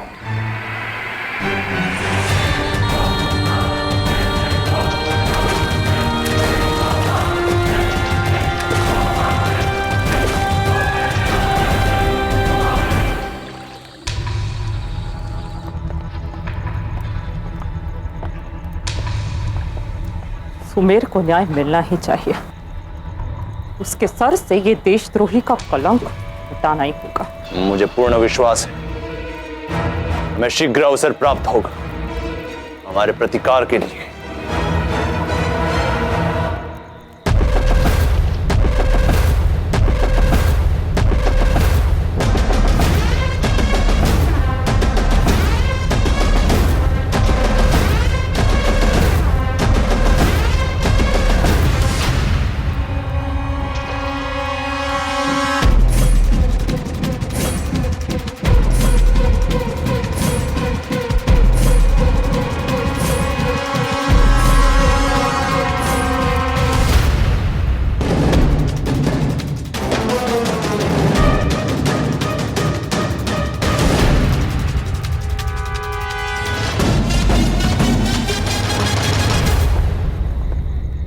कौन है ये और इसने हमारे लोक में प्रवेश कैसे किया? उससे बड़ी बात तो ये कि हमारे रक्षकों ने उसे रोका क्यों नहीं।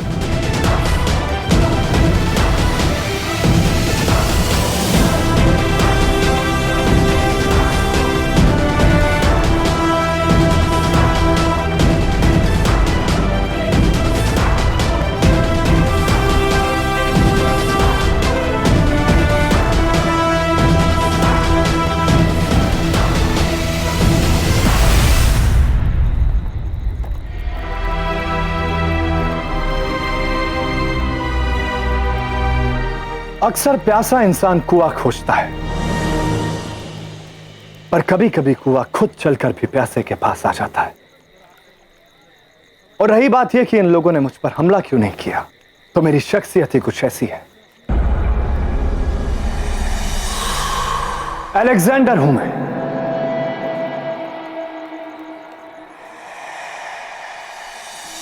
चाहे तुम लोग मुझे सिकंदर के नाम से जानते हो।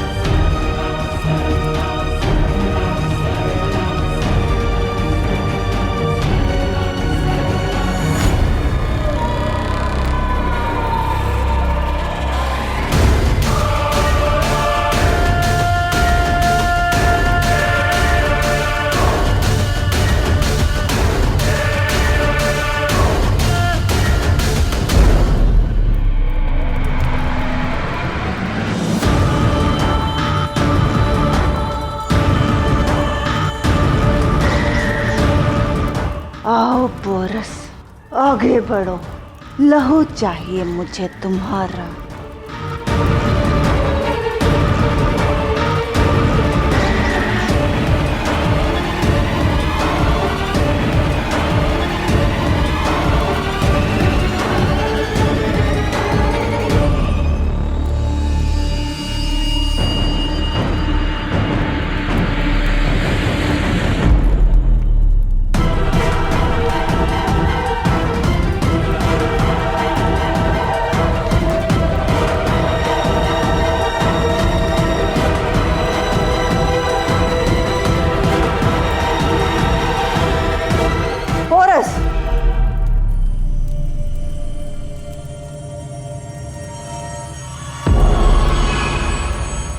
मेरी इजाजत के बिना मेरी ख्वाबगाह का दरवाजा क्यों तोड़ा?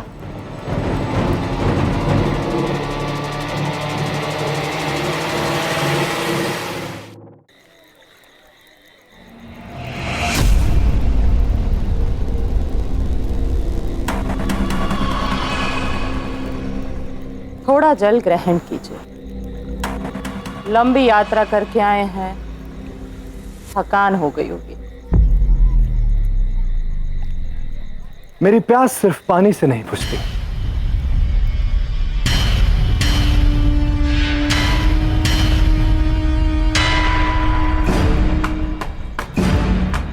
सुना है शाह सिकंदर की प्यास रक्त से बुझती। यदि ऐसा है तो हम युद्ध के लिए तैयार हैं। वैसे भी खोने के लिए कुछ भी नहीं है हमारे पास।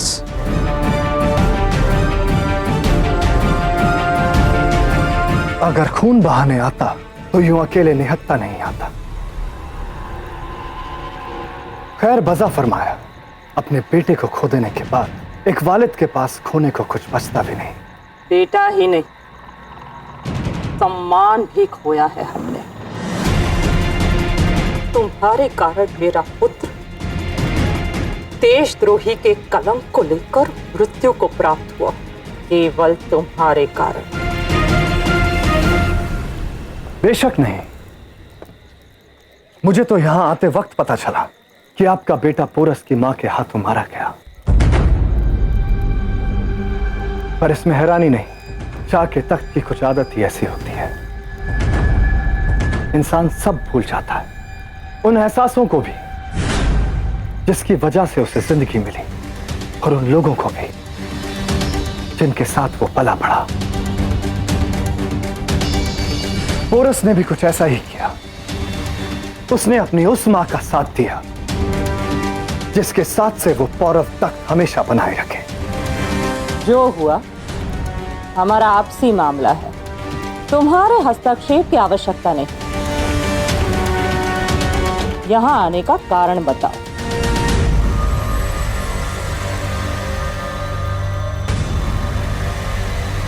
पसंद है मुझे वो लोग जो सीधा मुद्दे पर आते हैं। और मुद्दे की बात यह है कि मैं तुम्हारे लिए एक सौदे की पेशकश लाया हूं।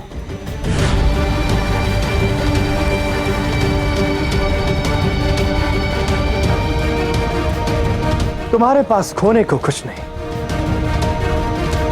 पर पाने को बहुत कुछ है। इंसाफ, अपने बेटे के कत्ल का इंतकाम। मैं तुम्हारे बेटे की कातिल अनुसुईया तुम्हें सौंप सकता हूं,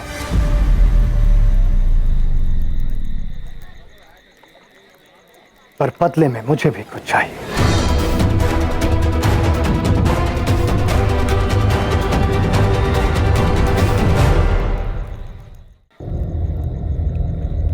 तुमने ये सोच भी कैसे लिया कि हम तुम्हारा साथ देंगे?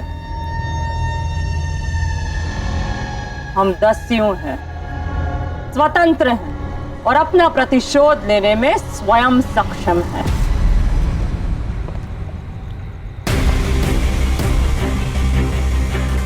वैसे क्या लगता है आप लोगों को, सुमेर मेरे साथ साजिश में शामिल था?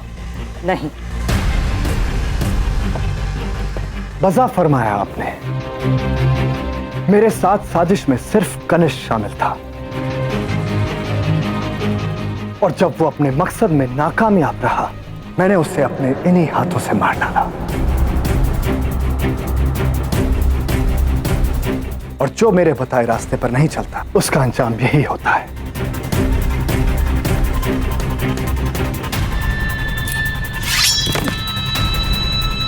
दस जो है हम अपनी मर्जी का करते हैं, और हमारा मानना है कि तुमसे हाथ मिलाने से अच्छा है कि युद्ध भूमि में हम मृत्यु को गले लगाए।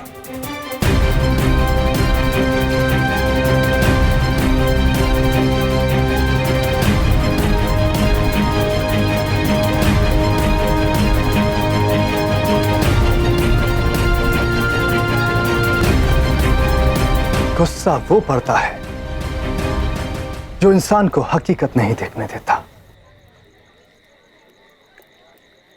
सब कुछ जानकर भी सच कबूलने नहीं देता। और हकीकत यह है कि तुम्हारी ताकत पोरस के सामने कुछ नहीं। जज्बातों को परे रखकर सोचोगे तब तुम्हें एहसास होगा कि अगर तुम्हारे बस में कुछ होता तो तुम पोरस से अपने बेटे के कत्ल का इंतकाम ले चुके होते।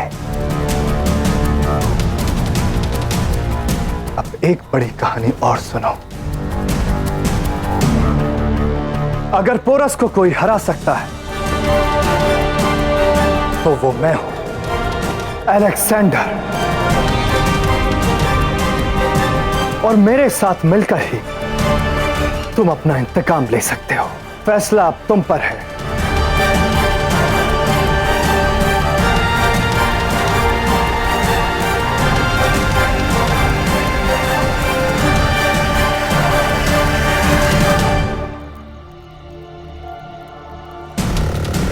चाहो छोटे ही सही,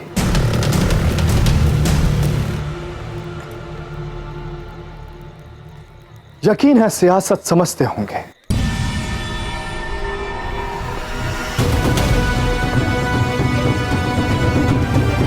अगर अपने इंतकाम में मेरी मदद चाहिए तो कल सूरज की पहली किरण पर झेलम के तक्षशिला वाले घाट पर मैं तुम्हारा इंतजार करूंगा।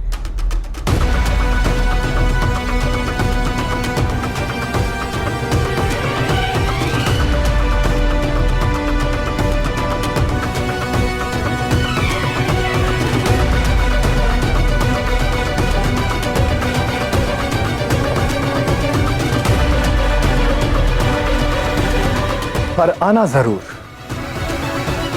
क्योंकि अगर तुम नहीं आए तो मैं कल फिर आऊंगा, पर इस बार अंदाज कुछ जुदा होगा।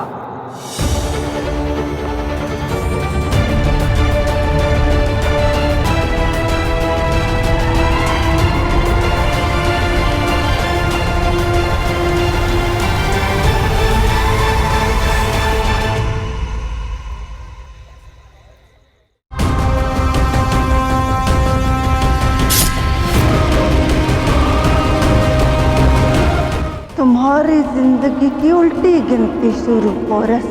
अब मौत तुमसे ज्यादा दूर नहीं।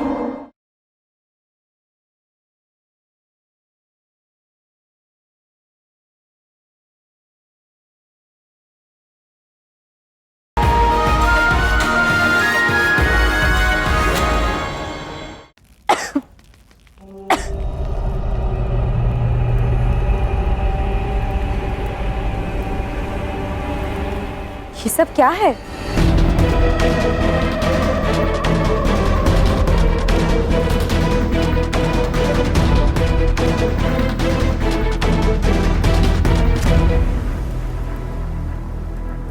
मैं हमारे देवता की इबादत कर रही थी।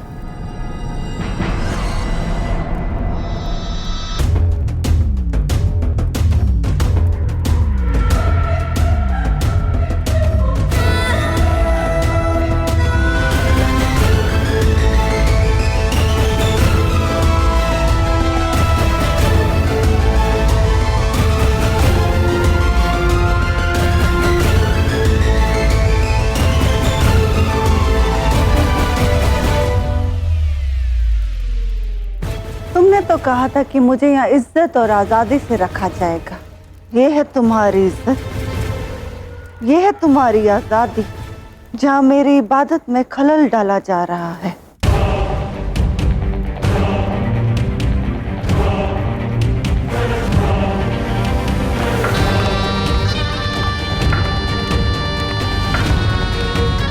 आओ आलिम, खुशामदीद। यहाँ ले तो आए हो मुझे, पर क्या किसी को हमारी तहजीब और इबादत के तरीके के बारे में नहीं बताया?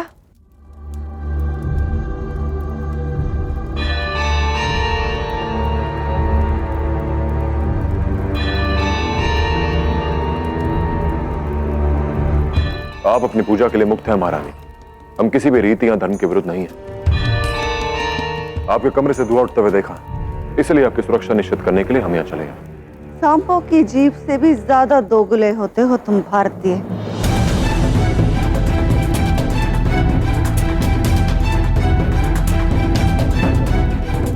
पहले तो मुझे कैद कर लिया, फिर मेरी हिफाजत की फिक्र का नाटक कर रहे हो। कुछ करना चाहते हो तो ये करो, मुझे सुकून से इबादत करने दो। और ख्याल रहे, मेरी इबादत में आइंदा खलल ना पड़े। आपकी पूजा में कोई विघ्न नहीं डालेगा।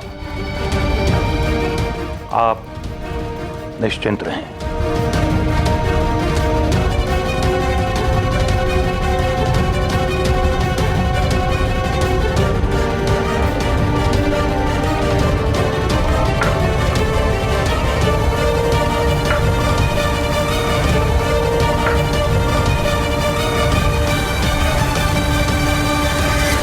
और जाते वक्त इस दरवाजे को बंद करते जाना।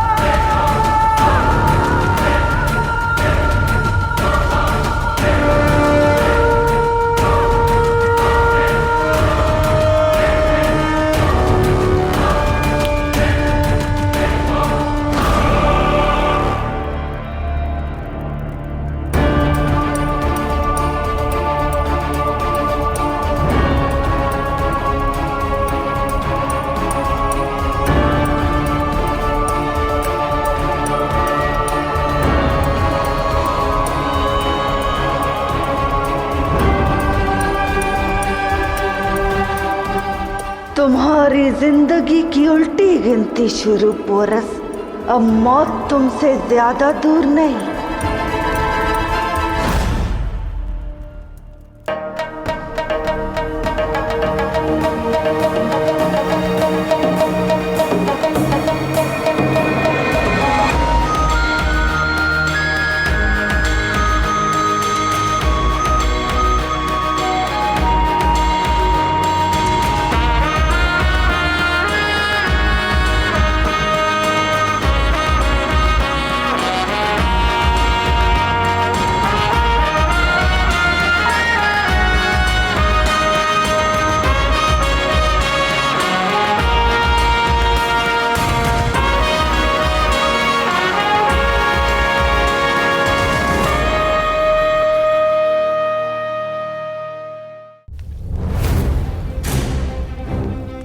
पुरु, जो कुछ भी अभी हुआ वो आने वाले संकट की मात्र एक झलक है।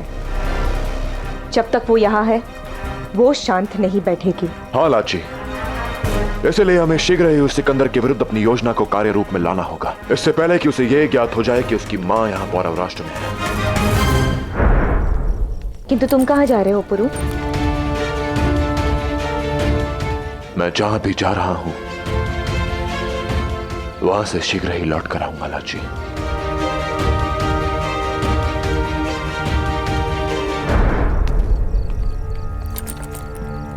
इस बार सिकंदर को मेरे जाल में फंसाने के लिए मैं कोई चूक नहीं होने दूंगा।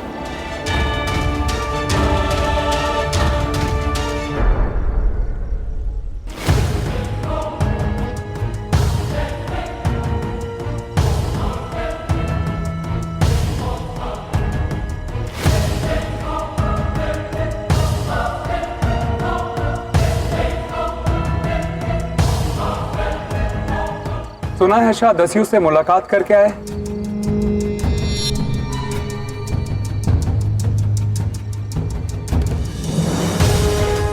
हाँ, जिन्हें पोरस अपना कुनबा मान रहा है, अब वो उसी की बर्बादी में मेरे साथ खड़े होंगे।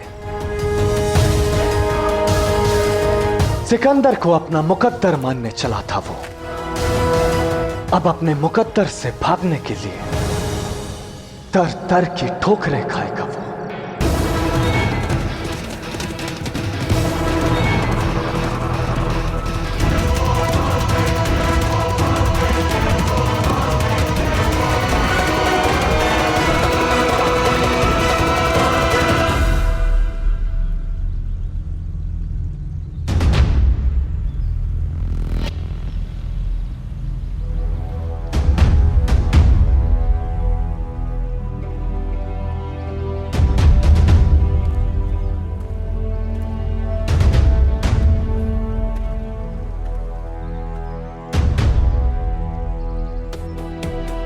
दस्यु के लोग बड़े जिद्दी हैं शाह, मुझे नहीं लगता कि वो सिकंदर वो हवा नहीं जो दरख्त की टहनियों को छूकर उनकी पत्तियों को सहलाकर गुजर जाए। सिकंदर वो तूफान है जिसके सामने या तो दरख्त झुकेंगे या वो दरख्त कटेंगे।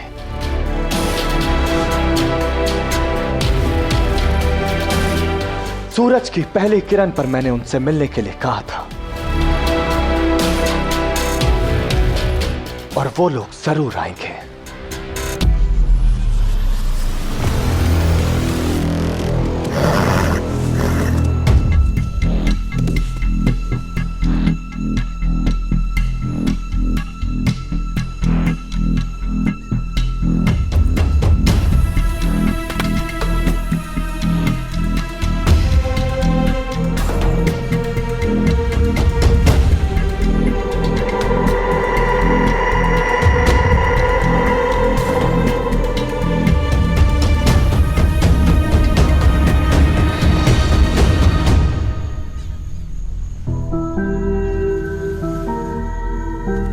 धन्यवाद यहां आने के लिए।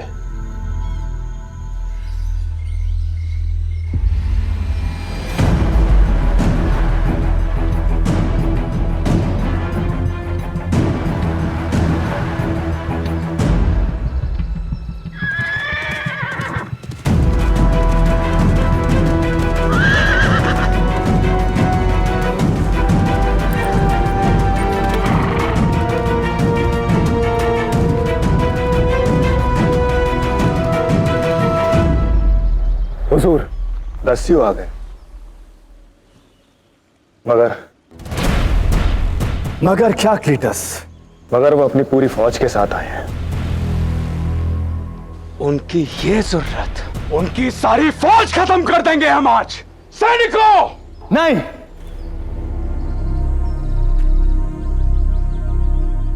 उनसे मैं खुद बात करूंगा।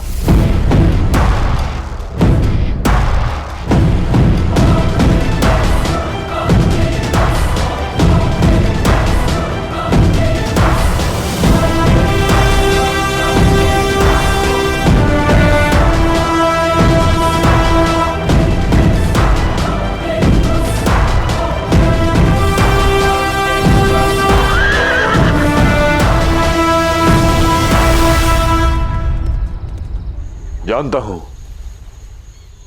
इससे पहले कि अलेक्जेंडर को सूचना मिले हमें यहां से निकलना होगा। समय अधिक नहीं है हमारे पास। आओ, पौरव राष्ट्र के लिए निकलते हैं।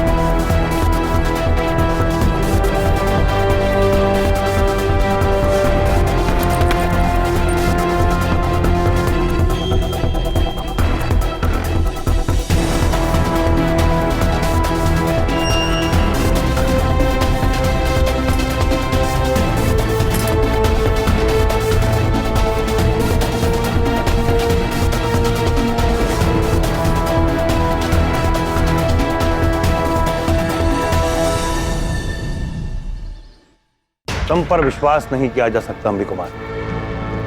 अब तक तुम अलेक्जेंडर का साथ देते आए। जानता हूं मुझ पर विश्वास न करने के आपके पास अनेक कारण, परंतु मैं आपका खोया विश्वास पाना चाहता हूं आचार्य। इसीलिए गुरु के गुप्तचर का संदेश मिलते ही मैं यहां चला आया। अब तक मैं अपने पिताश्री के प्रति सम्मान के कारण मौन था, किंतु कनिष्क की हत्या के बाद मुझे अनुभव हो गया कि मुझे अपना ये मौन तोड़कर आपका साथ देना होगा।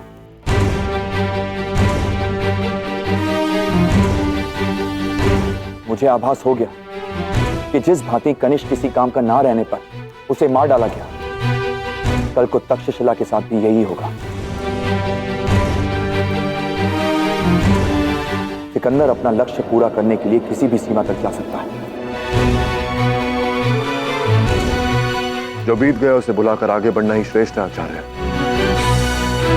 यदि हमें सिकंदर को परास्त करना है तो सूझबूझ के साथ भविष्य की ओर बढ़ना होगा।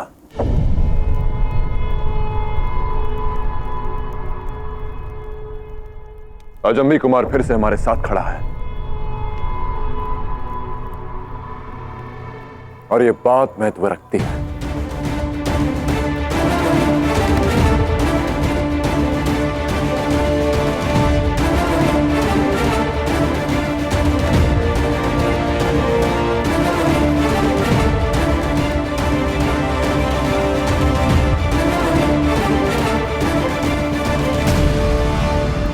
अब तुम हमें तक्षशिला में सिकंदर के प्रमुख तैनातियों के विषय में जानकारी दो और फारसी सेना जो सिकंदर की सहायता कर रही है, मैं जानना चाहता हूं कि वो कहां तैनात है।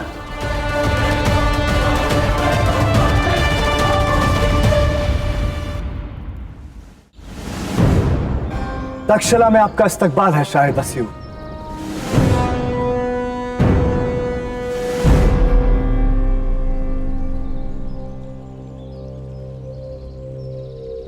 और अब आपके उस सवाल का जवाब जो आपके जहन में चुभ रहा होगा। आपके इंतकाम के बदले मुझे आप लोगों से क्या चाहिए? तुम सबको झेलम पर वो पुल बनाना होगा जिस पर से मेरी पूरी फौज झेलम को आसानी से पार कर सके और मैं पोरस और पौरव मुल्क को अपने कदमों तले कुचल सकूं।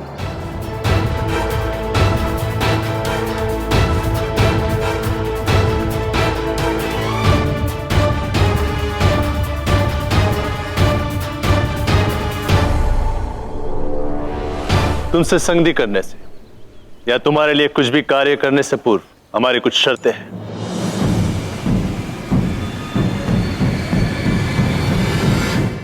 ये व्यवस्था। सेतु निर्माण में सिकंदर को समय लगेगा। इसी अवसर का लाभ उठाकर हम इन फारसी छावनियों पर आक्रमण करेंगे।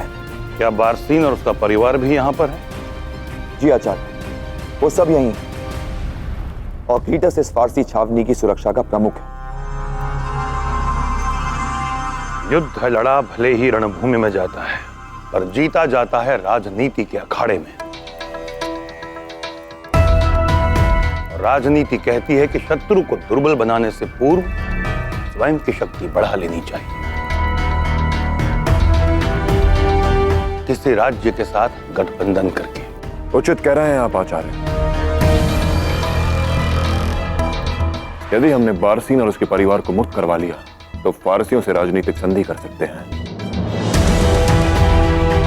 फिर सिकंदर के विरुद्ध तो फारसी हमारे साथ अवश्य खड़े होंगे।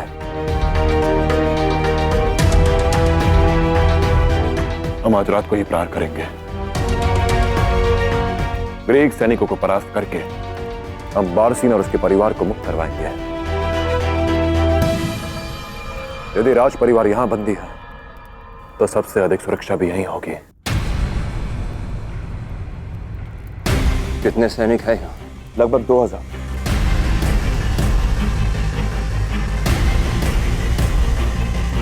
और अलेक्जेंडर की शेष सेना वो कहाँ है? सिकंदर की सेना का बड़ा भाग झेलम के उत्तरी तट पर है। वो वहां सेतु निर्माण करना चाहता है, परंतु अब तक उसे सफलता नहीं मिली।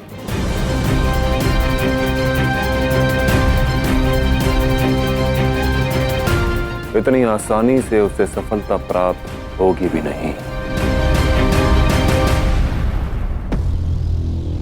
बस ये पुल बने, उसके लिए मुझे तुम्हारी हर शर्त मंजूर है। वचन देने से पहले मांग सुन लेते तो श्रेष्ठ होता।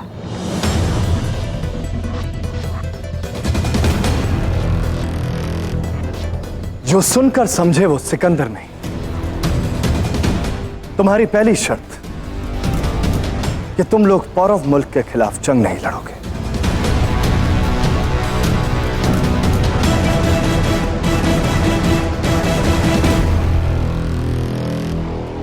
तुम्हारी दूसरी शर्त, तुम लोग सिर्फ पुल बनाओगे, जिसके बदले मैं तुम्हें पोरस की मां अनुसुईया सौंप दूंगा। और तीसरी और आखिरी शर्त, ना हम कभी दस्युओं के मामले में दखल देंगे और ना ही उन पर कभी हमला करेंगे।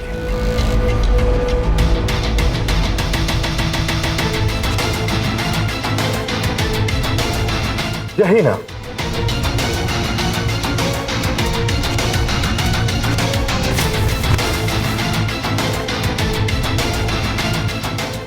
ये दस्तावेज और इन पर लगी मैसेडोनिया की मोहर इस बात का सबूत है कि मुझे तुम्हारी हर शर्त मंजूर है।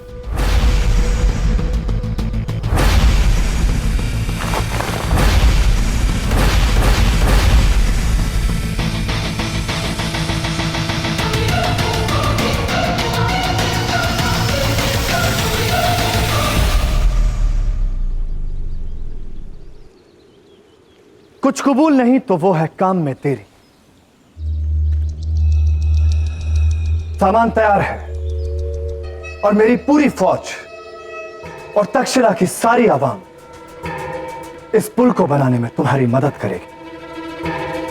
10 दिन है तुम्हारे पास शाही दस्यु इस पुल को मुकम्मल बनाने में। मतलब ये हर बीतता पल तुम्हारे लिए मुश्किलात ला सकता है।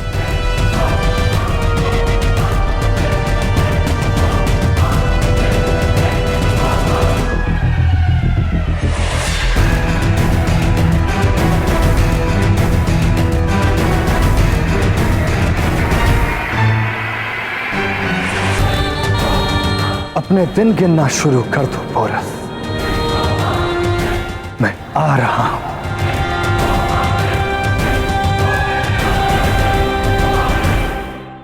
पोरस को तो एहसास भी नहीं होगा कि उसके अपने दस्यु ही इस पुल को बनाने में हमारी मदद कर रहे हैं। आज हम लड़ेंगे अपनी मातृभूमि की अस्मिता के लिए, और तब तक लड़ेंगे जब तक हमारे शरीर में लहू की अंतिम बूंद न शेष रह जाए।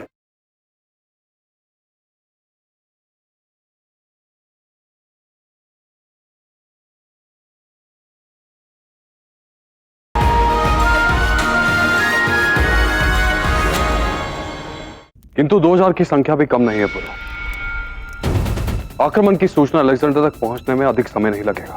सूचना मिलते ही वो अपनी बाकी सेना के साथ वहां पहुंच जाएगा। हमें युक्ति से काम लेना होगा पूर्व। हाँ, जब तक तुम फारसी छावनी पर आक्रमण करके उन्हें अपनी ओर कर लोगे, तब तक मैं सिकंदर को भ्रमित करने के लिए ये सूचना दूंगा कि तुम लोग पुल पर आक्रमण करने वाले हो। शायद इससे कुछ समय के लिए वो व्यस्त हो जाएगा और बस इतना समय पर्याप्त होगा। नहीं अंबी कुमार, तुम सिकंदर को सत्य सूचना ही दोगे कि हम इन फारसी छावनियों पर आक्रमण करने वाले हैं।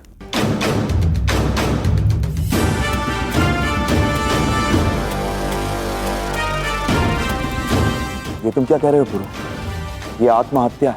मैं आत्महत्या नहीं, तुम्हारे प्राणों को बचाने का प्रयास कर रहा हूं अंबी कुमार।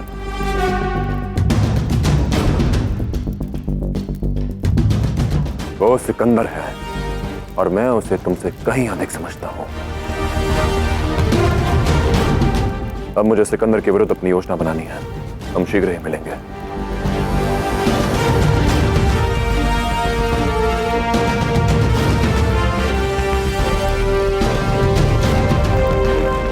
क्या सोच रहे हैं महाराज? वो जानने के लिए तुम्हें मेरे साथ मां झेलम की तट तक आना होगा लाची। समय आ गया है कि हम दस्युओं को मिले प्रशिक्षण को उपयोग में लाया जाए।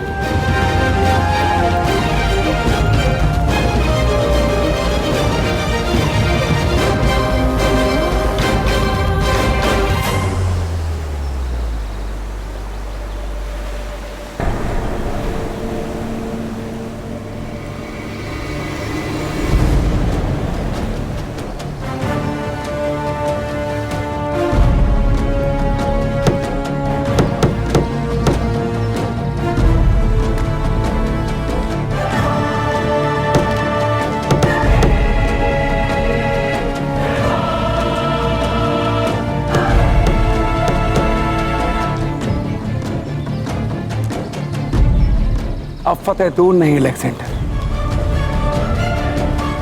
पोरस को तो एहसास भी नहीं होगा कि उसके अपने दसी हुई इस पुल को बनाने में हमारी मदद कर रहे हैं।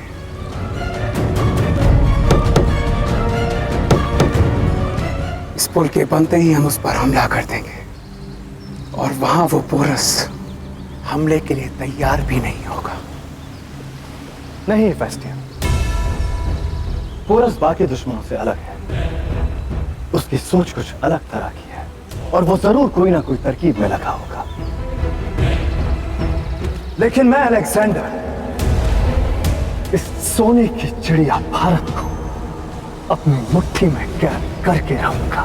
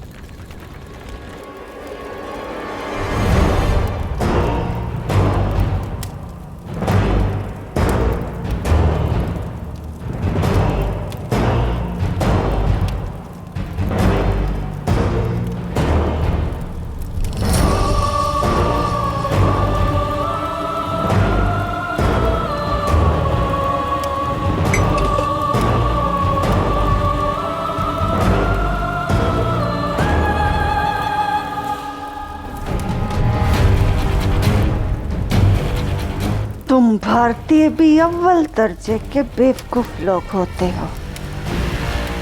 तुमने मुझे यहाँ इसलिए रखा ताकि मेरी सोच पर यह साबित कर सको कि तुम बुज़दिल नहीं हो। लेकिन अब मेरी सोच नहीं, तुम्हारी जिंदगी खत्म होगी पोरस। शीघ्र करो।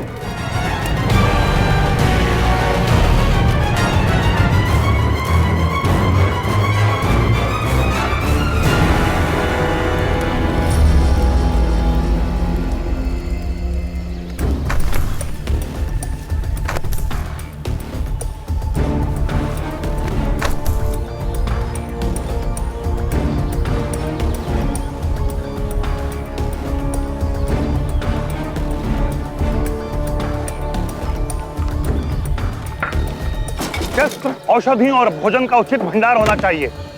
हमें शीघ्र निकलना होगा।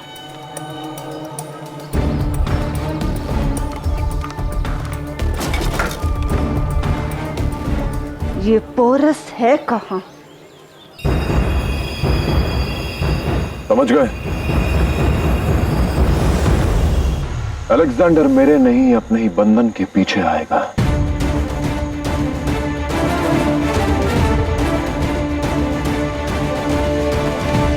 अद्भुत पुरु। अलेक्जेंडर ने ऐसे आक्रमण की कल्पना भी नहीं की होगी। हाँ पुरु, पिछली बार भी अलेक्जेंडर पुल ध्वस्त होने के कारण लगभग मर ही चुका था। उसे पकड़ने की ये योजना उपयुक्त है। अलेक्जेंडर को अपने पीछे लाने से पहले हमें केवल इस बात का ध्यान रखना होगा, फारसी छावनियों पर आक्रमण करके बारसीन और उसके परिवार को मुक्त करवाने की योजना पूरी हो जाए। अब शीघ्र ही हमें निकलना होगा। अब तक अंबी कुमार अलेक्जेंडर को हमारे आक्रमण की सूचना दे चुका होगा। क्या यह खबर पक्की है? हाँ, मेरे गुप्तचर की सूचना में संदेह नहीं किया जा सकता सम्राट। पुरु आज रात फारसी छावनियों पर अवश्य ही आक्रमण करेगा।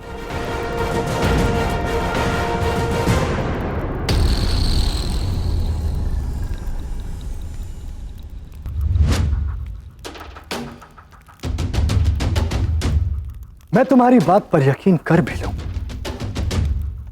मगर उसके पहले मैं यह जानना चाहता हूं कि तुम सुबह से कहां गायब थे शहजादे? मैं उसी गुप्तचर से मिलने गया था। उसने मेरे लिए संदेश छोड़ा था।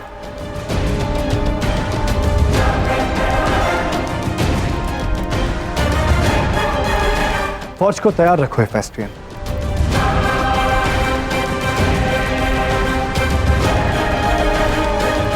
अंबी कुमार बहुत थक गए होंगे, उन्हें कैद खाने में आराम फरमाने दिया जाए।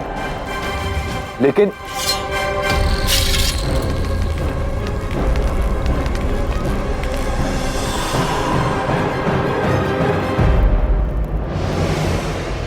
आशा है अंबी कुमार किसी संकट में ना पड़ गया हो। अलेक्जेंडर के विरुद्ध जाकर उसने बहुत बड़ा जोखिम उठाया है। तो युद्ध भूमि में ही ज्ञात होगा लाची कि अंबी कुमार का प्रयास सफल हुआ या नहीं। पर आने वाले किसी भी संकट के लिए हमें सच रहना होगा।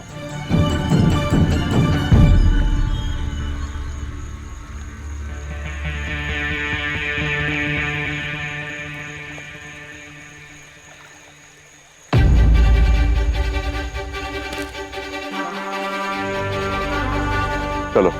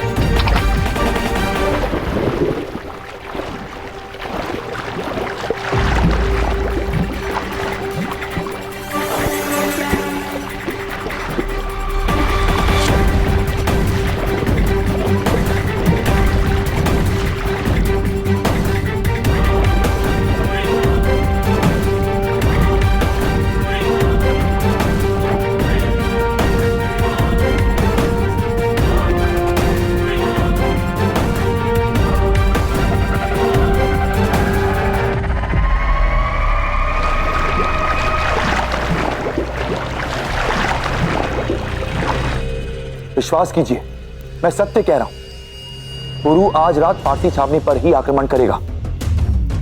बेशक हमला करेगा वो, मगर फारसी छावनियों पर नहीं, बल्कि जहां ये पुल बन रहा है। फारसी छावनियों पर हमले करने की खबर तो उसने सिर्फ मुझे चौंकाने के लिए बनाई है, मगर यहां ये पुल बनेगा और यहीं पोरस की कब्र भी बनाई जाएगी।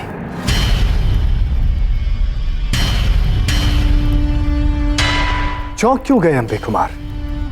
मैंने तसियों से हाथ मिला लिया है और अब वही इस पुल को बनाकर मेरी मदद भी करेंगे।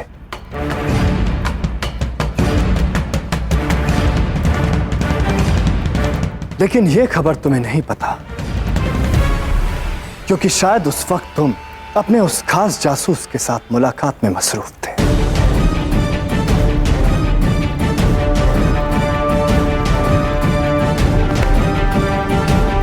मेरे लिए वफादारी बहुत अहम है शहजादे। पहले तुम्हारी वफादारी उस पोरस के लिए थी, पर अब उस वफादारी पर मेरा हक है।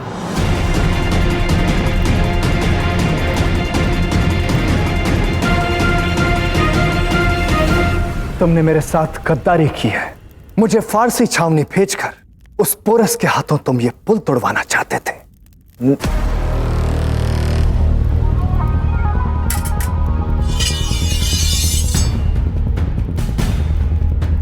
मैं चाहूं तो अभी इसी वक्त यहीं तुम्हें मौत के घाट उतार सकता हूं।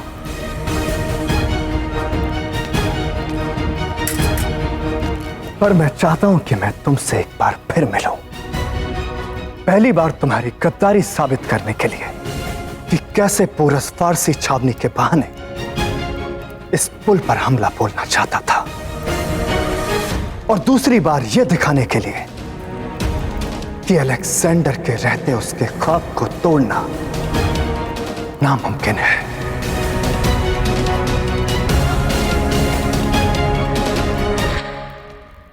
ले जाओ इसे। मेरा विश्वास कीजिए सम्राट, मैं सत्य कह रहा हूं।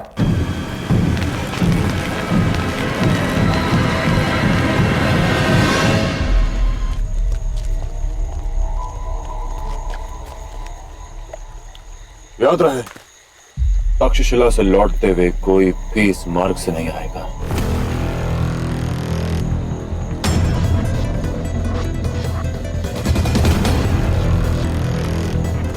अपनी पहली हार के लिए तैयार हो जाओ अलेक्जेंडर। मैं तैयार हूं पोरस, और आज इस रात के अंधेरे में पूरी दुनिया देखेगी कि पोरस का कमाल बेहतर है या फिर अलेक्जेंडर का जलाल।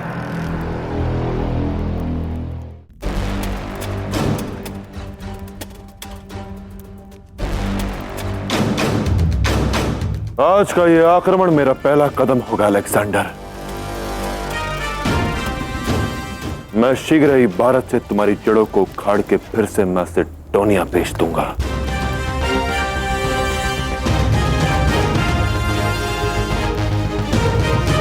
मेरी मातृभूमि के प्रत्येक हिस्सों में जहां तुमने अपना ध्वज लहराया है, अब वहां केवल भारत की विजय पताका लहराएगी।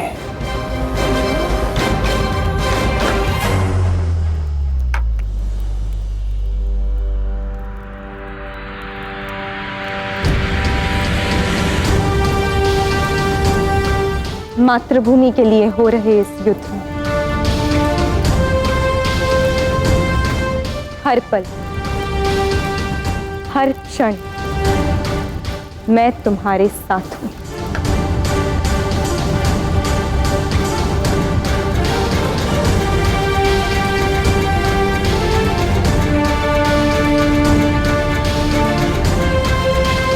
मुझे पूरा विश्वास है कि इस युद्ध में मेरी ही विजय होगी। तुम जो मेरे साथ हो।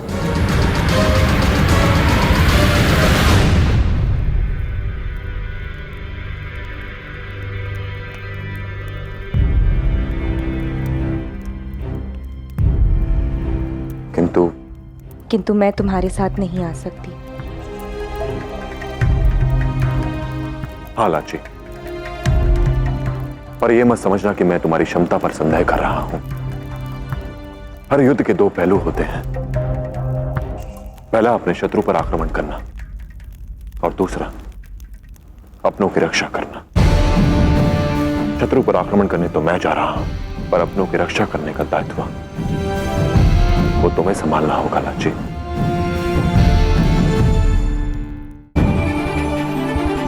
हमारे यहां से जाने के पश्चात मैं तुम्हारे और मां के अतिरिक्त किसी और पर विश्वास नहीं कर सकता जो पूरे पौरव राष्ट्र और सिकंदर की मां की सुरक्षा संभाल पाएंगे।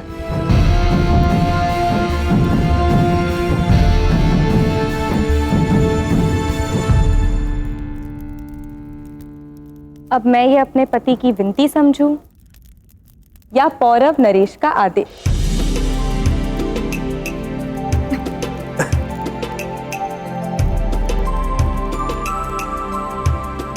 अब बेचारे पति की बात तो ये पत्नी सुनती नहीं है, तो पौरव नरेश का आदेश ही मान लो।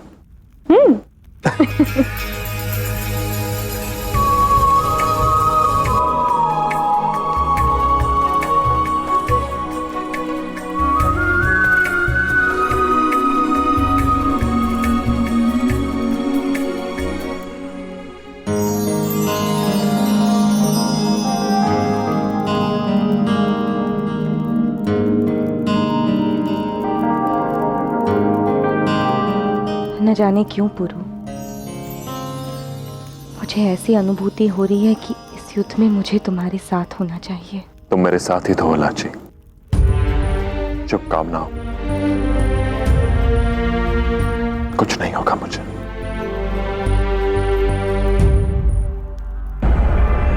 आक्रमण के लिए सेना सज्ज है पुरु। मैं भी सज हूं भाई।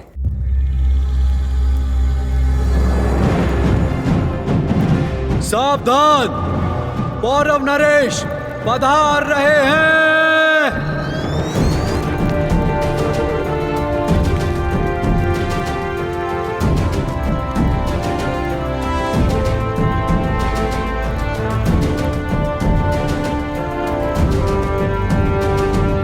ठीक से अलविदा कह दो अपने कुनबे और आवाम को पौरव, क्योंकि इसके बाद तुम्हारी लाश ही वापस आने वाली है।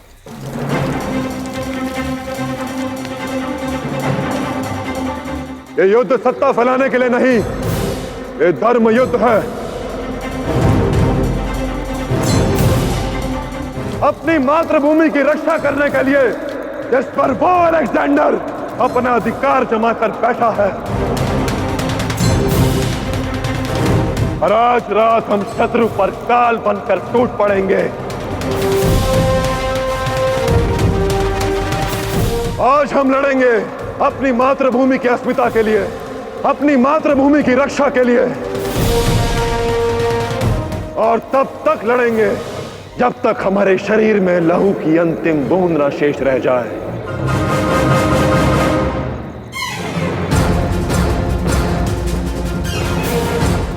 हम अपनी सेनाओं को अलग अलग दिशाओं से लेकर जाएंगे। बड़ा सैन्य बल देखकर शत्रु सतर्क ना हो जाए। पिताश्री अपनी सेना के साथ पश्चिम से मेरी सेना के साथ मिलेंगे,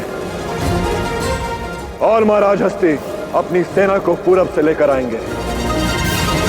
तो आओ मेरे वीरों, दिखा देते हैं उस अलेक्जेंडर को कि हमारी मातृभूमि पर बुरी दृष्टि डालने का परिणाम क्या होता है।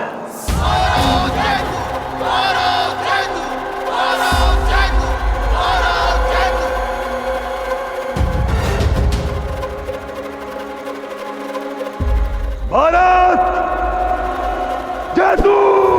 भारत जयतु! भारत जयतु! भारत जयतु! भारत जयतु! भारत जयतु! भारत जयतु! भारत जयतु! भारत जयतु! भारत जयतु! भारत जयतु!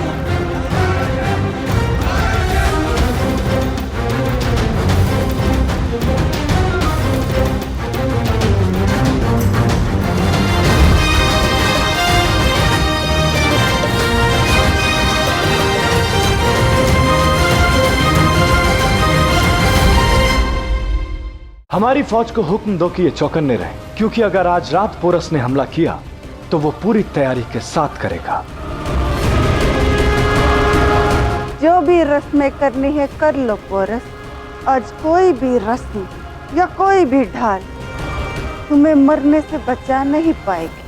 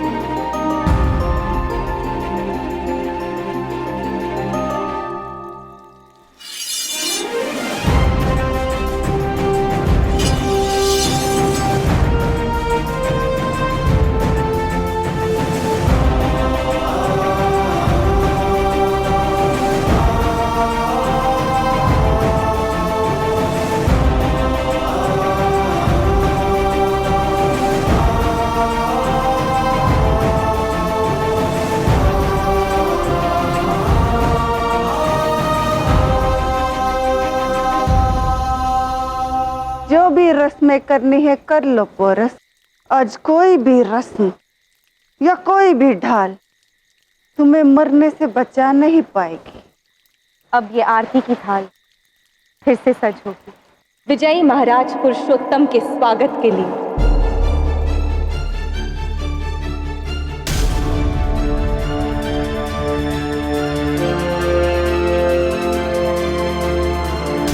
आज मेरे पति और मेरा पुत्र दोनों एक साथ रणभूमि में युद्ध लड़ने जा रहे हैं। एक पत्नी, एक मां और एक भारतीय होने के नाते मुझे आप पर गर्व है कि आप अपनी मातृभूमि की रक्षा करने जा रहे हैं। अब अलेक्जेंडर को आभास होगा कि भारत पर राज करने का स्वप्न देखकर उसने जीवन की सबसे बड़ी मूर्खता की है।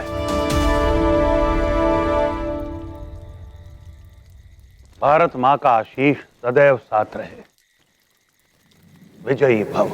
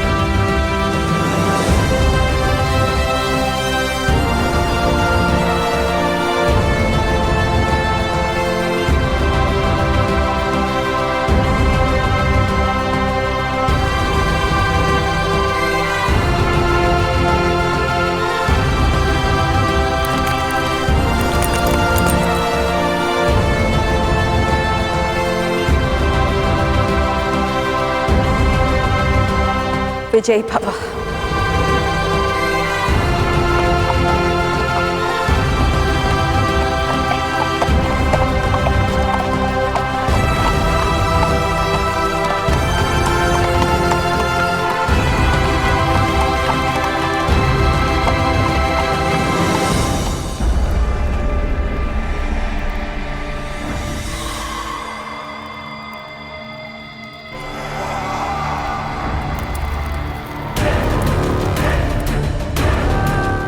अब खेल शुरू होगा पोरस।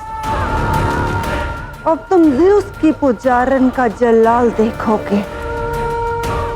ऐसी दर्दनाक मौत मरोगे तुम कि दुनिया भुला नहीं पाएगी।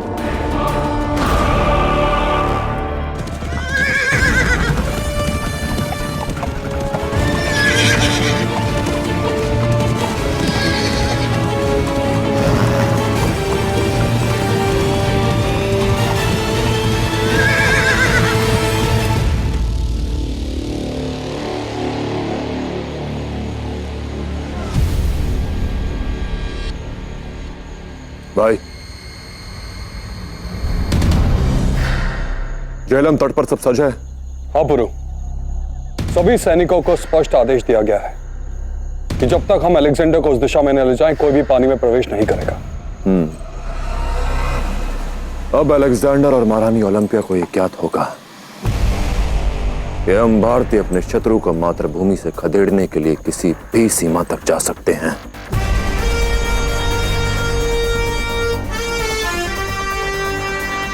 और याद रहे, हमारे सैनिक केवल यवन सैनिकों पर आक्रमण करेंगे, कोई भी फारसी सैनिकों पर आक्रमण नहीं करेगा। चिंता ना करो पुरु, तुम्हारे नेतृत्व में होने वाले आज रात के इस युद्ध के पश्चात अलेक्जेंडर का ध्वज हटाकर हम भारतीय अपनी विजय पताका अवश्य फहराएंगे।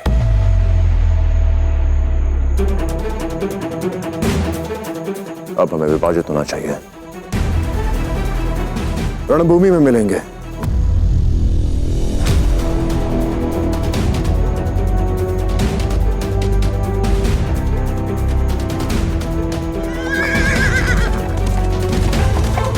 सज रहना अलेक्जेंडर। जिस युद्ध का आरंभ आज हुआ है, उसका अंत तुम्हें मातृभूमि से खदेड़ने के साथ ही होगा।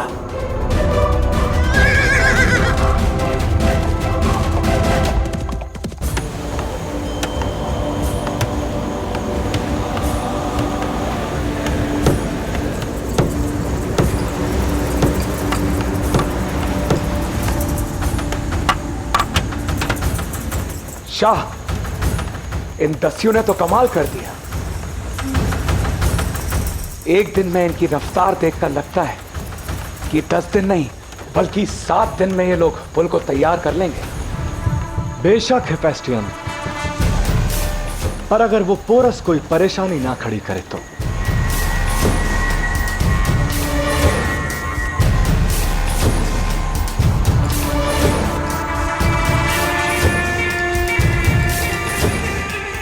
यहां हमारी फौज में कितने सिपाही हैं? आपके हुक्म के मुताबिक झेलम के चप्पे चप्पे पे हमारी फौज तैनात है।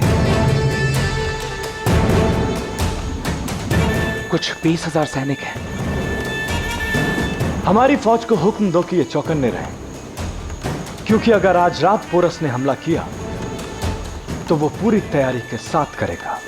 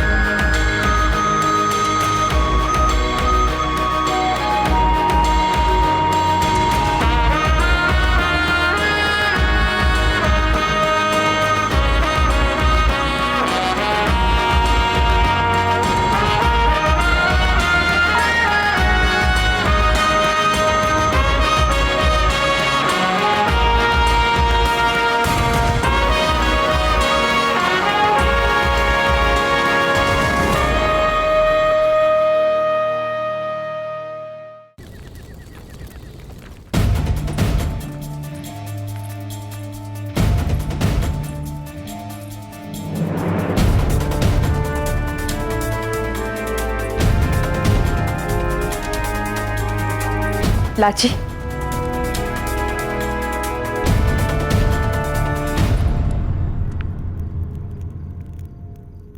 जानती हूं मैं यहां रहना तुम्हारे लिए सरल नहीं।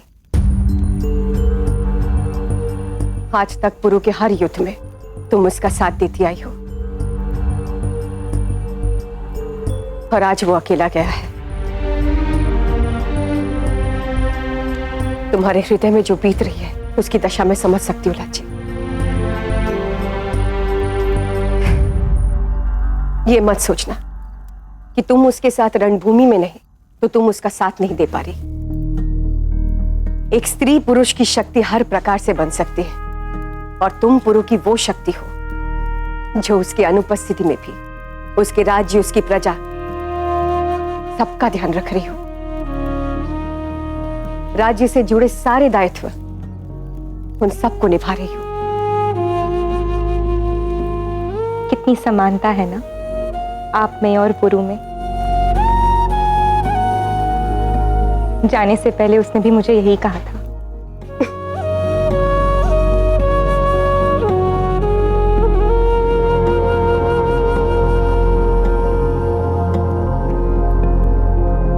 माँ, मैं आपसे ये कभी कह नहीं पाई, पर मुझे क्षमा कर दीजिए माँ। मेरे भाई के हुए प्रकरण से मैं लज्जित हूं।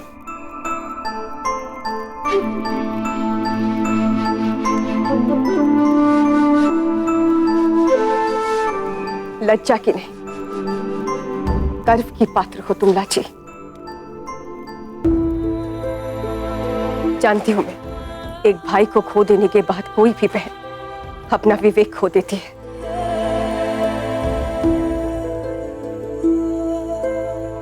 परंतु तुम्हारा दोष ना होते हुए भी तुमने बहुत बड़ा मूल्य चुकाया। इस घटनाक्रम में हर प्रयास, तुम्हारा हर निर्णय न्यायोचित था, और मुझे गर्व है कि तुम मेरी पुत्रवधू हो।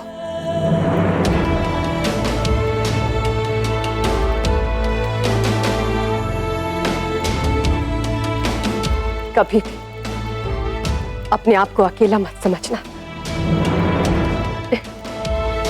सच कहूं तो तुम्हारे मुख से मां सुनकर मुझे बहुत प्रसन्नता होती है। राजमाता कुछ ज्यादा लंबा नाम नहीं हो क्या? आज से तुम मुझे केवल मां कहकर पुकारूंगी।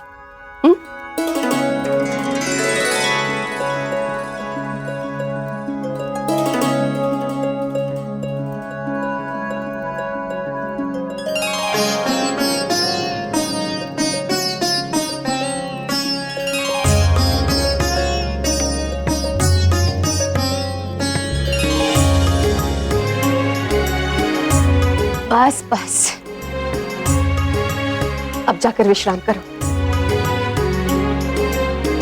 जब से पुरु गया है तब से पुरु के बारे में ही सोचते जा रही हो, परंतु सोचने के लिए शक्ति की भी तो आवश्यकता है, और शक्ति कहां से आएगी? भोजन से ना। जाओ, मैं भोजन भिजवाती हूँ।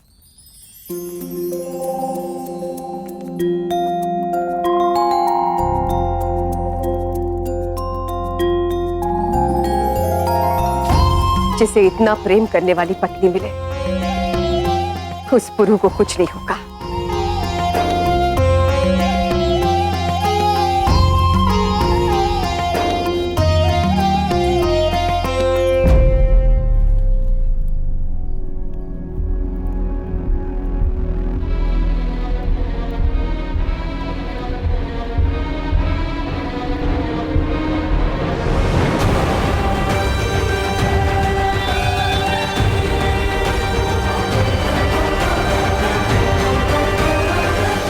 देखा मैंने, तुमने और लाची ने जो रस्में की पोरस के साथ उसके जंग पे जाने से पहले, लेकिन यकीन मानो उसकी कोई जरूरत नहीं थी, खास तौर पर वो लाल चीज जो तुमने उसके माथे पर लगाई, क्योंकि पोरस खून से लाल होकर ही लौटने वाला है। लाल चीज नहीं,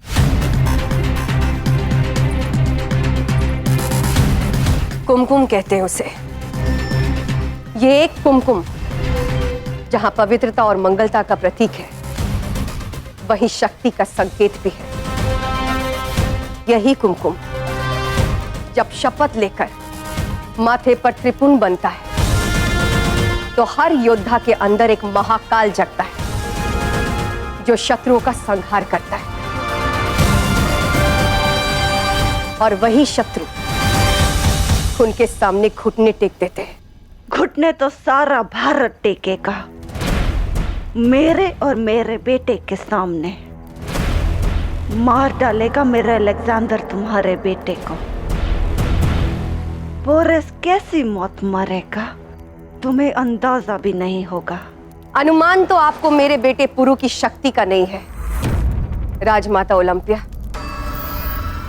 वो हर उस शत्रु के लिए काल बनकर खड़ा रहेगा जो उसके स्वतंत्र और अखंड भारत को तोड़ने की चेष्टा करेगा। अपनी आंखों से देख लीजिएगा, जब मेरा बेटा विजय होकर वापस लौटेगा तो इसी कुमकुम से मैं उसका विजय तिलक करूंगी, उसके मस्तक पर।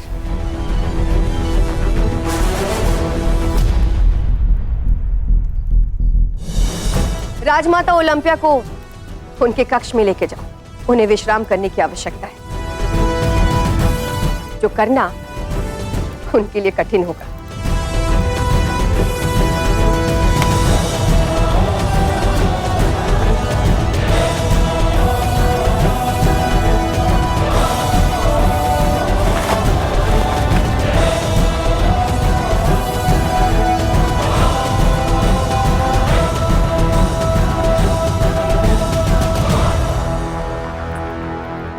ख्वाब है तुम्हारा और ख्वाब ही रह जाएगा।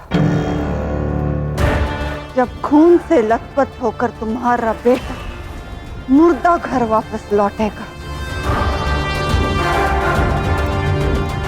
क्योंकि उसकी मौत के लिए आज रात का वक्त मुकर्रर कर चुकी हूं मैं।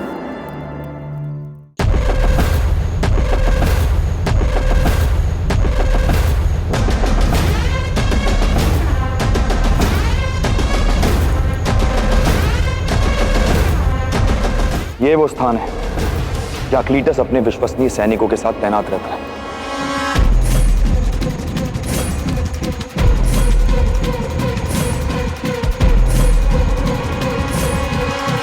और यहाँ छावनी से थोड़ा अलग जाकर वारसी में उसके परिवार को नजरबंद बनाकर रखा गया।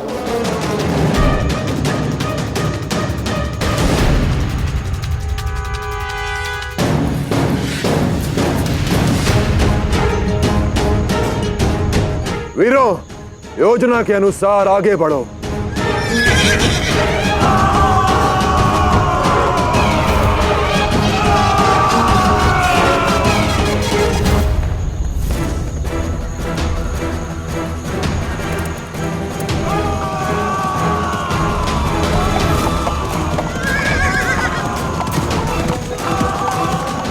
ये घोड़ों के टापू की आवाज कैसी?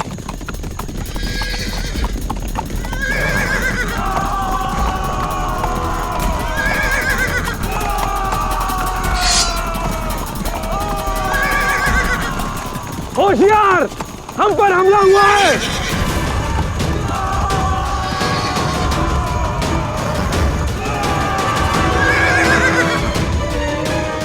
शाह को इत्तला कर दो, जाओ।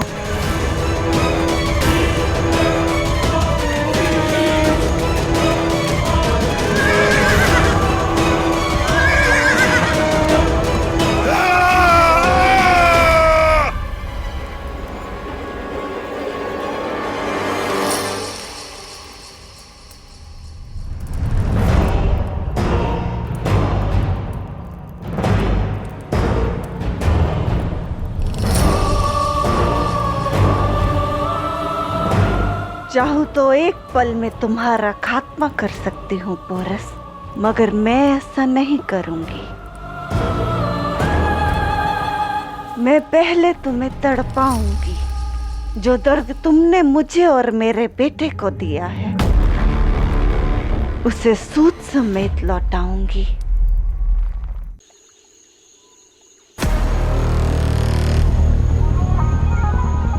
बस इतने ही आदमी हैं। मैंने शाह अलेक्जेंडर को गलत पैगाम भिजवाया। कहलवाना चाहिए था कि पोरस अपने आदमियों के साथ खुद खुशी के लिए आया है। एक योद्धा के लिए अति आत्मविश्वास घातक सिद्ध हो सकता है मित्र, विशेष करके तब जब उसे ये ना ज्ञात हो कि शत्रु कब और कहां से प्रहार करेगा।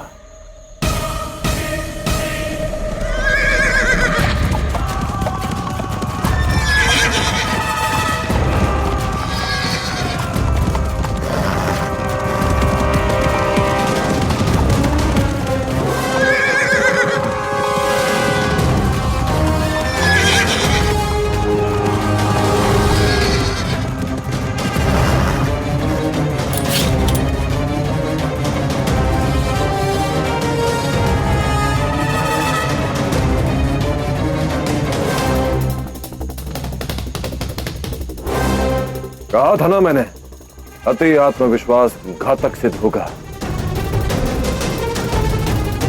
अब तीनों और हम हैं।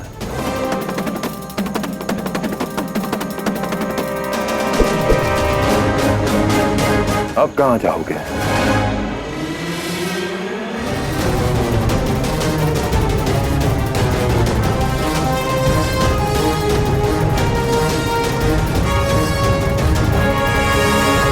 बहुत हुआ पोरस, अब अपनी मौत के लिए तैयार हो जाओ।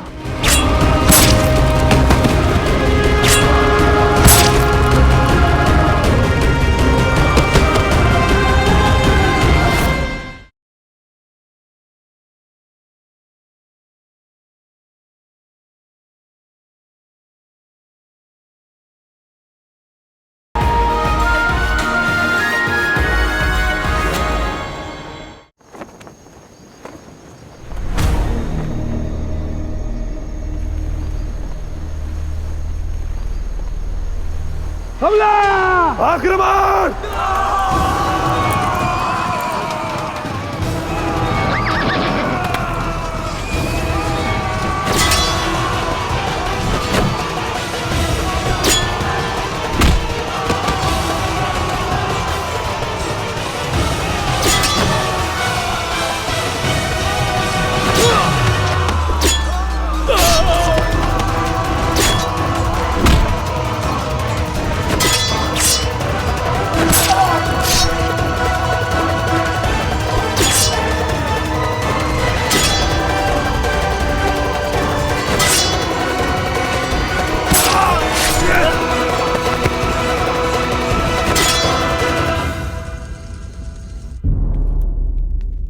राजमाता ओलंपिया ने भोजन किया? नहीं राजमाता, कितनी बार पुकारा उन्हें, किंतु ना ही कोई उत्तर देती है और ना ही कक्ष का दरवाजा खोलती हैं। ठीक है, तुम जाओ।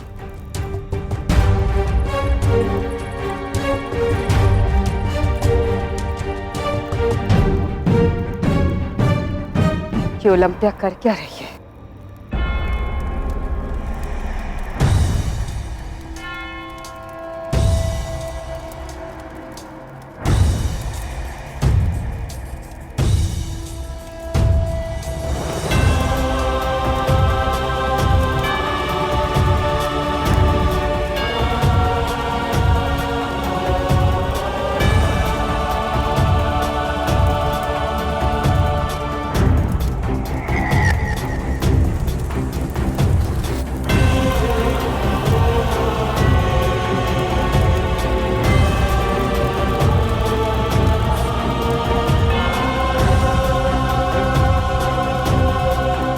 तुमने मेरे बेटे की गर्दन पर शमशीर रखी थी ना, अब मैं तुम्हारे हाथ शमशीर पकड़ने लायक ही नहीं छोड़ूंगी।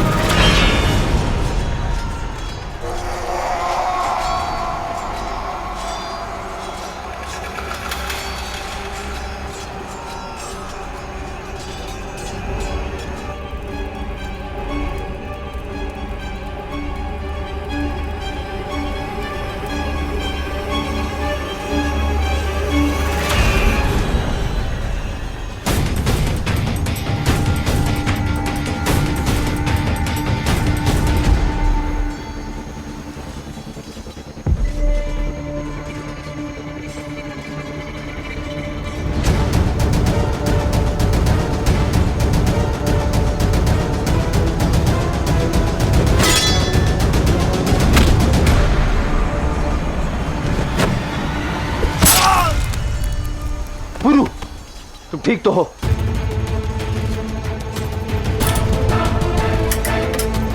हम क्लीटस और उसके सैनिकों को संभालते हैं। तुम जाकर बार्सिन और उसके परिवार को मुक्त करो। मेरे संकेत की प्रतीक्षा करना।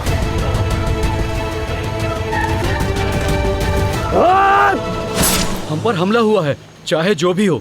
आप इस खेमे से बाहर मत निकलिएगा जब तक मदद नहीं आती। मैं आपको यहाँ से निकाल ले जाऊंगा।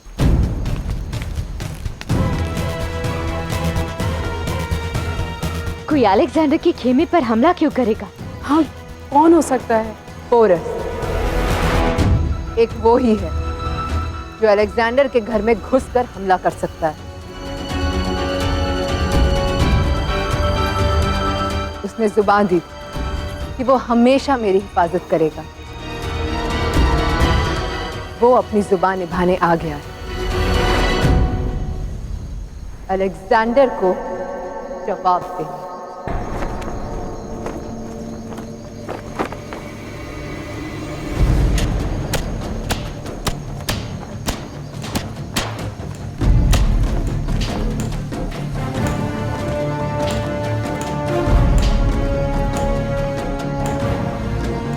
सूरज डूबे हुए वक्त हो गया है शाह, मगर उस पर कोई हलचल नहीं है।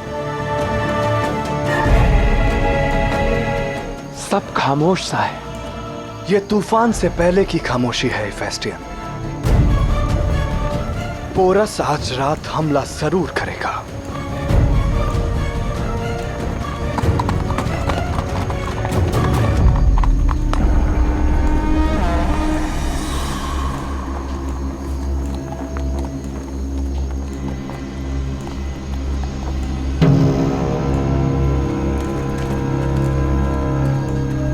क्या हुआ? शाह, ये पैगाम।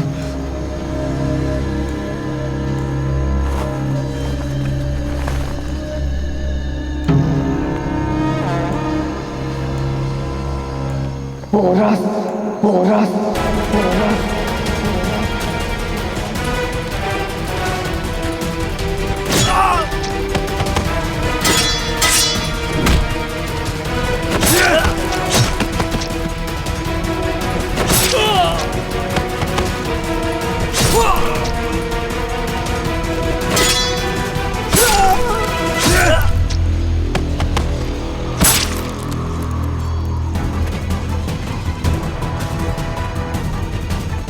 अंबी कुमार पर मेरा शक गलत निकला। पोरस ने फारसी छावनियों पर ही हमला किया है। चलो हेफेस्टियन।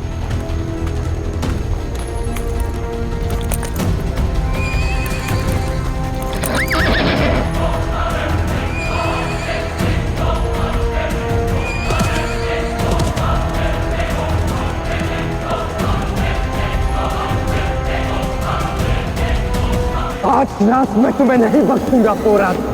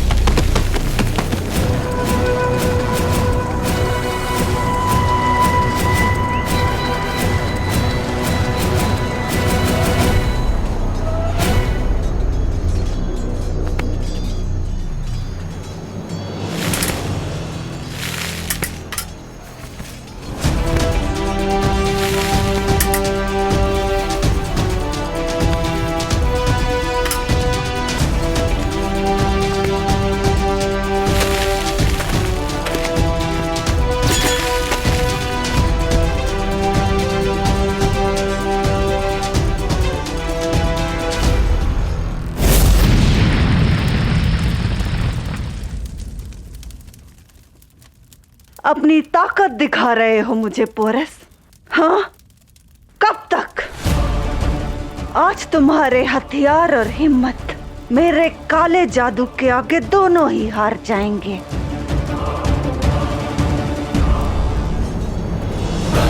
शत्रु विनाशक पोरस, गौरव राष्ट्रे रक्षक पोरस, शत्रु शीश विदारक पोरस, आर्यवर्त सुतमानस पोरस। मैं यहां तुम्हें कोई हानि नहीं पहुंचाने आया। मैं बारसीन और उसके परिवार को अलेक्जेंडर की कैद से मुक्त करवाने आया हूं। वो मेरे साथ सुरक्षित रहेंगे और आप सब फारस वापस लौटने के लिए मुक्त हैं। मेरे मार्ग से हट जाइए आप सब।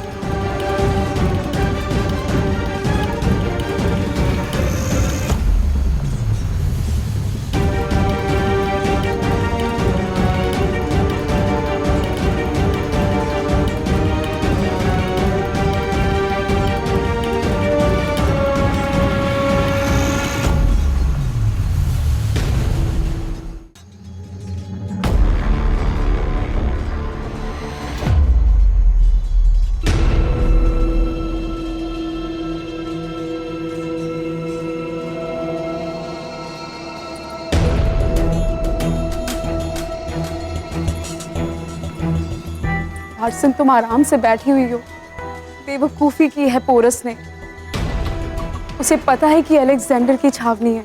उसके साथ साथ हम सब मारे जाएंगे। कुछ नहीं होगा हमें, क्योंकि पोरस कोई भी काम अधूरा नहीं छोड़ता।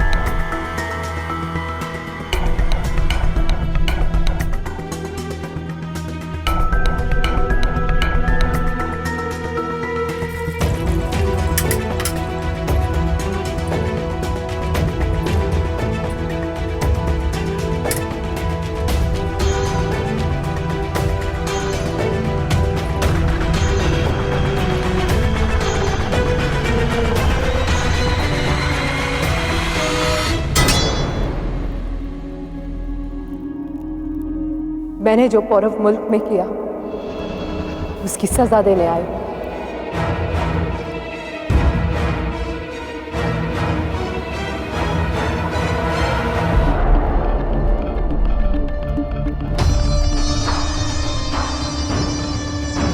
नहीं बारसीन, जो तुमने पौरव राष्ट्र के लिए किया उसका धन्यवाद देने।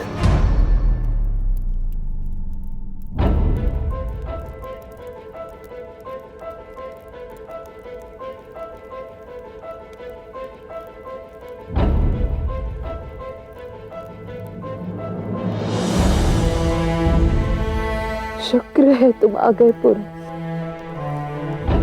हर पल लगता था जैसे यही मारे जाएंगे, लेकिन हर दूसरे पल ये उम्मीद भी रहती थी कि तुम जरूर आओगे।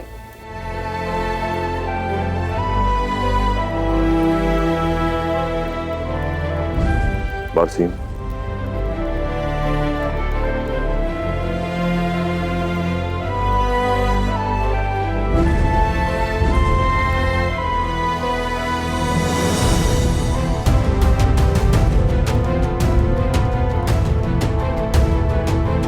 बातें करने का समय नहीं है हमारे पास। ये युद्ध अभी समाप्त नहीं हुआ है, तुम्हें यहां से निकालना शेष है।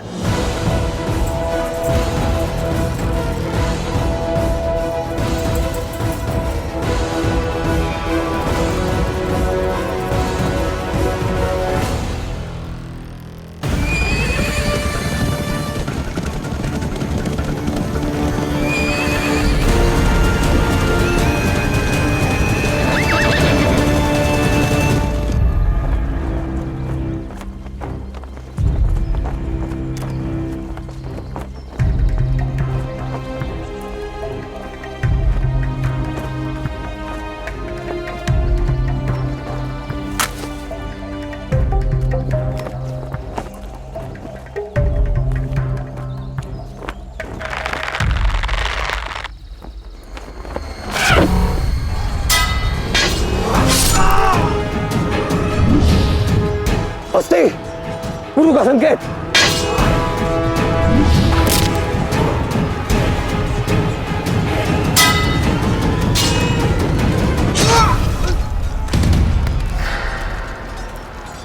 हस्ती किसी भी क्षण यहां पहुंचता होगा बारसीन।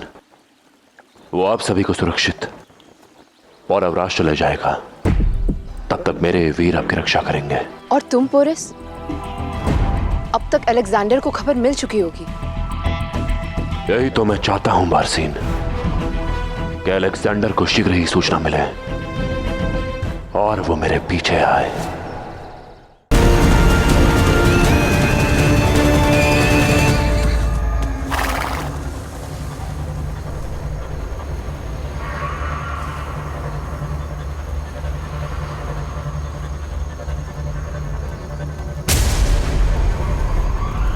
फौज को हुक्म दो कि छावनी को चारों तरफ से घेर ले। मुझे पोरस चाहिए, हर कीमत पर।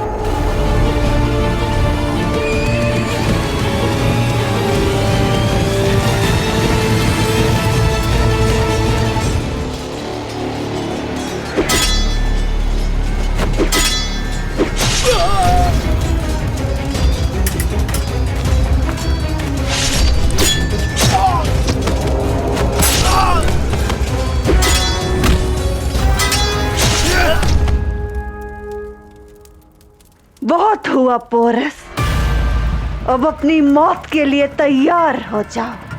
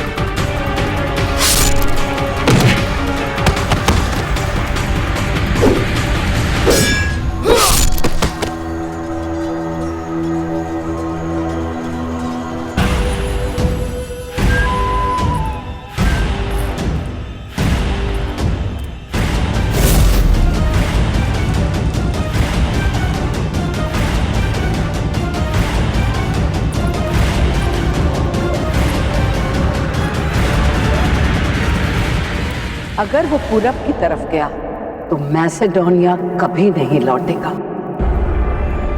होशियार रहना ओलंपिया, अलेक्जेंडर को भारत मत जाने देना। आज तुम्हें खत्म करके मैं ओरेकल के ऐलान को गलत साबित कर दूंगी और तारीख मेरे बेटे अलेक्जेंडर को दुनिया के शहंशाह के तौर पर याद रखेगी।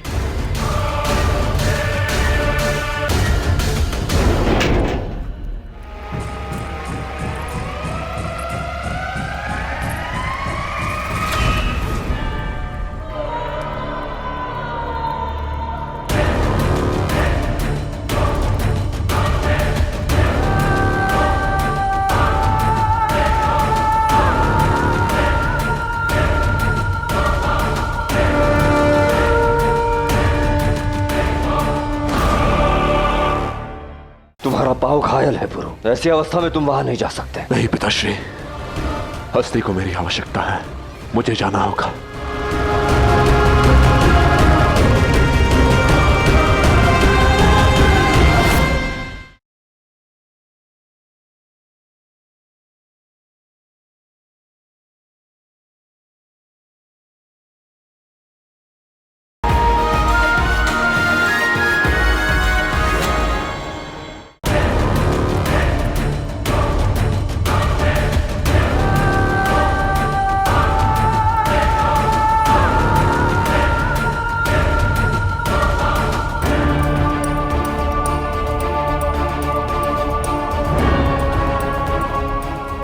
यही जानने आई हो ना कि मैं क्या कर रही हूँ। चाहूं तो मैं झूठ भी बोल सकती हूँ कि मैं अपनी बेटे की कामयाबी के लिए दुआ मांग रही हूँ, मगर नहीं, मैं तुम्हारे बेटे की मौत के लिए दुआ मांग रही हूँ। एक सुझाव दे रही हूँ कि तुम भी किसी की माँ हो, तो किसी के पुत्र की मृत्यु की प्रार्थना करने से अच्छा ये होगा कि अपने पुत्र की लंबी आयु की प्रार्थना करो, सफल होगी।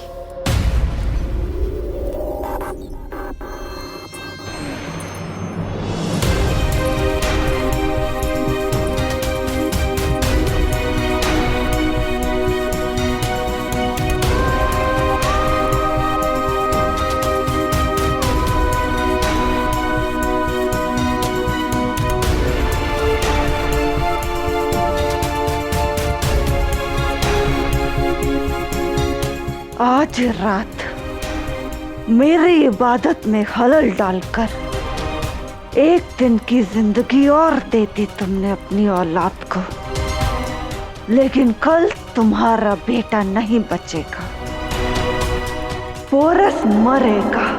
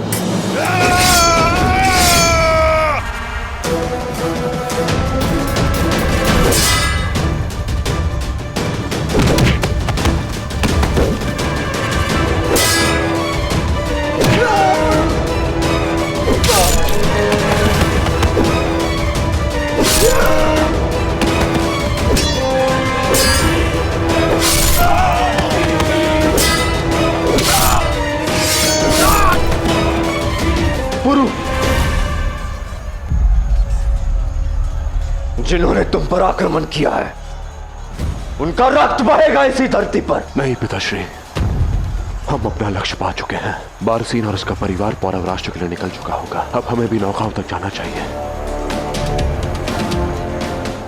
इस योजना का महत्वपूर्ण भाग विशेष है।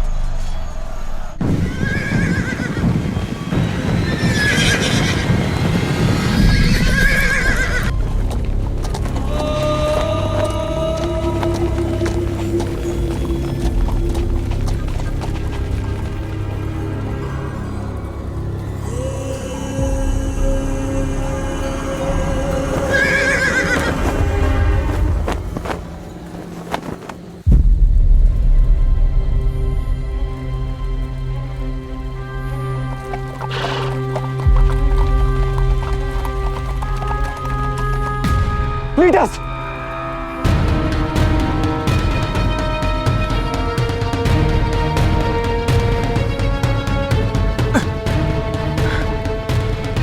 शाह का इकबाल बुलंद हो। शाह पोरस और उसके साथी उस किनारे की ओर गए हैं। वो लोग कश्तियों से निकल रहे हैं।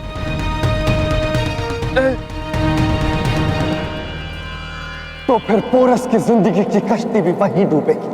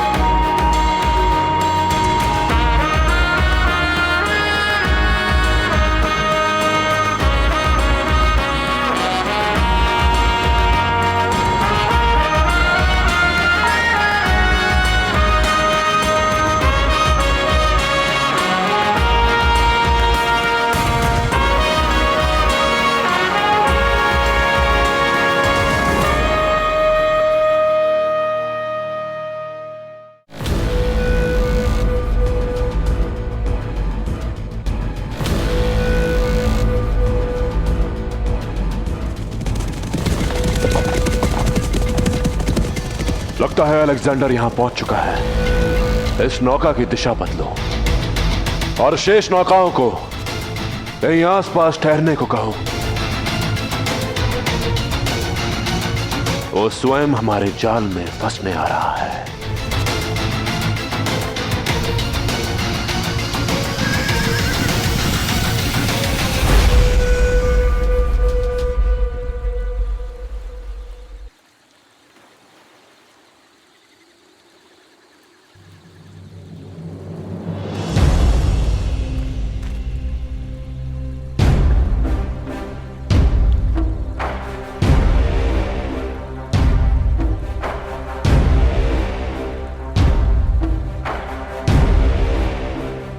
तीरंदाज तैयार।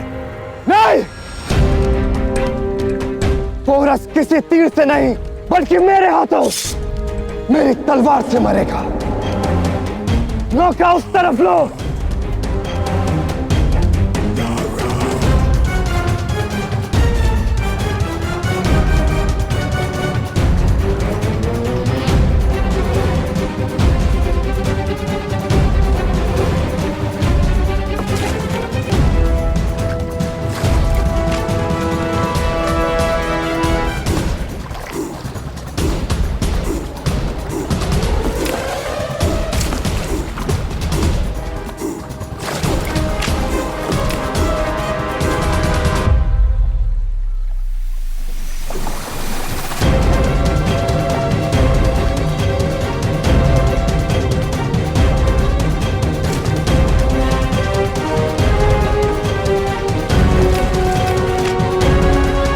ये हो क्या रहा है?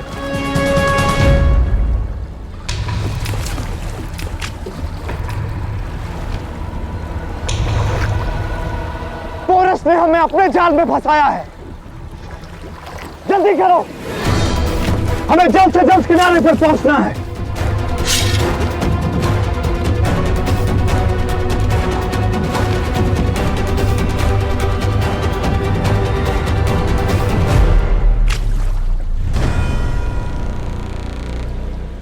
अब निकलने का कोई रास्ता नहीं शाह, हम फंस चुके।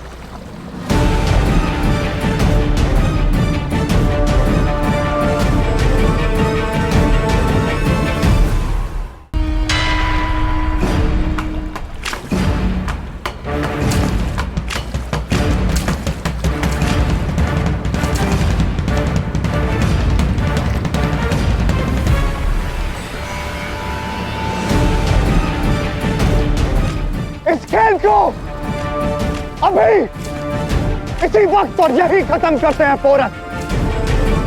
मैं तैयार हूं। मैं तैयार हूं अलेक्जेंडर, तुम्हें भारत भूमि से बाहर खदेड़कर इस खेल का अंत करने के लिए।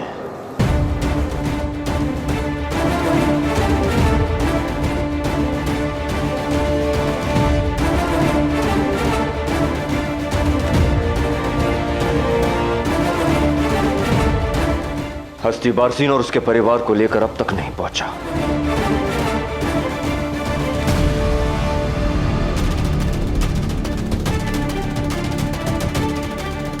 वो पहुंच गए हैं पिताश्री।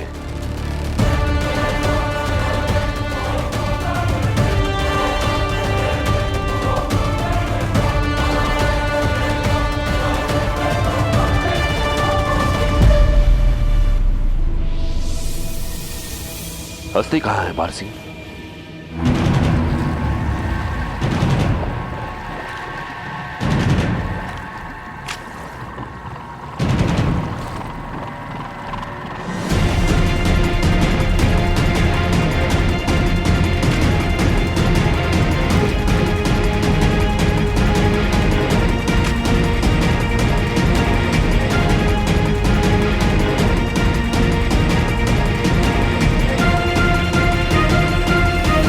या तो ये मेरे नाम का खौफ है या उस पोरस की बुज़दिली।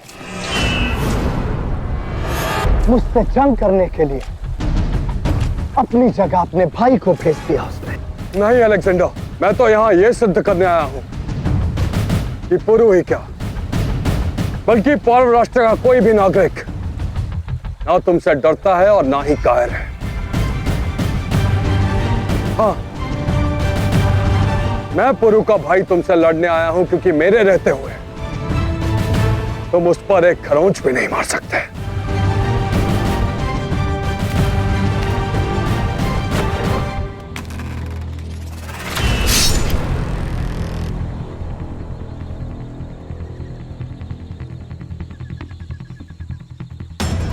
बस यही गलती कनिष्क ने भी की थी हस्ती। ये भूल नहीं प्रतिकार है अलेक्जेंडर।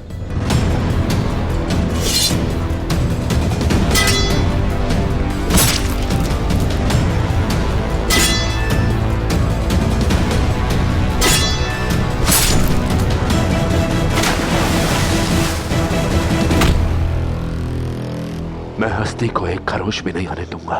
सिकंदर का सामना करने के लिए मुझे उसका साथ देना ही होगा। जाना होगा मुझे।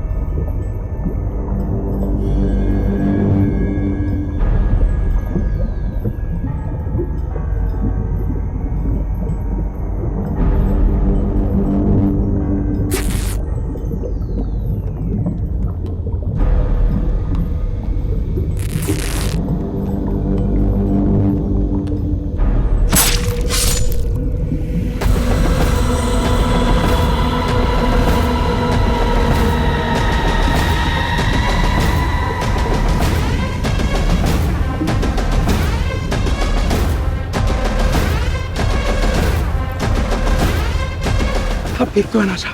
हाँ।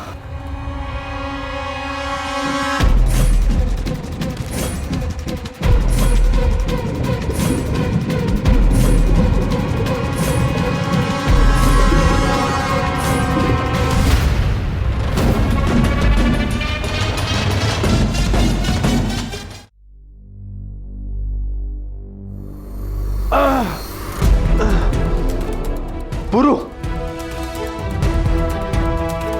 पुरु, तुम्हारा पाँव घायल है पुरु। ऐसी अवस्था में तुम वहां नहीं जा सकते। इससे पहले कि यह घाव तुम्हें अधिक क्षति पहुंचाए, हमें महल पहुंचकर इसका उपचार करना होगा। नहीं पिताश्री, हस्ती को मेरी आवश्यकता है, मुझे जाना होगा। हटी हो अपनी मां के भांति। ठीक है, लेकिन हम भी तुम्हारे साथ चलेंगे।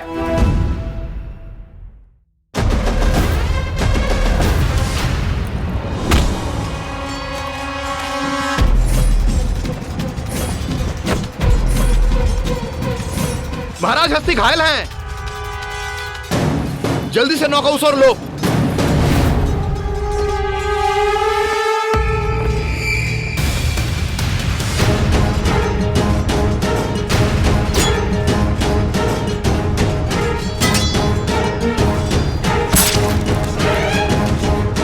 आज तो किस्मत ने तुम्हें मुझसे बचा लिया हस्ती, मगर यह मेरा वादा है कि हमारी अगली मुलाकात में किस्मत भी तुम्हें मुझसे नहीं बचा पाएगी।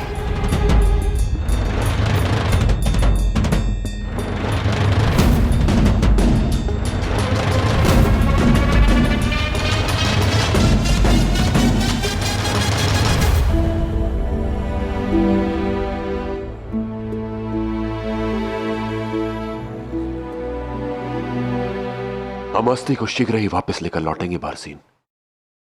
मेरे सैनिक आप सबको महल तक पहुंचा देंगे। पोरस, वो देखो।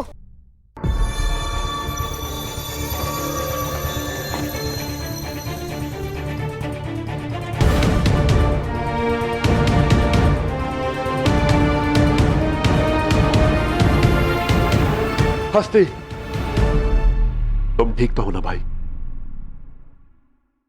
मैं ठीक हूं भाई, परंतु खेद इस बात का है कि अलेक्जेंडर बच गया। तुम कुशल हो यही महत्वपूर्ण है मेरे लिए। उस अलेक्जेंडर को हम फिर से पकड़ लेंगे।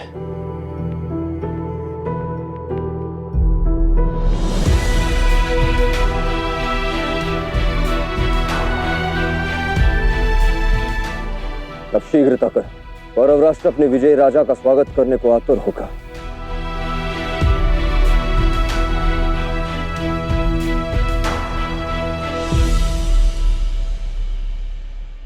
महाराज पुरुषोत्तम की, महाराज पुरुषोत्तम की, महाराज पुरुषोत्तम की, महाराज पुरुषोत्तम की, महाराज पुरुषोत्तम की, महाराज पुरुषोत्तम की,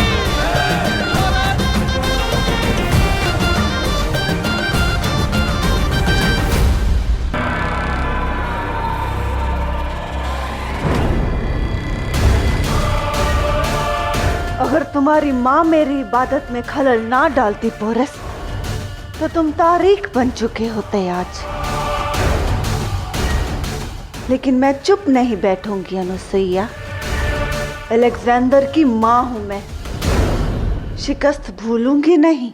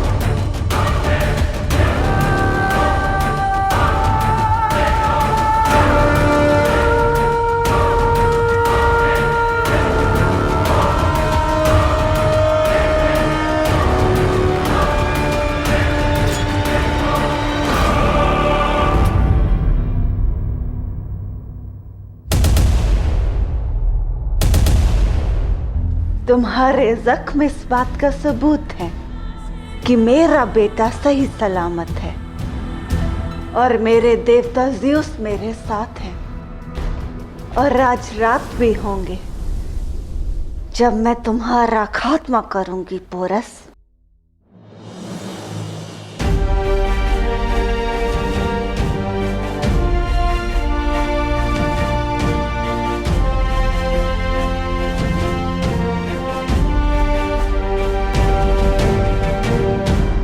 अब आप यही पूछेंगी ना माँ कि मैं कुशल हूं या नहीं। आपने एक लौह पुरुष को जन्म दिया है मां, तो भला एक लौह पुरुष को क्या हो सकता है?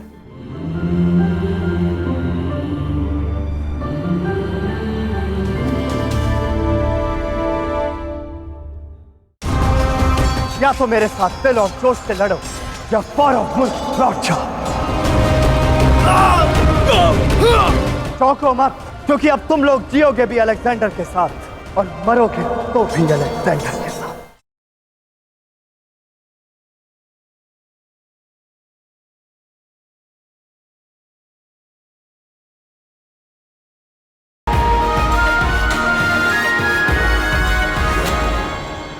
आज तुमने फिर से एक बार पौरव राष्ट्र के शौर्य का परिचय दिया है पुत्र।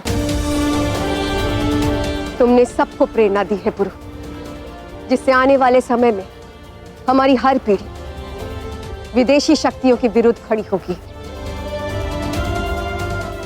और स्वतंत्र और अखंड भारत के स्वप्न को पूरा करेंगी।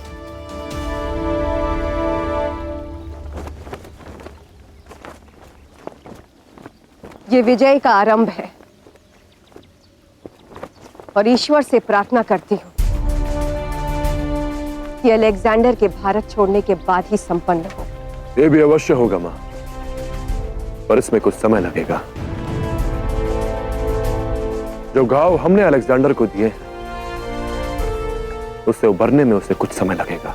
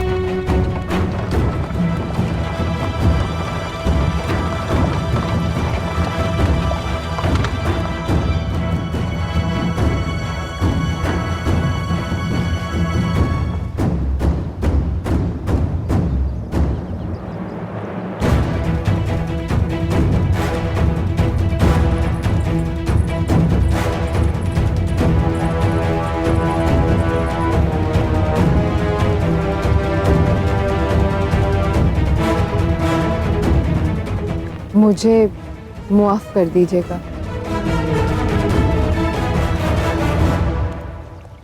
मैंने आप सब लोगों से झूठ कहा कि अलेक्जेंडर ने मेरे कुनबे का कत्ल कर दिया। उम्मीद है आप लोग मेरी मजबूरी समझेंगे। कभी कभी परिस्थितियां व्यक्ति को वो करने पर विवश कर देती है जो वो करना नहीं चाहता। तुमने जो किया वो अलेक्जेंडर से अपने परिवार को बचाने के लिए किया। हम सबके मन में तुम्हारे लिए सहानुभूति है और हम तुमको वचन देते हैं कि तुम्हारा परिवार यहां सुरक्षित रहेगा। पिताश्री उचित कह रहे हैं बासी। पुरु और हम सबको तुम पर पूर्ण विश्वास है, इसलिए पुरु ने तुम्हें और तुम्हारे परिवार को मुक्त कराने की ये योजना बनाई।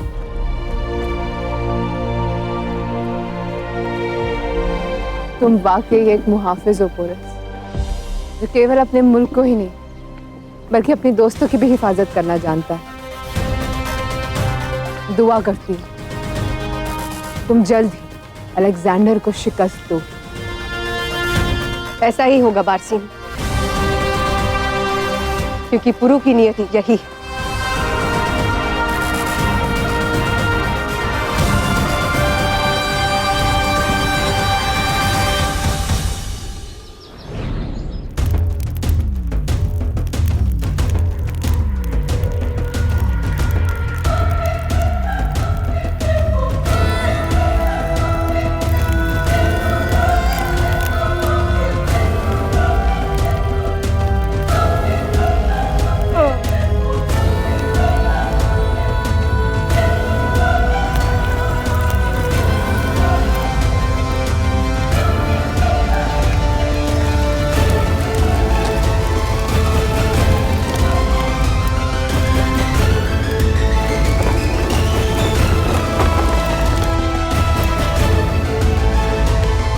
अब निकलने का कोई रास्ता नहीं शाह, हम फंस चुके हैं।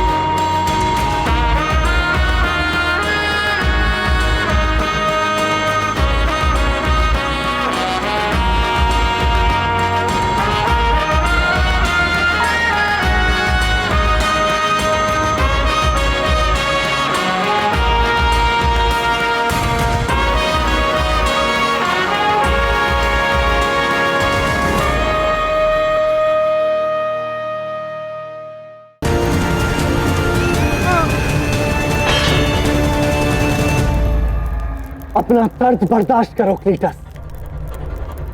इस आग से तुम्हारे सपने भरेंगे, मगर इससे मिले निशान तुम्हें हमेशा पोरस के हाथों मिली शिकस्त याद दिलाएंगे।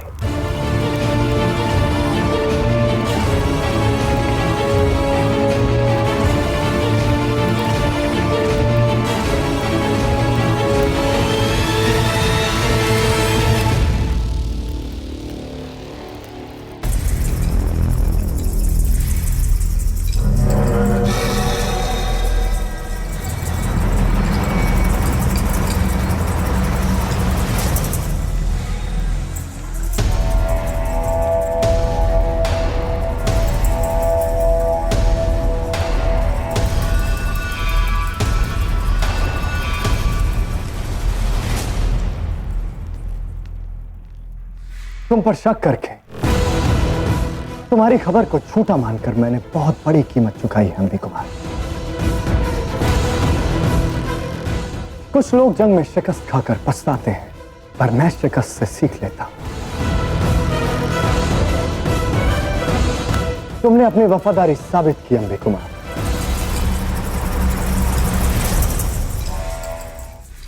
तुमने मेरा एतबार जीत लिया है अंबी कुमार, और तुम्हारे खबरी सच में अच्छा काम कर रहे हैं। इसलिए अब मैं उन्हीं की मदद से उस पोरस को भी खत्म कर दूंगा। मैं आभारी हूं जो आपका विश्वास जीत सका। अब सब कुछ योजना अनुसार ही होगा। मगर सबसे पहले मैं ये जानना चाहता हूं कि पोरस ने फारसी छावनियों पर ही हमला क्यों किया, कहीं और क्यों नहीं?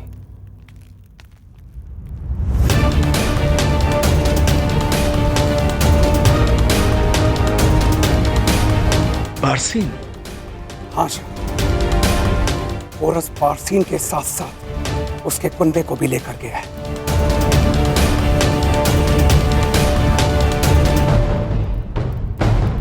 मगर यह समझ नहीं आया क्यों?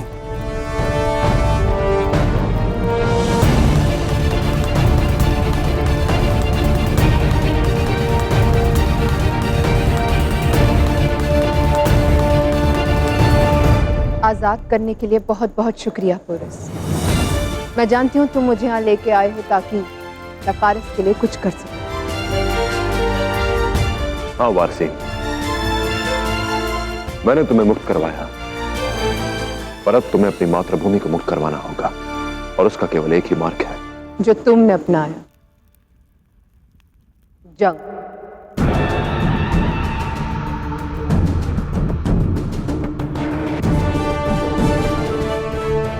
मेरे मुल्क को भी आजाद रहने का हक है पोरस, और अलेक्जेंडर की सल्तनत को बर्बाद करना बहुत जरूरी है। मैं अभी फारिस जाऊंगी और वहां जाके अपने आवाम के साथ मिलकर अलेक्जेंडर के खिलाफ बगावत बुलंद करूंगी। फिर पश्चिम में फारिस और पूरब से तुम दोनों मिलकर हमला करेंगे और अलेक्जेंडर बीच में पिस जाएगा।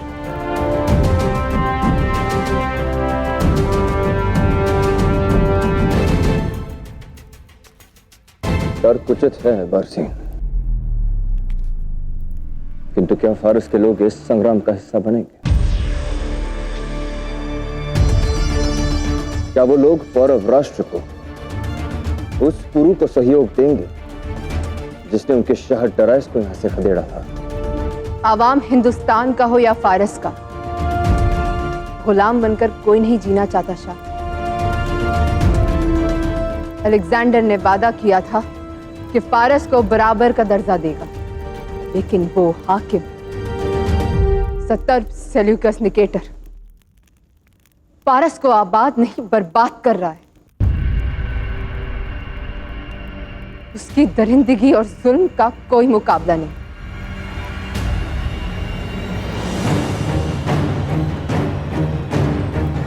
फारस की आवाम उससे नफरत करती है और मुझे पूरा यकीन है मेरे वहां जाने से फारस की आवाम में एक नई उम्मीद जागेगी और मेरे कहने पर वो इस जंग में आपकी मदद जरूर करेंगे।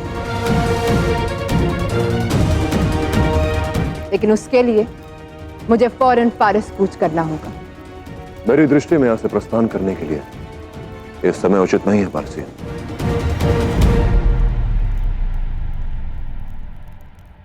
अलेक्जेंडर बहुत चतुर है बारसीन, और इस समय बहुत क्रोधित भी।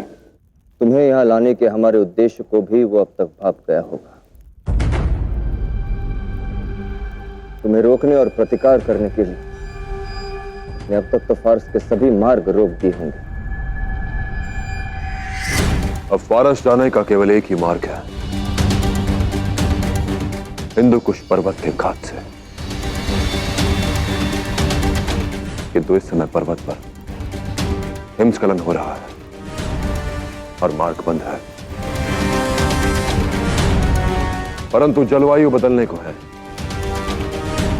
अब लगभग 15 दिनों के पश्चात पर्वत का हिम पिघलेगा और मार्ग फिर से खुल जाएगा।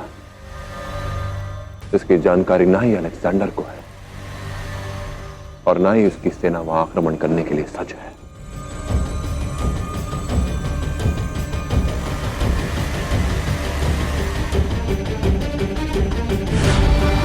पंद्रह दिनों के लिए तुम्हें यही रुकना होगा बारसीन।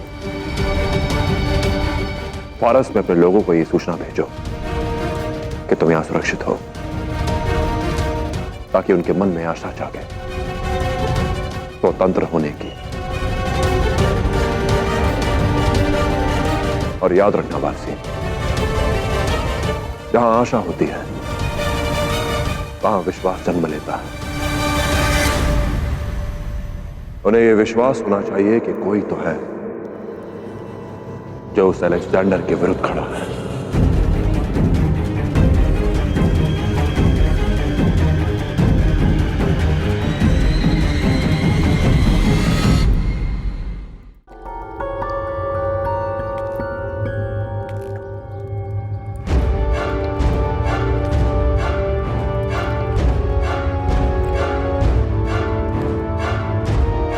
ये वो फारसी सिपाही है जिन्होंने मुझसे नमक हरामी की। मेरी ओर से लड़ने के बजाय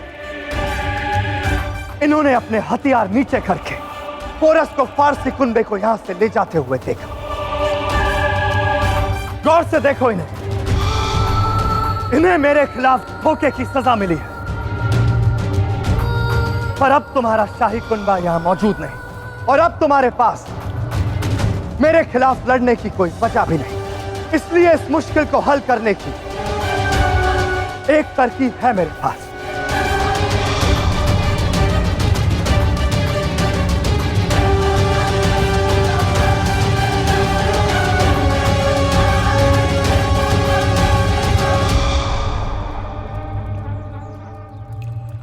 मैं तुम्हें एक मौका देता हूं, आखिरी मौका, अपनी शहजादी और अपनी मलिका के पास पौरव मुल्क जाने का। ये कॉल है मेरा कि जो आज यहां से चला गया उसके साथ कोई ज्यादती नहीं की जाएगी।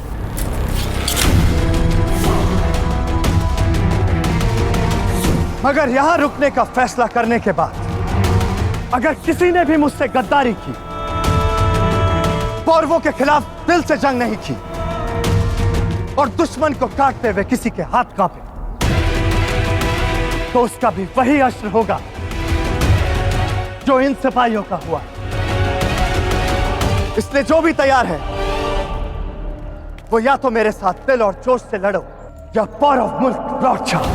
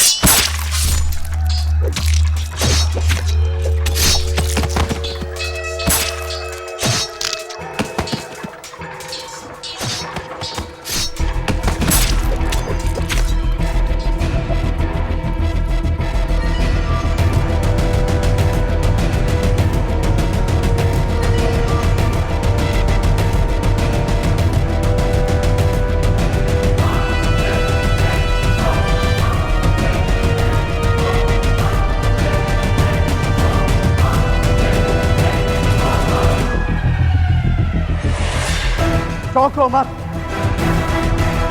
ये अगर पौरव मुल्क के साथ मेरे खिलाफ लड़ते तो भी मारे जाते। मैंने इन्हें पहले आजाद कर दिया और अगर अब भी किसी के भी दिल में बगावत के अरमान तो उसे अपनी सहन की कब्र में दफन कर डाला, क्योंकि अब तुम लोग जियोगे भी अलेक्जेंडर के साथ और मरोगे तो भी अलेक्जेंडर के साथ।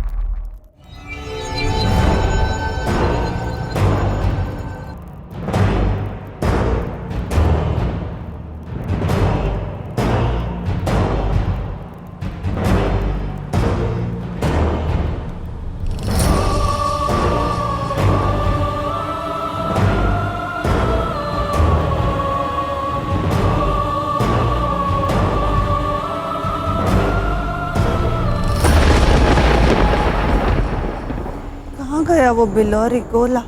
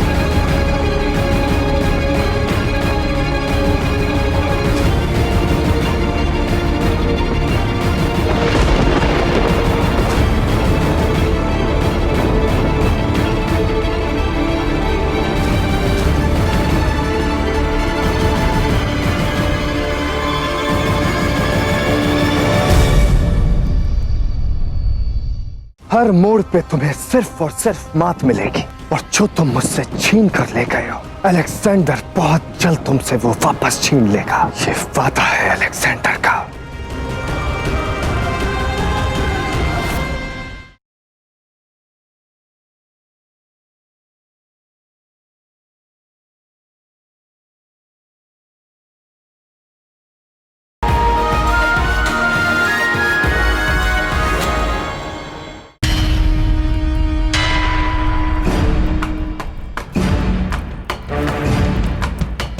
आप इतनी घबराई क्यों है महारानी?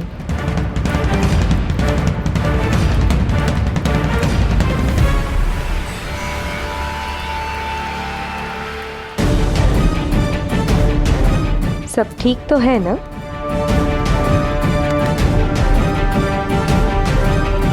अगर तुम लोग मेरे साथ कैदियों जैसा सलूक करना चाहते हो तो छिपाते क्यों हो? जिसे देखो जब देखो मेरी ख्वाबगाह में मेरी इजाजत के बिना चले आता है। कभी शाह की माँ और कभी शाह की बीवी और कभी शाह खुद। बहाना जो भी हो, आते सब मेरी खबर लेने के लिए हैं। मैं यहाँ कुछ लेने नहीं, आपको एक उपहार देने आई हूँ महारानी।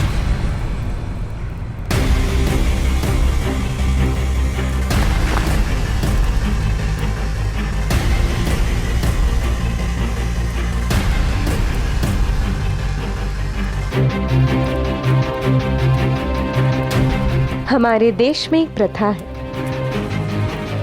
जब भी एक राजा युद्ध से विजयी होकर लौटते हैं तो उनके सम्मान में एक विजय मुद्रा जारी की जाती है, ताकि देश वर्षों तक उस विजय को स्मरण रखे। ये मुद्रा शूरवीर महाराज पुरुषोत्तम की अलेक्जेंडर पर पहली विजय का प्रतीक है।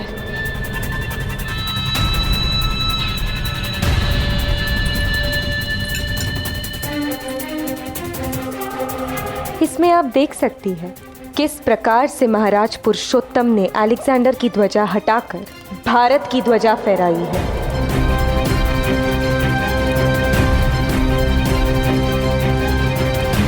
वीरता और स्वतंत्रता की विजय पताका अभी और लहरानी शेष है महारानी। अभी और ऐसी कई मुद्राएं बनेंगी,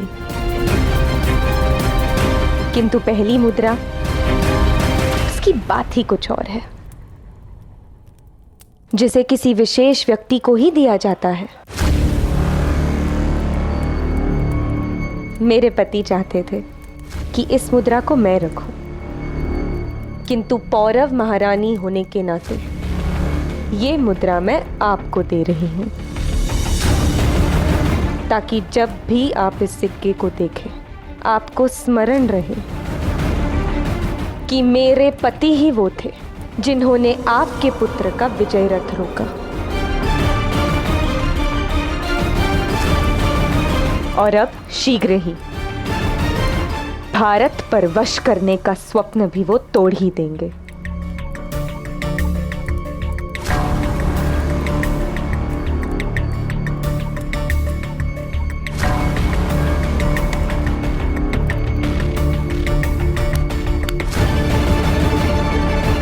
और यदि आपको अब भी यही लगता है कि हम भारतीय दुर्बल हैं, बुज़दिल हैं, तो ये पौरव महारानी लाची का वचन रहा।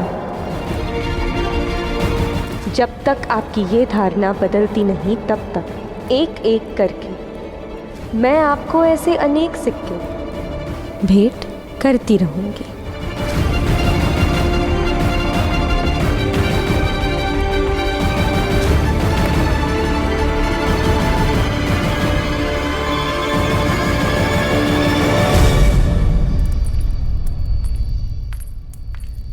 एक मोर्चा जीतकर सोचते हैं कि जंग फतेह कर ली, लेकिन ये फक्र सिर्फ आज रात का ही है। कल सुबह होते ही पोरस की मौत का मातम पूरे महल में गूंजेगा।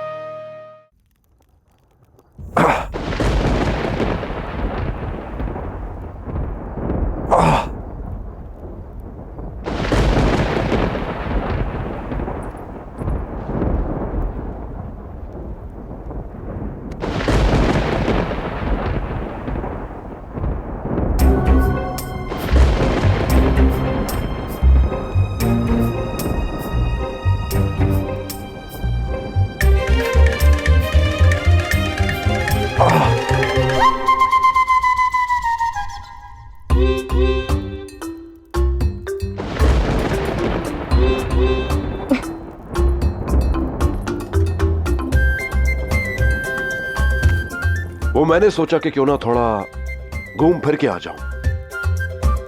अधिक समय के लिए विश्राम करना भी उचित नहीं है ना? विचार तो उचित है। चल घूम के आते हैं। अरे लाची, अब तुम आ ही गई हो तो क्यों ना थोड़ी देर बातें कर लें। कितने दिन बीत गए हैं, हमने एकांत में कुछ बात नहीं की है। आओ बैठो ना।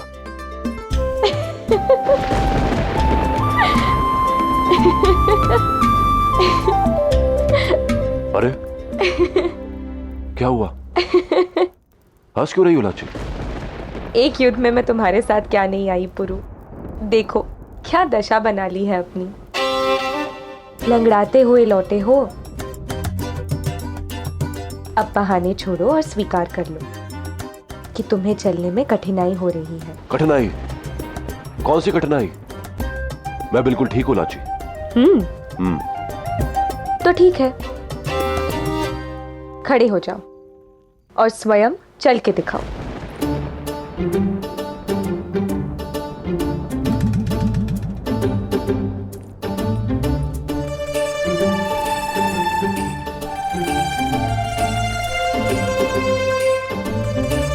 मैं भी तो देखूं विजेता महाराज पुरुषोत्तम की चाल कैसी है।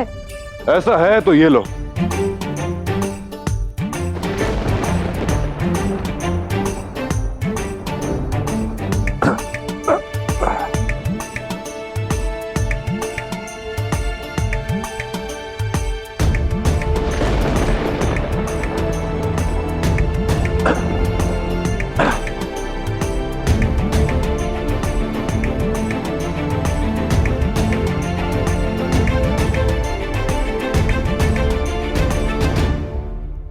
चुनौती पूरी हुई लाची।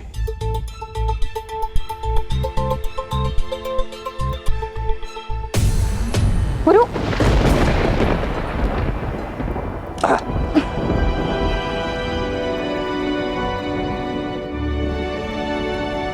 तो क्या कह रहे थे तुम? बिल्कुल ठीक हो?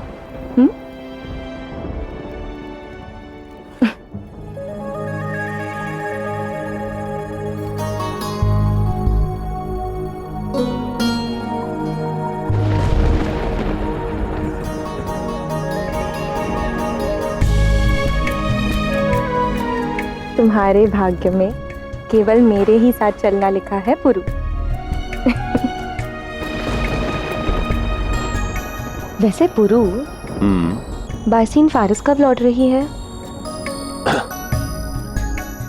तुमसे किसने कहा लाची कि बारसीन वापस जा रही है? मतलब यही लाची कि तुमसे कहा था मैंने कि यह विवाह केवल एक अभ्यास है, ताकि मुझे सारी रीतियों के विषय में जानकारी मिल जाए। अब वास्तविक विवाह तो मुझे बारसीन के साथ ही करना है। रस्में तो सीख ली, किंतु तुम्हारे चरण, उसका क्या पुरु? खड़े तो हो नहीं पा रहे हो और फेरे लोगे। उसमें क्या है लाची? जैसे यहां तक पहुंचा वैसे बारसीन के साथ फेरे भी ले लूंगा। तुम मेरे साथ हो ना, तो मैं कुछ भी कर लूंगा।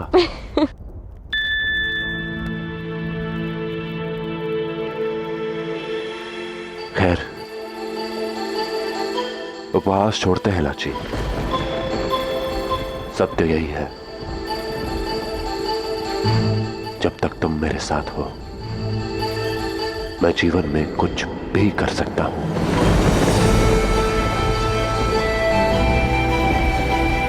कुछ भी।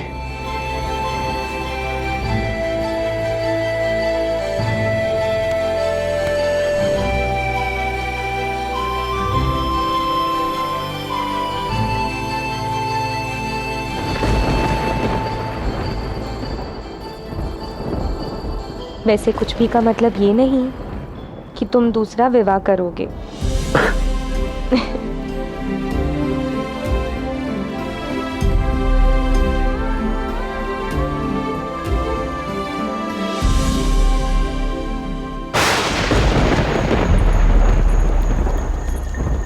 लगता है भारी वर्षा होने वाली है। तट के रक्षकों से कहो कि तट का द्वार बंद रखे और सब सावधान रहे।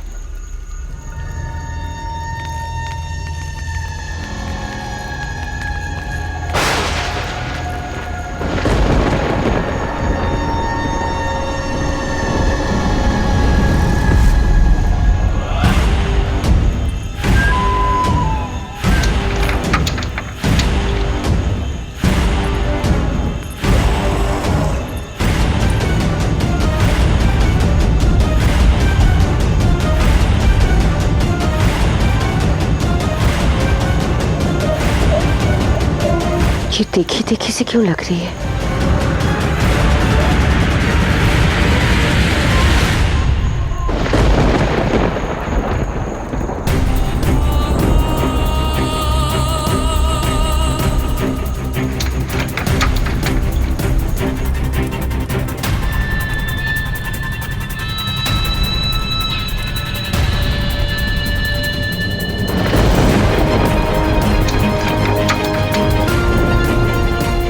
ओलंपिया के कक्ष से धुआं कैसा, मुझे पता करना होगा।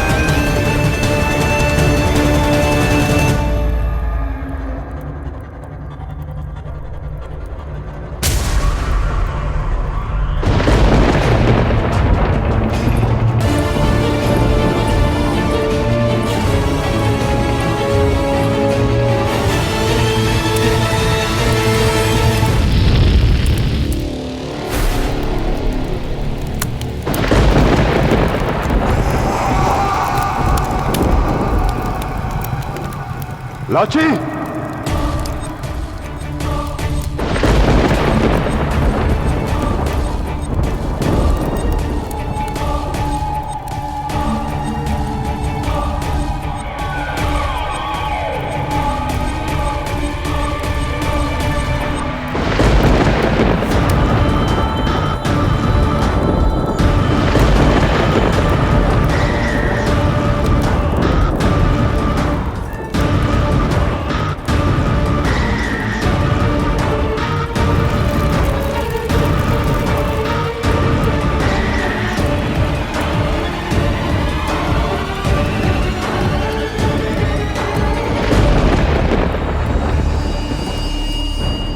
अब तुम बच नहीं सकते पोरस। आग से दूर जाने की ताकत तुम्हारे पाँव में है नहीं, और मौत दौड़ती हुई तुम्हारे पास आ रही है।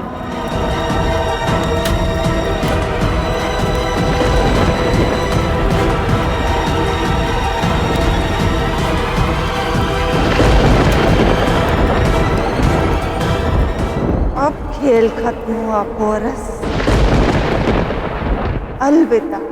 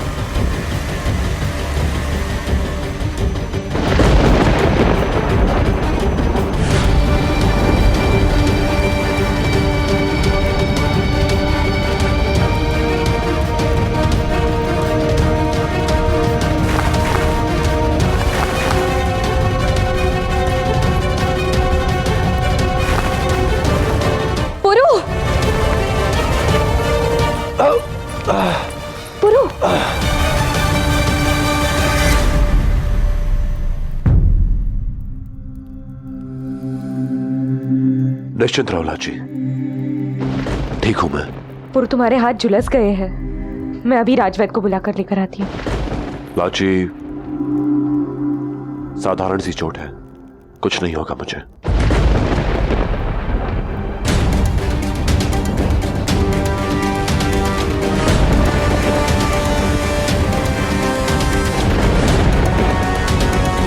किंतु ये आग लगी कैसे?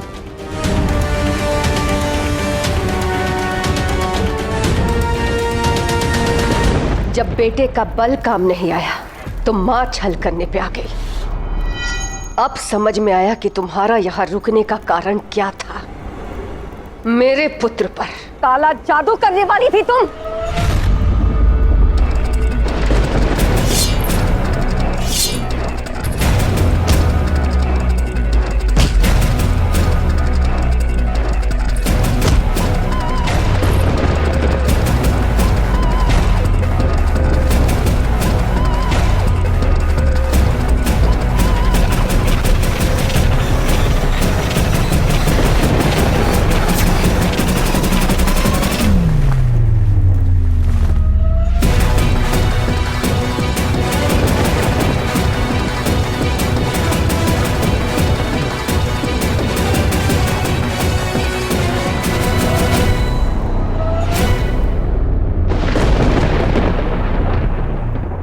अब तुम्हारा खेल समाप्त हुआ ओलंपिया। अब तुम्हारे भाग्य का निर्णय वो करेगा जिसे तुमने मारने की चेष्टा की। मैं पुरु को जाकर सब कुछ बता दूंगी। ये तो तब हो पाएगा ना जब तुम महफूज वापस लौटोगी।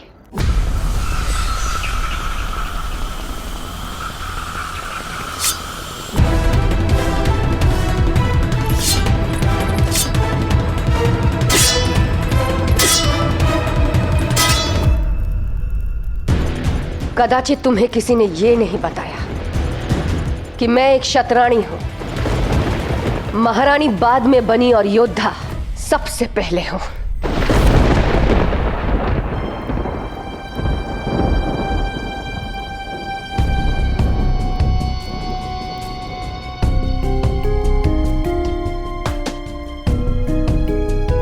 क्या सोच रहे हो पुरु? यही कि अंबी कुमार से कोई भी सूचना प्राप्त हुए बहुत समय बीत चुका है लाचे, और जो प्रहार मैंने अलेक्जेंडर पर किया है उसके पश्चात वो अधिक समय के लिए शांत नहीं बैठेगा। उसकी अगली योजना क्या होगी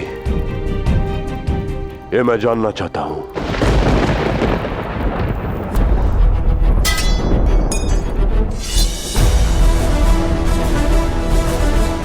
हम भारतीय अतिथि को देवता मानकर उनकी सेवा करते हैं, और यदि उसी देवता के मन में मैल आ जाए तो उसे घर से बाहर जाने का मार्ग भी दिखाते हैं। तुम भी जाओगी, परंतु पुरु से अपने किए का दंड पाकर।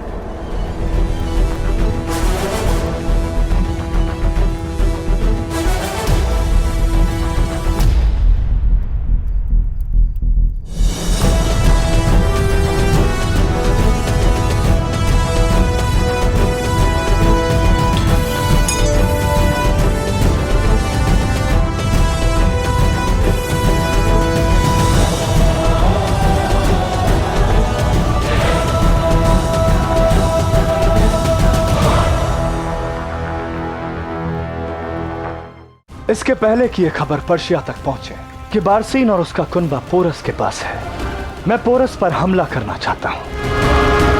अपने सिपाही और जासूस मुस्तैद करो अम्बिराज।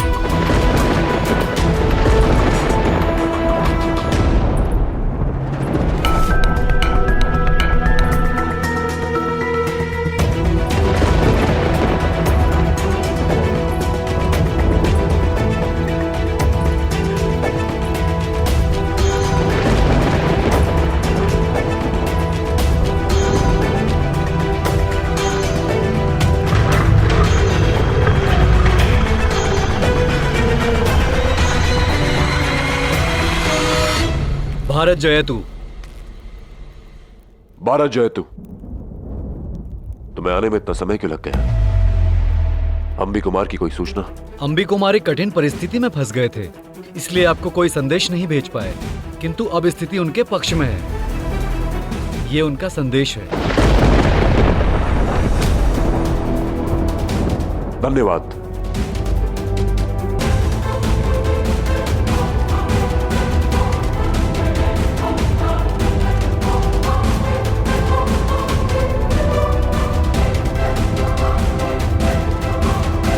चौंको मत लाची। इस राजमहल में ऐसे कई गुप्त द्वार हैं जिसके विषय में केवल राज परिवार और कुछ विश्वसनीय लोगों को पता है। इन्हीं की सहायता से मैं अपने गुप्तचरों के संपर्क में रह पाता हूं।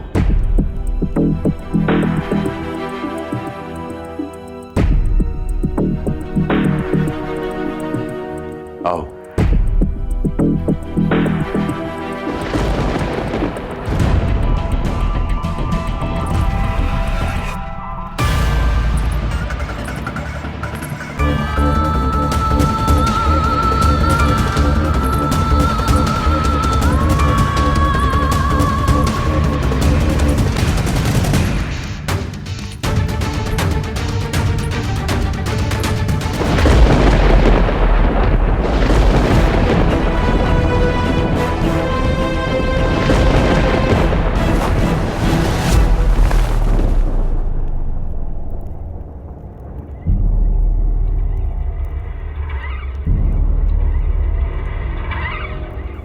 इस पत्र में तो कुछ भी नहीं लिखा पुरु। नहीं लाची, इस रिक्त संदेश में कोई गहरा अर्थ अवश्य छिपा है जो अंबी कुमार हम तक पहुंचाना चाहता है। इस संदेश में छिपी पहेली को कैसे खोजना है ये मैं जानता हूं।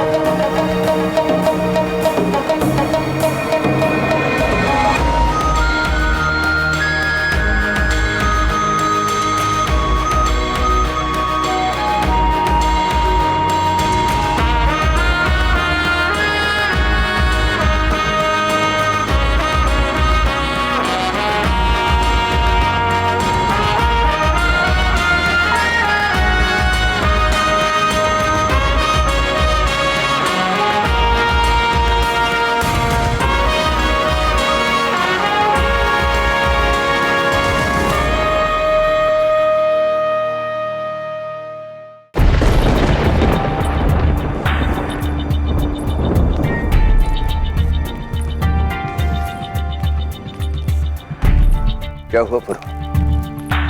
इस आपातकालीन बैठक का कारण क्या है? तक्षशिला से अम्बी कुमार ने एक गुप्त संदेश भेजा है।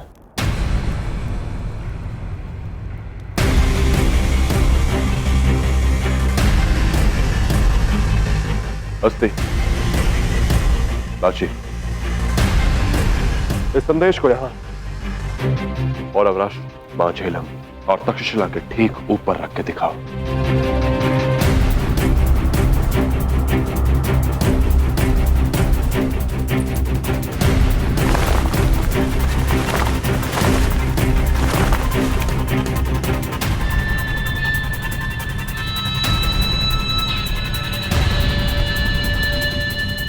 एक ग्रीक संदेश।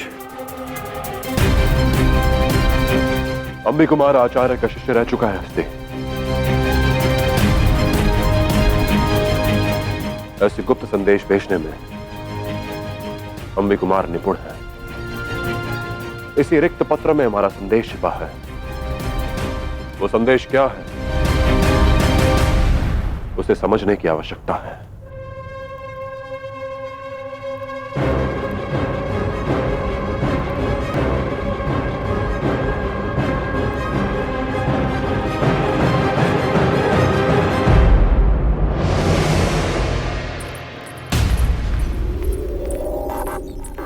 तुमने महाराज पुरुषोत्तम को कहीं देखा है? महाराज और महारानी अभी युद्ध कक्ष में गए हैं। आचार्य चाणक्य की पौरव श्रेष्ठ बमनी और महाराज हस्ती के साथ उनकी कोई आपातकालीन बैठक चल रही है।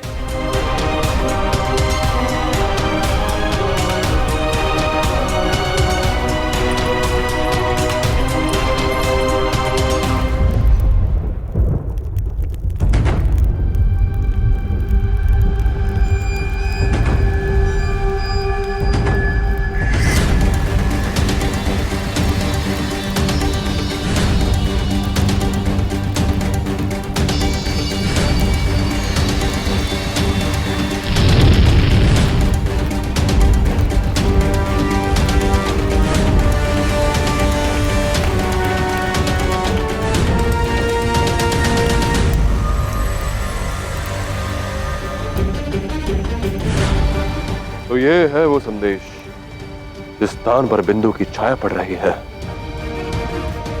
उसी स्थान पर अलेक्जेंडर अपनी अगली योजना बना रहा है।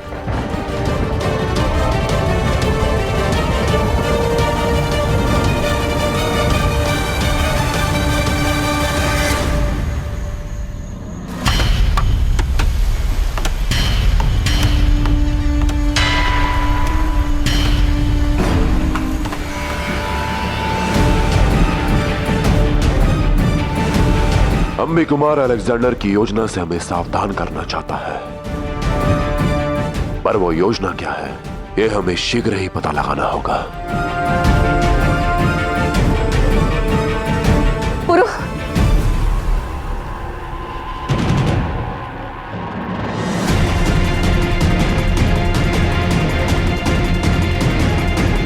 पुरु,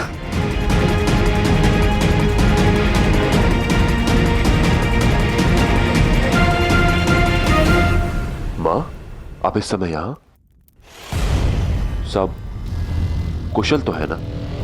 नहीं पुरु, कुछ है जो मुझे तुम्हें बताना है और तुम्हारा जानना उसे आवश्यक है।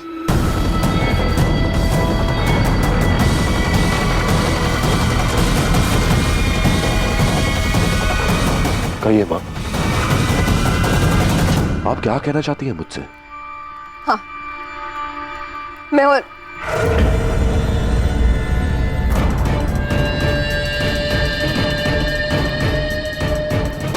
मां, आप ठीक तो है ना?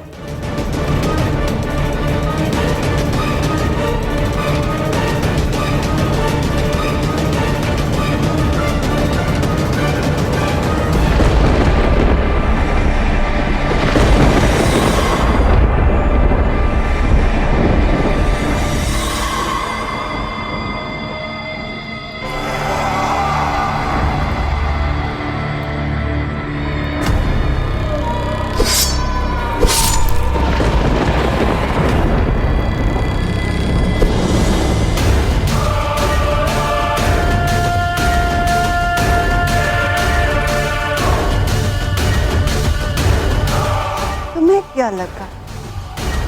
मैंने तुम पर हमला इसलिए किया कहीं तुम पोरस को मेरे काले जादू के बारे में ना बता दो। नहीं अनुसुईया, मेरा मकसद कुछ और ही है।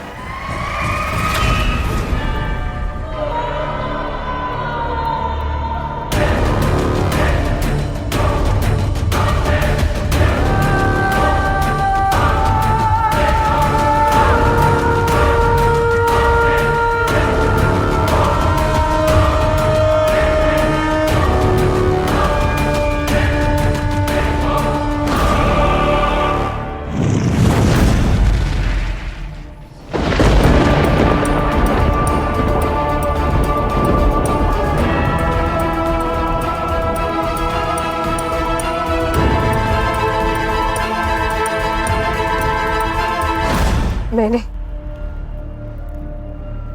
बहुत बुरा स्वप्न देखा। मैंने देखा कि सिकंदर ने अपनी पूरी सेना के साथ पौरव राष्ट्र पर धावा बोल दिया है। महल को चारों ओर से घेर लिया गया है और सिकंदर तुम्हें बंदी बनाने आ रहा है। मुझे तुम्हारी बहुत चिंता हो रही थी, इसीलिए सोचा तुम्हें देखा।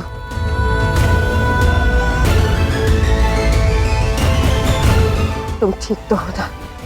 माँ, मैं बिल्कुल ठीक हूं। और आप ही तो कहती हैं कि आपका पुरु एक लौह पुरुष है और उसे कुछ नहीं हो सकता। तो फिर अचानक ये भय क्यों? ये केवल आपका एक बुरा स्वप्न था और कुछ भी नहीं। मां हूं मैं, तुम नहीं समझोगे।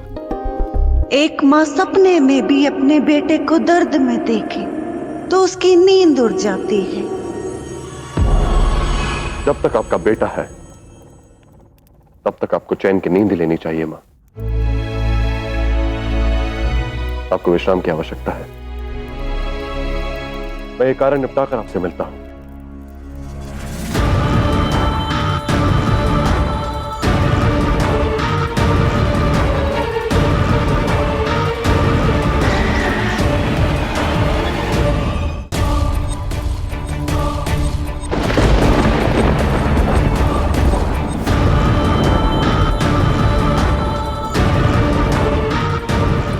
अब तुम सीधे मेरे पास आओगी महारानी अनुसुईया,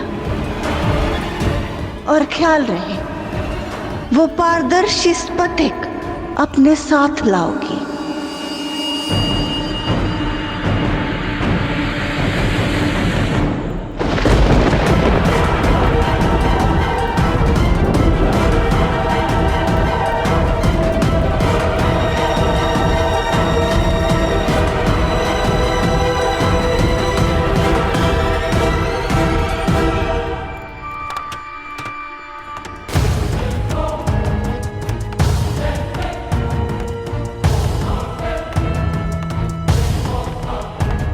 मैं जानता हूं आप अब भी मुझसे खफा हैं अम्बीराज,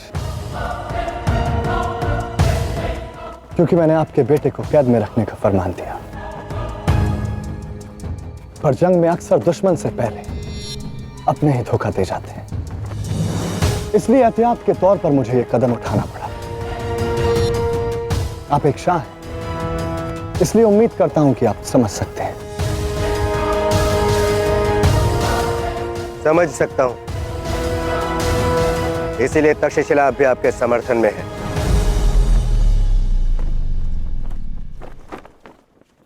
किंतु आशा करता हूं कि ऐसी गलतफहमी पुनः हमारे बीच नहीं होगी।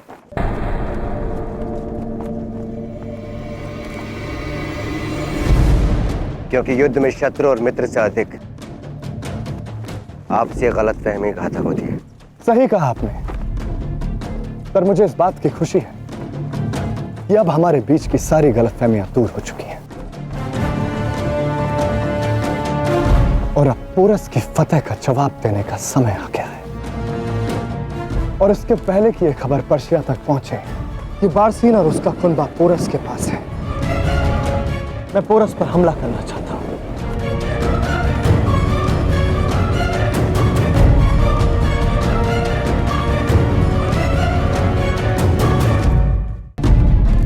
अपने सिपाही और जासूस मुस्तैद करो अम्बिराज, क्योंकि बारसीन पर्शिया तक यह पैगाम भेजने की कोशिश जरूर करेगी और मैं चाहता हूं कि यह पैगाम यहीं तक्षशिला में रोक लिया जाए।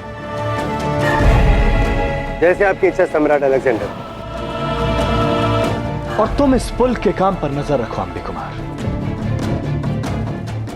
मैं चाहता हूं कि यह पुल जल्द से जल्द बने। वो पोरस और उसका उस्ताद चाणक्य चाहे अखंड भारत की कितनी भी बात करें, पर उनका ये ख्वाब कभी पूरा नहीं होगा।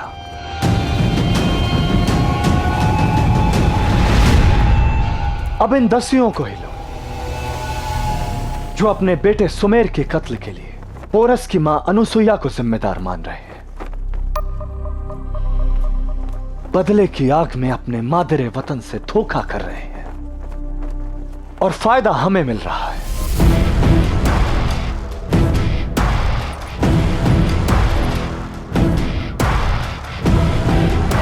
अफसोस सिर्फ एक बात का है अलेक्जेंडर,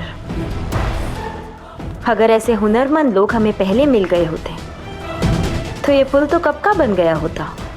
हुनर तो इस मुल्क में कूट कूट कर भरा है रॉक्सेन। इतनी काबिलियत मैंने दुनिया के किसी मुल्क में नहीं देखी।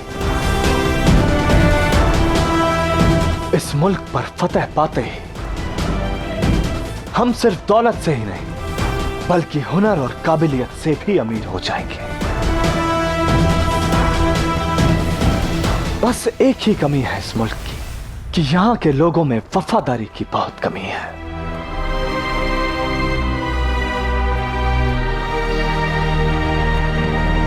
हम ये सब कर तो रहे सुमेर के लिए, परंतु किस मूल्य पर?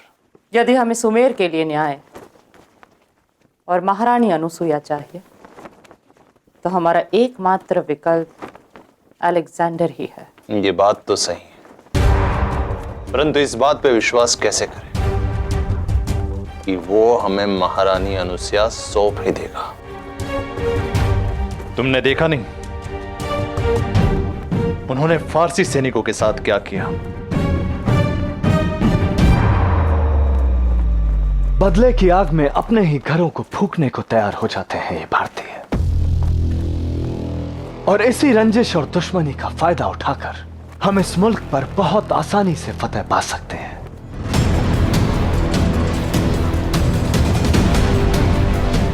तुम अब तक ना भारत को समझ पाए ना पुरु को अलेक्जेंडर। पुरु तुम्हारा ये स्वप्न पूरा नहीं होने देगा।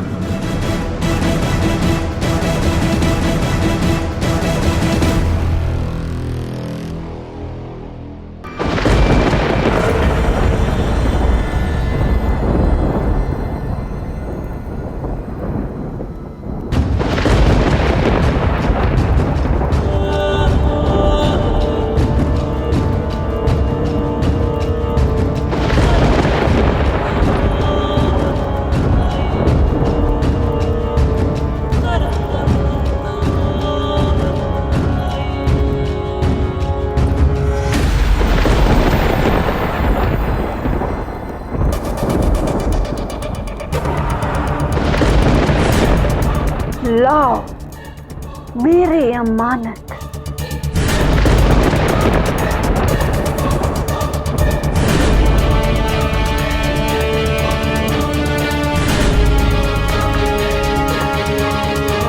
अब तुम्हें मेरा एक और काम करना होगा।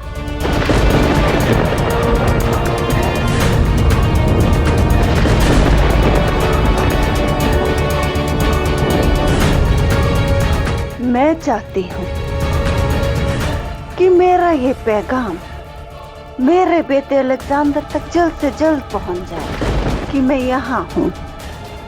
अब ये तुम्हारी जिम्मेदारी है कि अम्बिराज के जरिए ये पैगाम मेरे बेटे तक पहुँचे।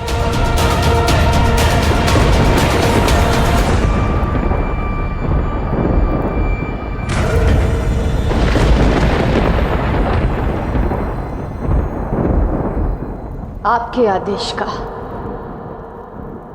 पालन होगा महारानी ओलंपिया।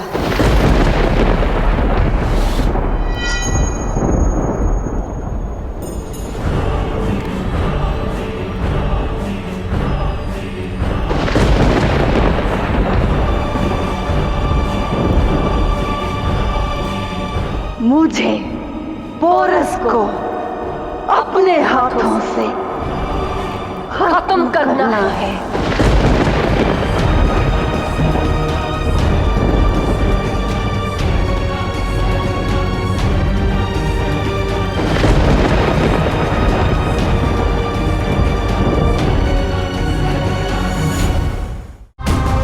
वहां देखो लाची। वहां इतना प्रकाश क्यों है? यही तो मैं भी जानना चाहता हूं लाची कि उस अलेक्जेंडर ने ऐसी कौन सी योजना बनाई है जिसके विषय में अम्मी कुमार हमें सचेत करना चाहता है।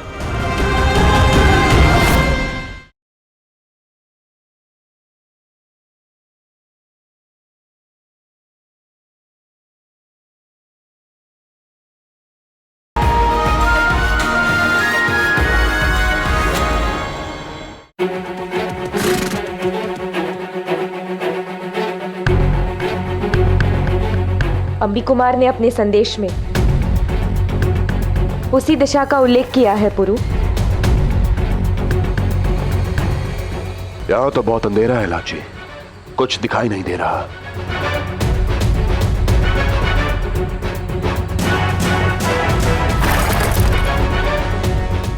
तक्षशिला उन पहाड़ियों के पास है।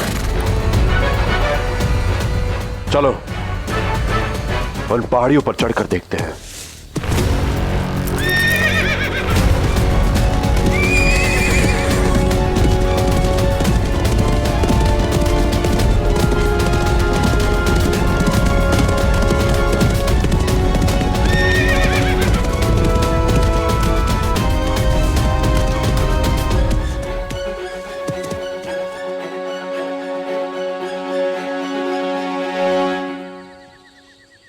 वहां देखो लाची।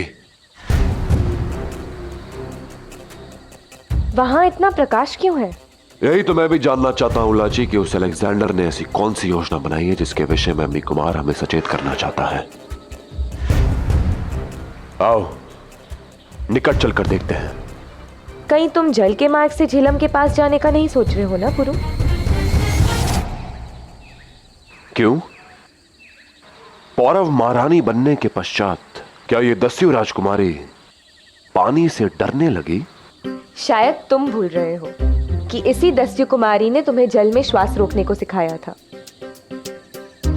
हाँ, कदाचित पौरव नरेश होने के बाद तुम्हारी स्मृति खो गई है। मुझे सब कुछ याद है लाची, पर शायद तुम ये भूल गई हो कि मैंने तुम्हें घुड़सवारी सिखाई है। अब देखते हैं कि आगे कौन निकलता है।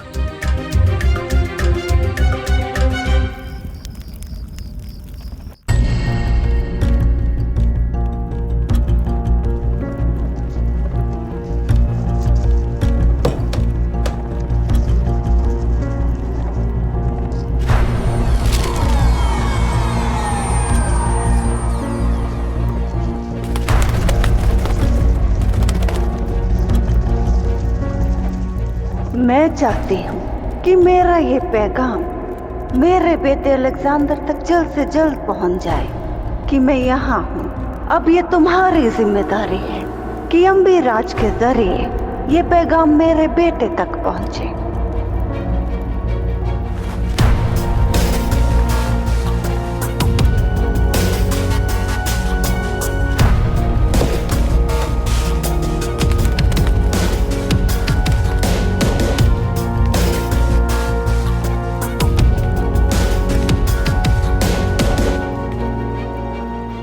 पौरव जयतुराज माता, आपने कष्ट क्यों किया? महाराज पुरुषोत्तम के सिकंदर पर पहली जीत का संदेश गांधार के सेनापति को भिजवानी है। शीघ्र। आदेश का पालन होगा राजमाता। स्मरण रहे, अत्यधिक सावधान रहने की आवश्यकता है। तक्षशिला जाने वाले सारे बाज बंद है ना? वो किसी भी गुप्तचर के पहुंच में नहीं आना चाहिए, अन्यथा हमारे समस्त तैयारियों की भनक शत्रुओं को लग सकती है। चिंता न करें राजमाता, जब से तक्षशिला ने विश्वासघात किया है उनसे सभी प्रकार के संबंध तोड़ दिए गए हैं। संदेशवाहक तीनों बाजों का प्रयोग भी निषेध है। उन्हें अलग से वहां रखा गया है।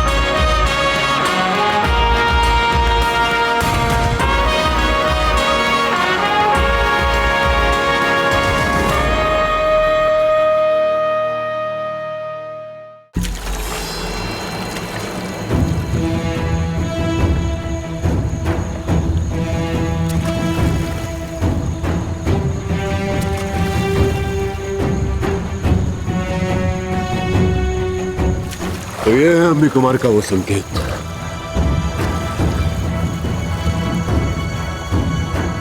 अलेक्जेंडर इस सेतु को लगभग आधा बना चुका है, पर हम इसे पूरा नहीं होने देंगे।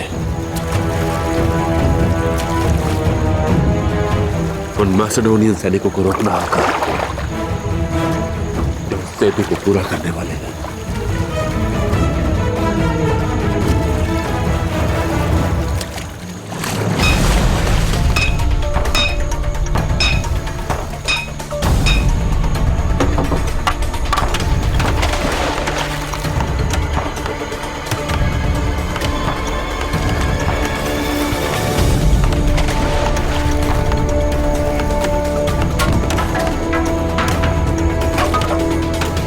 शीघ्र लाओ, और शीघ्र। हमें जल्द से जल्द ये सेतु तैयार करना है।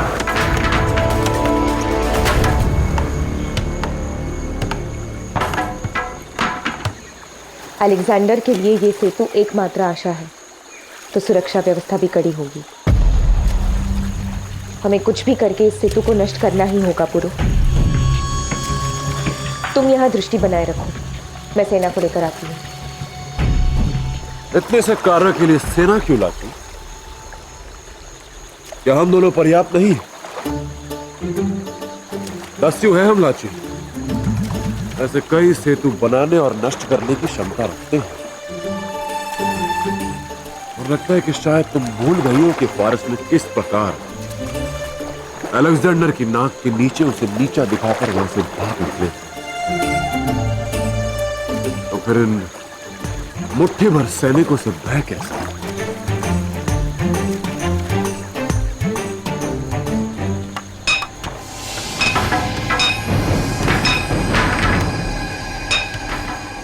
जल्दी लाओ।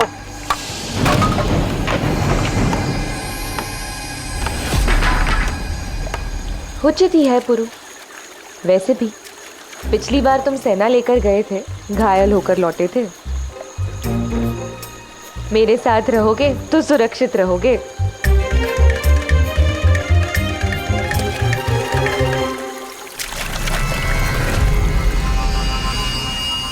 ध्यान रहे लाची, हमें केवल इस सेतु का आधार दुर्बल करना है ताकि सेना के भार से वो स्वयं टूट जाए। फिर भी तुम्हें लगता है कि एक कार्य तुम अकेली नहीं कर पाओगी, तो सेना को बुला सकते हैं। 1 दस्यु 20 के बराबर है पुरु। आज जो कोई भी मेरे मार्ग में आएगा, यमलोक के मार्ग जाएगा।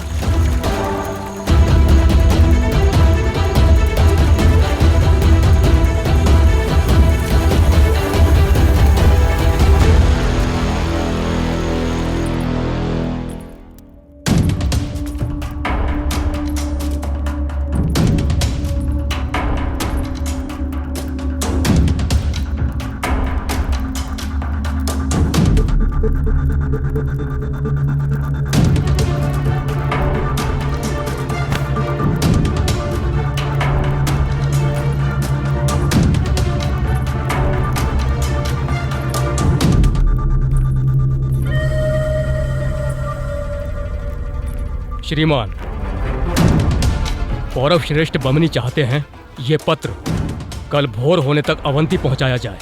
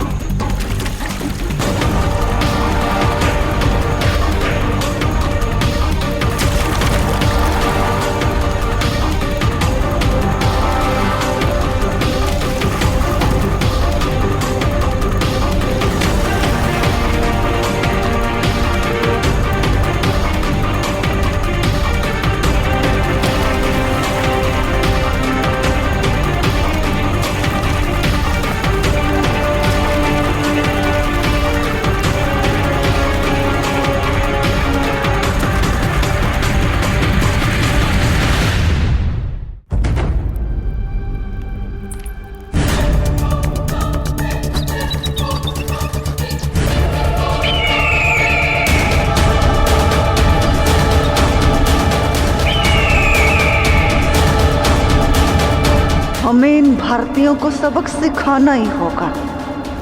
तुम जहां कहीं भी हो, जल्द से जल्द आ जाओ अलेक्जेंडर।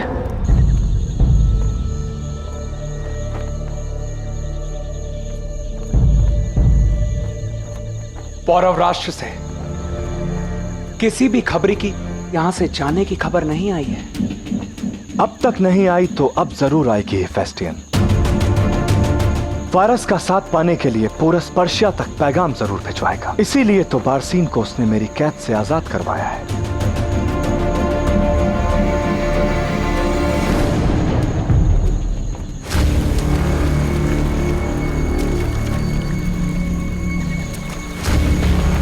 आपसे ये आशा कभी नहीं थी बाबा।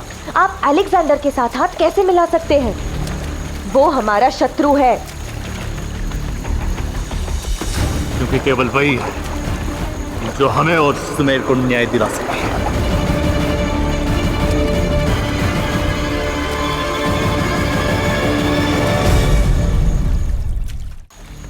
सुमेर के साथ वही हुआ जिसके वो योग्य था बाबा। वो एक देशद्रोही था जिसने अलेक्जेंडर के साथ मिलकर पुरु के प्राण लेने का प्रयास किया था। परंतु इसका प्रमाण पौरवराज अभी तक हमें दे नहीं सके। साक्ष्य था तो केवल कनिष्क का शव और उसके कुछ शब्द जो राज परिवार और उसके विश्वास पात्रों ने सुने। और तुम ये चाहती कि केवल शब्द के आधार पे हम ये मान लें कि हमारा पुत्र देशद्रोही था। मानता हूं कि सुमेर का दोष आपके सामने सिद्ध नहीं हुआ है, पर आपके दोष का क्या दस्युराज? अलेक्जेंडर के लिए सेतु का निर्माण करके क्या आप एक देशद्रोही नहीं बन जाएंगे? मेरे जन्म के पश्चात मैं दस्युलोक का ऋणी हूं। आपके दिए संस्कार आज तक मुझ में भरे हैं। और सबसे बड़ी सीख जो आप लोगों से मुझे मिली है वो ये है कि हम दस्यु माल लूटते हैं, मातृभूमि नहीं।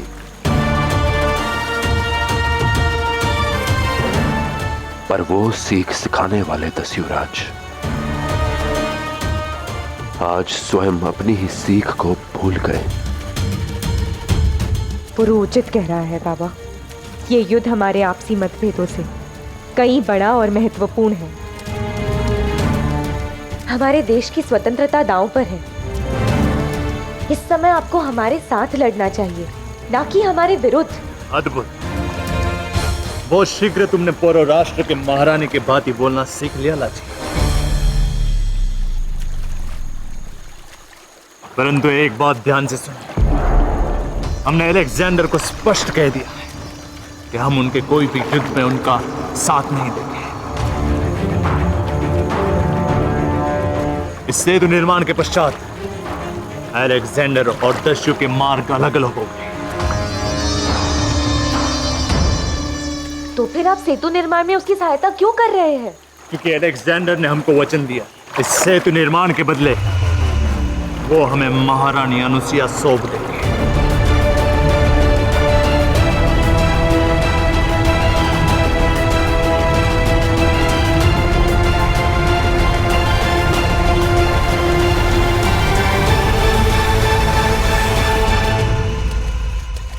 ये युद्ध हमारे और महारानी अनुसुईया के बीच में। तुम्हारे लिए यही उचित होगा कि तुम इस समय यहां से चले जाओ। आप भूल रहे हैं बाबा, जिस महारानी अनुसुईया की आप बात कर रहे हैं वो मेरे देश की राजमाता है। गुरु और मैं यहाँ इस सेतु को नष्ट करने आए, हमारे देश को बचाने आए, पर कभी सोचा नहीं कि हमारे अपने ही इस कार्य में अलेक्जेंडर की सहायता कर रहे हैं।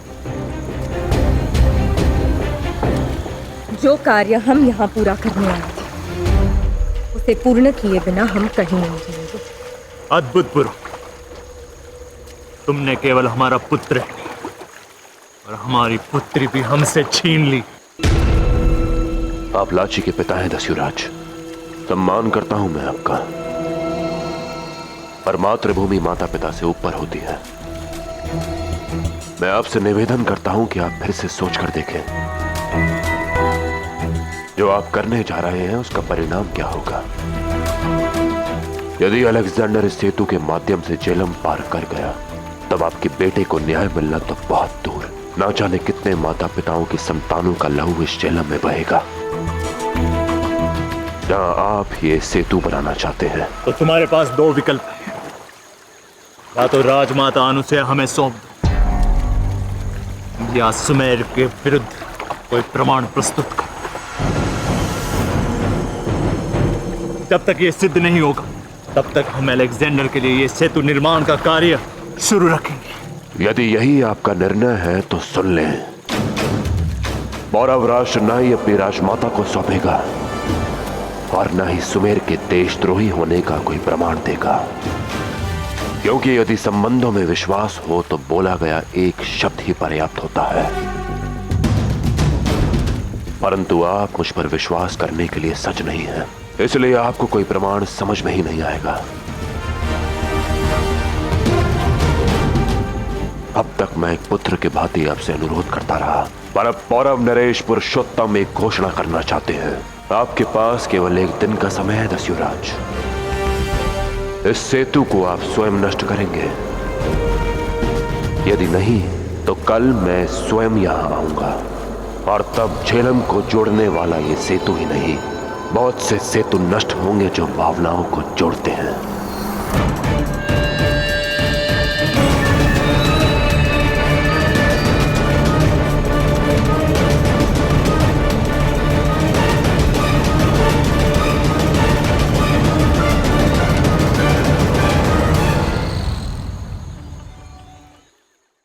शाह मलिका ओलंपियास पोरस के कब्जे में। तुमने सिकंदर की दुखती रग पे हाथ रखा है पोरस, और अब ये दर्द 1000 गुना बनकर तुम पर और तुम्हारे मुल्क पर बरसेगा।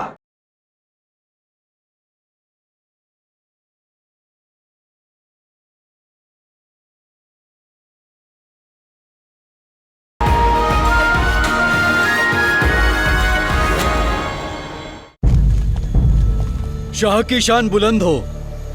क्या तुमने पौरव मुल्क की तरफ से किसी भी तरह की घुसपैठ को देखा? क्या झेलम के पास कोई आया था? नहीं शाह, हम सब चौकन्ने हैं।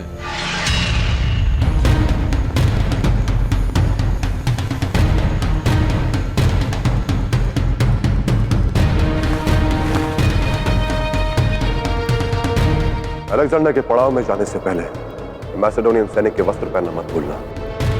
फारस तक अपना संदेश पहुंचाने का केवल एकमात्र मार्ग है हमारे पास। एक बात और गोपालक, वो अलेक्जेंडर बहुत ही चतुर और धूर्त है। कभी उसका सामना करना पड़ जाए तो सावधान रहना।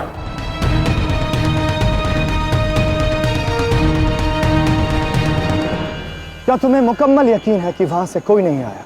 हाँ शाह, पूरा यकीन है।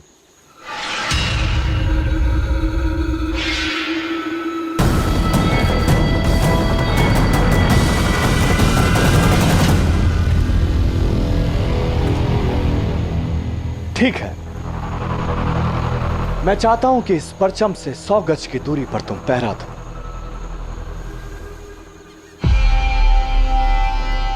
बाकी तुम लोग जा सकते हो।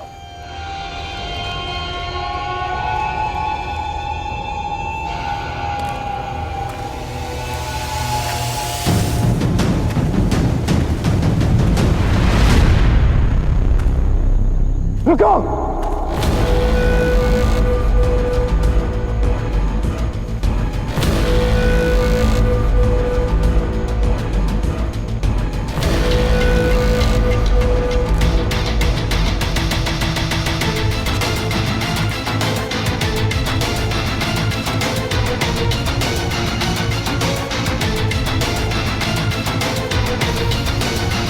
तो तुम हो वो सिपाही जो पोरस का पैगाम फारस तक लेकर जा रहे हो।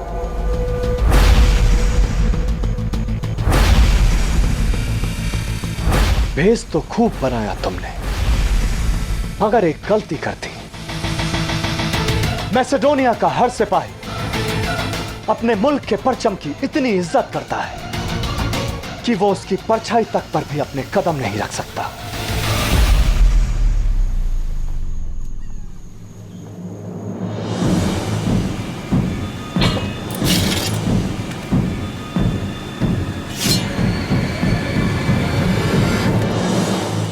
नहीं फेस्टियन,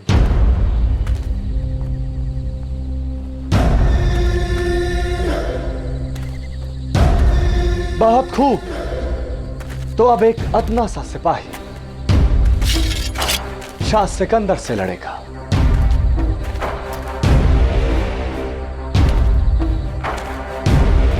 चलो तुम्हारी आखिरी ख्वाहिश भी पूरी कर देते हैं।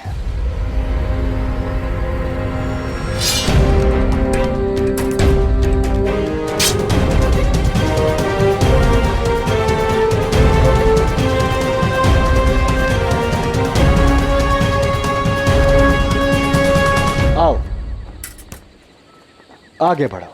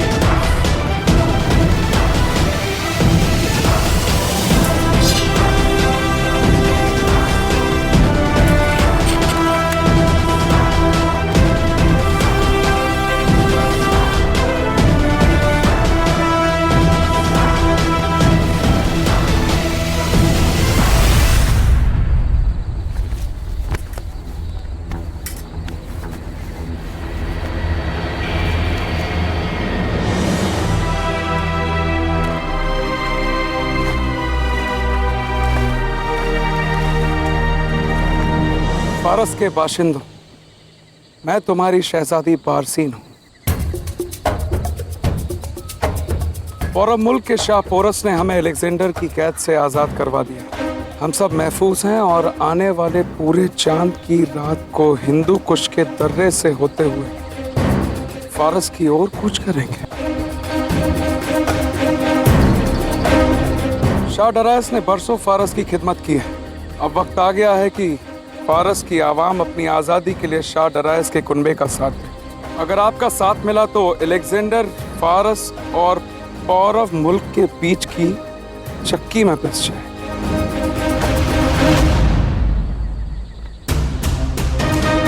इस खत के साथ मेरे सही और शाही निशान, आपकी शहजादी बारसी।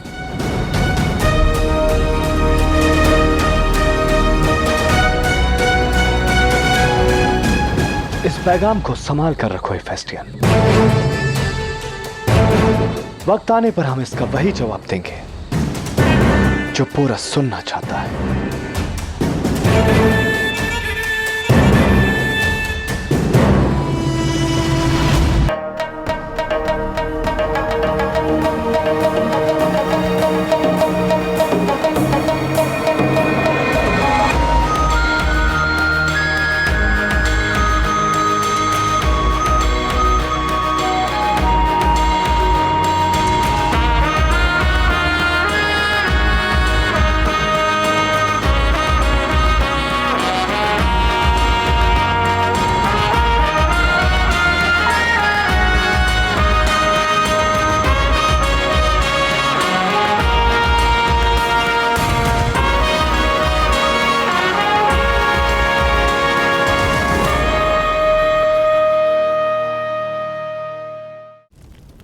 क्या दस्युओं का ऐसा करने का साहस कैसे हुआ? प्रतिकार और न्याय। उन्हें सुमेर का प्रतिकार चाहिए पिताश्री। उन्होंने जो किया किया, किंतु तुमने आज ही उस सेतु को ध्वस्त क्यों नहीं किया पुरु? शत्रु को एक क्षण देना घातक होता है, तुम एक दिन का समय दिया है। क्योंकि मैं उन्हें देशद्रोही नहीं मानता। ये व्यक्तिगत क्षति से उपजी भावनात्मक पीड़ा है जिसने उनकी सोचने की शक्ति पर रोक लगा दिया है। पर मुझे पूरा विश्वास है कि अंत में वो देश के हित में ही सोचेंगे और सेतु के निर्माण पर रोक लगा देंगे। सदैव अपनी मातृभूमि को सबसे ऊपर माना है गुरु, अपने आप से, अपने परिवार से, अपनी माँ से भी ऊपर। फिर आज कैसे अपने राष्ट्र पर आ रहे संकट को तुम अनदेखा कर सकते हो? हम स्वयं जाकर उस सेतु को ध्वस्त करके आते हैं। मैंने उन्हें ये एक दिन युद्ध की तैयारी के लिए नहीं, मैंने उन्हें ये एक दिन अपनी आत्मा की पुकार सुनने के लिए दिया है।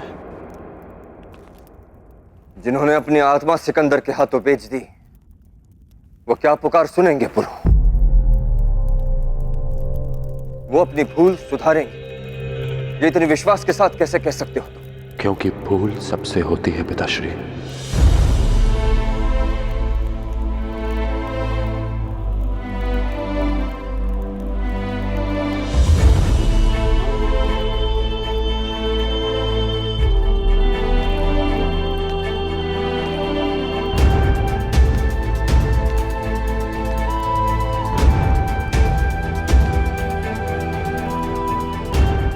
जब संतान से कोई भूल हो तब उसके माता पिता उसे उचित मार्ग दिखाते हैं। तो जब भूल माता पिता से हो जाए तो क्या उन्हें मार्ग सुझाने का कर्तव्य एक संतान का नहीं होता?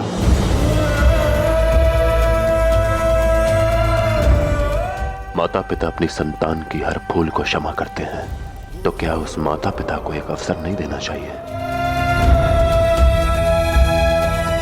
और रही बात देश की रक्षा की, तो लाची के माता पिता ही क्या, मैं स्वयं अपने माता पिता से कोई समझौता नहीं करूंगा।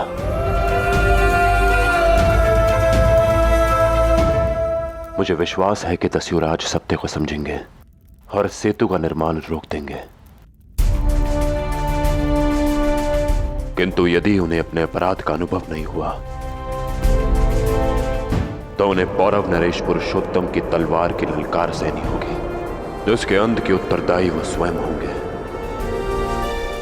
यह वचन है एक पुत्र का अपने पिता से।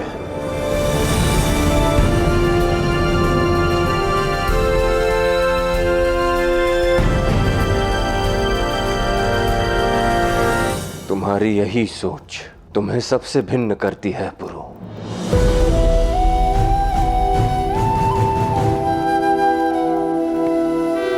सदा ऐसे ही रहना पुत्र।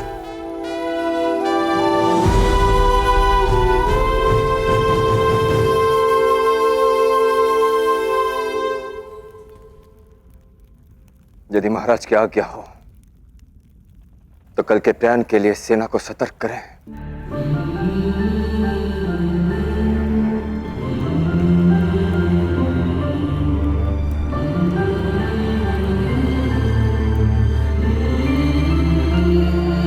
और हाँ, इस महत्वपूर्ण जानकारी के लिए तुम्हें अंबिकुमार का धन्यवाद अवश्य देना ही चाहिए, अन्यथा ये बहुत घातक हो सकता था।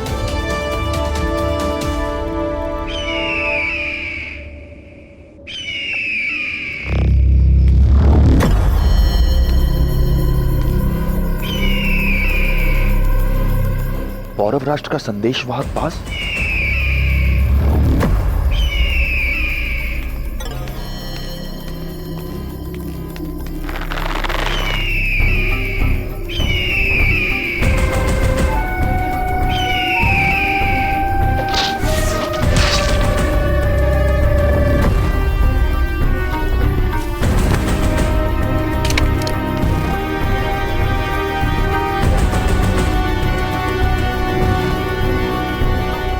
ये कैसे संभव है?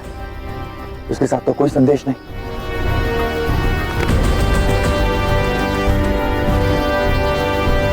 कहां गया वो संदेश?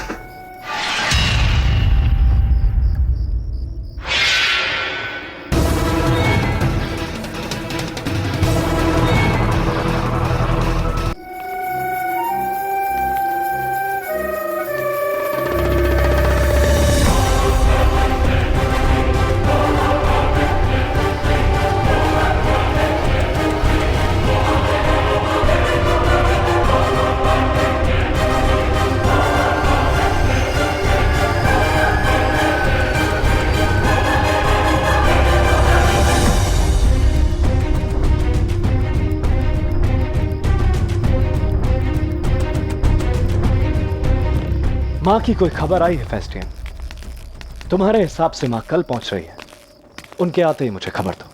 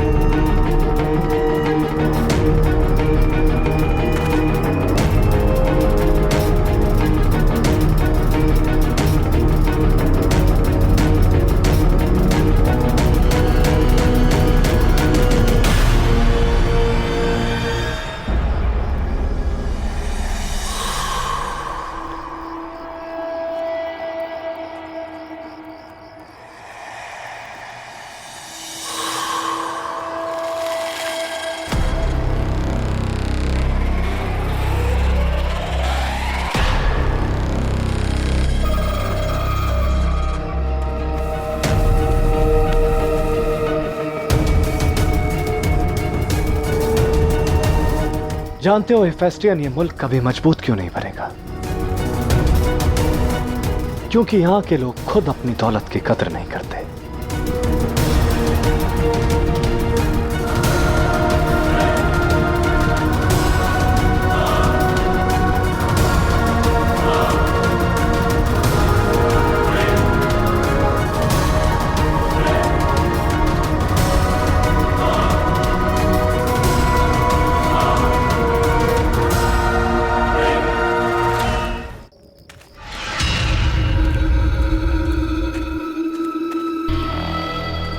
कहां चला गया?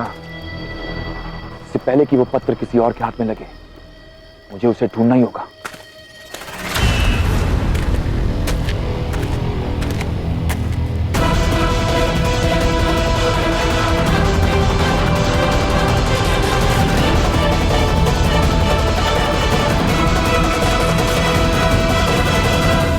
क्या हुआ पुत्र? आधी रात को तुम यहाँ?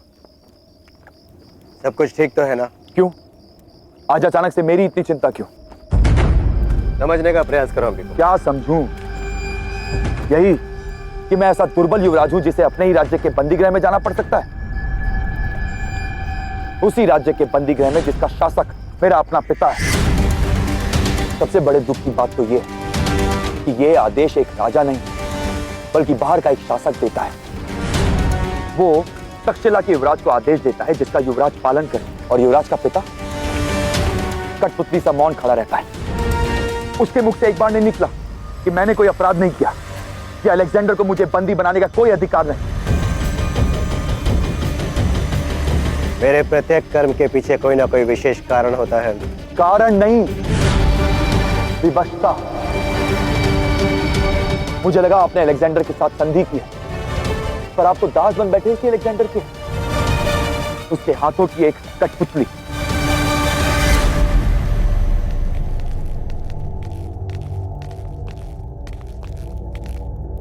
मैं अंबिराज से मुलाकात करना चाहता हूं। कहां है वो? जी वो अपने पुत्र अंबी कुमार के साथ महल प्रांगण में हैं।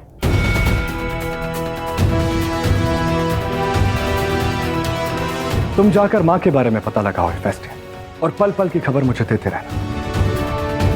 मैं अंबिराज से मिलकर आता हूं। अपनी भावनाओं को अपने निर्णयों पर हावी मत होने दो अंबी कुमार। एक शासक वो होता है जो जानता है कि बचाव कब करना है और प्रहार कब। ओह, तो ये है आपके बचाव की रणनीति। तो जाइए, अपना मूल्यवान समय अपनी रणनीति में लगाइए। मैं आपका समय नष्ट नहीं करूंगा। मत भूलो कि तुम अपने पिता से बात कर रहे हो।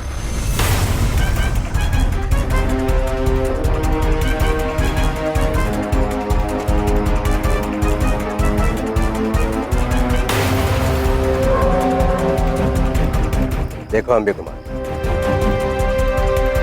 तुम्हें बंदी बनता देखकर क्रोध और दुख की ज्वाला मेरे मन में भी धधक रही थी, पर मैं मौन रहा। मेरे मौन को अपने लिए मेरे प्रेम का तौल मत समझो। मैं तुम्हें केवल ये बताना चाहता हूं कि अब हम अधिक समय तक अलेक्जेंडर के साथ नहीं रहेंगे।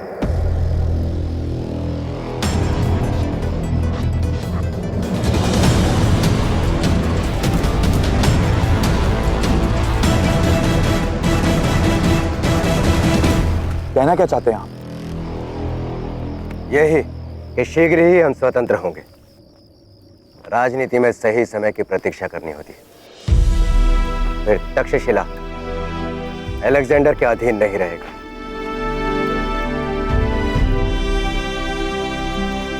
सच? आपने मेरे मन का बोझ हल्का कर दिया पिताश्री। मैं यही तो सुनना चाहता था। समय रहते आपको अपनी भूल का आभास हो गया। अलेक्जेंडर यहां से जाने के ही योग्य है। यह ख्वाहिश मुमकिन होना थोड़ा सा मुश्किल है तक्षशिला के शहजादे।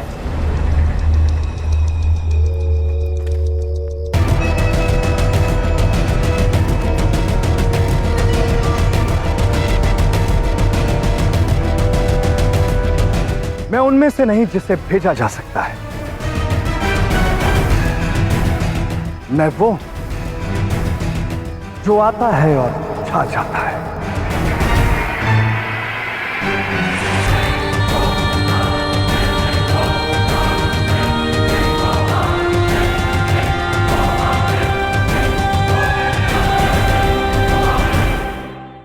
हमसे जुड़ने का दिखावा करके हमें तोड़ना चाहता था ये, और अब इसकी सजा ये है कि अब इसे तोड़ा जाएगा।